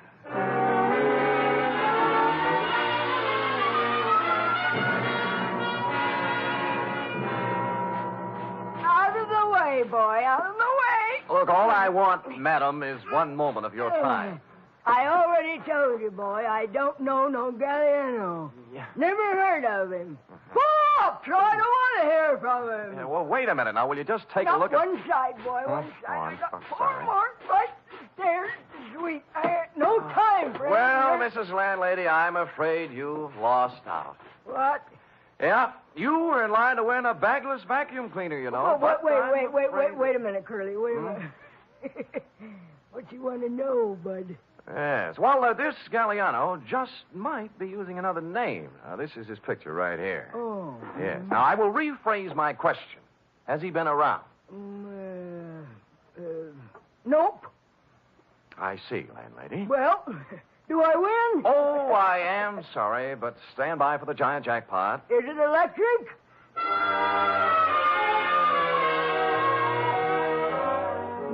I patted her cheek, made a detour around her, and left, figuring to check with the parole board. But as I was climbing into the cab in front of the building, a stray thought hit me, and I went back to the doorway and cased the nameplates again. This time for someone with the initials I'd remembered seeing on the blonde's handbag, PC. I did better. Patricia Conroy was living in apartment 402. I buzzed 4 times, then tried the door. It was open. I gave the living room and bedroom a fast toss, moved on to the kitchen, and cased a hamper full of laundry on the back porch. Result, nil. I'd about decided I was in the wrong apartment when I noticed something that changed my mind. A crumpled up envelope in a wastepaper basket in the living room with today's date on it, marked Western Airlines, Flight 6 to Los Angeles, passenger L.P. Galliano. I had the phone in one hand and a finger on the dial when... Put it down. Huh? Oh. Are you going to put the phone down, or do I have to shoot? You mean there's no third choice? Put it down. Sure. Now what? Sit down. You'll be here for a while. Oh? His plane lands at Burbank in a half hour. If you have any dates between now and 4:30, forget them. Mm-hmm. Mind if I smoke? Go ahead. Oh. You know, this is pretty heavy-handed stuff for an you know. I've grown up a lot in the last 2 days. Not enough, honey. Or if you wouldn't be stooging for Galliano. He can't run away from this kind of a rep, you know. 48 hours. Hmm? That's how long Larry's been out of the pen. Well, he didn't waste any time getting back in stride. Look, what's your name? Spade. Spade, what if I told you Larry Galliano had nothing to do with it? I might give you quite an argument. And I don't feel like arguing, Mm-hmm. so I'll just tell you. Good. Someone offered him the job at Bergendorf's the day he got out. Larry thought it was legitimate until he heard a couple of things by accident. Like what? Like getting hired to play fall guy in a phony robbery. You mean Bergendorf was in? Sure, till this morning. Uh-huh. They figured Larry'd be a handy guy to have hanging around with his big, fat prison record when the diamonds disappeared. That's what he told me, and I believe him. I love him. Whether or not you believe or love me or him, I do not care. I also do not care what kind of a rap you pin on me when this is all over. All I want is time. All I want is time. Enough to do a couple of errands. Now, hoist it out of that chair and put it down in the closet there. You hear what I said? Yes, ma'am.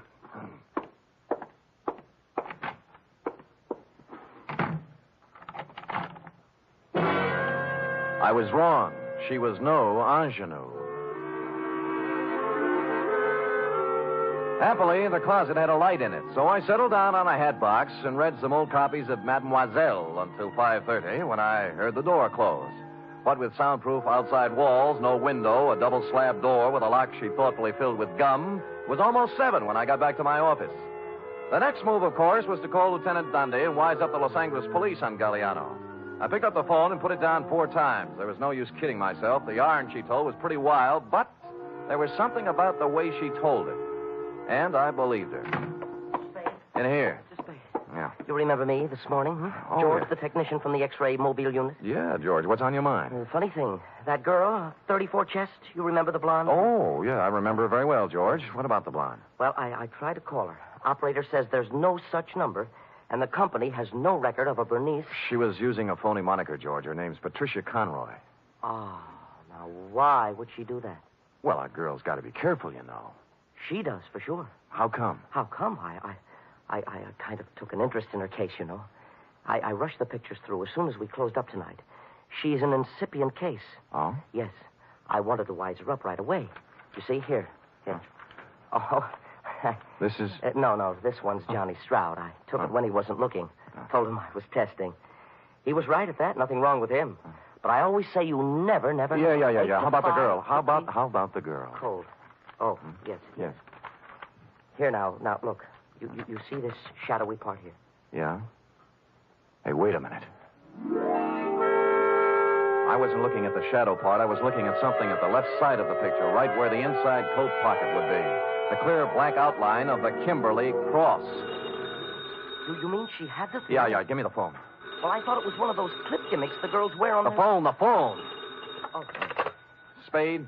Johnny Stroud. Look, I got news for you. I got news for you, too. I spotted that blonde again. Where? In a bar on Kearney Street. Talking to guess who? You mean Galliano? Who's he? Never mind. Who was she drinking with? Papadopoulos, the biggest jewelry fence on the coast. Where are you now? Outside her apartment. Jones near Post. I think the number's... I'll be up in 5 minutes. Look,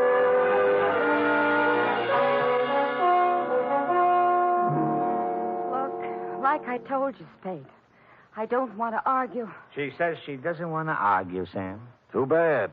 I don't mind telling you I'm a little burned up, baby. I fell for that line you handed me this afternoon. I didn't even mind sitting in your closet for 2 hours. What's that? Sure, she's got a 32 tucked away here somewhere. Had me looking up the barrel while she dished out a lot of...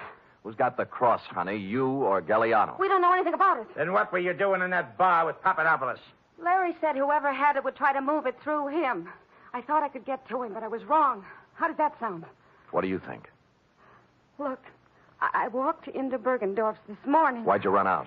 The vault was open. Furniture was overturned, and Bergendorf didn't answer when I called. I figured it was a setup for Larry to check in, and he was on his way, so... It does sound phony, doesn't it? It sure does, honey. I had to lie, I guess. I could make up a better story than this. Oh, you're doing great. Why'd Larry blow Tom? You need a diagram? He was scared. What chance is an ex-convict when it's his story against someone else's? What did you do with the 32? In the drawer. Over there. Now, here's the big question, honey. I can't tell you anything else. Where are the diamonds? How do I know? How do I know? Look, you're a real modest girl, Patricia. As a liar, you're sensational. I'm not lying. Oh, believe me. You had the Kimberly cross in your inside coat pocket when you came into the wagon this morning. What are you talking about? I'll get it. The X-ray, baby. Take a look. You asked for a diagram. There it is, in your inside left pocket. Oh, wait a minute. Hello? Mr. Spade? Yeah? This is George, the technician again. This is all wrong. Hold it, George. Let me see that. I don't have any inside pocket. Look, I'm wearing the suit right now. Hold it. George, what is it? Well, I got to worrying about that print of Miss Conroy's, the incipient case, 34 chest. Yeah, what about it? I called the lab and they checked again. It's a mistake, Mr. Spade. A switch. It belongs to someone else. Who? Johnny Stroud. Oh. Oh, well, George, you won't have to worry about making more extra prints. What? The ones you have will do. Huh? Yeah, thanks. Thanks a lot, George. George is getting worried. Extra prints? Yeah, I had him run off a batch. Evidence, trial, DA's office, you know. Now, let's take her in, huh? Just a minute. This is crazy. I have no inside pocket. How You wouldn't argue with a picture, would you, honey? Give me the gun, Johnny. We'll take her in together. No, wait. I want to settle something else. Johnny, you're pointing that thing at me. It might go off. Yeah, it might have that. What's eating you, Johnny? I know what's eating him. He's... Shut up. You aren't a very good liar either, are you, Sam? There aren't any extra prints. Well, there's always George. In a couple of hours, there won't be any. George! Now you don't.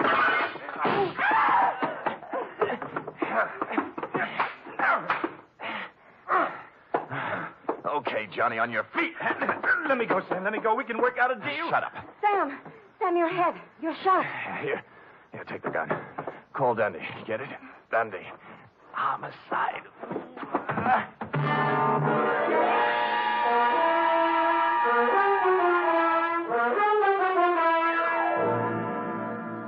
And the next voice I heard belonged to cool, brisk Miss Bergamot of the Harbor Emergency Hospital. Period. End of babysitting session. How intrepid, Sam. What's your wound? Nothing, sweetheart, nothing. As Hopalong Cassidy always says in Reel 6, don't worry, honey, it was only a scratch. Now. Wait now, wait. Can't you get up without moving your lap? No, but Sam, there's one important omission. Oh? The Kimberly Cross. What did Stroud do with it? That cherub is an intramural affair between Stroud and Mr. Runcible. While, as you know, this report is an affair between you and the portable. Scoot, scoot, scoot.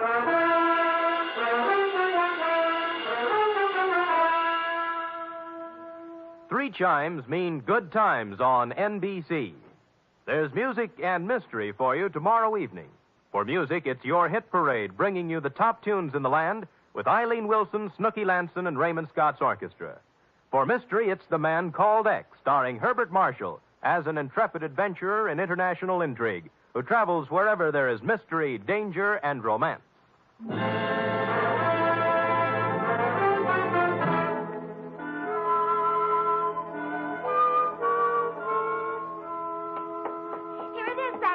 Oh, brisk, efficient Miss Perrine. You may lay it on my desk and restore your lap to its original position. Oh, yes, sir. Comfortable, Sam? Loving every minute. Sam, Yeah? a girl can't help wondering sometimes. About what? Well, the way you described the blonde in your report. Glamorous, like the Kimberly Cross and all. You like that? Oh, I just wish sometimes someone else could be her secretary. And I'd be the one you'd meet in a room with velvet draperies and a long cigarette holder and slanting glasses and a black lace negligee. Hold it, girl, hold it. You've gone quite far enough. I know, but it's only natural for a girl to want to be glamorous, Sam. Pardon me. You show up with any of those props and I'll turn you over my knee. You like me the way I am, Sam? Yep. Why is it always this way? Just when I think I'm getting somewhere, I find myself saying, good night, Sam. My sweetheart.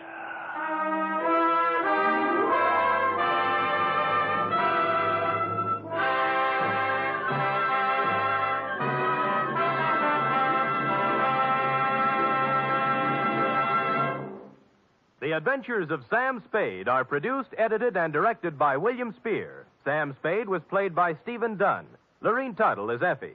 Also in the cast were Wally Mayer, Fritz Feld, Georgia Ellis, Sidney Miller, Olin Soule, Alice Wellman, and John Monahan. Script for tonight's adventure by Harold Swanton.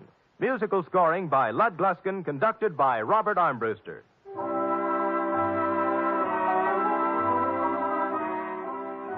Join us again next week, same time, for another adventure with Sam Spade. Don't underestimate the danger of tuberculosis. Although great strides have been taken toward stamping out the disease, it still remains a menace. Last year alone, it caused 50,000 deaths in the United States. 50,000 needless deaths, because TB can be controlled and cured if caught in time. Ladies and gentlemen, we begin tonight by thanking our good neighbors at CBS. And now, before the next adventure reaches your radio set, a quick listener challenge.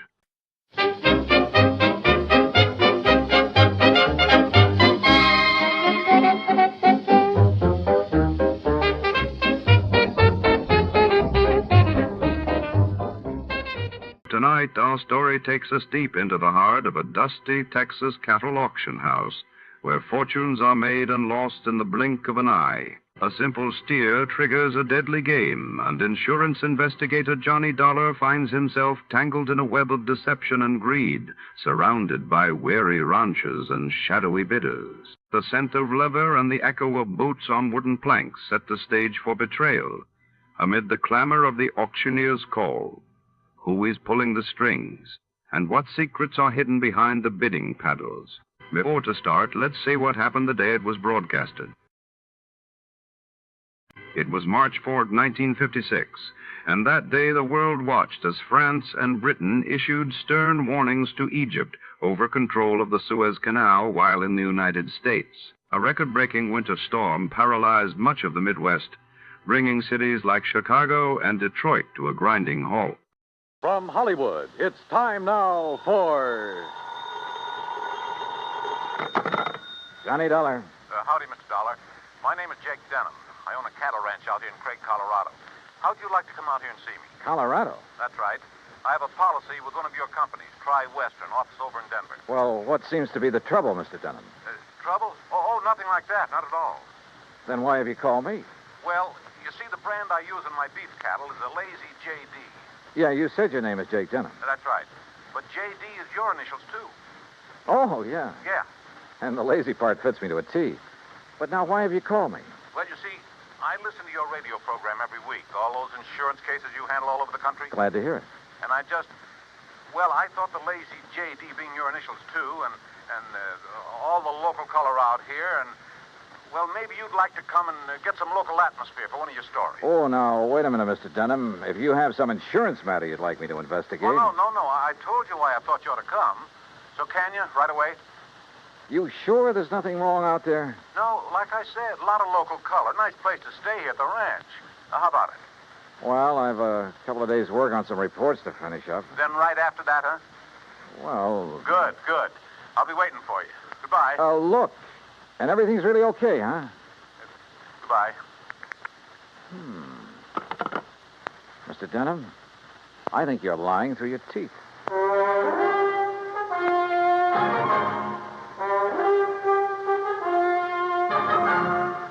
Bob Bailey in the exciting adventures of the man with the action-packed expense account. America's fabulous freelance insurance investigator. Yours truly, Johnny Dollar.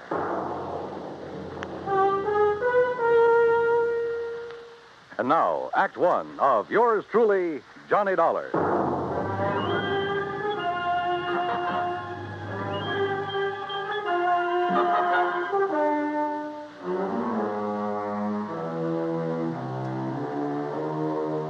Expense account submitted by Special Investigator Johnny Dollar to the Tri-Western Life and Casualty Insurance Company, Home Office, Denver, Colorado. Following is an account of expenses incurred during my investigation of the bum steer matter.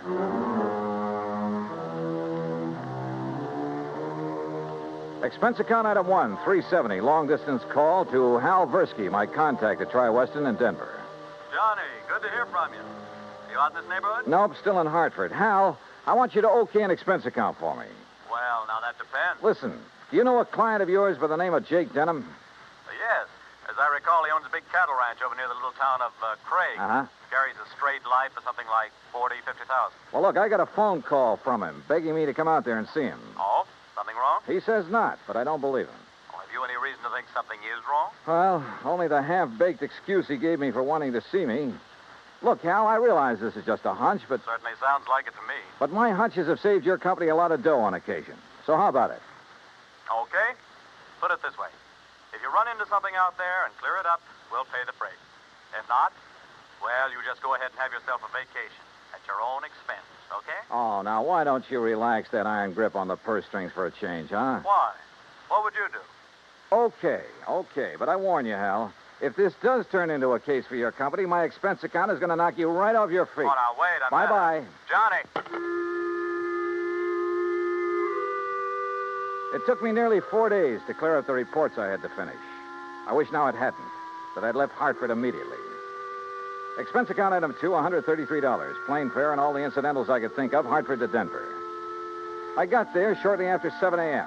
Item 3, $50 deposit on a drive-your-own car, in which I promptly headed north and west on Highway 40. That is, after getting out of the traffic in Denver itself, and believe me, that town has it. The 200-mile drive to Craig was routine, except for the lush green hills, the snow-topped mountains, the vast meadows and forests. Colorful Colorado, they call it, and it sure is. Finally, about noon, I pulled into Craig and stopped at the Cosgrove Hotel for lunch. That's item 4, $350. From the waitress, I got directions to the Lazy J.D. Ranch. About 8 miles south on the Yampa River, just off Route 789. You want some dessert? Oh, no, thanks. This is fine. Hey, you one of the relatives? Relatives? Oh, of course not. You're too late. Too late for what? It was real beautiful, though. Half the town turned out for it, and most of the big ranchers. What are you talking about? Oh, my gosh, it's after 1:30. Look, I'm not supposed to be on duty now, and I got a date with my boyfriend. Hey, well, now... Excuse me, now, I wait a gotta go. second. Just pay the cashier in the lobby. Well, but look, Okay.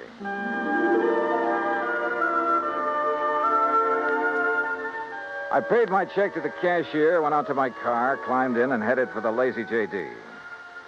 There must have been several thousand acres to the ranch, all rich, green, healthy-looking pasture land, and Lord knows how many head of beef cattle. The main ranch house was a rather small but well-kept affair near the gate to the road from the highway.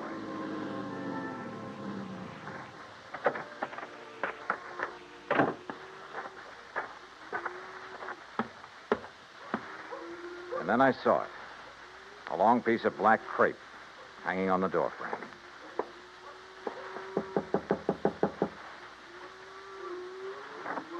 Yes? How do you do? My name is Dollar, Johnny Dollar. Oh, Johnny Dollar. Why didn't you come before? What? He begged you to come, didn't he? To come right away? Mr. Denham? Yes, but I Then told why him... didn't you? You might have saved him. Saved him? Yes, saved him. We buried him this morning. And I think he was murdered.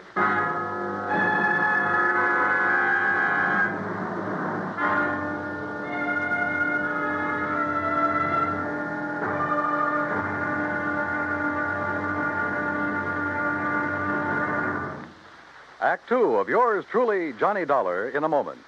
The American writer Christopher Morley once wrote, "When you sell a man a book, you don't sell him just 12 ounces of paper, ink, and glue.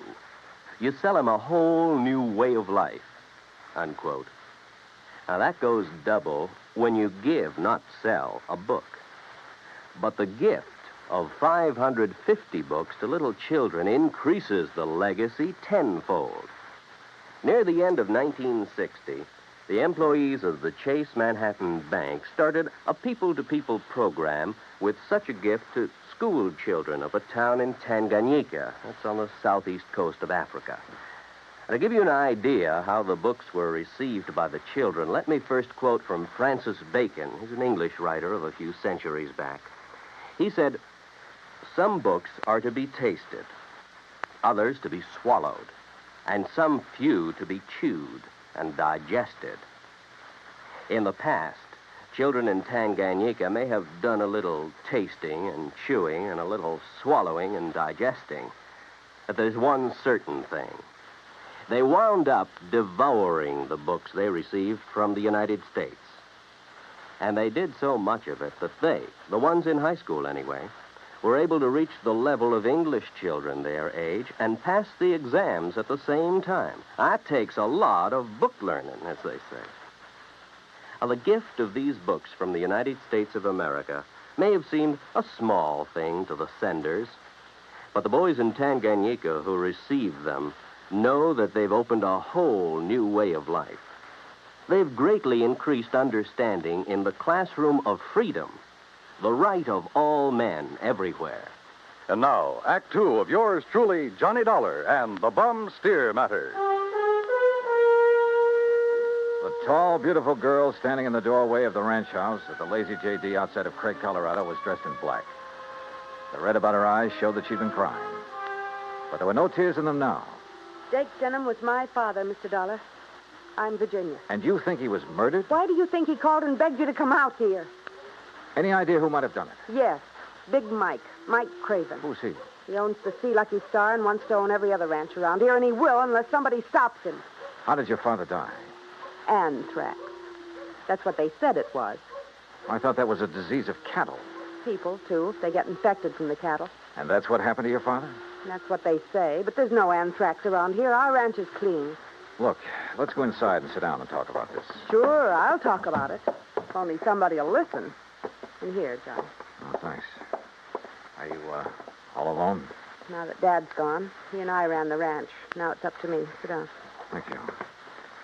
Virginia, were you trying to tell me out there that you think somebody tried to infect your herd with anthrax? What would you think? Who was your father's doctor? Dr. Regis Ross from in town. Who are you?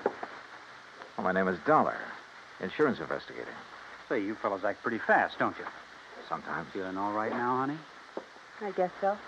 I told the hands that you're in full charge now. They'll take their orders from you. Or from me. Or from... Sure. Sure, I guess that's best. Thank you, Pete. They might as well get used to it, because after we're married... Look, honey, why wait any longer? I know this is a bad time to talk about Yes, it, but I Pete. also know, and you know, that this is no time for you to try to go it alone. But what about your medical school? I'll give it up. This is a lot more important than... Well, you're a lot more important. Oh, look, Jenny, you stalled me for a long, long time. I know, Pete, because Don't you see I can run this ranch alone? No. You need me, honey. And I'm here to help you. Do you know how Dad felt? Sure. That all I wanted was this ranch. The same as he felt about anybody else who ever came here. Just who are you, Pete? This is Pete Kermer, Johnny. My fiancé, I guess. That's right. Didn't I see a Kermer ranch on the way out here, a small one? That's right. My pa's. He's Carl Kermer. Well, what do you think caused the death of Virginia's dad? Just what everybody says, Mr. Dollar. Galloping anthrax from that Hereford. Then why did he send for Mr. Dollar to come? I'm afraid we'll never know, honey. Well, I do. It's because he knew something was going to happen to him. Where is that steer now? Buried. On orders from the vet and the state inspector. Mr. Dollar. Yeah? You said investigator. Hadn't you better talk to Dr. Ross? Yeah, I guess so. Want to let me have his address? Sure. I'll write it down for you. And, while you're at it, tell me where I can find the veterinarian. And that state inspector, too. Huh? Sure. Why not? When I left them, a few minutes later, Pete was still making a quiet, but I must say effective pitch for Virginia's hand. Expense account item 5, 10 cents for a phone call to the state inspector. He told me he'd never seen the infected steer on the Lazy J.D., that he was confined to his bed at the time. I called the vet's office, and he was expected back shortly. So I sat around the hotel lobby and glanced over some magazines. And then, in one of them, I found an article that made my eyes fairly pop out of my head. Item 6, I called the vet again. He was in. You caught me just in time, Mr. Dollar. I was about to drive over to the Sea Lucky Star Ranch for dinner. Mike Craven and I are old friends. That's all? Yes, ever since we roomed together at college. Oh, I see. I understand you're the man who spotted the anthrax out at the Lazy J.D. Yes, sir, that's right. Just that one Hereford. How it ever got to him, I'll never know. The rest of that herd's absolutely clean. Got poor old Jake Denham, too. You think he became infected from that steer? Well, how else could it be? Galloping anthrax. Just like that. Doctor, where is that steer buried? Do you know? Yes, I had it buried myself. It's some miles out in the far corner of the Lazy J.D. property. Then phone the Sea Lucky Star and call off your dinner date. You and I are going out to take a look at that carcass. Oh, no, just a minute, young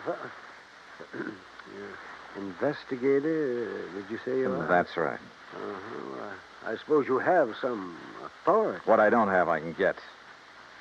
Tell me, Doctor, is there some reason why you don't want me to see the carcass of that steer? No.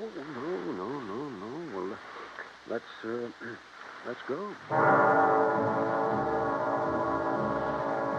Along the way, we picked up two fellows who were handy with pick and shovel. It was almost dark now, so I bought a couple of powerful flashlights at one of the local hardware stores. That's item 7, 925. It took a couple of hours for the two men to dig down to the carcass of the steer, but they finally exposed one flank of the unfortunate animal. Yeah, you sure planted this critter deep, Doc. There's part of him. Give us a few more minutes, we'll handle it. No, wait. Huh? Mr. Dollar, come down here into the hole. Sure. Oh, what's the matter, Doc? The color of that carcass. I don't understand this. What are you talking about? This doesn't make sense. The deterioration and putrefaction that always occurs, well, it simply isn't here. You mean it's possible it wasn't anthrax killed this steer? But I'm sure that all the symptoms, the swellings in the subcutaneous connective tissues, in the interstices of the muscles and lymphatic glands, and in the membranes of the mouth and tongue, they were all there, and they were edematous, too.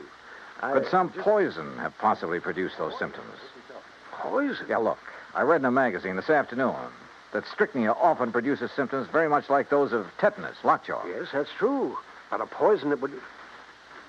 Good heavens. Yeah? Why, I haven't heard of it since my college days. Quintanogen sulfide. But why? Good question. No, Dollar. Because it wouldn't explain the death of old Jake Denham. If it was anthrax. What? Or was he poisoned, too? Good heavens. You mean you think that he... Wait a minute. Doctor, the brand on the rump of this animal. Well, that's Denham's own brand, the Lazy J.D. Yeah, but it looks to me like it was put on over another brand. Yes. Yes, sure right. Any way of finding out what the original brand was? No. Yes. Yes, Mr. Dollar. The other side. The inside of the hide might show it. Then, Doctor, you got a skinning job to do. All right. Hand me my bag there, please. Okay, here you are. Go to it, Doc. Thank you. Oh. That poison. How much to infect a man? Well, even a small scratch on the skin could absorb enough to be fatal. No wonder the Dr. Ross... Ross was the one who treated Jake Denham. Yeah. No wonder we couldn't understand why death came so... Well? No. Can you see what the original brand was? Yes. Yes, I'm afraid so. Let me hold the light a little. Oh. I see. But I can't believe it, Mr. Dollar. Pretty clear, though, isn't it? See Lucky Star. Act 3 of yours truly, Johnny Dollar, in a moment. A couple of 1,000 years ago, the ancient sage Diogenes remarked that all things are in common among friends. Well, he didn't mean that only material goods were in common among friends, but that they shared their troubles as well. For a long time, the United States Armed Forces have been a friend in time of need, during fires, floods, and pestilence all over the world. Many peoples of the earth have come to believe in the friendship which the U.S. military personnel have spread for so many years, and the calls for help they answer in time of personal emergency, a response which has always been immediate.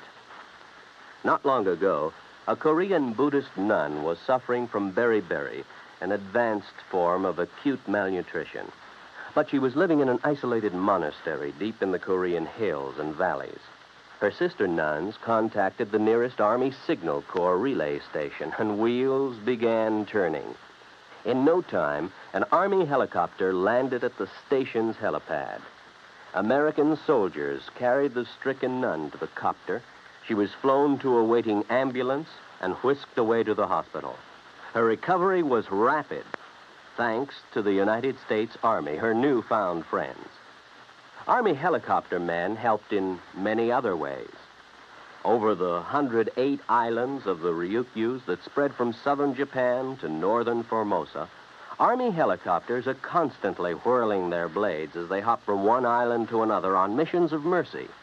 They bring food donated by American women on Okinawa, or they bring vital medicine to save a life. They also bring friendship and understanding and freedom, the right of all men everywhere. And now, Act 3 of yours truly, Johnny Dollar, and the Bum Steer Matter.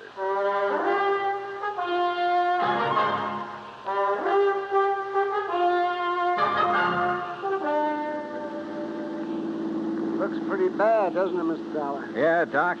It looks as though this Hereford steer was brought over from the Sea Lucky Star, was rebranded with a Lazy J.D., was given the poison to make it look like it died of anthrax. Yeah, but Mike Craven, who owns the Sea Lucky Star, I know him, Dollar. I've known him ever since our college days. Medical college? Oh, no, just during the preparatory years.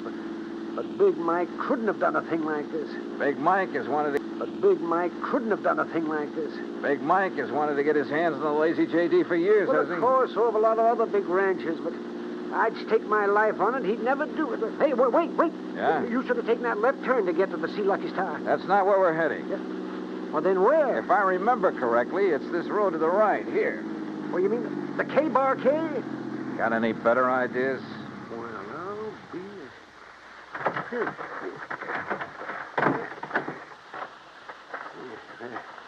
The ranch house is dark. It won't be for long. Would you call this a good ranch, Doc? No, old Carl has been just a hanger-on. He hasn't made the place pay for quite some... What's going on out there? Who is it? Johnny Dollar, Pete. Oh? I want to talk to you. Oh, sure. Door's open. I'll be right down. Come on, Doc.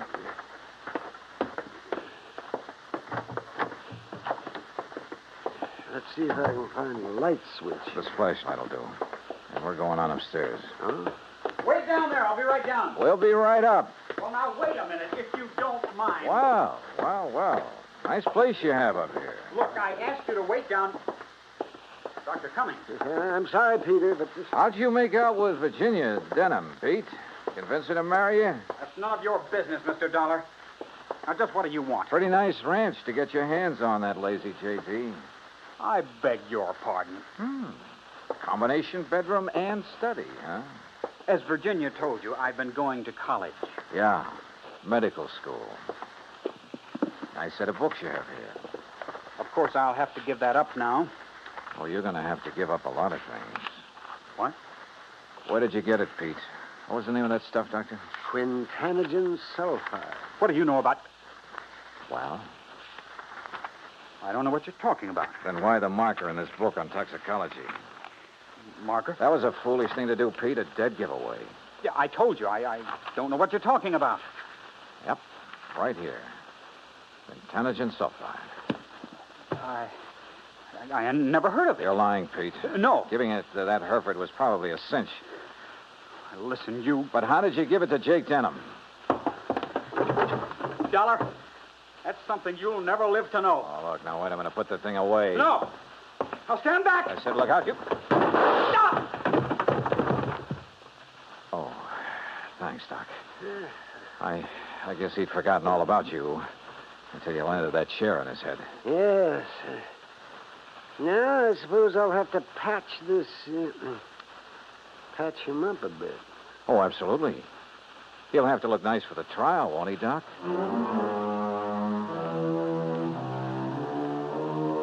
Expense account item 8, $55.95. Living expenses in Craig while waiting for the autopsy on Jake Denham. And yes, the same drug was used on him as on the Hereford steer. A small bottle of the rare drug was found in Pete Kermer's trunk. So Pete's not only lost a chance for a nice ranch, but for living very long. Expense account total, including incidentals and fare back to Hartford, $618.50. On second thought, how's about just sending that check to the community chest? Then I'll feel a little better about this case. And about myself, too. Yours truly, Johnny Dollar.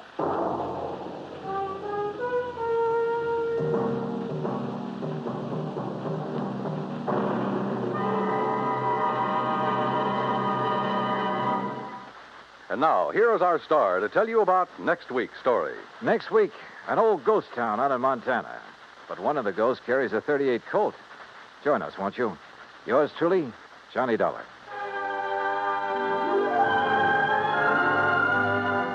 Yours truly, Johnny Dollar, starring Bob Bailey, originates in Hollywood. It is produced and directed by Jack Johnstone, who also wrote tonight's story. Heard in our cast were Virginia Gregg, Gene Tatum, Will Wright, Jack Edwards, Howard McNear, Sam Edwards, and Forrest Lewis. Be sure to join us next week, same time and station, for another exciting story of yours truly, Johnny Dollar. Dan Cumberly speaking.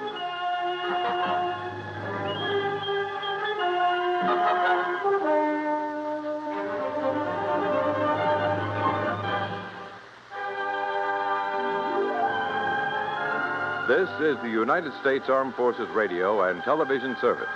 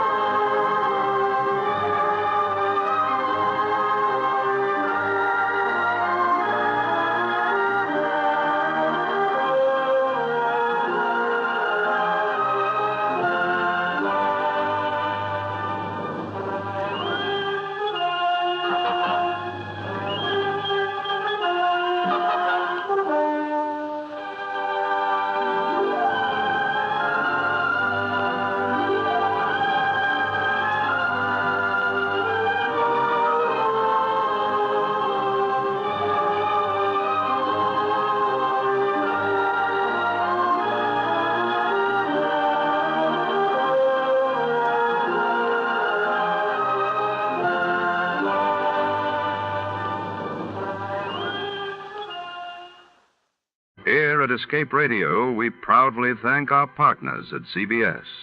And now, folks, a quick challenge before the next thrilling chapter.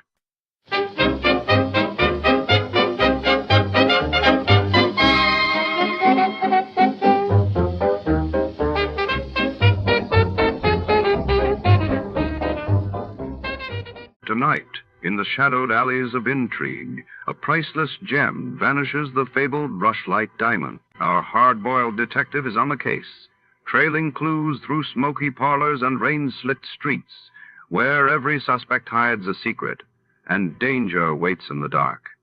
Who stole the diamond and why? Stay tuned as deception and desire collide in a web of mystery that could cost more than just a jewel.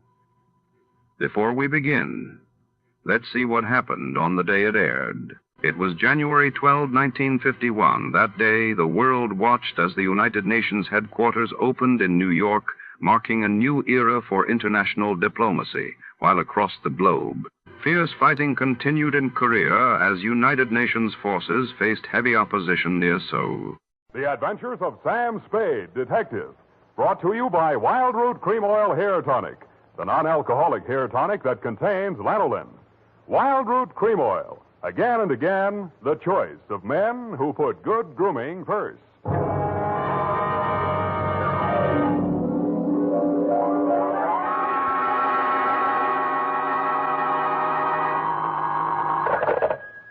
Sam Spade, Detective Agency. Good evening. That sounds funny in dialect. Good evening to you, and happy 4th of July, Bernadine Hemp.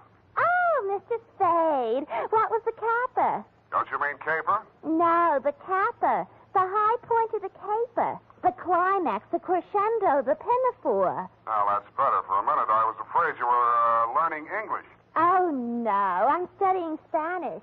Soy infeliz que inicia... Yeah. Mucho interesting. Gracias. Shall I go home now? No, mal suerte. There's a little matter of murder in 2 languages, neither of which is Spanish, so stay where you are. I'll be right down to dictate my report on the Rushlight Diamond Caper.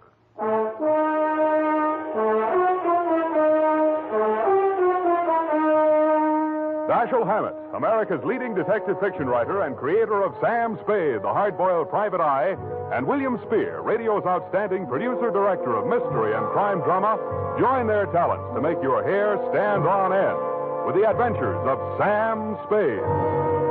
Presented by the makers of Wild Root Cream Oil for the hair.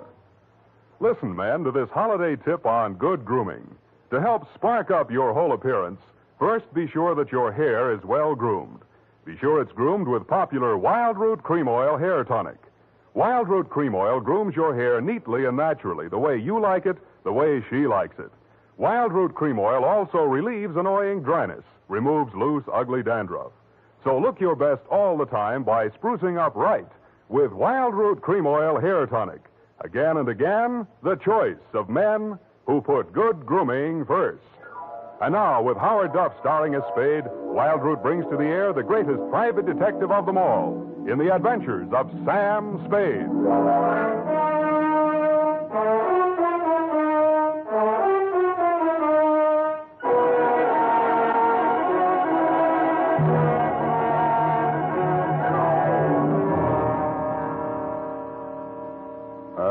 Date, July 4, 1948, to Mrs. May Rushlight, 21A, Granite Court. From Samuel Spade, license number 137596. Subject, the Rushlight Diamond. Dear Mrs. Rushlight, it was the kind of nice, relaxing assignment that comes my way just often enough to remind me that gumshoeing can be respectable. There was an air of quiet elegance about 21A, Granite Court, and about the butler who answered the door. He took in my rented gray topper and doeskin gloves, nodded approvingly at my wing collar, watered silk ascot, pearl gray waistcoat, morning coat, pinstripe trousers, and my spats with the mother of pearl buttons, and asked me if I were a florist. I set him to rights, and he led me up a flight of stairs to the early A.M. annex of your morning room. Mr. Samuel Spade. You're just on time, Mr. Spade. Mrs. Rushlight will be pleased. I'm Nancy Ward, Mrs. Rushlight's social secretary, and if you don't think that's tough to say, try it. Mrs. Rushlight's social Oh, what's tough about that? You'll do. Definitely you'll do. Shall we dance? I will dance at her wedding. But don't get me wrong, I'm not secretly in love with Ralph Rushlight, and the bride is lovely. Just hate to see all that money going down the drain. Is there anything else you think I should know? You know what your job is. You're supposed to guard the wedding presents. That's simple because it's nothing but a lot of cheap silver. And stay away from the champagne. It's non-vintage. The food will be foul. The guests are the most dismal aggregation ever assembled. Sounds like a lovely party. I arranged the whole thing. I told you she's a lovely bride. What'd she ever do to you? I'd rather not say. I don't want to sound bitter. This way, Mr. Spade. The old hat. Mrs. Rushlight will see you now. Thank you, Florence Nightingale. Nancy? Oh. This is it, darling. Mr. Spade. Come over here, young man, so I can get a better look at you. How's this? It's good. Turn around. Yes, you'll do. That'll be all, Nancy. Couldn't I be finishing up these place cards while you talk? Take them with you. Do them outside. Very well. Nosy girl. But nice. Nice nose. Oh, you too, eh? Well, I agree. That's why I'm marrying off my nephew to that wretched girl, Lotte Van Eyck. Have you ever seen Bugs Bunny, Mr. Spade? You don't mean the... They protrude. The ears? No, the teeth. Oh. As my late husband used to say of her mother, she could eat a tomato through a tennis racket. Oh. There's only one thing that'll prevent this wedding from being an utter disaster. She doesn't understand much English. Well, what's the matter with your nephew? A great deal, but it doesn't show. Suffice it to say, he has criminal tendencies and the mentality of a snail. Mrs. Rushlight, I don't like to seem forward, but why are you telling me all this? Oh, you're supposed to mingle with the guests. You'll need some conversation. Now, as to your assignment. The bride, being what she is, the wedding presents are hardly worth guarding except for one. Ironically enough, it's from me. What is it, a machine gun? Oh, that's good. Oh, excuse me, I must write that down. And then tear it up immediately. Oh, dear. No, Mr. Spade. But it's bad luck, the Rushlight Diamond. You've heard of it? Something about it in the American Weekly a while back, wasn't there? Yes. It's not as large as the Hope Diamond, but there's not a flaw in it. My late husband, Roy Rushlight, bought it for his first wife. She sank with the SS General Slocum in Hellgate, the East River, 1904, over 1,000 lives lost. Luckily, she was wearing a paste copy at the time. I was only a young girl when I married Mr. Rushlight, and, fool that I was, I signed anything his lawyers asked me to sign. After his death, I discovered that the diamond was to be mine only until the marriage of my husband's male heir, at which time it must go to his bride. Well, that's too bad. You say, though, that the Rushlight Diamond is bad luck. Oh, there's that, of course. I wonder if it's too much to hope. Well, I must go and help dress the bride. Go along downstairs, Miss Spade. Take this jewel case with you. Put it on the table with the other presents, and guard it well.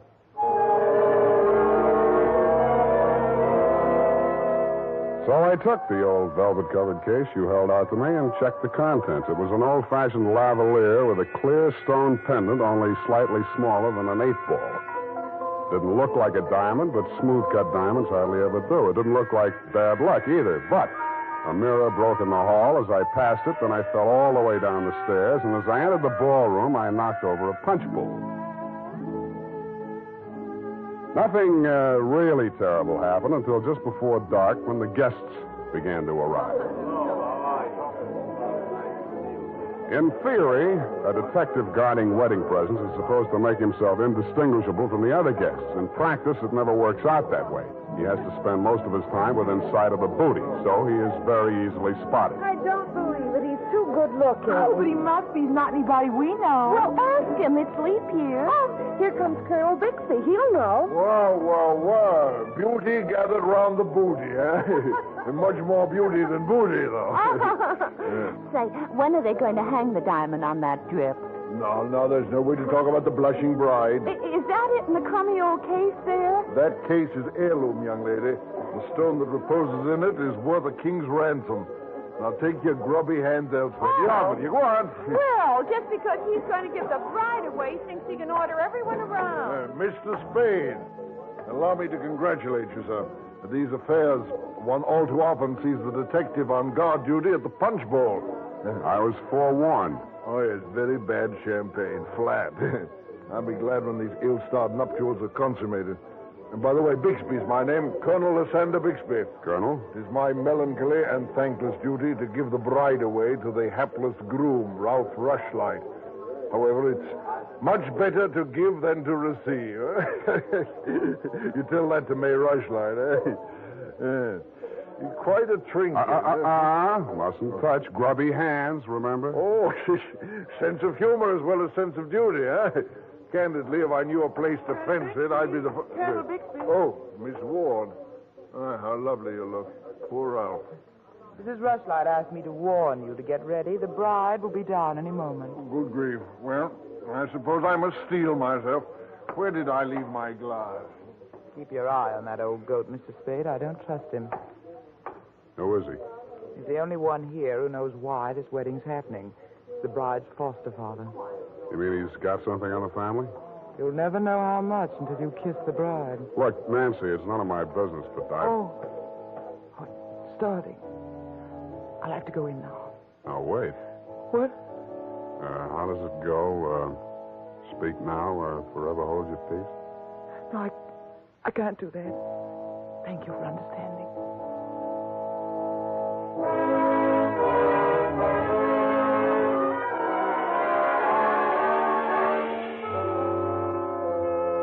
I didn't witness the ceremony, but judging from the mood of those who had, it was just as well I didn't. They shuffled back into the ballroom looking as if they'd witnessed an execution, and nobody seemed to be in a hurry to join the receiving line. After a few half-hearted handshakes, the groom left the bride standing alone, looking kind of bewildered, and came over to take inventory of the presents. Look at that junk. I'm Ralph Rushlight. Who are you? Spade.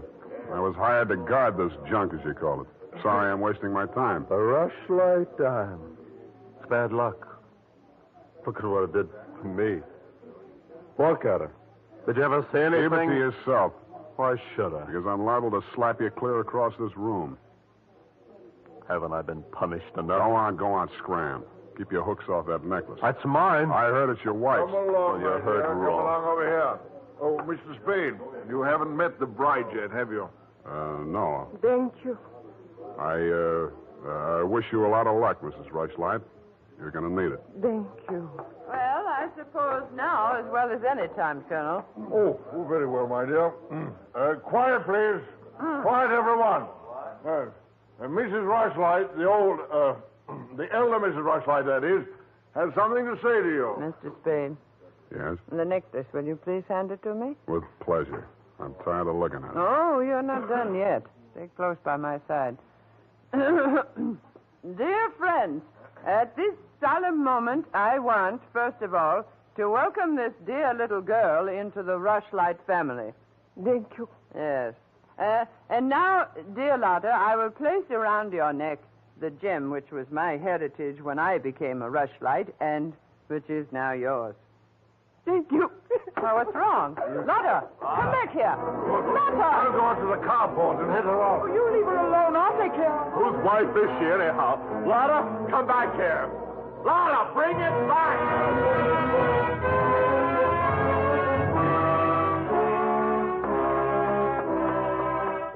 I was almost ashamed of joining the chase, but I had to because I'd been hired to guard the Rushlight diamond, and for my money, the best way to do that was to help her get away. Somebody got to her before I did. A strip of wedding gown satin marked the spot. The body lay crumpled under a hedge, but it wasn't the bride's body. It was the groom. He'd been stabbed to death with a pair of garden shears, which made sense. But what didn't make sense was that the necklace she'd been wearing was still clutched in his hand.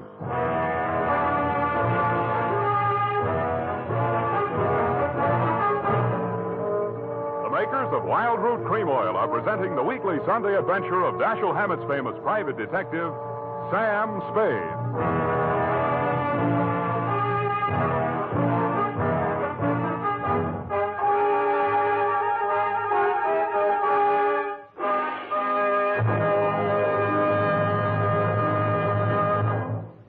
If you want the well-groomed look that helps you get ahead, socially and on the job, listen.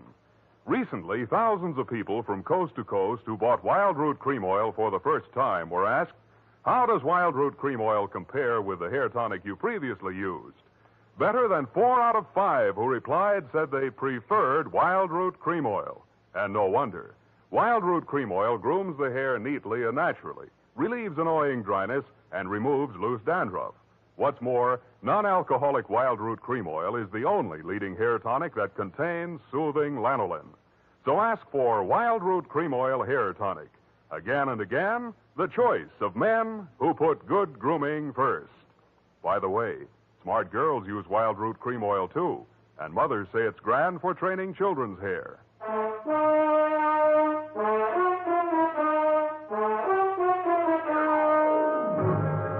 And now, back to the Rushlight Diamond Caper. Tonight's adventure with Sam Spade.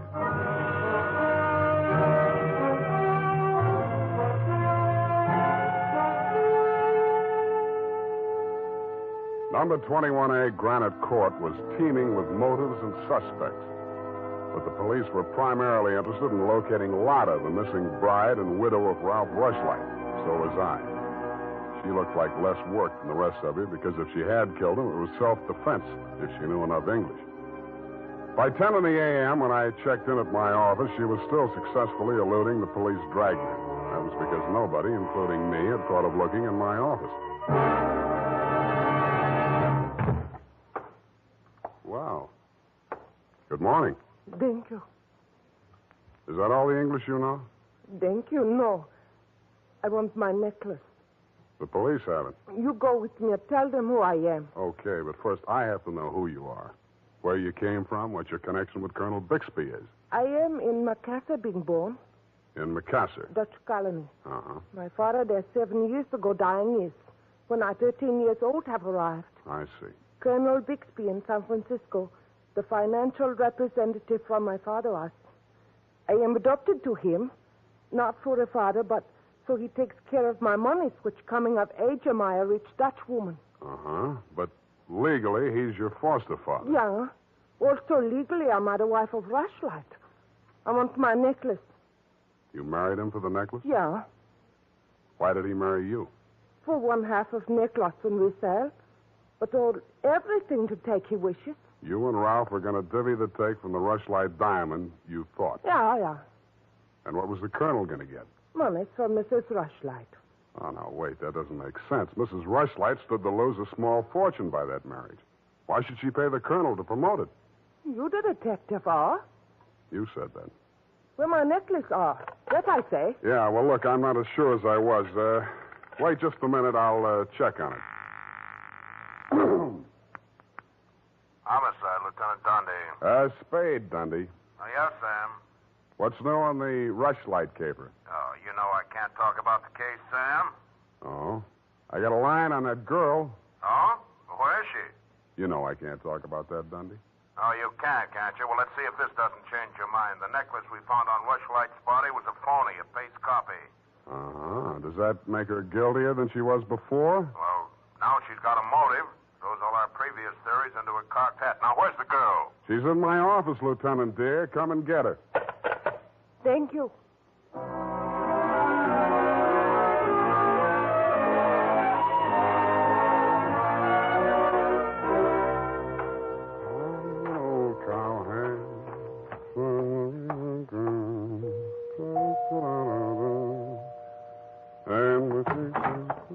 Oh, it's you, Sam.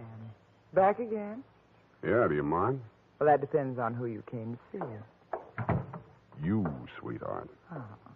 But first, I'd like to talk to Mrs. Rushlight. Well, she can't see anyone. She's in a state of nervous collapse over Ralph's death. Oh, that's too bad. You seem to be holding up pretty well. Oh, I'm relieved. He's better off dead than married to that. Yeah. Rushlight Diamond's still unlucky, you know. What do you mean by that? I was just trying it on for size. Uh-huh. How does it fit? Yeah, but you and Mrs. Rushlight are about the same size. Her nerves getting any better? You're the doctor. If you want to see her, go ahead. She's up there. Thank you.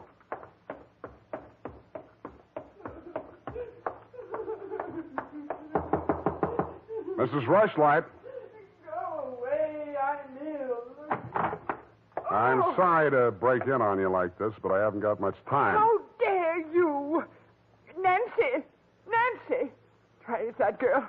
Mr. Spade, please leave me. Mr. Spade, please leave me alone with my grief. Funny thing, yesterday Nancy was carrying a torch for Ralph, and you were holding the torch to him.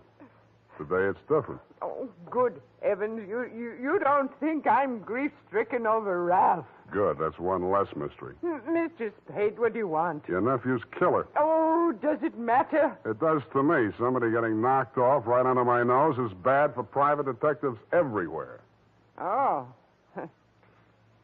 For a moment, I thought that... Say, wouldn't you rather make some more money? I refuse to marry Lotta. Oh, no, nothing like that. It's the necklace, Mr. Spade, the genuine. What is? I don't know. All I know is the other one isn't. Who told you that? Well, the police know. It's in the papers, isn't it? Not yet. Well, how else would I learn? The murderer's the only one who could have told you, unless you're the murderer. I see. Very well, Mr. Spade. I'll tell you what I know. I'm not as wealthy as you might think. In fact, I have for 4 years lived from pillar to post, from hand to mouth, ragtag and bobtail, struggling to make ends meet. What you mean is you're eking out a meager existence, keeping your head above water, one jump ahead of the sheriff, stalked by the grim specter of poverty. Is that right? Oh, how well you put it. In fact, Mr. Spade, I'm something of a crook. I've borrowed large sums of money from Colonel Bixby, putting up as collateral something that was not mine to forfeit. Don't tell me. Let me guess. It was the Rushlight diamond? Well, you seem to know everything. All but one thing. Why did you think you could palm off a paste copy on an operator like Bixby? He sent you here. I won't tell you another single thing. Well, then I'll tell you a few things. The only way the Rushlight diamond could be transferred legally into the hands of Colonel Bixby was by tricking Ralph into marriage with Lotta, since Ralph's wife automatically became the legal owner. With Ralph dead, Bixby would be in line to inherit the diamond from her. Inherit? California state law. Foster parent may inherit from a foster child in absence of any direct heir. Well, why, then he planned. He'd kill her, too. Mr. Spade, we must stop him. She's safe for the time being. I had her thrown into the pokey. They can hold her 48 hours for questioning, but they can hold you longer. They can even hold you as an accessory before the fact. Why, I didn't know he was going to kill anyone. Lotta was just going to hand over $1 million diamond to Bixby out of the kindness of her heart? Oh, no. Lotta wanted to become an American citizen. Marriage is the quickest way. For her, Ralph was the only way. Okay, I'll buy that. Now, tell me honestly, Mrs. Rushlight, what happened to the genuine stone? I honestly didn't know. I wasn't sure. But now there can be only one answer. Nancy with the laughing face? She went with me when I went to the bank vault to get the Rushlight diamond to present to Lotta after the ceremony. Uh-huh. She looked after all my jewels, including the paste copy that I habitually wore. Homicide, Lieutenant Dundee. Spade again, Dundee. I think I got the Rushlight caper all wrapped up. I'm heading for your office now, so wait for me. And whatever you do, don't let that Lotta dame out of your sight. Thank you. Goodbye. Wait a minute, Sam. Wait a minute. Yeah? The Lotta dame, she's already gone. Escape? Bailed out, custody of her foster father. Wait a minute, I got the name here, son. Bixby. He's a colonel, and no wonder you're only a lieutenant. Mr. Spade, can't you stay for tea? Not thirsty. Nancy? Nancy, where are you? Oh, here I am, Sam. I was waiting for you. You got the keys to that car out in front? Why, yes. Do you want to borrow it? Yes, with you in it. Why, Sam, wait till I put my face on. Let it go. It's as good as lost anyway.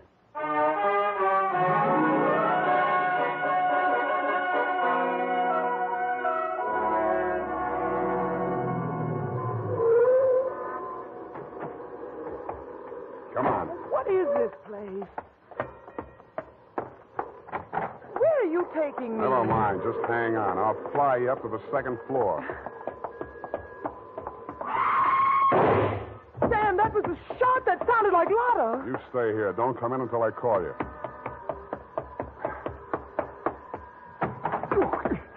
Spade! Spade, what are you doing? Get back in there. Okay. Drop it. No. Drop it or I'll crack your elbow. That's better. Now sit down. I want to look this over. Looks real cute. Powder burns, gun beside the chair, and what's this? Well, a note in Dutch. It's a suicide note. She killed herself. I could almost believe that. You've handled this very well, considering the bad breaks you've had. Only one thing wrong. Do I scent a bargain? I don't have to bargain. I've got the diamond. All you've got is 2 murders rapping on your thick noggin. Don't be absurd. I know who has the real necklace. Then you better talk to her directly. You can come in now. Sam, was that... Oh, that poor, homely little dame. What did she ever Stop, do? you're breaking my heart. She committed suicide. You know better than that. She committed suicide. If the colonel's price is right. Oh, I see. I'll put it to you directly. It's not easy to fence. It'll have to be cut. That'll decrease the value considerably. Say, $10,000, no questions asked. Pardon me, that suicide shot, it's ringing in my ears. I can't hear you. 20,000. 50. All right, 100,000. Sam, don't be a fool. Take it. I'll give you a real break, Colonel. That's the cops coming after you. Anything, Spade. What do you want me to do? I want you to try and get out of here. What are you going to do? There's the door. Go ahead. All right. Thank you, Colonel.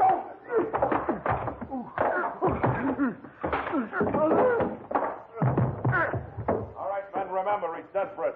Bixby, we're giving you a chance. Come down or we're coming up after you. Come on. Come on, get up, Colonel. Here he comes. Careful, it may be a trick. Watch it, Dundee. Here he comes.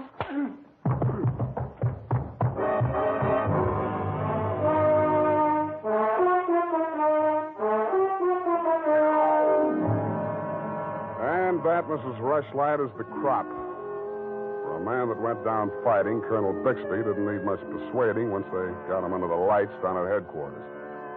He confessed to everything, and the murders weren't the worst of it, the way I figure.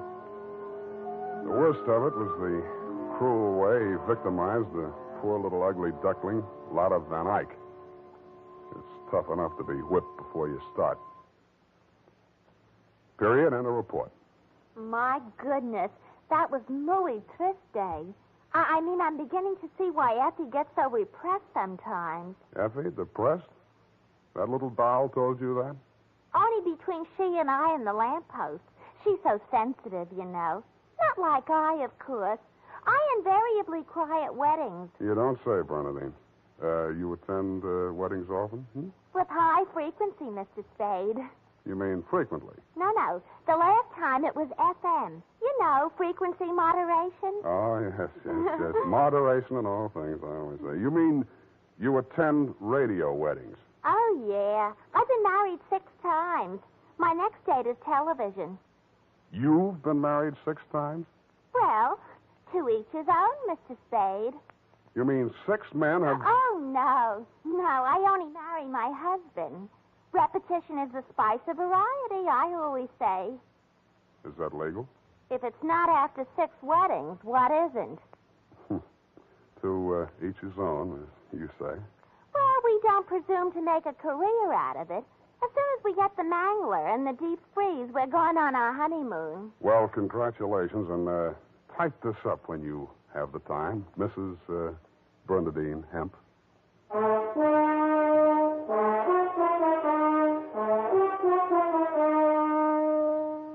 Every day, more and more men are turning to Wild Root Cream Oil for truly handsome hair. And that's not surprising, for what other leading hair tonic gives you these big advantages? It grooms the hair neatly and naturally, relieves dryness, removes loose dandruff. What's more, Wild Root Cream Oil is non-alcoholic and contains soothing lanolin. No wonder Wild Root Cream Oil is the favorite with so many millions of smart, particular men.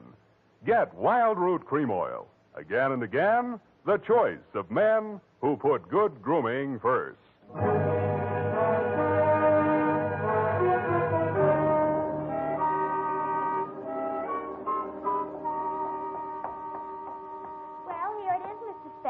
I'm sorry it took so long, but I kept relapsing into Spanish. I know how. And Effie's typewriter doesn't have any upside-down question marks.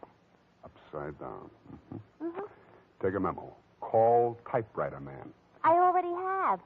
Oh, I almost forgot. You received a telegrammic commutation. A telegrammic what? A wire. Oh, a wire. Well, open it and read it. In English, por favor.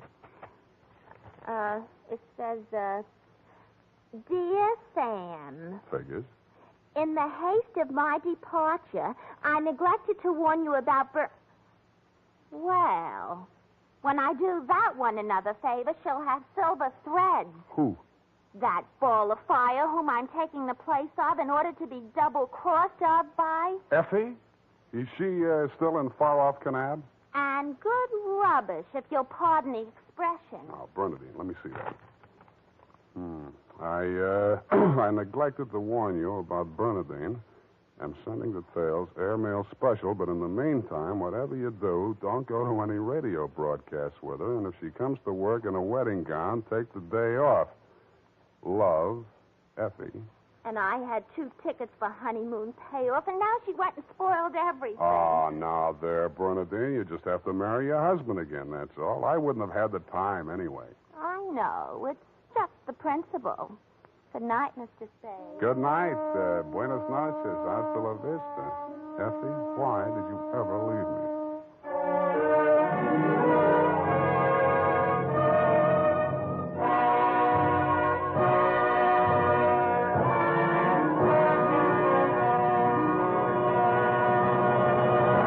The Adventures of Sam Spade, Dashiell Hammett's famous private detective, are produced and directed by William Spear. Sam Spade is played by Howard Duff.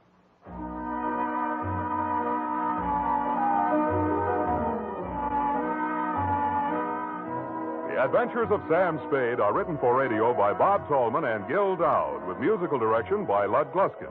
Gil Dowd directed tonight's broadcast in William Spear's absence. Join us again next Sunday for another adventure with Sam Spade, brought to you by Wild Root Cream Oil. Again and again, the choice of men who put good grooming first. This is Dick Joy reminding you to get Wild Root Cream Oil, Charlie. It keeps your hair in trim. You see, it's non-alcoholic, Charlie. It's made with soothing lanolin. You better get Wild Root Cream Oil, Charlie. Start using it today. You'll find that you will have a tough time, Charlie. Keeping all the gals away. Hiya, Baldy. Get Wild Root right away. This is CBS, the Columbia Broadcasting System. Before we continue tonight's excitement here on Escape Radio, we'd like to thank our friends over at CBS. And now, a quick quiz for our loyal listeners.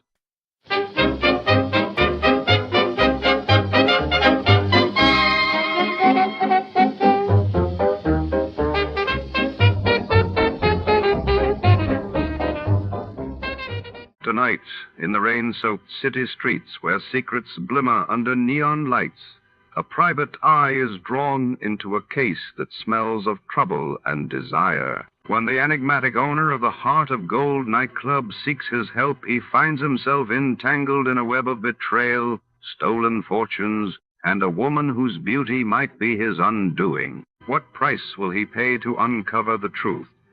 Shadows deepen and the clock is ticking.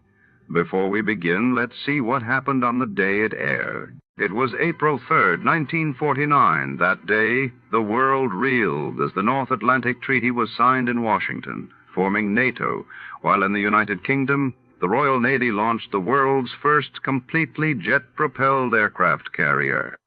When I got the crisp $50 bill in advance, I figured my client had a heart of gold. But after I was beat up, double-crossed, and shot at, I realized just how hard a heart of gold can be. From the pen of Raymond Chandler, outstanding author of crime fiction, comes his most famous character as CBS presents The Adventures of Philip Marlowe.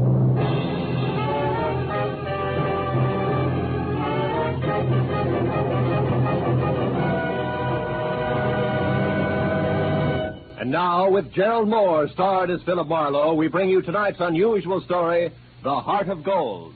I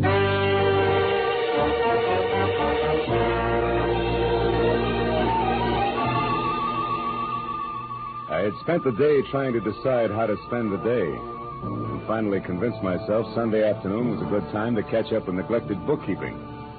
But I only got as far as the office door because a special delivery letter was stuck in the mail slot. I ripped it open and watched a crisp $50 bill flutter to the floor. Pinning it down with my toe, I turned to the letter, which was dated Saturday. Dear Mr. Marlowe, kindly investigate the party who lives at 1903 North Ogden Street to find out if his name is really Elliot Perdue and what his occupation is. Then please come to my residence at 5 tomorrow, Sunday. I live at the home of a friend, Arthur Stewart, 33 Lemonwood Drive in Bel Air. I sincerely hope that $50 will be a sufficient retainer. Truly yours, Helen Asher. Judging from the tone of her letter, it was obvious that Helen Asher didn't hire private detectives very often. Nevertheless, I glanced at my watch, which said I had to work very fast, and I headed for 1903 North Ogden. It turned out to be a small house near Selma Street. I got out of my car and walked up to the door.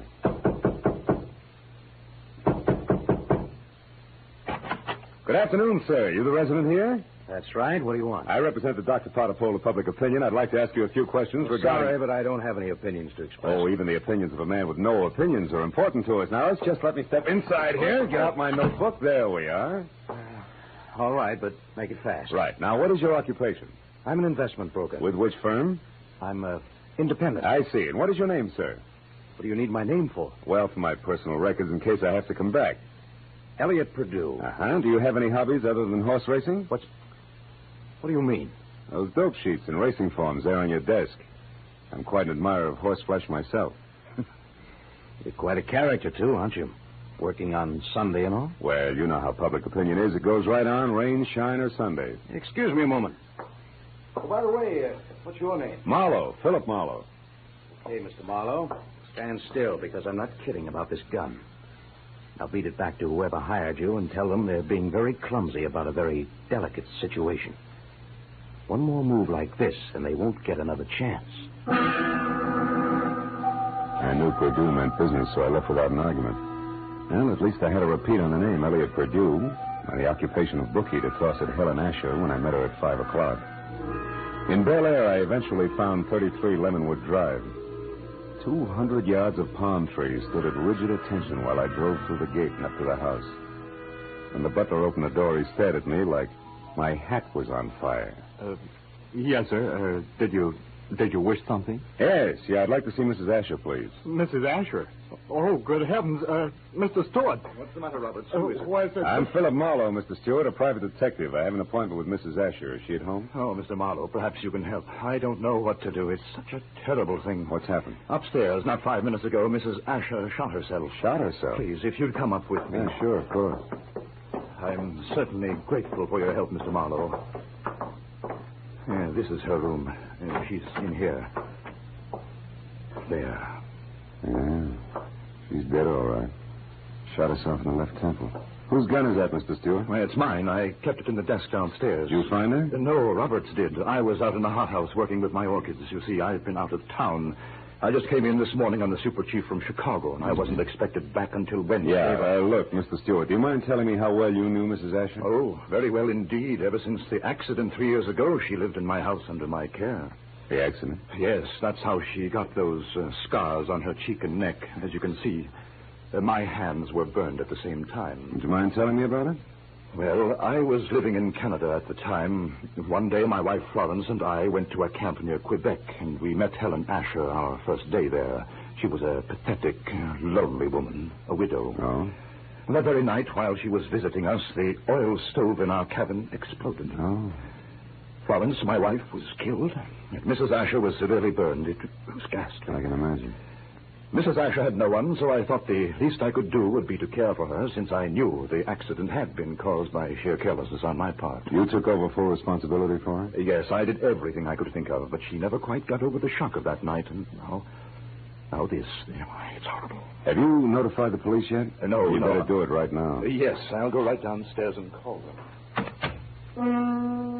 The dead woman on the floor had been beautiful once. No doubt about it. This was my client's, and a certain $50 bill was burning a hole in my pocket. I wandered over to a writing table, and as I looked down, I noticed that the Sunday sheet had been torn off the memo pad. It bothered me. Tomorrow should mean nothing to a suicide, yet Mrs. Asher's memo pad showed Monday already. The sheet was blank, but on a hunch I tore it off and stuck it in my pocket. I was about to turn away when I saw a book of matches from the Conga Club. So I picked that up, too, and then I left.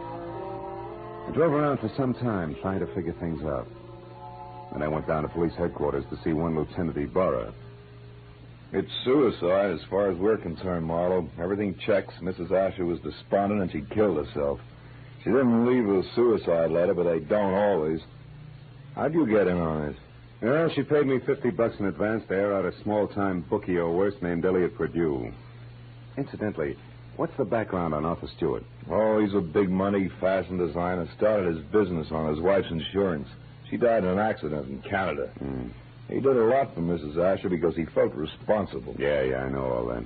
But was she left-handed? Did Stewart come in on the super chief this morning, and was it the butler that found the body? That's right. We checked it all. Ah. Hey, look, Phil, do you have any good reason to think this isn't suicide? No, not really. It's just that $50 in advance that bothers me, I guess. Oh, by the way, I've got a piece of paper I'd like the boys in the lab to run a test on, okay? Sure, Casey will fix you up.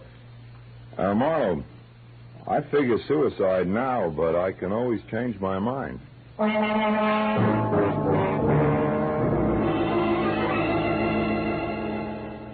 I went down the hall to the police laboratory and handed the blank page of the memo pad to Casey. 10 minutes later, he explained that the impression showed a left-handed person had written a number, Bradshaw 711, with a wide point fountain pen, probably on the page just above the one I'd given him. Well, I thanked him, dropped 4 bits in the Christmas fund bottle, and found the phone. I dialed Bradshaw 711 and waited.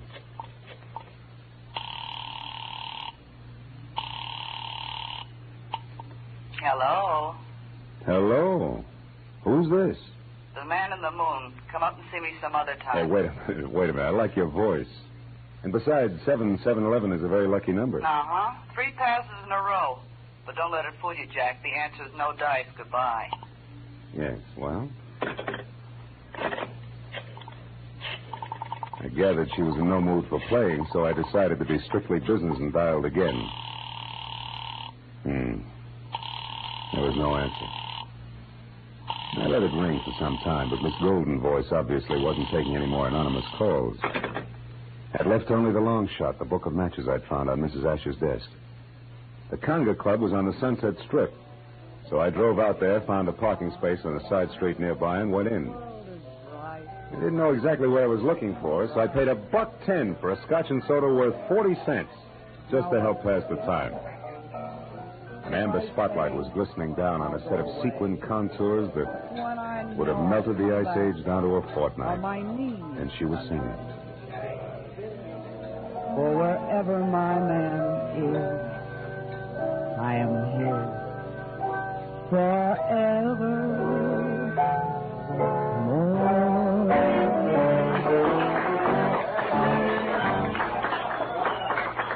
I knew it was Bonita, the Conga's featured songstress, and I knew something else, too. There was no mistaking that voice. She was the girl with the lucky phone number. I wrote her a note, called a waiter to the table to deliver it, and then sat back to watch her as she glided over and sidled into a chair opposite me. It was your penmanship that intrigued me, Mr. Malone. It was your voice and so forth, mostly the so forth, that got me, Bonita. Would you care to decipher the Sanskrit you call a note? The waiter said you wrote it. Sure. It says important business. That's an idiom.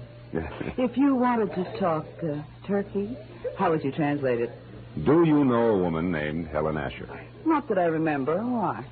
Your phone number showed up on a memo pad. How do you account for that? How should I know? Maybe she intended to call me up. Look, you're quite a handsome man, Mr. Marlowe. But you look silly with your nose bent.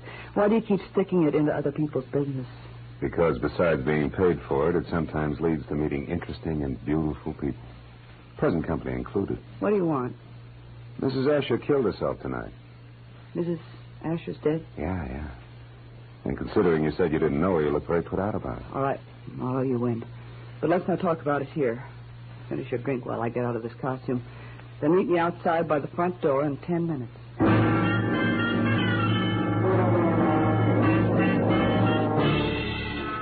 When she headed for the back of the club, I headed for the front. I got out the door and down in my car just in time to see her leave by the stage entrance. She jumped into a yellow convertible, ripped down Sunset Boulevard, turned onto Doheny, and scraped to a halt in front of the Regent Apartments. At the door, a tall, sunburned man popped up from somewhere and intercepted her. It was Elliot Perdue. A short but hot argument took place, and apparently Perdue won, because they went in together. I found the name Benita Malone over the mailbox in number 5 and got to her apartment door just as the second round started. No, I haven't changed my mind, Elliot. I've been doing a little research since you threw me over, Benita.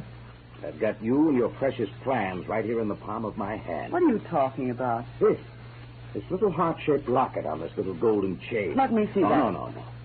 I'm not showing this trinket until just the right moment. Listen, Elliot, I don't know what's brewing in that slimy brain of yours. But get this, if you try to monkey with my life again, so help me, I'll kill you. Now, get out. Benita, would you be interested if I told you that I know Mrs. Asher's secret? And would you be interested if I told you that Mrs. Asher killed herself tonight? That slows you down, doesn't it, bright boy? Yes, but it doesn't stop me, beautiful. I'll be seeing you before you know it. I ducked into an alcove and heard Benita slam the door on Perdue's coattails as he left.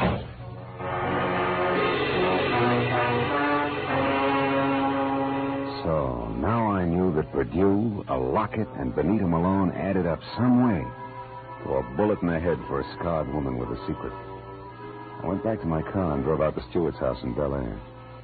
When you were here before, Marlowe, I was so upset I hardly realized you were a private detective. You had an appointment with Mrs. Asher. Had she hired you? Yes, to investigate someone, but she didn't live long enough to give me the details. Now, what sort of trouble could she have been in to have needed a private detective? I don't know. But perhaps you can help me find out by answering a few questions. Anything at all, Mr. Marlowe. Does the name Elliot Perdue mean anything to you, Mr. Stewart? Elliot Perdue? No, I'm afraid not. How about Benita Malone? Yeah, I've never heard of her. You know anything about a heart-shaped locket on a gold chain? A locket? A gold locket? Yeah. Mrs. Asher had a heart-shaped gold locket. Where'd she keep it? Upstairs in her jewelry box, I should imagine. Come on, let's have a look, huh? Yes. Right up these stairs here. This is her room, Marlowe. I know. I was here once before. Why? It's not here. It's not on her dressing table. Her jewelry box, it's gone, Marlowe. But you think that... Elliot Perdue has it. I can't understand this. What's the locket like? What's inside it? Just a picture. It was valued by Mrs. Asher because it was the only one she kept of herself the way she looked before the accident. Now, why would anyone else want that? I don't know. But when we get that locket, we'll get a lot of answers along with it.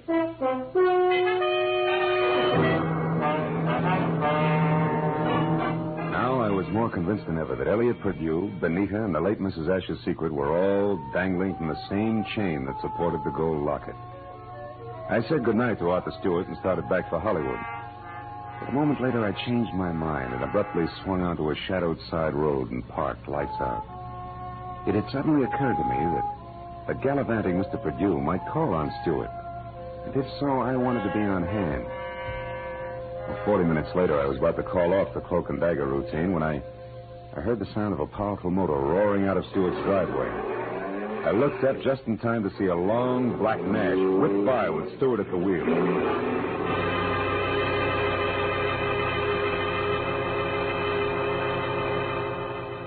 From the speed of the car, I certainly wasn't going out for the morning papers.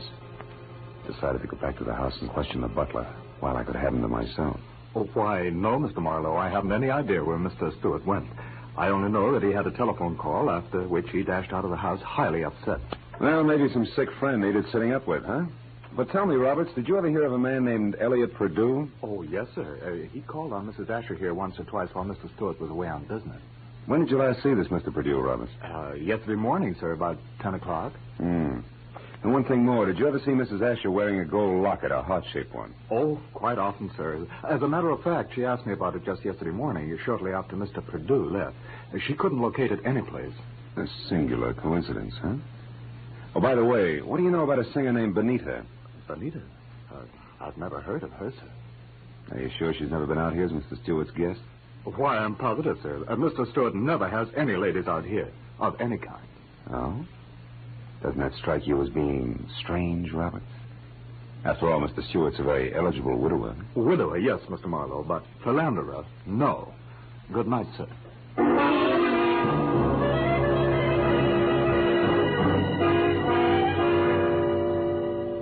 As I drove back to Hollywood, I tried to figure out where Arthur Stewart had gone. But I had about as much to work with as Gypsy Rose Lee after a third encore. And after discounting Benita's place in the Conga, there was only Elliot Perdue's house on North Ogden. 15 minutes later, I walked up to it, but the place was as dark and as quiet as the inside of a coffin. I was about to turn back to my car when suddenly I caught the reflection of a sliver of light bouncing off the glass in Mr. Perdue's living room. I found the back door lock easy to bluff. A moment later, I stepped into the living room. Marlowe, how did you know I was here? Mr. Stewart told me. You're a liar. Arthur wouldn't... Arthur? Well, you see, Mr. Stewart and I... Oh, no, it's Mr. Stewart, huh? Wait a minute, there's someone outside. Perdue. Put out your light. Now, when he finds you keep talking, say anything. I'll be behind the door. Here he is.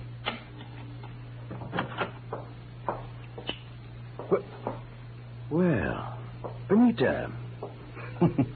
What a waste of time, my dear. While you've been here rearranging my socks, I've been talking to your boyfriend with the locket safely tucked away right here in my breast pocket. How clever of you.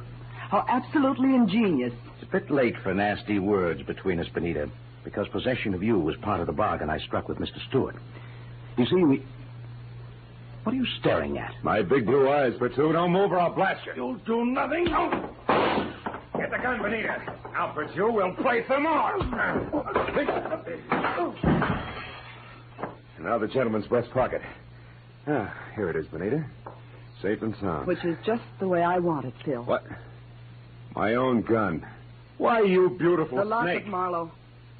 Come on, I get nervous with one of these things in my hands. Throw it here. Thank you. Now, when I leave, Phil, don't come after me, because I'd hate to fill you full of little holes. Good night, dear.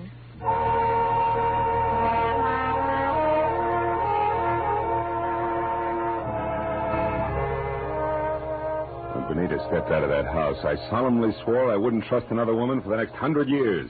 But a groan from the body on the floor brought me back to 1948 and Elliot Perdue. I knew that he had seen the picture in the locket, so I went to work on him. Come on, Perdue, snap out of it. Come on. Huh?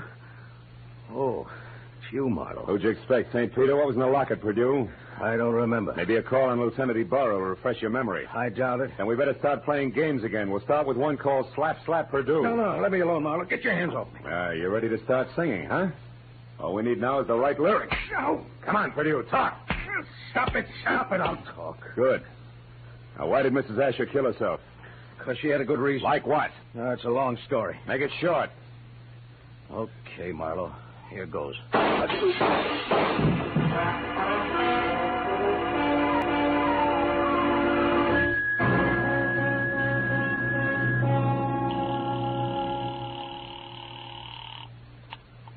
Lieutenant Ibarra speaking. Marlowe, Ibarra.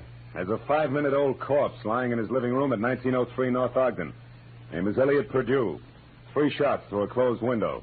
I was lucky. Any description of the killer? No, none. Now, look, Ibarra, right now I'm going after a songbird named Benita Malone at the Regent Apartments on Doheny. Will you cover me there without sirens? Sure, Marlowe. I'll attend to it in person.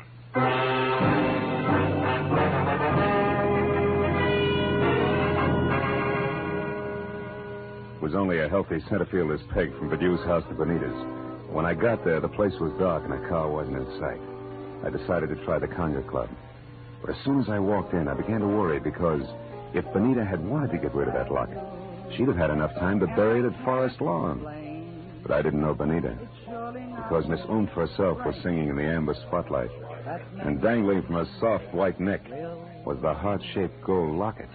I love you because he's wonderful, because he's just my Bill.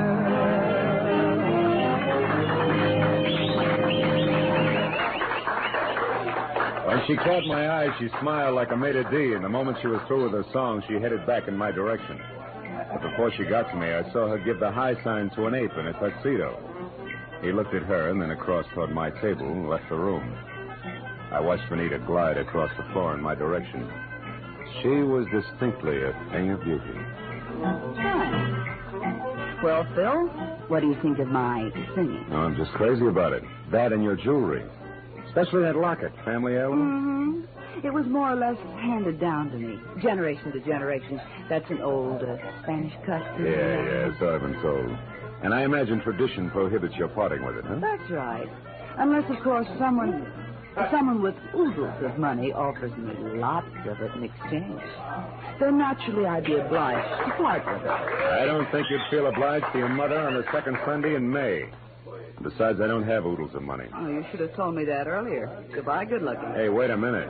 We couldn't do any business in a minute. And don't follow me if you want to stay pretty.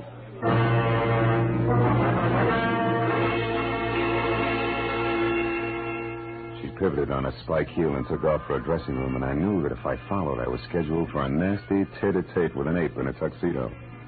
When I made the lower floor and saw that the long corridor to her room was empty, I knew the setup. The ape would be on the other side of the door waiting. Benita still had my gun, so I got the nearest substitute for a blackjack, a full bottle of Paul Masson champagne. Then I walked noisily down the corridor as far as her door and knocked. Turned the knob slowly, kicked the door open, and stood clear. It worked.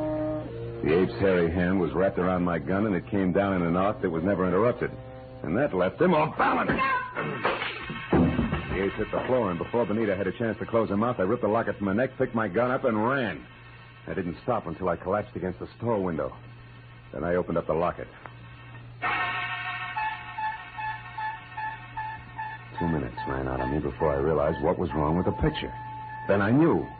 Arthur Stewart's home in Bel Air was my next stop.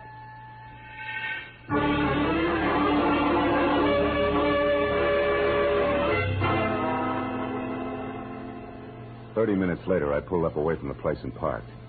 And keeping in the shadows, I approached the house where only the library and an upstairs bedroom showed any light. The library had French windows. When I moved up close, I was startled by the sight of a figure going through Stewart's desk.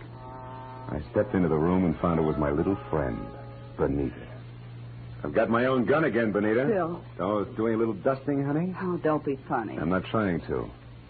How is it you're not upstairs helping Stewart pack? Because I've already finished packing, Mr. Marlowe, and don't turn around. That was well done, Benita. Oh, fine. Sucked in by a little decoy sprinkled with sequins. Don't mind the pose, Marlowe. Just toss your gun on the couch over there. Now. That's better. You know, Marlowe, I can't say that I'm very sorry for you. I don't expect condolences from a character who murdered a woman this afternoon and a man this evening. You killed Mrs. Asher? Yes, and that blackmailing scum Purdue as well. But both murders were very necessary, Benita. Even as Marlowe's here will be. Come over here, Benita, behind me. Hurry, Arthur, let's get out of here. Don't worry. And now, Mr. Marlowe, it's time for you. Well, thanks, Benita. You swing a beautiful bookend. You know, I had you figured all wrong. No, don't mention it, dear. I heard the cops coming anyway. You sweet child. We're in here, Ibarra, all of us. Oh, I figured you'd be out here when you didn't show up at that Songbird's place. Well, what's this? A little man on the floor with a large bump on his head is Arthur Stewart, the man who killed Elliot Purdue to keep him from telling me the truth about Mrs. Asher, and the man who killed her this afternoon. So Mrs. Asher didn't commit suicide after all. No, but she wasn't murdered either. She died in that accident in Canada 3 years ago. What are you talking about? Well, the woman that Stewart killed here this afternoon wasn't Mrs. Asher. It was his wife, Mrs. Florence Stewart. You see, there must have been a mix-up in identifying the bodies of the two women at the time of the accident. Mm-hmm. Stewart and his wife had Mrs. Asher buried as Mrs. Stewart. Then they collected the insurance neat, huh? Yeah. But what happened? Yeah, it's simple. Stewart got bored with his scarred and unattractive wife, and he started running around with choice little numbers. Like Benita here. Phil, honest, I didn't know a thing about this. Stewart told me that Mrs. Asher depended on him so heavily that she'd be crushed at his seeing another woman. But I didn't know she was his wife. Marlowe, how do you figure this all out? From a locket that belonged to the woman we knew as Mrs. Asher. It had a picture of Stewart and Mrs. Asher taken in dress clothes before she was scarred. Yet Stewart claimed that he and his wife had only met Mrs. Asher the day of the accident. And on a camping trip at that. But, Phil, I saw the picture, too, and I didn't figure that out. That's because you were too busy trying to figure just how much the locket was worth to Arthur Stewart. Or to anybody. In cold cash. You were blinded by all the dollar signs in front of your eyes, baby. Why, Phil, how can you say such things?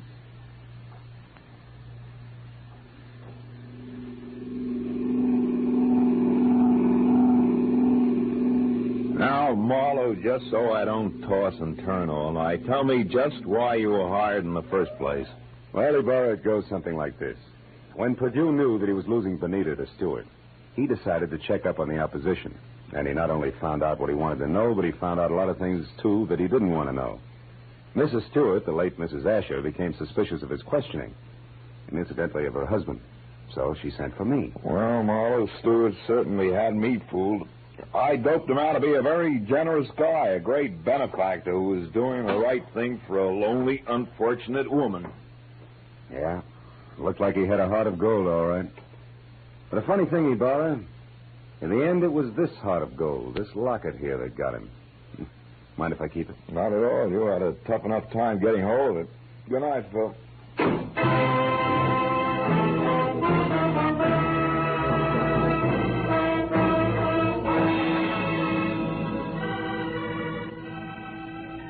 Well, by the time I got back to my apartment on Franklin, the sky was beginning to fill with the soft gray of morning.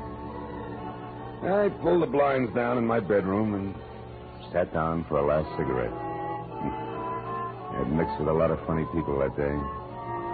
But for some cockeyed reason, I kept thinking of Benita Malone, a girl who was no better than she had to be.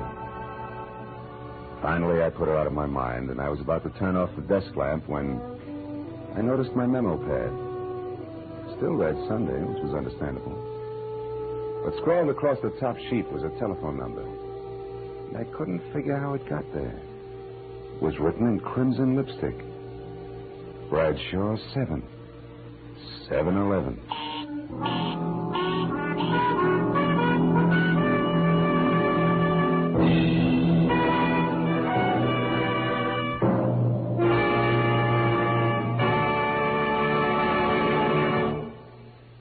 The Adventures of Philip Marlowe, created by Raymond Chandler, stars Gerald Moore and is produced and directed by Norman MacDonald. Featured in tonight's cast were Gloria Blondell, John Daner, Jack Moyles, and Ben Wright. Detective Lieutenant Ibarra was played by Jeff Corey. The special music was conceived and conducted by Richard Orant.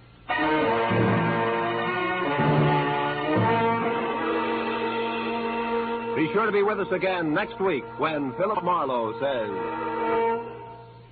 They were all after it. An importer, a beautiful woman, a nut, and a guy I couldn't figure out.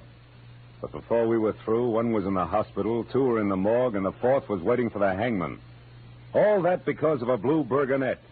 Something I'd never even heard of before.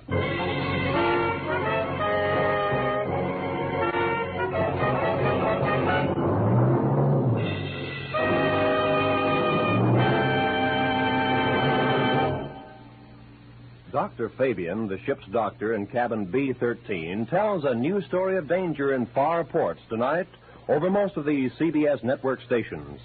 Tonight's story, The Island of Coffins, is another original drama by John Dixon Carr, famed mystery writer. You can hear it when the ship's whistles sound outside cabin B-13.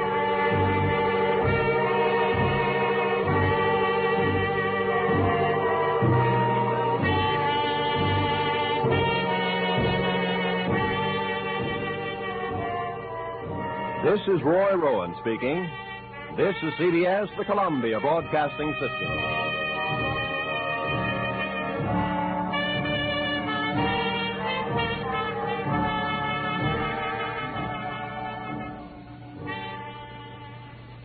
Our thanks this evening to America's own CBS. And before the orchestra strikes up again, let's see who among you really knows the golden age of radio.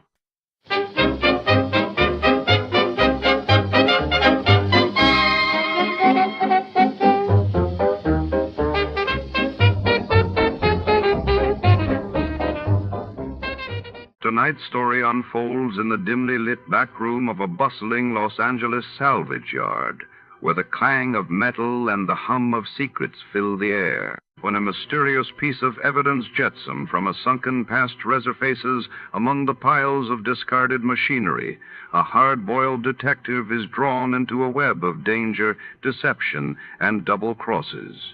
Shadows move between rusted car husks, and not everyone is who they claim to be. Stay sharp before. To start, let's see what happened the day it was aired. It was January 8, 1951, and that day the United Nations called for an urgent ceasefire in Korea amid fierce fighting near Seoul, while in London King George VI returned to public duties after a period of illness, reassuring the British public. Tired of the everyday grind? Ever dream of a life of romantic adventure? Want to get away from it all? We offer you Escape. Escape, designed to free you from the four walls of today for a half hour of high adventure.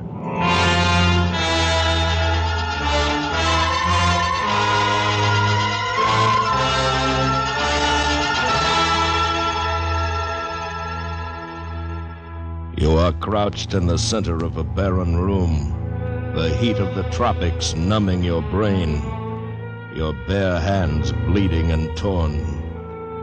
While facing you, his giant hands reaching for you, is the brute of a man whose life depends upon his killing you. Listen now as Escape brings you John Russell's unusual story, Jetsam.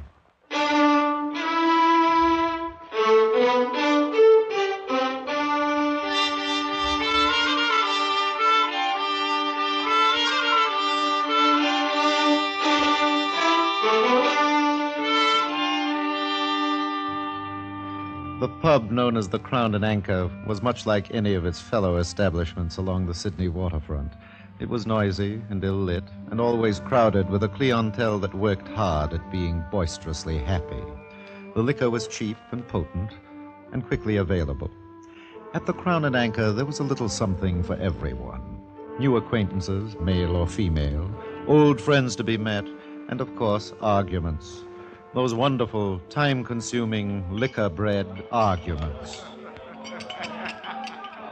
What was that again?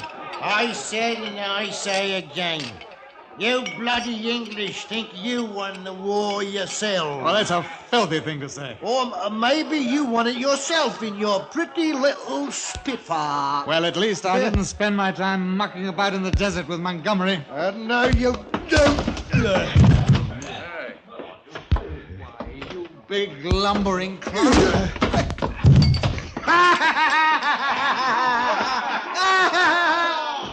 The fleet alarm has just collapsed.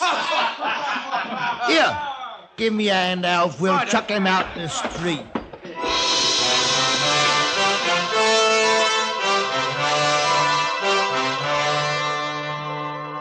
And now, sitting in the waiting room of Morley & Sons solicitors, Junius Peabody couldn't remember too well everything that had happened.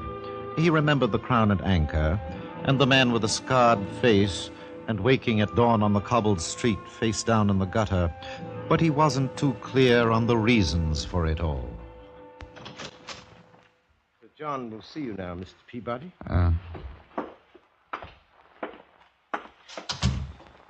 Good morning, Junius. Sit down.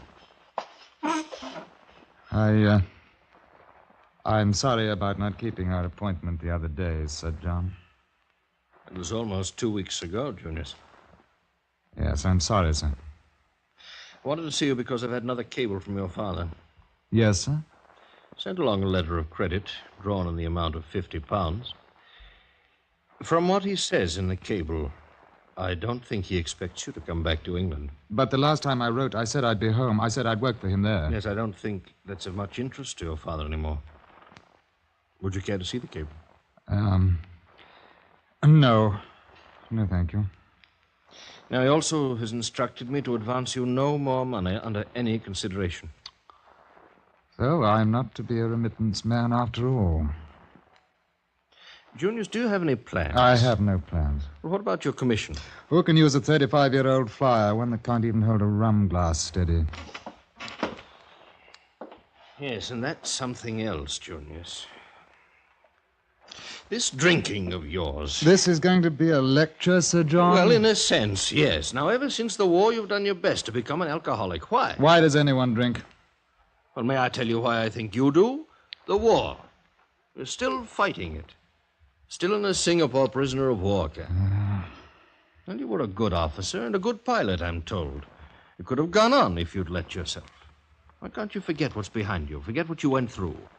Others have. This is a lecture, isn't it?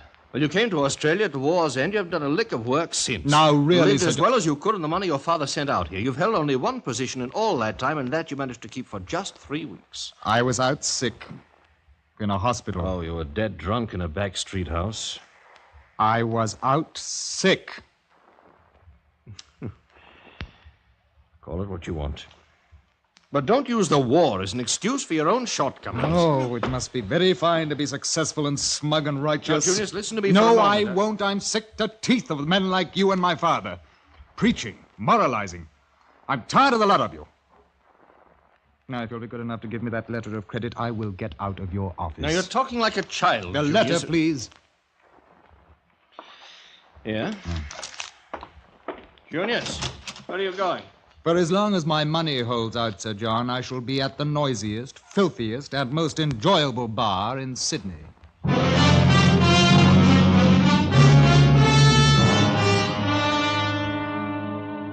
And that was the start of a most colossal binge for Junius Peabody. The entries were badly blurred, but he could trace himself up through Brisbane, Port Moresby, Macau.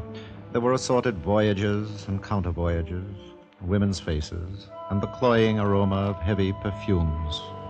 There was a hectic session when he and a Norwegian schooner captain hit the bank at Fantan and swore eternal friendship amid champagne baskets.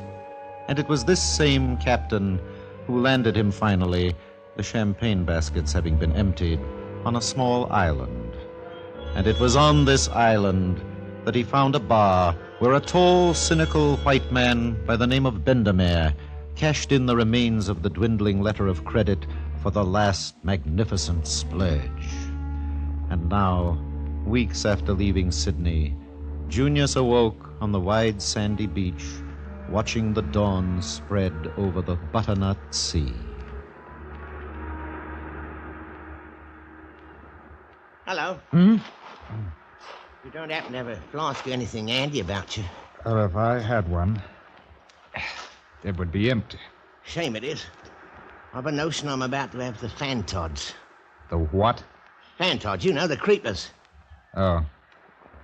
Yeah. I could use a bracer myself. I'm the Sydney Duck. Your name's Peabody. That's right. It wasn't half a party you give last night at the Bendemeers. Bendemeers? It seems to me I was thrown out of there last night. Is that right? That's right. Yeah. You was, and me, and the big Dutchman, Williams. But it was your fault. You started playing chuck farthing among his bottles with a bunch of copper spikes. I never seen a man hold his liquor worse. Well, I paid for it, didn't I? It was my money, and heavens knows you had your share of it. Well, Lord love you, chum, that I did. Hey, seeing as he threw us out, I suppose your credit's gone. I imagine. Sydney? Yes? What is this place? This is a beach, chum. And the island's Fufuti. And what the devil's Fufuti? 3,000 miles from the nearest pub. Oh. I did have some cufflinks and things. I wonder what became of them. Hey, you got any smokes left? Oh. Here. Thanks. Well, you're on the beach now, matey, that's for certain. And you won't like it, you won't. Do you? Me, I'm used to it. But look at your hands. I'll lay you never did a day's work in your life with them soft hands. You was probably a gentleman. But you're a beachcomber now, matey, a lousy beachcomber. And you needn't expect me to do no begging for you, for I won't no fear.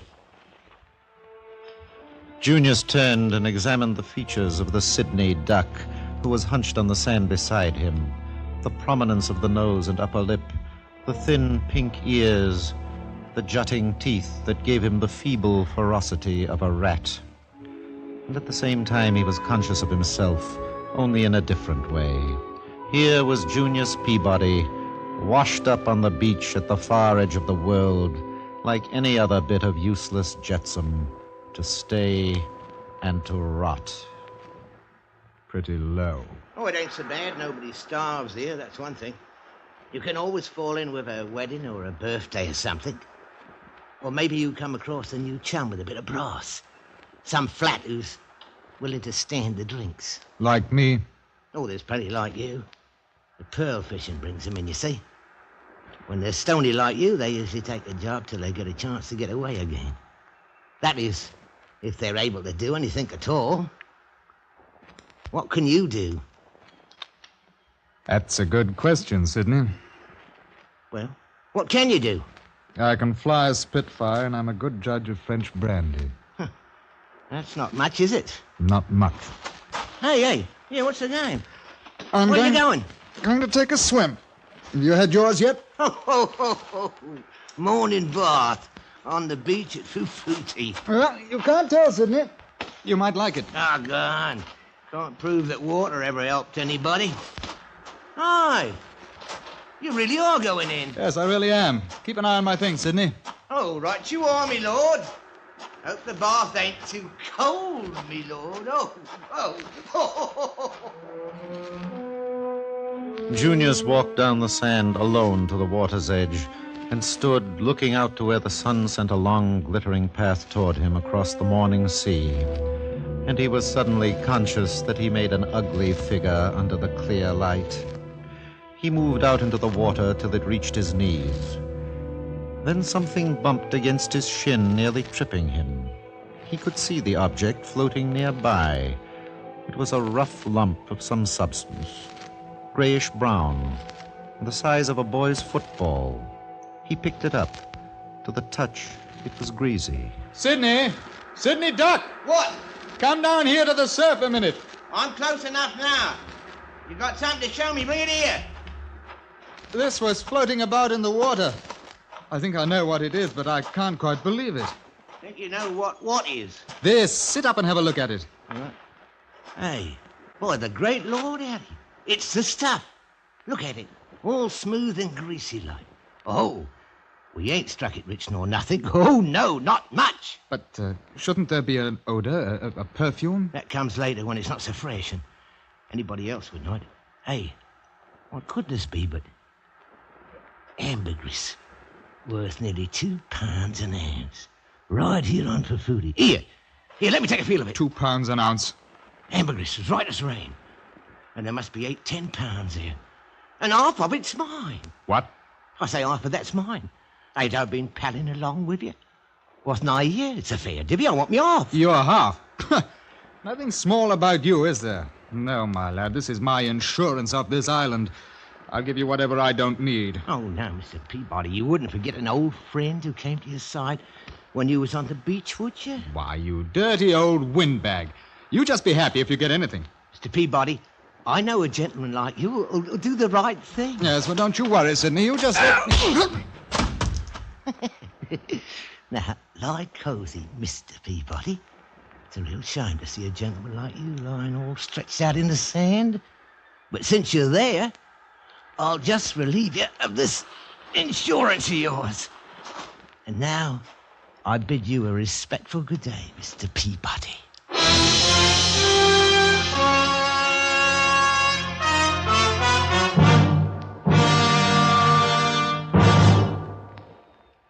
In just a moment, the second act of Escape. But first, tomorrow night at most of these same CBS radio stations, hear William Powell in a startling anti-communist drama titled The Man Who Cried Wolf on Suspense.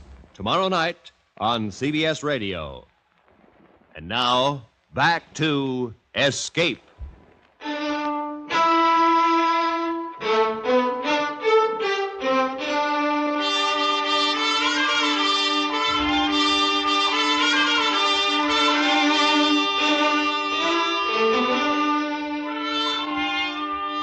Why Junius Peabody hadn't been killed by the Sydney Duck's blow at the base of his skull was hard to understand.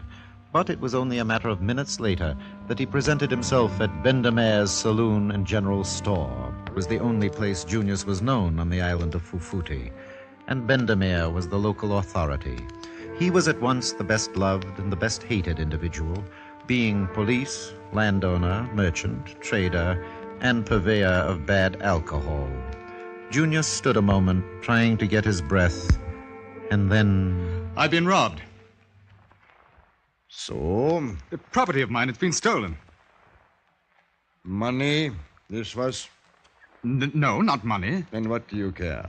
What do I care? What are you talking about, man? What was this property you lost? Well, that's not important to you. I want to know if you're going to do anything about it. No. Why should I? But you're the only authority on the island. That's right. Who was the man who stole from you? Sydney Duck. He hit you and ran off? Yes. I could help you, but I won't. What? I've seen too many of your kind here on the beach. Drift stuff that gets washed in. You're not worth it. All right, I'll do this myself since you won't help. Are you going? I don't know, but this island isn't so big I can't find the Sydney Duck. You go alone to retake this property of yours? Since I must, yes. You're a fool. They'll probably kill you. Well, they'll probably... They? Those that live at Tenbo Head, that's where the Sydney Duck will be now. That's where they all go when they must hide because of some minor lawlessness. The Sydney Duck has something of mine, and I'm going to get it back. And when I do, I'll be in to see you to talk business. I still think you're a fool. Bendemeer, last night you cashed in the last of my letter of credit. That's right. You were glad enough to help me then. You had money. That's the only drive you have? Money? It's the biggest. But let me tell you more. I don't mind helping a man who is worth something, a man who wants to help himself, but you... I know you're kind. You're filled with rum and useless. You're jetsam. You always will be. You're very sure, aren't you? I know you're kind, pitying yourself, thinking no one understands you or your problems, so you swill in rum in order to hide. You always will. I'm going out to Tenbo Head, and I'll be back. I'll give you a drink if you get back.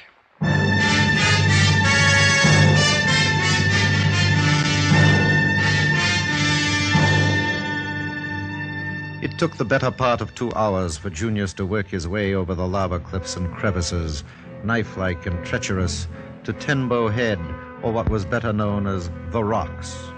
And here, his fingernails bleeding, his clothes torn, Junius finally found the Sydney Duck and Willems. They were seated on a small ledge, half hidden by pandanus leaves, overlooking the blue Pacific 30 feet below. Between the hulking German and the little Sydney Duck was the prize, his prize, the gray-brown ball now enclosed in a torn fishnet. Empty-handed, there was no way to take the ambergris from the two of them. Junius crouched low behind the foliage, thinking. And then a plan came to mind, so simple that Junius smiled. With a rush, he cleared the foliage and, stooping, clutched the filled net with one hand. Then, before the 2 startled men could more than cry out, he dove into the ocean 30 feet below.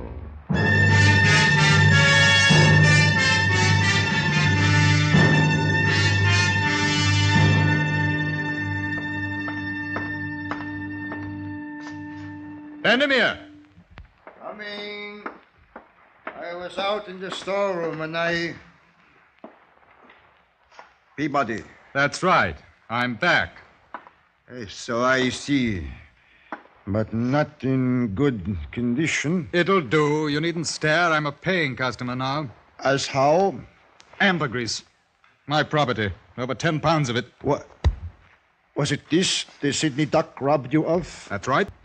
Was it this the Sydney Duck robbed you of? That's right. And you went out to the rocks to get it back from him yourself? From them.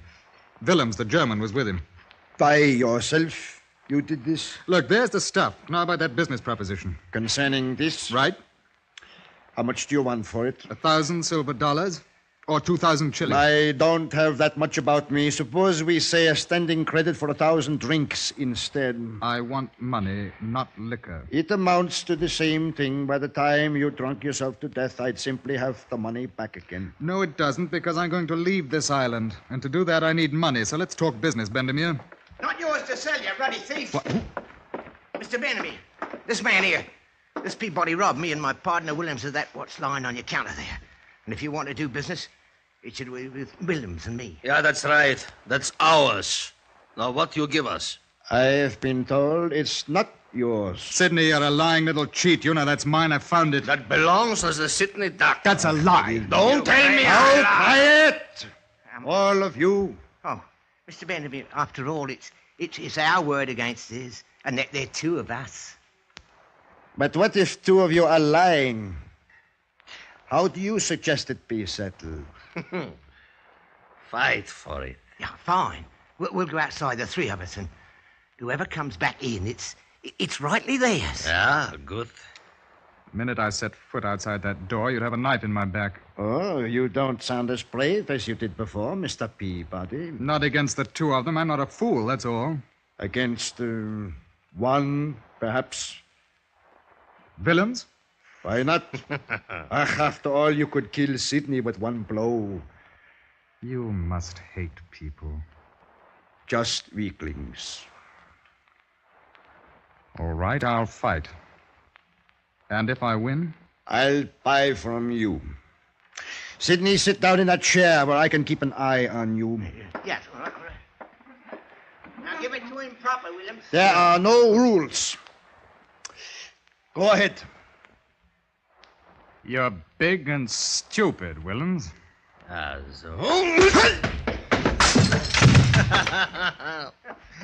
that's enough for you, no?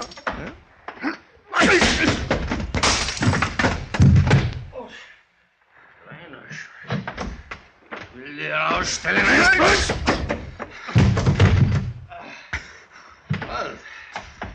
Einmal mehr, Kleinchen, einmal mehr. Nein! Genug!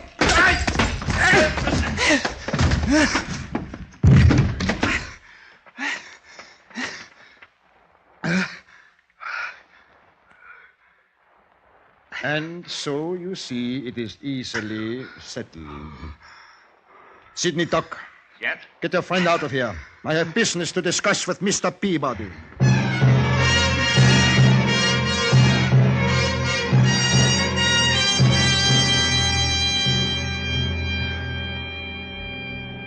You feel better now that you are bathed and whole again, huh? Now, let's get on with it. I want money for this stuff. I want to leave this place as soon as possible. You can only get off this island when and how I allow you. You see, mine is the only boat, the Likely Jane. You can see her through the window there. A brandy? I had my final drink in this place last night when you threw me out. Sure? Quite. Well, just in case. Now, let me suggest my plan. The island of Nukava, which I own, is well planted with coconut crop. However, Nukava is on the edge of the earth, the farthest corner, and the loneliest, and the driest. There are 12 Kanaka boys there, but I need an agent, someone I can trust. Why do you tell me? A white man could live there if he wanted to, and if he were fit to live at all. Of course, once he was there, he'd be stuck for a year on a coral gridiron. There's not a drop of anything to drink, save water, and that is brackish. Look, Bendemeer, what about this ambergris? I've got more than 10 pounds of it. Will you buy it? You can't very well take it anywhere else if I wouldn't buy it. Can you? Now, I'll make you an offer. I'll buy this lump of stuff from you, and I'll buy it either two ways. I'll give you a half interest in Nukaba, and you go there at once to take charge as agent, or else. Here is the first of your brandy, and I'll keep you perpetually drunk as long as you last. Nukaba. Once you're there, Peabody, there's no escape. You'll sit and fry. What for? Why do you offer me a choice like this? Because it amuses me. Because I please. Because... I know what you'll do. Yes? I've been watching men of your sort all my life. And I know just what they're worth. Drift on beaches, scraps, trash, jetsam, regeneration, rot and drivel. You can't save yourself any more than you could lift yourself by your own bootstraps. It suits me to prove you this way. There's your stinking brandy on the floor to say that you're wrong, Bendemeer. You'll lose. Oh, so? Yes. I'll go to Nukaba. As my agent? Yes. You'll stay and run the island for a year? Yes, if only to prove there are some scraps thrown on the beach that are worth something. So I see.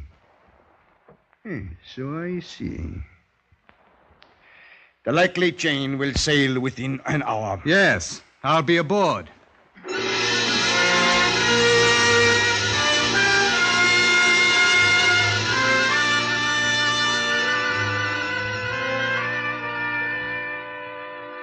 An hour or so later, as Bendemeer watched the likely Jane set a course for Nukaba, there was a smile on the face of that remarkable man, curiously unlike that of a loser's chagrin. He was still smiling as he went back to his storeroom to put the place to rights. There was a clutter of odds and ends of cargo from one of his surf boats, which had upset the day before while hauling cargo out to his schooner. Most of it had been salvaged by his Kanaka boys along the shore.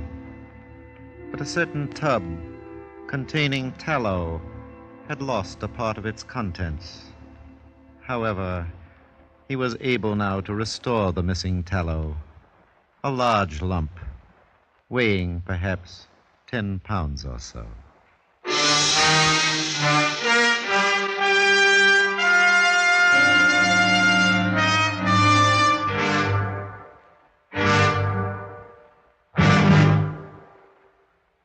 Under the direction of Norman MacDonald, Escape has brought you Jetsam by John Russell, adapted by Norman MacDonald and starring Ben Wright.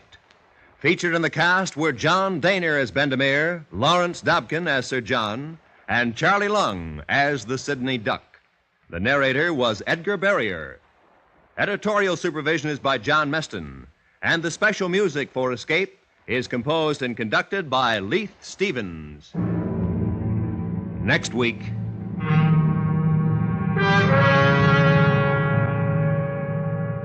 You are standing in inky blackness, looking up a long flight of stairs, at the top of which lurks something unbelievably evil, while in the moving shadows behind you, coming closer to you, is the shadowy figure of something that could only come from a nightmare. So listen next week when Escape brings you Anthony Ellis's terrifying story, I Saw Myself Running.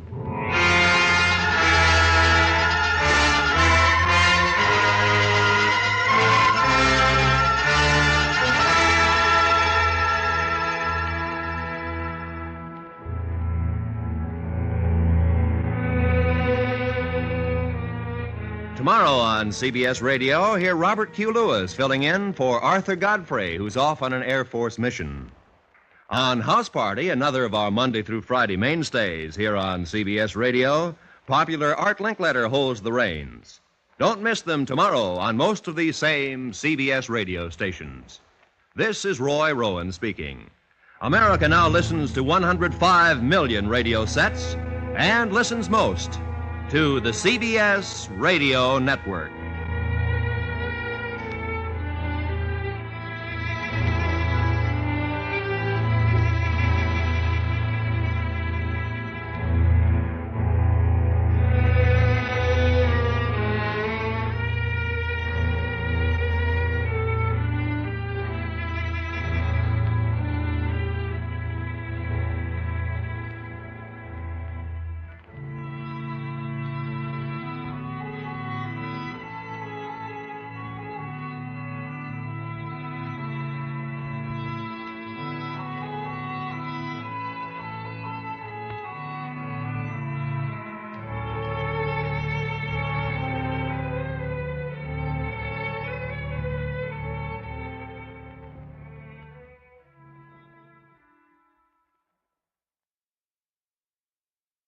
Here at Escape Radio, we proudly thank our partners at CBS.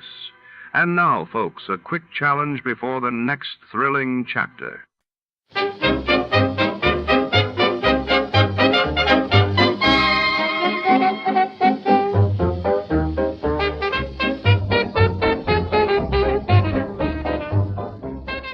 Tonight, mystery ignites at the edge of the city's industrial quarter. A luxury convertible erupts in flames inside the cavernous underground parking garage of the prestigious LeClaire Hotel. Among the charred remains, secrets smolder and the scent of gasoline lingers. Was it sabotage, revenge, or something more sinister? As Detective Carr arrives, the shadows of high society flicker against concrete pillars. A story of betrayal and danger unfolds. Before to start, let's see what happened the day it was aired. Just a thriller. It was March 29, 1957, and that day the world watched as the Treaty of Rome was signed, establishing the European Economic Community, while in the United States headlines reported the tragic crash of a TWA superconstellation near Cincinnati, claiming 15 lives. From Hollywood, it's time now for Johnny Dolar. Earl Poorman here. Poorman? Tri-State Life and Casualty. I'm the branch office manager down here. Oh, sorry, Mr. Poorman, but the answer is no. Well, this is an arson case, Dolar, and we're already having to make one payoff on I'm sorry, but it'll have to wait. I'm going to get as far away from this New England winter as I can. Well, for that, I don't blame you, but there's no reason you shouldn't come Look, down. I've had a rough year of it. I'm tired, and I'm cold. And unless I can get down to where the warm, balmy breezes waft in... Dolar, I have got to have you on this case. There's a lot at stake. Now, my office is down here... No, sir, I'm sorry. You down see... here in Sarasota. I just can't do it, Mr. Poorman. I've already made a plane reservation for Sarasota, Florida. And this is one time I'm going to... Where did you say your branch office is? Sarasota, Florida.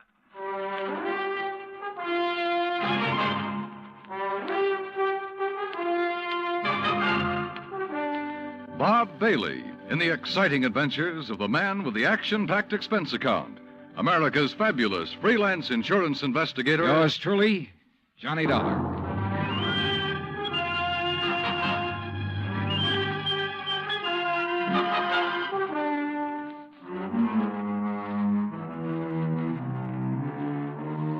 Expense account submitted by Special Investigator Johnny Dolar to the Tri-State Life and Casualty Insurance Company, Home Office, Hartford, Connecticut. Following is an account of expenses incurred during my investigation of the burning car matter. Expense account item 1, which I'd thought I was going to have to absorb myself. $129, transportation and incidentals to Sarasota, Florida. It was nearly 5 p.m. when I got there, so instead of checking into a hotel, I taxied, that's item 2, $1 even, I taxied to Earl Poorman's office in the Conroy building. He turned out to be a tall, lanky, easygoing fellow with clear blue eyes and a ready smile. Sit in an office and talk business this time of day? You're in Florida now, Johnny. Well, I thought from your call this was a pretty urgent matter, Mr. Poorman. It is. Arson, you said. Yeah, probably, but here's no reason we can't go out to my little shack on the quay and be comfortable while we talk about it. Besides, Michael wants you for dinner. Mike? My wife, Gertrude. Oh. Come on, my jalopy's right out at the curb. Come on, Johnny.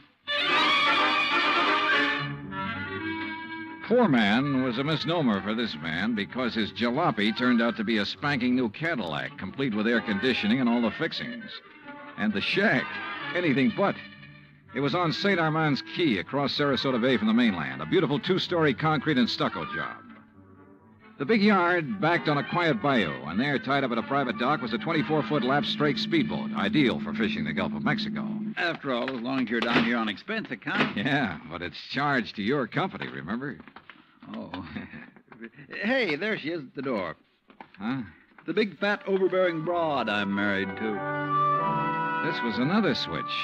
For Earl's wife, standing in the doorway, was the cutest little trick I'd seen in a long time. Petite, pretty, and blonde, and with eyes that you noticed right away because they were almost green. Eyes that suddenly narrowed as she looked at me. And I wondered why. Johnny Dolar, did you say? That's right. Insurance investigator down here to look into those fires. Oh. Any objections? No. No, of course not. Just set your bags here in the hall, Johnny. All right, thanks. And wouldn't you like a drink after your long trip? Yeah, and you can get me one, too. Scotch, Johnny? Martin's EVO. Oh, great. Well, soda, please. Sit down, sit down. Thanks. I take it Mike isn't too interested in the insurance business, huh? You know, she used to be a singer, dancer. Oh, well, this is a little different. But now, tell me all. Well, actually, I guess we ought to wait until Arnold Carr gets back. Carr? Carr Brothers, Lumber Enterprises. Arnold runs the business, and his brother Edward, well, Ed just shares the profits. Real black sheep of the family, from what I've been able to learn. Oh? Anyway, they have yards all over the state. There's one here in Sarasota, one up the coast a ways at Fort Pierce, and still another at Arcadia. That's about 40 miles inland, just east of here. And there was one up in Orlando. Was? Completely destroyed by fire a couple of weeks ago. And a $120,000 claim has been filed. Wow. That's where Arnold Carr is then, in Orlando, trying to clear things up. Here's your drink. Oh, thanks. Here, Earl. Yeah. Well, to the gods and goddesses and us. But shouldn't I be up in Orlando then? Arnold's on his way back here now. He lives here. He just went up there to arrange for clearing off and selling the property. You mean he's planning to just pocket the money? If Tri-State pays off, I mean. Looks like it. But I take it you suspect arson. Yes, Earl suspects arson, Johnny, and so does Arnold Carr. At least he says he does, but they have no reason. No? How about the other fires? Or attempted fires? Oh, where? At Arcadia, for one, but they got it out in time. At least that's the way Arnold Carr reported it. The way he tells Let it... me tell it, Mike. Oh. There was another at the yard here in Sarasota. Arnold himself discovered it one night when he was just driving around. But nothing to indicate it was attempted arson. No, Well, and the authorities up in Orlando found no indication of it there. Mike, you know as well as I do that a lumberyard fire will obliterate signs of arson better than any other kind of fire in the world. Yeah, but she has a point, though, Earl. Unless there's some evidence of arson. Of course. Yeah, why send for me? Well, mostly because... Actually, because Arnold Carr suspects it. But he's given you no real reason. None at all. I think he has a real reason, but he just won't tell us. Wait till you see him. He's going to call when he gets in. We'll run over to his place on Longboat Key. What about his brother? Edward, did you say? I've never met him. He's always stayed in Orlando. I was wondering if he might tell things that Arnold is holding back. Edward Carr wouldn't know anything. You can never be too sure. Look, why can't you agree with me for a... that must be Arnie now. Excuse me. Hello. This is Arnold Carr. Oh, hi, Arnie. Johnny Dolar arrived, so we'll be... Well, here, I'll let you talk to him.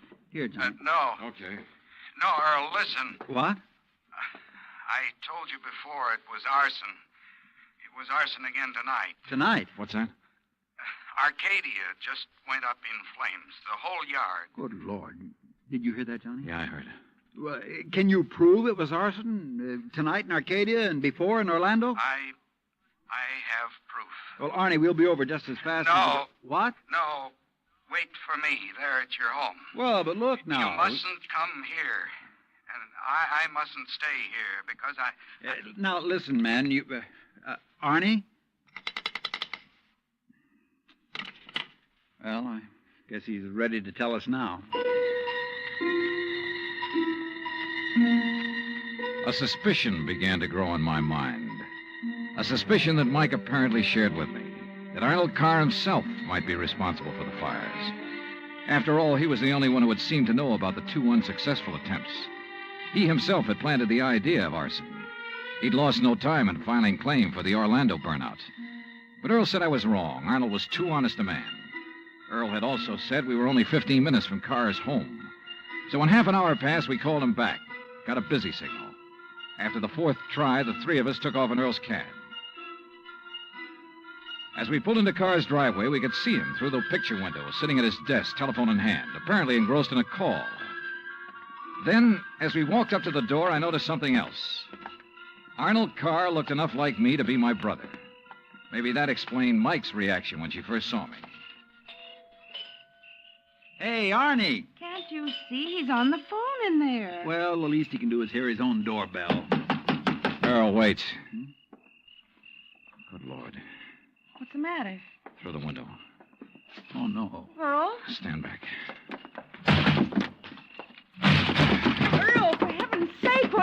Couldn't you see from out there? No, what's wrong? Well, Johnny? Right through the forehead, Earl. Looks like a 38. Before I could stop him, Earl took the phone out of the dead man's hand and called headquarters. Mike turned pale and slumped into a chair. And I gave the place a quick rundown, checked doors, windows, etc. A few minutes later, an officious young sergeant named Larkin arrived and took over. 38 caliber straight through the middle of the forehead. Were all three of you here when it happened? Mr. Foreman, Mrs. Foreman, and who are you? The answer to your first question, Sergeant, no, none of us was here. And this is Johnny Dollar, insurance investigator. Hiya. You insurance guys work pretty fast. You related to Mr. Carr? No, why? Look a little like him. Who busted in the front door? The killer? I did. When we drove up, we saw Mr. Carr sitting there at his desk. We rang the doorbell and knocked, but... And when he didn't move, you took things in your own hands and busted in, huh? That's right. You haven't moved anything, have you? No. Except I took the phone out of his hand to call you. Dollar, if you're any kind of investigator, you should have known better than let him touch anything. Now, let's see. The shot must have come from somewhere near this window by the fire. Ah, sure, here we are. Bullet hole right through the pane.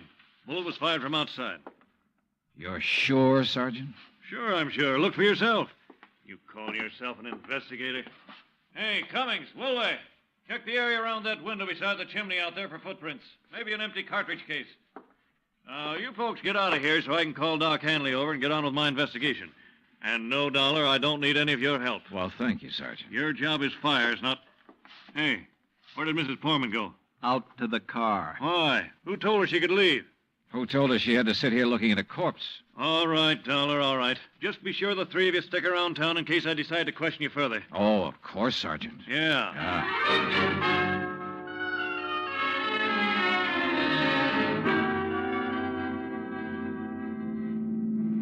Not shot by somebody standing outside? What do you mean, Johnny? Oh, I spotted that bullet hole in the window, too. So? I also noticed there were no particles of glass on the inside sill. But there were some on the outside. Yeah. The shot that made that hole was fired from inside that room to make it look as though it had come from outside.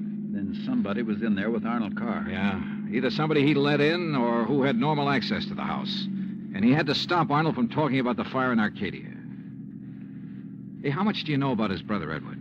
Well, nothing really, outside of what Arnold told me. Was either of them married? Family of any sort? Arnie wasn't, but Arnold's death means Edward will own the business then. Well, yes. And he lives up in Orlando, scene of the first big fire. Yes, very good heavens. Johnny, you don't think his own brother... Where can I rent a car? Take Mike's Chevy. It's in the carport at the house. But what are you going to do? Drive up to Orlando by way of Arcadia.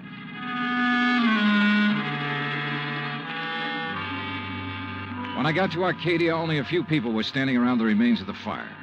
One hose company was still working on it, and a couple of police were poking about in the embers.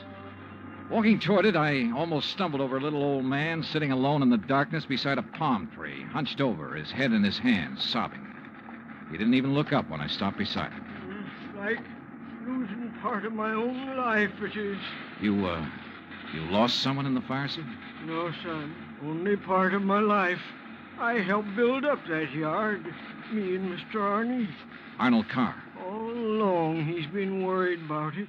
And last week, when him and me smelled smoke and come over here and put out the barrel of trash that was smoldering, he knew.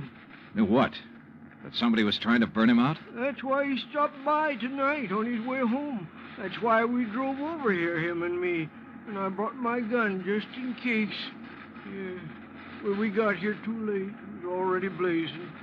And when he seen the automobile pulling away... What auto? Yes, Frank, he said to me. I knowed he was the one trying to burn me out, he said. Who, old-timer? Who do you mean? He didn't say.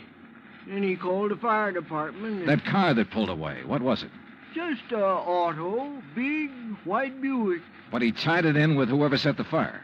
All he said was, I knowed he was the one. Do you know who it was he meant?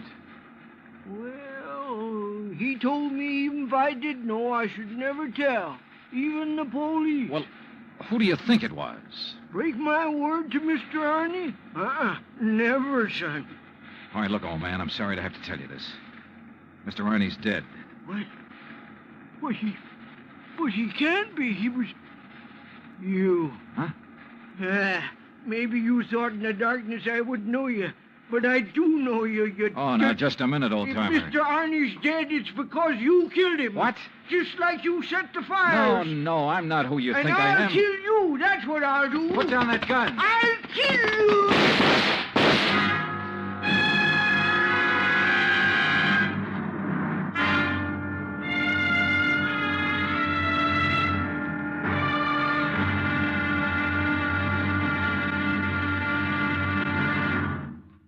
Act two of yours truly, Johnny Dollar, in just a moment. Back in the old days, the very old days, that is, a girl named Cassandra had a corner on the oracle market. But nowadays, you can do some foretelling yourself. On Jukebox Jury, for example, you can help decide which of Tin Pan Alley's new recordings are destined for the hit brackets and which ones are likely to spiral all the way down to oblivion. Remember, Jukebox Jury is yours to hear on most of these same stations every Sunday. Now, Act Two of yours truly, Johnny Dollar, and the burning car matter.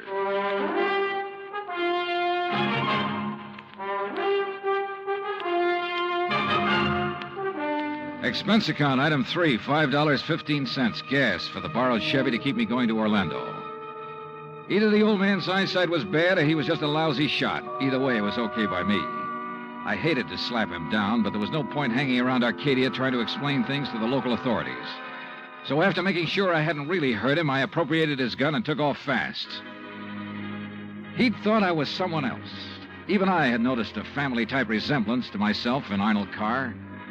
Sergeant Larkin had asked me if I was related to him. And now the old man at the fire had apparently thought I was the one who... Oh, well, I'm afraid I made the rest of the trip to Orlando in somewhat less than legal time. And at police headquarters, I barged into the office of Lieutenant Cal Hudson without bothering to be announced. Early in the morning?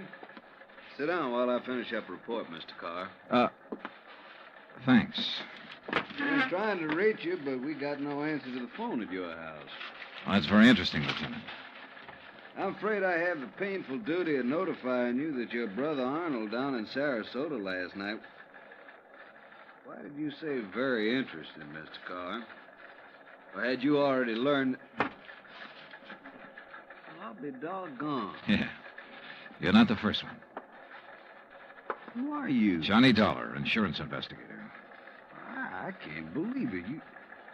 Dollar, you look enough like Edward Carr to be his twin.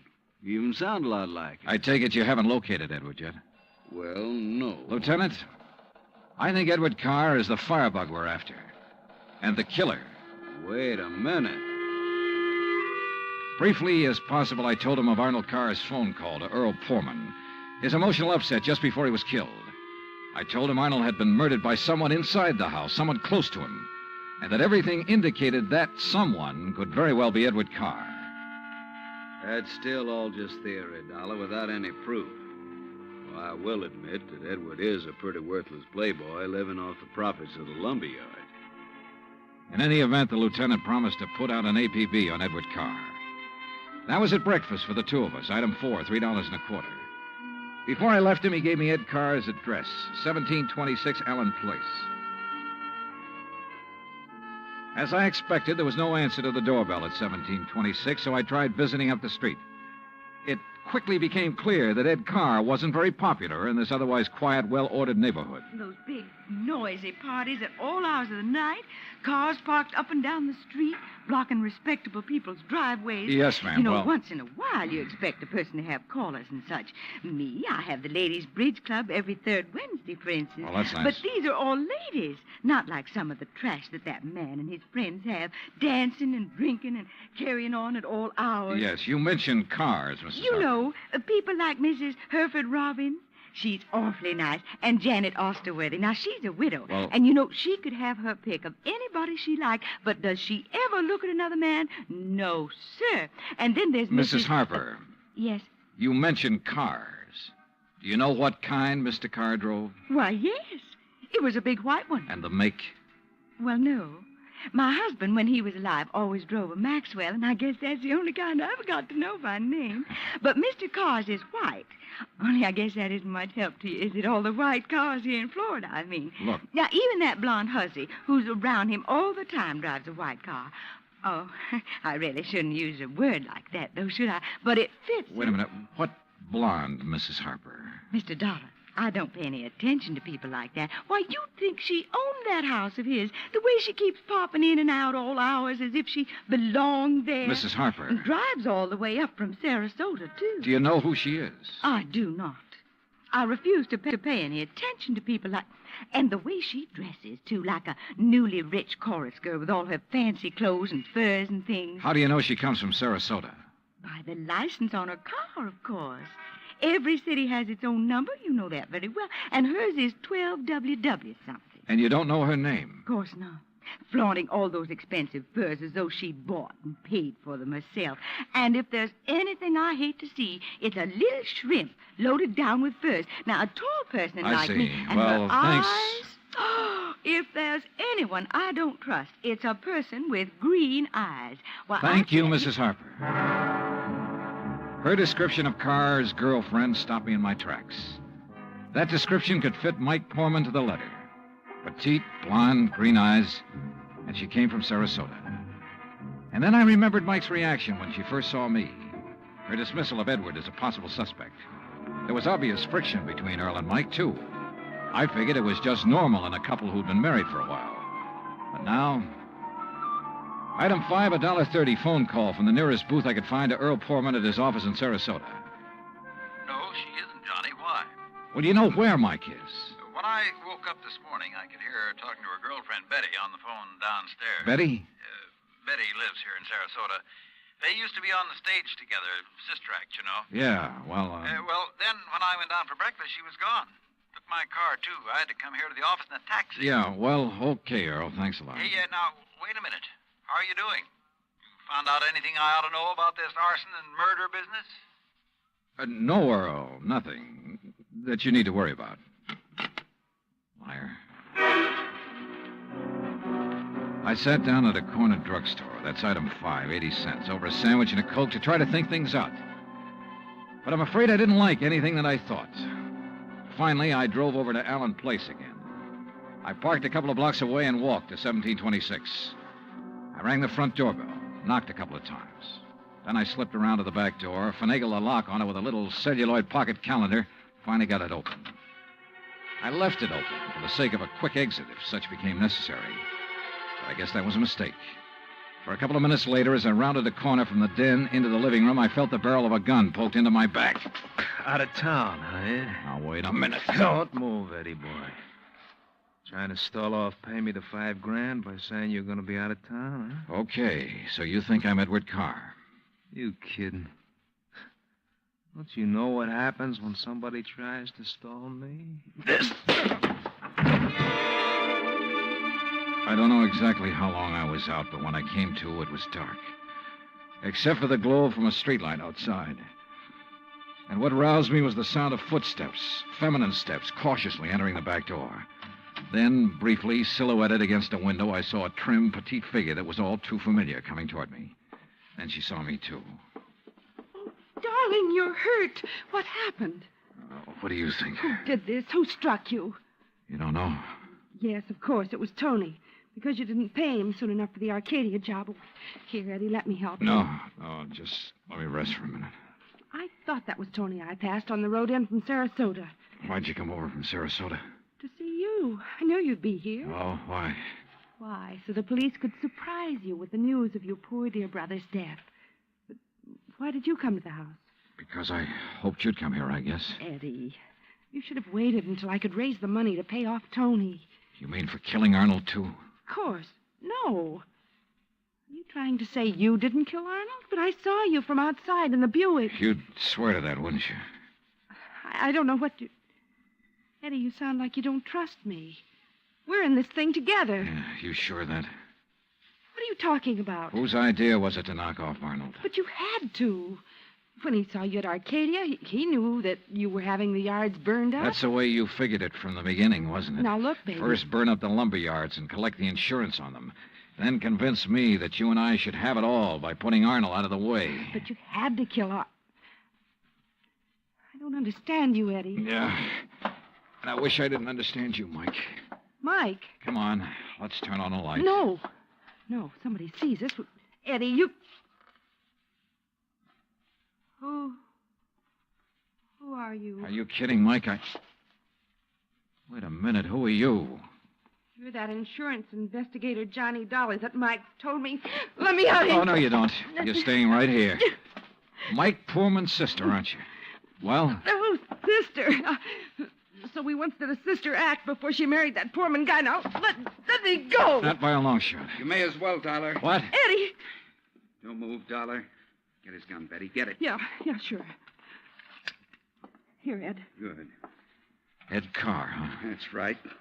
You know, we do look alike, you and me. Yeah, sure. Enough for Betty here to have told me all I need to know. Don't believe him, Eddie. He's lying. I heard, No, baby. Eddie, I thought he was you. Don't you see? Sure. Why'd you come up here anyway? Because Mike told me that Dollar was coming up here. You been shooting off your mouth to her, too? She knew about us. She thought you might have something to do with the fire. She was my friend. She was trying to get me out of this whole mess, and I wish I'd listened to her. Well, it's too late now, baby. Eddie, what are you going to do? Now I gotta get rid of both of No! them. And figure some way to shut up Tony's mouth. Ed, please! You know you'd never get away with it, Carr. Oh, no, I'll call him. That's what I'll do. Yeah, Betty, and he'll come here to get his money. Then I'll call the police, see? Tell him to come right away. Tell him I found out about you having Tony start the fire. What? That's right, that you had him burn up the yard so there'd be even more money for you to bleed from me, like all the dough you got from me already. You're crazy, Ed. I'll tell the police to meet me here. And when they come in, it'll just be in time to see me kill Tony in self-defense. After getting here too late to save you, I'll tell them. You're out of your mind. They'll check that gun of yours so fast. And that'll prove it. Because the only shot out of my gun will be the one that gets Tony. This gun of yours is the one that's going to knock you two off. And they'll think it's Tony's. Oh, Eddie, please, you're drunk. Are you crazy? Crazy? To save my own life? To keep you and Tony and Dollar from putting a noose around my neck? If you think that harebrained scheme of yours will ever work, you're off your rocker. It's gotta work, because it's my only chance, so it's gonna work now.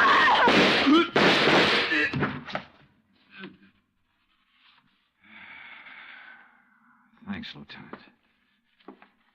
I'm afraid I was too late to save her, Johnny. Mm-hmm. Yeah. But Eddie Carr will live to face a jury. What brought you here, anyhow? I did, Johnny. Mike, stay there.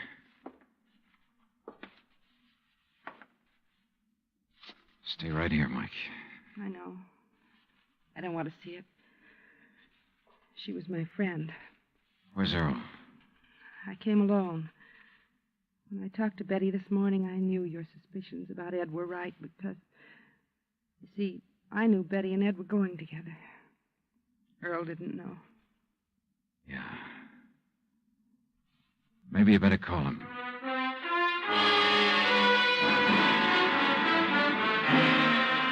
Expense account item 6, $9.80, gas and incidentals for the drive for the two of us back to Sarasota.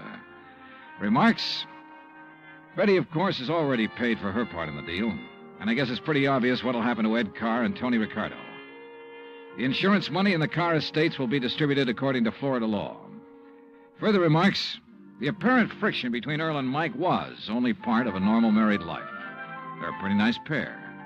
Oh, and I thoroughly enjoyed 3 days of fishing in the Gulf, thanks to Earl. Expense account total, including all the incidentals I could think of, $385.26.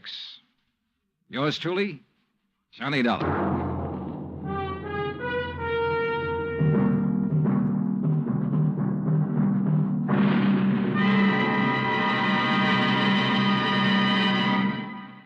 Our star will return in just a moment.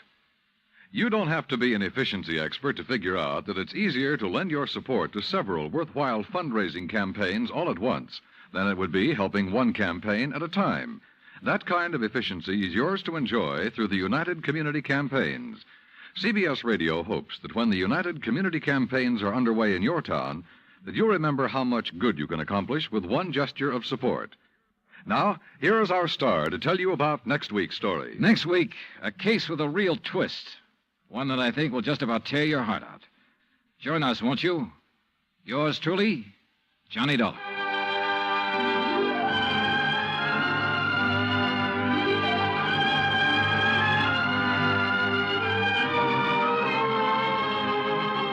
Yours truly, Johnny Dollar, starring Bob Bailey, originates in Hollywood. It is produced and directed by Jack Johnstone, who also wrote tonight's story. Heard in our cast were Virginia Gregg, Harley Bear, Victor Perrin, Bob Bruce, Harry Bartell, Vivi Janis, Tony Barrett, and Junius Matthews. Musical supervision is by Amerigo Marino. Be sure to join us next week, same time and station, for another exciting story of yours truly, Johnny Dollar. Dan Cubberly speaking.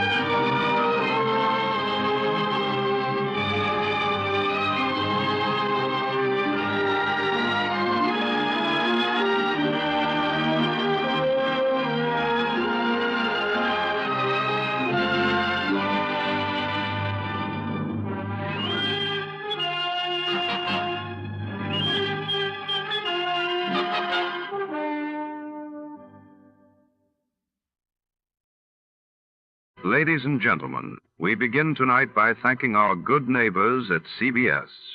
And now, before the next adventure reaches your radio set, a quick listener challenge.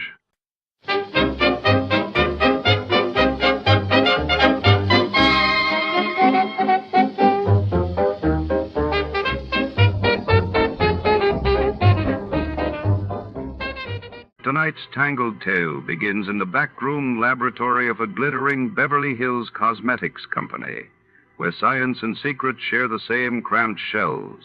It's 1949, and beneath the scent of expensive perfumes, a deadly formula is about to rewrite the fate of everyone who touches it. Betrayal, ambition, and a whisper of cyanide swirl in the air as a private eye steps into a world where beauty could kill. Before to start, let's see what happened the day it was aired. It was March 10th, 1949, that day. Violent clashes erupted in Jerusalem as tensions grew in the Middle East, while in Washington, the North Atlantic Treaty was finalized, setting the stage for the creation of NATO. Tired of the everyday routine? Ever dream of a life of romantic adventure? Want to get away from it all? We offer you Escape. Escape, designed to free you from the four walls of today for a half hour of high adventure. Escape, brought to you by your Richfield gasoline dealer and the Richfield Oil Corporation of New York. Marketers of Richfield gasolines with xylene, Rich Lube, all-weather motor oil, and other famous petroleum products. Look for the Richfield Eagle on the cream and blue pumps.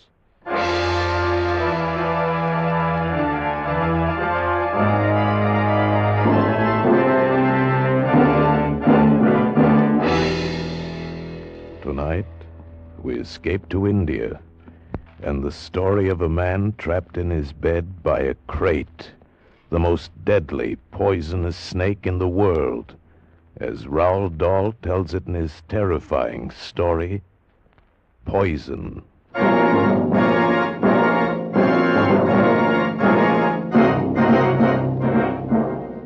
Listen, it's an awful good story, but to get the point, you got to understand about two things. What kind of a guy Harry Pope was and what kind of a snake a crate is. First, the crate. You spell it K-R-A-I-T. They're in India, the crates are. Little snakes, sometimes not more than 3 or 4 inches long. You have to look real careful if you're going to see one at all. Really almost like a worm. Except that it's the most poisonous snake in the world. It can bite faster than a bumblebee, and when it does, you go off like a firecracker, swell up like a hot water bottle, and in fly the angels. Crate. Tiny little snake. Now about Harry Pope. Funny guy. He had it in for anybody who wasn't American, who didn't speak his language. He called them foreigners, and he called them that army word, gook. Didn't matter if they were French, Italian, or Japanese. Gook. Foreigner, he'd say. It's kind of buggy on the subject. Funny guy. Well, Harry and me, we got sent out to Bombay on this construction job, and that's where the trouble started. You see, except for the two of us, the crew was made up of local boys, Hindus and Muslims, 40 of them. Harry was like a cat in a room full of dogs, had his back up every minute. After a month or so, it began to wear him out. Got so his appetite wasn't right. He was smoking 3 and 4 packs a day, and he wasn't getting his sleep. I used to try to straighten him out. Used to tell him he was wrong. No, Woody, there's no use talking to you. Listen, Harry, they're all good boys. Why don't you take it easy? Woody, you and I are good friends, but there are a lot of things you just don't understand. You ought to take it easy, Harry. They're all human beings, just like you and me. They're gooks, Woody. Foreigners. Look it. Think about it this way. How'd you like your sister to marry one of them? I haven't got a sister, and anyway, you've asked me that before. Yeah, you see? You won't even make the effort to understand.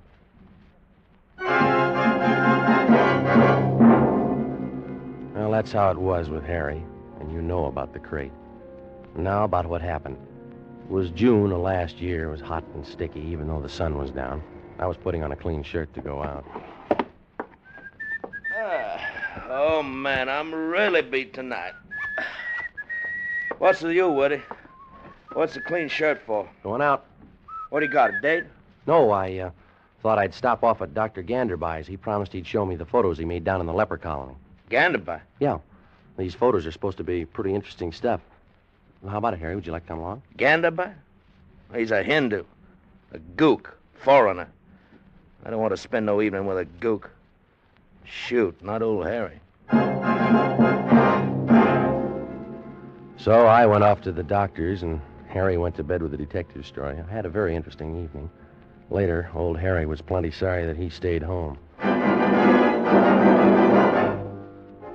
I didn't leave the doctor's until around midnight, and when I drove back through the sleeping city, it was very quiet and dark. I thought about the pictures of the lepers I'd seen. I remember thinking, I hope Harry's awake, because I'd like to tell him about those pictures. And when I got home, I was glad to see the light in his room was still burning. Harry, you up? I didn't get an answer. Probably fell asleep reading. Harry, you awake, Harry? Shh. Woody, stop yelling. Harry, boy, what's the matter, kid? Shh. Stop, Woody. Take off your shoes. I couldn't tell what was the matter, but I knew he was serious, whatever it was about, so I did what he wanted. He was in bed, under his netting, with a reading light on, his book on the floor. He lay quite still, and the sheet came halfway up his chest. He was wearing those corny pajamas of his with the big checks all over them. And the pajamas were soaked in the sweat that was rolling off his face. He lay like a corpse, flat on his back, with his hands lying dead on the bed. His hands, even the backs of them, were sweating. His eyes looked like he was watching somebody saw his leg off. Woody, what's the matter, boy? It's a crate. Crate? Where? For Mary's sake. Where? Where's the crate? In here.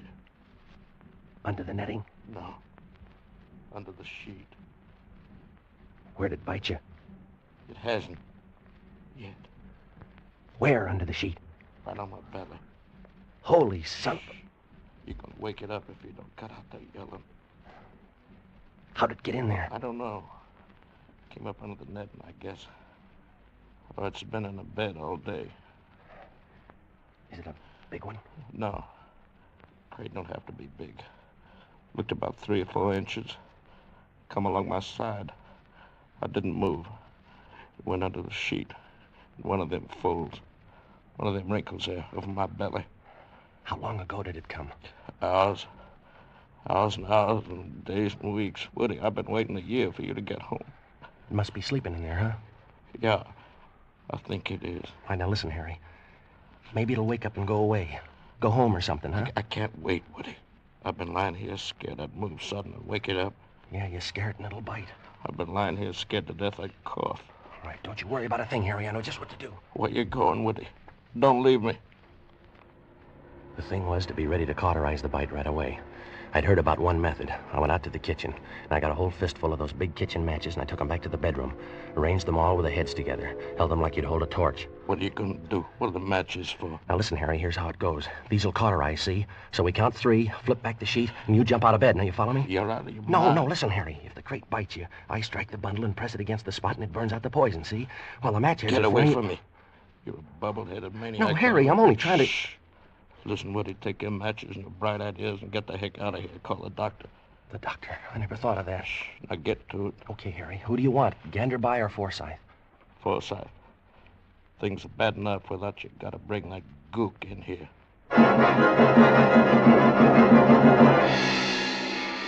I dug through the telephone book and I found Dr. Matson B. Forsyth's number and I dialed it.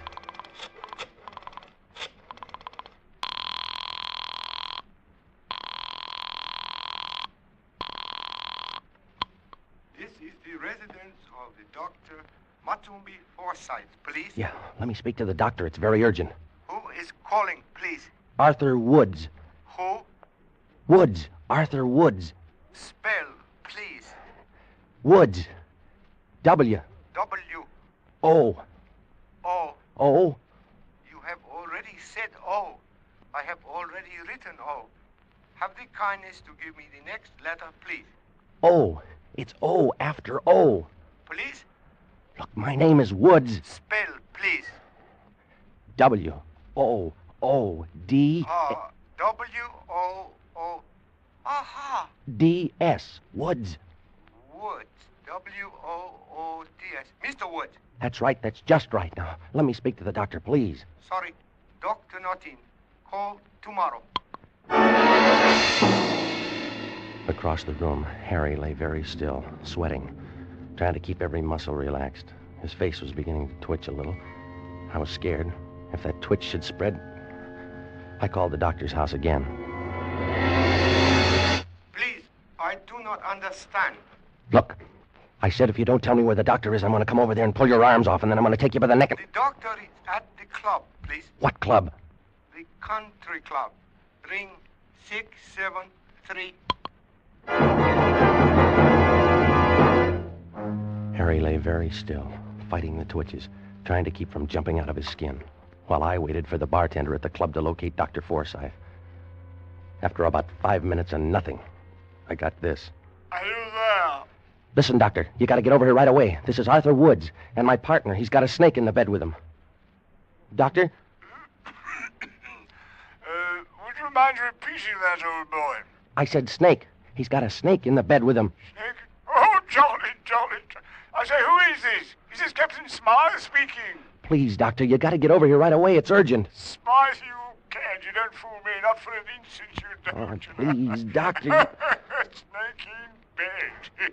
Listen, is this Dr. Forsyth speaking? I say, of course not. It's Colonel Harcourt. Oh, well, let me speak to the doctor, please. Oh, but you can't, old fellow. Why not? Why, he's jolly well passed out, don't you know? Passed out. Like a mackerel. Snake in the... Listen, Harry, you got to forget all this prejudice stuff. Ganderby's your only chance. No, he's a gook. He went to Oxford, Harry. He's a gook. It's him or the Undertaker. He's a gook. I'm going to call him, Harry. All right. Go ahead, call him. But he's a gook. I called him. And when I mentioned crate, he was quiet for a good 10 seconds, and then he said he'd be right over. And he was within 5 minutes. He was wearing felt slippers, and he moved silently into the bedroom. He was carrying his black satchel, and when I saw the lamplight glinting softly in his steel-rimmed spectacles, saw his wise, gentle eyes, his bald brown head, I thought to myself, why, he looks just like Mahatma Gandhi. He looked silently at Harry and smiled encouragingly. Harry looked at him, looked at me, and looked away. Now, first we must very carefully remove the netting from about the bed. Mr. Pope, I want you to pay no attention to us. You are to concentrate on being very quiet, on letting the little snake sleep. It is a very little snake, and it is very tired. You must tell yourself this, and you must believe it is necessary for it to sleep. Yeah. Mr. Wood, help me lift the netting very slowly. Up, and up. Good. What are you going to do for me? Think about the little snake. What do you think I'm thinking about? What are you going to do for me? The snake. It is here. It's in one of those folds over his abdomen, Doctor. Now we all know where it is. Pretend you are the mother of the little snake. You are keeping it warm. It is sleeping. That is good. Just so as it don't wake up and want breakfast. You joke? That is good. I wish I was back home in the good old USA. Now then. What are you going to do, Doctor? I have a serum here. We will inject it into the blood of Mr. Pope. Then, as he puts it, the little snake may breakfast to his heart's content without harm to Mama. His hands were brown and slender and astonishingly deft. He poked the hypodermic into a capsule of thick yellowish stuff, the serum, and then with infinite care he drew the plunger slowly and steadily upward. The glistening chamber filled. He withdrew the needle, laid the hypodermic down, and then with all the gentleness in the world, he began to fold back Harry's sleeve. It was as though he were folding rare old lace. He inched the sleeve carefully, under and up Harry's arm until the vein came into view. I'm going to fasten a tourniquet on your arm now. It will be just above the elbow. Do not move your arm. Do not twitch your muscle. Gently, gently he tightened the rubber tourniquet, and Harry's arm began to flush dark. The vein began to swell, blue and tight. Harry kept his eyes on the ceiling. Now I'm going to insert the needle in the vein. You must not react. By that I mean you must not tense your abdominal muscles. Believe me, Mr. Pope, this will not hurt. Very carefully he placed the syringe almost flat against the arm, slid the needle in sideways through the skin and into the blue vein, slid it slowly but so firmly that it went in smooth as a knife going into a cheese. Doc. Shh. You're good, aren't you, Doc? You must believe that. You aren't gonna let me die, are you, Doc? I'm your friend. You must believe that. Are you, Doc? You won't let me die? No, I will not let you die. Now, be still and think about that. With all the care in the world as he had pushed the needle into the vein, now he pressed the plunger down, pressed the serum through the needle and into Harry Pope's body. I watched Harry. His eyes were on the wise, gentle face of Dr. Ganderby. His eyes wanted desperately to believe what Ganderby had told him. Now the hypodermic was empty, and slowly it was withdrawn. And then slowly the deft, graceful little hands loosened the rubber tourniquet. And then Ganderby looked up, met Harry's eyes, and smiled. Harry tried to smile back, but the smile jumped and twitched and died. You're taking care of me, huh, Doc? Yes, my son. Now you must be still while the serum is pumped through your body. Be very still and be very assured. I'm your friend. Oh. The serum will save you. You will escape harm.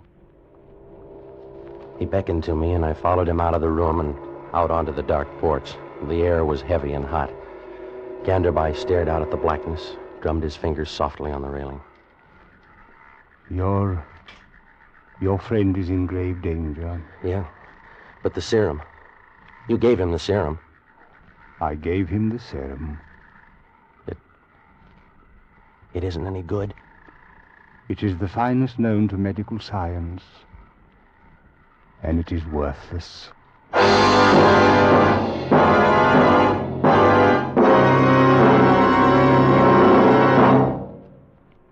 To most of us, science is something strange and mysterious. We think of magic medicines and supersonic planes. But here's a scientific achievement that's as real as your car and as near as your Richfield dealer. It's xylene, one of the highest ananoc gasoline components ever discovered by scientific research. And xylene can benefit you today, because every gallon of Richfield gasoline now contains xylene.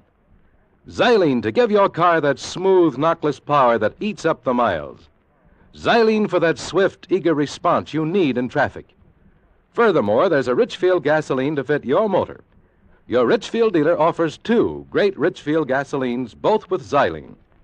Get Richfield High Octane at regular price for the average motor, or Richfield Ethyl at its best for top results in highest compression motors. Get Richfield gasoline tomorrow. Stop where you see the Richfield Eagle on the cream and blue pumps. And now we return you to Escape. So there it was. Harry Pope, the man who had been an enemy of anyone and everyone who didn't come from his country or speak his language, was now halfway through death's door, and his only hope lay in a Dr. Ganderby of another race, another creed, another country, and another color. Now, for the first time in his life, Harry had made a gesture of friendship toward a person of another race. First time. And it seemed to me the last. No, my friend. The serum is worthless. So what can we do then? The snake is bound to wake sooner or later. Harry'll move. He won't be able to help himself, and the snake will strike. We must think. Yeah. Look, I'll shoot it. I can hold the gun low and flat so that even if I hit Harry, it won't be a penetrating wound, and I'll blow the snake, sheet and all, clear the bed, huh? But you don't even know which of the many folds and creases in that sheet is the harbor of the snake. Yeah. You might shoot the air. Yeah. You would most certainly wake the snake then. No, we can't do that. I think I have a solution, Mr. Woods. Yeah? We will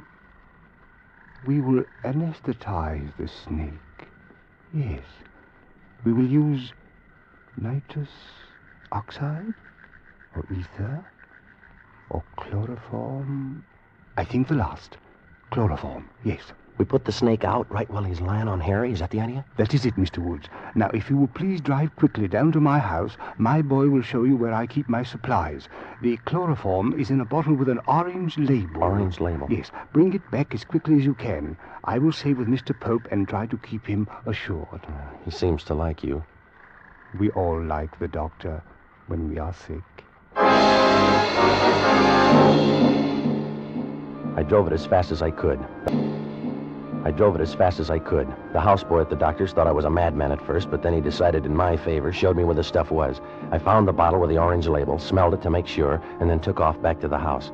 I eased the car up the driveway and tiptoed into the bedroom. You're my friend, Doctor? My pal? Yes, I am your friend, and I am not going to let any harm come to you. Here's Woody. He's my friend, too, Doc. Here's the stuff, Doctor. Woody, I've been an awful dope all my life. You know that, Woody? It's okay, Harry. You're going to be okay from now on. The doc here, my friend here, I didn't like him when he first come into the room. Why? Because he wasn't an American or even an Englishman. What do you know about that, huh? He's my friend. It's okay, Harry. You're going to be okay now, boy. I've been a prize dope. Mr. Woods, you'll have to help me. Right.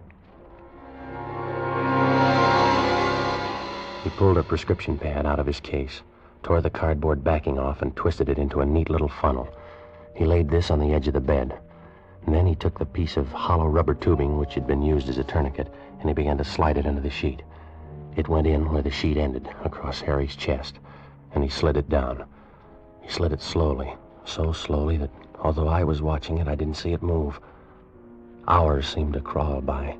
The tube inched invisibly on and down, down and down, past the unseen buttons of his jacket, past the unseen cord to his trousers, and then it stopped. Ganderby had sent it by a route which did not cross any of the creases in the sheet.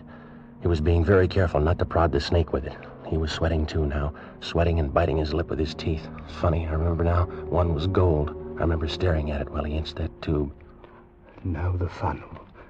I fit it into the end of the tube, and we are ready. Mr. Pope, this is going to be very cold. The evaporation of the chloroform will cause a sharp lowering of the temperature. You must be prepared for this. It will take rather a long time, another factor for which you must prepare yourself. The snake is a reptile, and reptiles do not react quickly to the anesthetics which are intended for the use of warm-blooded animals. Bear these things in mind. Are you ready? Sure. Friend. He opened the bottle and began to drip the stuff into the funnel. Slowly, very slowly, drop by drop, the clear liquid entered the tube and traveled the long, dark route to Harry Pope's stomach, where the crate lay sleeping. Drop by drop, a pale, swirling vapor hung over the funnel. Down there on the sheet, where the tube ended, a wet gray patch began to spread, the chloroform spreading and evaporating, spreading and evaporating. The room began to reek of it. And I remembered other places and other times. Hospitals, operations, the death of loved ones, smell of chloroform. Harry began to twitch now, his nose. He seemed to be in agony. Woody. Harry, what is it? I think I'm gonna sneeze. Don't do it, boy. Hang on, Harry. You gotta hang on. Don't. Ganderby looked at Harry's face. He reached up, pressed his knuckle against some nerve on Harry's upper lip, and the agonized look vanished. The relentless dripping of the chloroform continued. Harry was getting cold. I could see goose flesh along his arms, across the top of his chest where the jacket was open. Ganderby looked at this and stopped pouring. That is enough. I think our little friend should be thoroughly unconscious now. Mr. Pope, you must remain very still. We are going to remove the sheet now. Anything you say, Doctor. Mr. Woods, you take the other side. We will have to do this ever so carefully. We each took a side of the hem. I watched Ganderby and did everything that he did. Harry's arms were still flat on the bed, pointing toward his feet. We inched the sheet under and free of these. It was rough, because we had to do it without disturbing the main area of the sheet. When it was free of his arms, we began to raise it slowly, gathering the material in our hands as we progressed ever so slowly down Harry's chest. We reached the end of his jacket. No sign of the snake. My hands were beginning to shake. Ganderby paused while I turned my head away for air. The odor of chloroform was stifling. And then we went on, slowly, thread by thread, raising the sheet and easing it away, down past the cord of his pajamas, and down, and still no sign of the snake. I'd stopped looking for it by now. I was concentrating on keeping my arms from shaking. And then, quite suddenly, we were done. Ganderby dropped the sheet on the floor. Harry lay on his back, not moving, but watching us with wide, terrorized eyes. Ganderby squinted at both sides of Harry, at his legs. Where is it? It is not as you suppose on the outside of your pajama pants. It must be up one of the legs.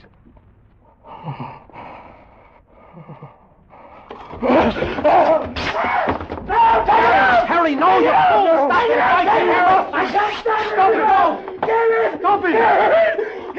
Stop it!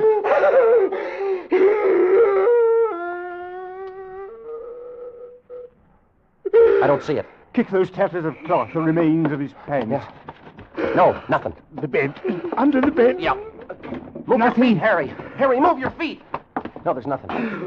Mr. Pope, are you quite certain you saw a snake? Sometimes when we are very tired, we find our autosuggestive faculties run a bit out of hand. Are you calling me a liar? Well, no. I merely say that the autosuggestive Are you telling me I'm a liar? Harry. Why, you lousy little quack. Call me a liar. You stinking little Hindu witch doctor with your fancy pants on. Harry! Come in here sticking me full of your cheap, no-good medicine. Harry, don't! Pour that freezing cold up all over Harry, me. take it easy. Harry's your friend. My friend? That little hunk of foreign trash, my friend? Why, where I come from, where you guys live, khaki like him for busboys. You make a mistake. You are wrong. Yeah, for busboys, for waiters, for nothing. You're a foreigner. You're a gook! You're a nothing! Why, I ought to beat you to a bloody pulp. You and your chloroform, yeah! You and your stuff about friendship and Mama Snake. And I must make out like I like you. I ought to split your head wide open, you gook! You gook! You gook! You gook!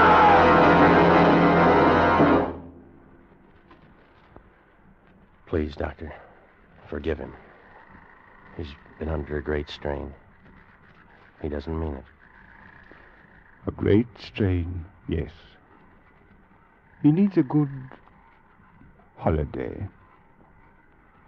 Good night, Mr. Woods.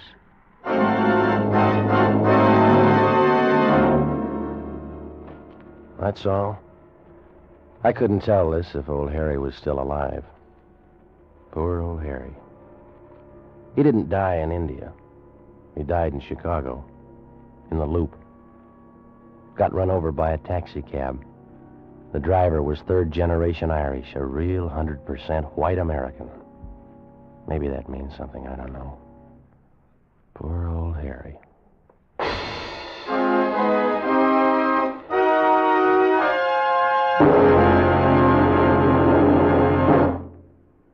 Believe it or not, but the very life of your car depends on oil. Without oil, your motor would grind itself to pieces in a matter of minutes. That's why you need an oil that stands up under every driving condition. That's why you need Rich Lube all-weather motor oil. Rich Lube is refined 100% from the finest Pennsylvania crude oil ever discovered. That's your guarantee that Rich Lube won't burn up even under the terrific heat of hard summer driving. Its tough, long-lasting oil film is your faithful watchdog. It protects your motor every mile you drive. You can depend on it. Moreover, Rich Lube motor oil combats carbon and other harmful deposits by its special cleansing action. It cleans as it lubricates your motor. Keep your motor young, keep your motor clean. See your Richfield gasoline dealer tomorrow. Ask him to change your oil to Rich Lube all-weather motor oil. Escape is produced and directed by William N. Robeson, and tonight is presented Poison by Roald Dahl and adapted for radio by James Poe. Featured in tonight's cast were Jack Webb as Woody, Bill Conrad as Harry, Jane Novello as Ganderbai, and Charlie Long as the houseboy. Special music arranged and played by Ivan Ditmars. Next week. You are lost in the headhunter territory of New Guinea, fighting your way through the swamps in search of gold. With you is a giant brute of a man and his beautiful wife, who doesn't care which of you is killed or who kills him, and from whose evil treachery there is no escape. Next week at this time, the Richfield Oil Corporation of New York invites you to escape with an exciting story of evil and violence in the deadly swamps of New Guinea, as Jules Archer tells it in Two Came Back. Goodbye, then, until the same time next week when once again we offer you Escape. Tom Hanlon speaking over CBS, the Columbia Broadcasting System.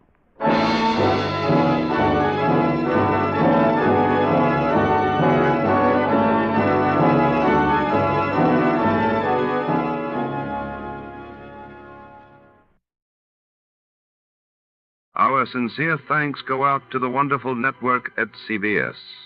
And now, dear listeners, let's put your knowledge of the airwaves to the test.